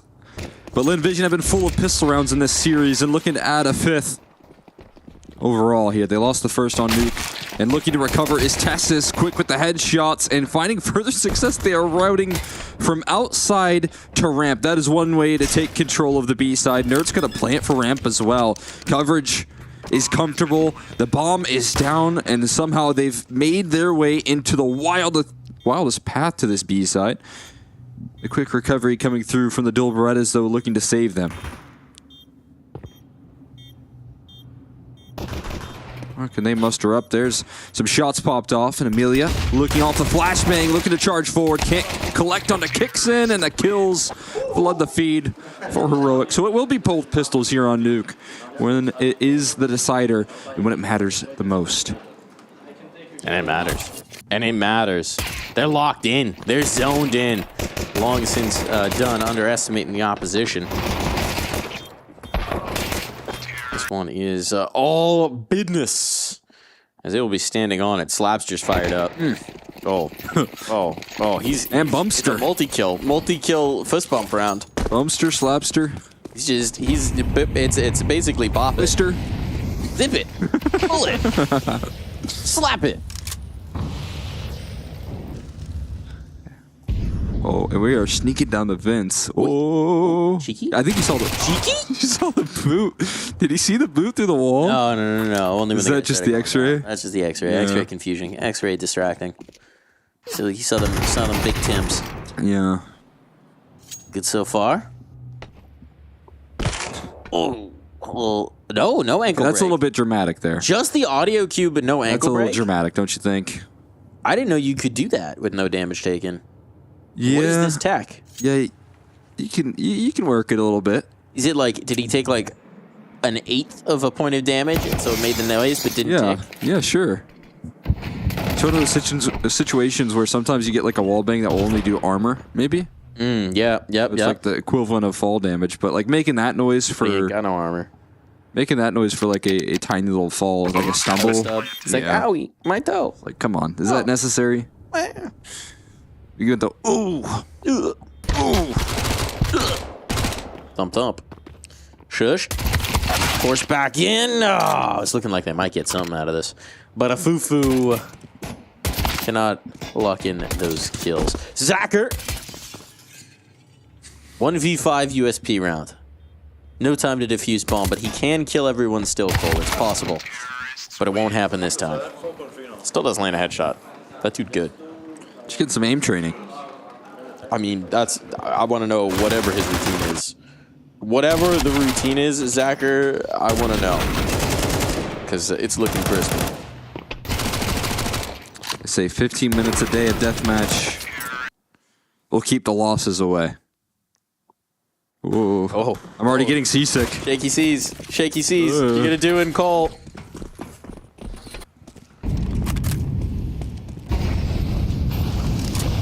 You know, I very rarely get seasick. It happens, though. It does happen. Wow. To just about everyone in certain contexts. So one time I was out on an ocean race, and we had really rough seas, and we had oatmeal for breakfast, and I was sick as a dog for like 24 hours. And then at the end of that, I ran to the side, vomited my guts out over the side, and then I was fine for the rest of the trip.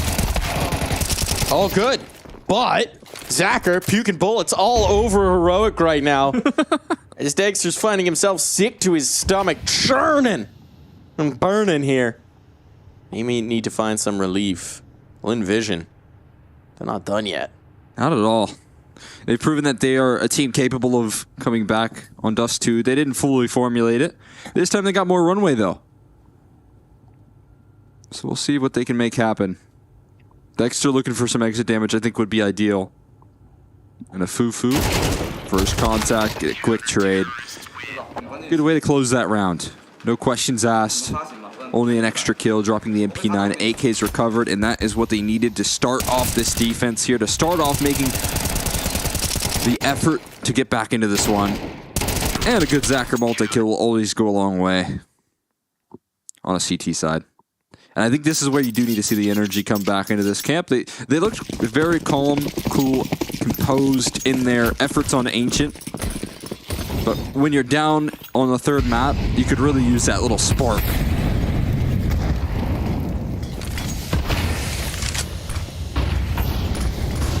Flashbangs galore. Oh, a Fufu able to hold on under massive pressure, but now Zacher's supporting, and they are locking this site down. Heroic just a touch disjointed on that A-take, and giving the opportunities for Lin Vision to rebuff, and so they have a save for the last two players. Yeah. No, there's a minute 20. They got to do some. Yeah, I thought they were heading into T-spawn there. That's why I was making those displeased noises. We will get some action at least. And yeah, they're successfully mounting on the Marshmallow. Can Heroic again, I mean, comes down to this duo to do some exit damage. That was such an incredible hold. I think it's back to a Fufu doing what he did best on Ancient, just buying time. Somehow staying alive in that situation. I don't know how he was able to stay afloat for so long. Aura. Like the rushing. Was it the aura? Does he have aura? Unkillable aura. I mean, a Fufu... He had to recharge. He used it all on Ancient. He had to recharge for the first half. Yeah. Or has been regained. Maybe he's got that Jimmy aura. That what now? That Jimmy aura. All right, we've gone beyond what I understand from the memes. Now we gotta defer to you. This is just Yimfat from Mouse. Ah, okay, that's Jimmy aura. Okay, yep. Good at anchoring, good at locking it down. Trying to figure out what Jimmy aura meant. Yeah. Jimmies are what you call male blue crabs. That's a thing. Okay. Jimmy's and Sooks. It's my first car, a Jimmy. Did you say a blue crab? No, we've lost it. What's a Jimmy on the car? It's a GMC Blazer. Jimmy. But it's like a special edition where it comes with like a cool little glasses holder on the top. Oh. So they call it a Jimmy. I don't know really why, but it said Jimmy on the side, so I just called it Jimmy. You know how people name their cars? You named it Jimmy because it said Jimmy on it. Yeah. You're creative like that. It's already there. It's already there. Appreciate you. Well, why go to great lengths when the answer's right in front of you, you know? You just don't have to overcomplicate it. Yeah. Something that I'm sure Saw is telling his team right now, don't overcomplicate it. We just need 3 rounds. A full buy down here. And you can't break down like Jimmy did. Rest in peace, Jimmy. That was your first car? Mm-hmm. How jank was it? How old were you? I was 17, and it was very jank. Yeah. And then my second car was also very jank, but better. It's slowly upgrading. And Nertz, as fast as a car down the vents, has somehow managed to evade all the spam, as well as the bomb. Getting down. Kicks it not so fortunate, though, so a 4v5, and they've lost their ramp prong as well. Again, the responsibility largely placed on Nertz and Dexter as to what they can do, and the bomb going to be down. Dexter has to figure out a way to have impact in this round. I don't know how he gets there on the top of T-Roof. He can tell his teammates that they're not coming down secret, I guess, but also Vent is very much open. So he doesn't really guarantee them anything. He's going to have to get active. You're absolutely right. He's dropped down now, so now he'll be in motion, but they might have heard the audio cue up on the Schmallow. Ooh, Marshmallow's not looking for it, so they're still wary of a lobby lurk. time's getting short. They're really not leaving themselves a lot of clock, and Nerds is doing a great job of maneuvering just to avoid the contact. Now he drops him down. They don't have time. They just don't have time for this. They're on the defuse, but one kill off. No one checks it. In all that chaos, they didn't realize. And Lin Vision somehow recover. All it would take was one spam on the bomb, and that one was over. If they pulled the diffuser off once, there was no regain. But Heroic don't find the one kill that matters. I think everyone's just targeting the players on their screen. No one is realizing what's going on. Fufu, what does he do best? He stays alive. And stays alive to defuse the bomb. Might be the biggest clutch of the game. If this comeback continues, that could be the case. That's team play right there, right? That's recognizing my job is to hold defuse. My job is to trust my teammates to get her done and not come off of this bomb. Just enough coverage. Just enough coverage from the squad. Can place your faith in this group. But it is a fantastic round when you consider the 3v5 that they had, and then the bomb plant as well. Flying at a very awkward angle and blasted out without a single kill. Set up on the elevated angle, but 0 frags out of it. This is going to complicate the B-hold. And Lin Vision starting to stack in this side of the map, and Zacher is available. But he's going to need some support, and Westmelon's going to deliver exactly that. Pressured now on. Shush finds Zacher. Big scalp to take, but a Fufu still reigning here, and Dexter down to 1 HP. The bomb not planted. Goodbye, Dexter. Falls to Nerds. Fufu. Gonna have the Fufu backstab. Patience on it. Eventually goes through, spotting Westmelon. Secures what he's got, and a chance to clutch. 25 seconds. 25 seconds. It's really Amelia who's the problem here. Westmelon is the devil he knows, but Amelia, the other. And now he knows about both. Doors closed, doors open, doors in, doors out. Oh, wow. He didn't see him. Oh, the snap around.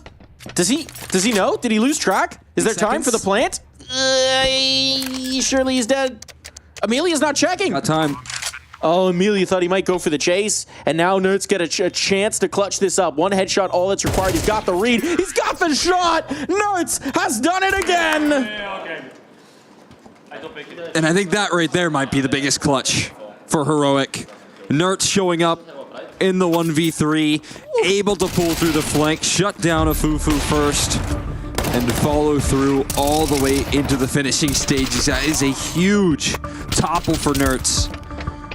Keeping this round safe, and with all the damage they did just 1 round prior, it's going to mean all the more. The pressure is now put on Lin Vision, and Nerds showing up with a big clutch. And now Heroic are the ones that are smiling. Now Heroic are the ones looking for the last laugh.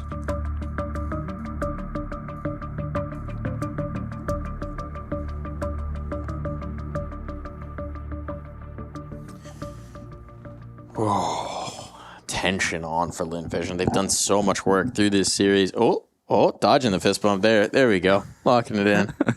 Little games being played here. Yeah. Keeping it light in the Heroic camp. But this is going to be it, right? This is the full bet. This is to keep them off a series point. This is all of your money risk in. You're going to put your faith in Zacher. He's got the big green. He has delivered so many rounds. He has battled so hard through this series. Time to see if Zacher can do it again. They need him in this round, and they'll probably need him a little more down the line if Lin Vision secure it. Boosted and ramp? They're boosting in ramp. I don't know if he's the one that's getting boosted. He did the boosting. Now he's bailing out. I was going to say that is the strangest place to put an AWP. But of course, why would they? There's an MP9 that can do that much better. Maybe don't expect the back-to-back boost, right? They wouldn't do it twice. They just got punished for it. Unless they do. Trying to play mind games here, or Lin Vision. Trying to play as close as possible. Or Lin Vision with these MP9s. Amelia, unfortunately for him, has the rifle, can step out, but he is already taken care of. Dexter will cover that base. And now they got a 4v5 with a lot of map control to work with. Look at the diligence there from Kicksun to make sure that there's not a second player stashed in towards Garage. He knows how important this round is. How did he get here? He's got all the space. That's what the smokes were for. And now Flying is down up on that boost. So now everything's open to them. Peek back in. That one may be ill-advised. Zacher has found his impact, but Westmelon has to hold strong here. They're going to chase. Got a molly for it if they want as well. Westmelon trying to drop his own, but that distracts from Zacher, who's gotten down the vents, and now they know the op's down low. Let's make the action up high, but there's a player right here. Shush collects Zacher. A Fufu in the corner. Shush is good for both, and that might just be all she wrote. That could get caught, but it's just Westmelon with an MP9. What can he possibly hope to do? Bomb now taken away. Heroic took their time with this one, but is Ned them a prime opportunity? And Shush he's about to end this. He will indeed. Monstrous round from the Anchor, who on this half is the surest set of hands for them. Those hands make sure to get the right fist bump to his teammate Inerts, who also is so capable of taking that space. This is such a shock here. And Zacher doing his best work. Somehow a ghost. He's just floating in between these floors. I don't know how quickly he's able to move. Obviously with that Vince, a fast rotation, but the presence of mind. Now that ghost will have no op. You can position all you want, but it's just going to be a measly scout. No armor for it. Deagle's out. We've seen some of these crazy buys work out before, but this one's going to have the most pressure. This one's going to have everything on the line. Time well taken, certainly, but they even have one still in the tank that they haven't used, and I mean, it's all giggles. It's all smiles over here for Heroic. They're ready to end this. It's been a battle. They've been tested, perhaps more than expected after that D2. But a dub is a dub is a dub. This dub pretty comfortable right now. Let's see if they can lock it away. It's going to be that here in this third map. We got the scout at least. There's a telescope on the weapon of Zacher. Can still provide threat. And it does. Dexter loses out in the head-to-head, and Zacher's not ready to give up on this just yet. Two players coming up secret. This could get real weird. That's another tag out. Hold on. He's starting to soften them up. They got to get dangerous. Flying capitalizes. Flashbang good. There's a good cleanup from Tesses. The sure set of hands, but the activation of these pistols has now dropped the bomb out by Red. This has to go around. Player though flanking? Like Westmelon might have not been identified. You heard him. Was he seen? Does Shush know? He knows they were here. Oh, he's not going to clear it. Look at this. Not going to clear it, but the CZ fumbles the bag, and now a Fufu hits the headshot. Only 6 health. He's got to be perfect here. The Molotov would end him.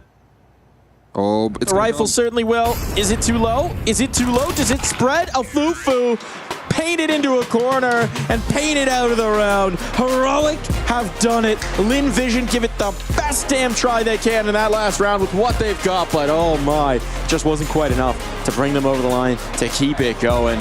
What a spicy series we wound up getting here, Cole. Yeah, and I didn't think it was going to be as interesting as it turned out, but Lin Vision showing up so much more than I really thought. Down 2-10 in the first half, managed to make Dust 2 interesting, close out confidently on Ancient compared to their yesterday's results of not being able to put up much.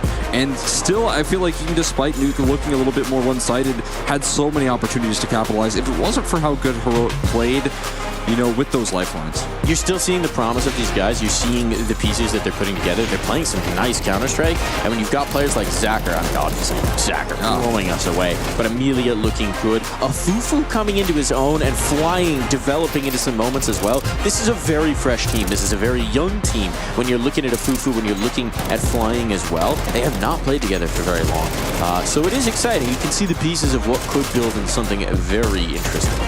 I mean, as I said, 19 years old here for a Fufu, having a bit of a horde start to this series, down a 1-11 scoreline in the opening map, and coming back into Ancient and just showing so much more. which for a young player is not easy to do. When you have bad maps, it can be very easy to translate into bad series. But Afufu got him through Ancient alongside Zacher, who was consistent throughout the entire series, and that's a good sign. That shows a lot of potential. You mentioned flying as well. Same case. We've seen potential. It didn't formulate into a win versus Heroic, but maybe in the future it can put them a little more on the map. Maybe. Maybe it can indeed. For Heroic, though, they're just going to be so very pleased to have taken this one through. They're going to be so very pleased to have closed out this series, especially after the snapping yesterday. They're going to be very happy to have not let another one slip. It was smiles at the end. It was happiness and joy from Heroic. They were clean as can be on Nuke. They'll be happy to have that one. Yeah, it was a great look. I mean, again, Heroic showing up as well. I think there's a lot of moments, especially on Dust 2, where the timeouts were super valuable and the adjustments were there because, Saul was able to get involved, and the only real concern was, maybe they did lose their grip on Dust 2, and I think Lone Vision could have capitalized, but then Map 3 comes around and, solid stuff. Solid stuff indeed. Solid stuff. Unlike the liquid stuff that's all over Henry's face behind us.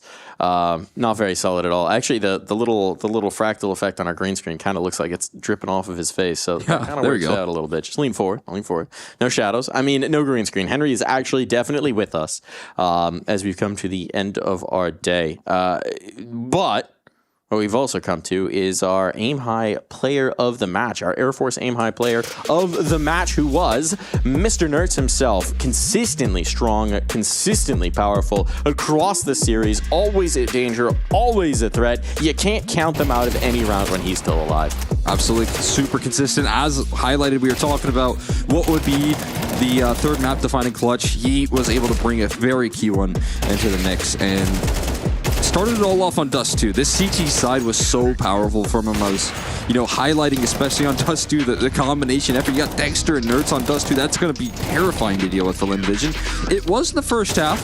They had us in the first half, and then there was a opportunity for Lone Vision to get back. But again, as you said, there's no rounds that are unlosable when he's in the server, and he showed that multiple times in this series. He did, certainly. And I mean, Ancient, it was a good example of it as well in towards mid, but really across the series, just so many moments where he's turning the screws on Lone Vision. He's keeping the pressure up. He's either, shutting them down at the beginning of the round. He's in so many important positions outside on Nuke, mid on Ancient. He was chasing up mid on Dust 2 more often than not. Really just taking command of the server and delivering for Heroic. And it's what he's meant to do in this team. He's meant to be that cornerstone they build around.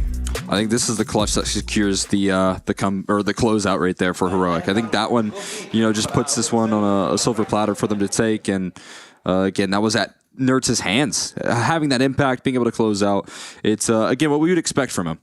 It is indeed. It is indeed. Now, I'm curious to actually hear what Henry thinks about this one. Hold on, I'll just pull out Henry's microphone. Do you have a Henry impression? I'm try a British accent. Is Henry live in the server with us? Could you just cover your mouth a little bit? And Henry, what do you think about that one? What a blunder!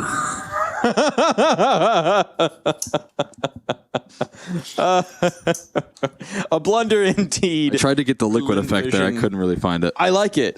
You did miss the first part of it. Was why has he done that? What a blunder indeed. We're gonna blunder our way into the bracket to take a look at what's going on, what the update is here for Group A. Oh, let's see. What do we got right at the top there? It is, in fact, going to be a Na'Vi Eternal Fire. Yes, okay. Wanted to make sure I wasn't crazy there.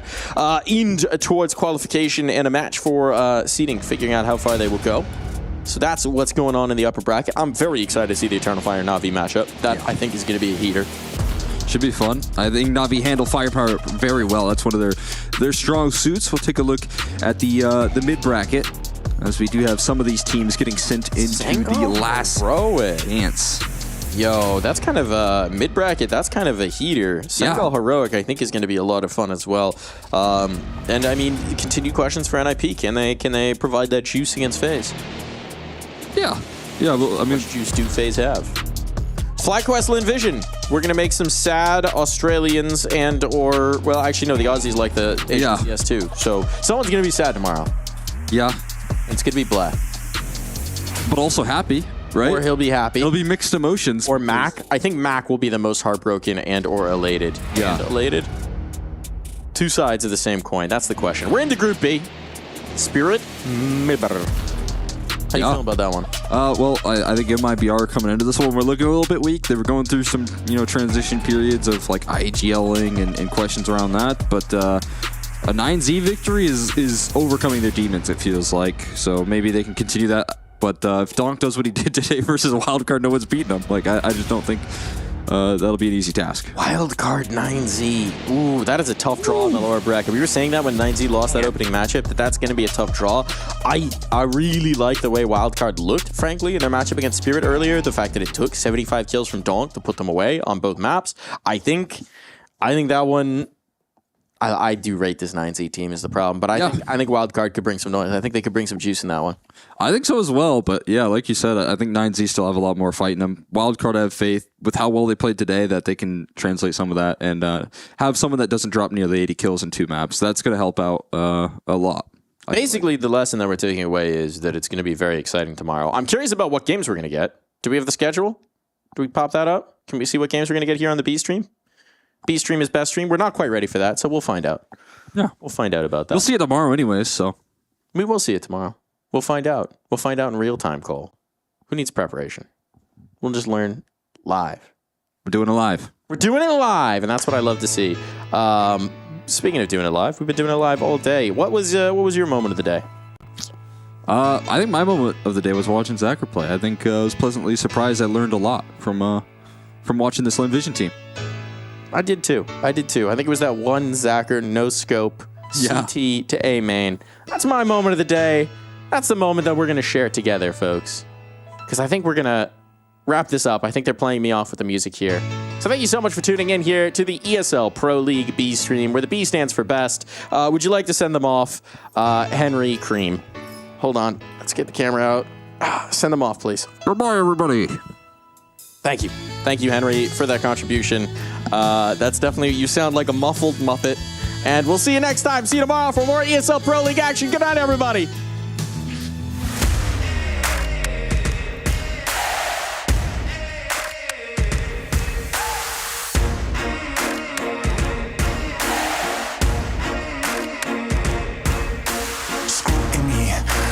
Twisting up the truth, this ain't new to me. Since the age of 22, I've been using it like it's fuel to level up, like it's champagne in my cup, like there's nothing interrupting my pursuit of dreams. There's a vision in my mind, it's consuming me. Take my confidence combined with opportunity, mix it up with unity, soon to be the greatest of my generation. Operation Victory. Fight or fly, we will stay through the perils we dare not to stray. Spark the match, light the flame. Out of luck, out of sight, dangerous, dynamite. Dynamite! Setting fire to the clouds at the speed of light. Going up, not coming down, screaming. Superman's kryptonite. Blowing up, dynamite. Dynamite! Setting fire to the clouds at the speed of light. Going up, not coming down, screaming. Superman's kryptonite. Blowing up, dynamite.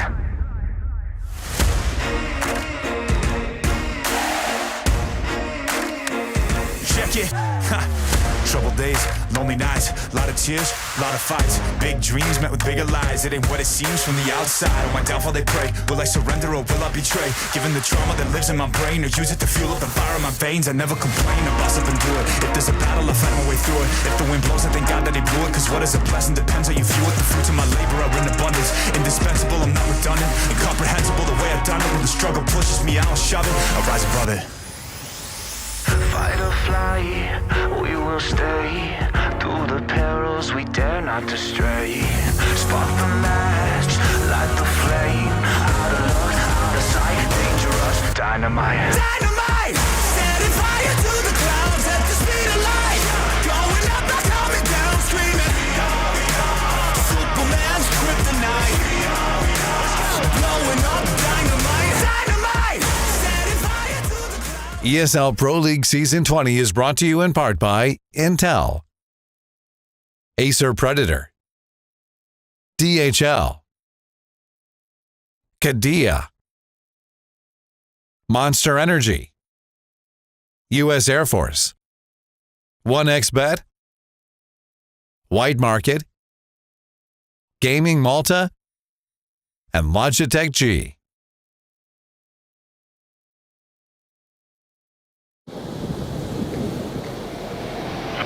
Hey, Chad.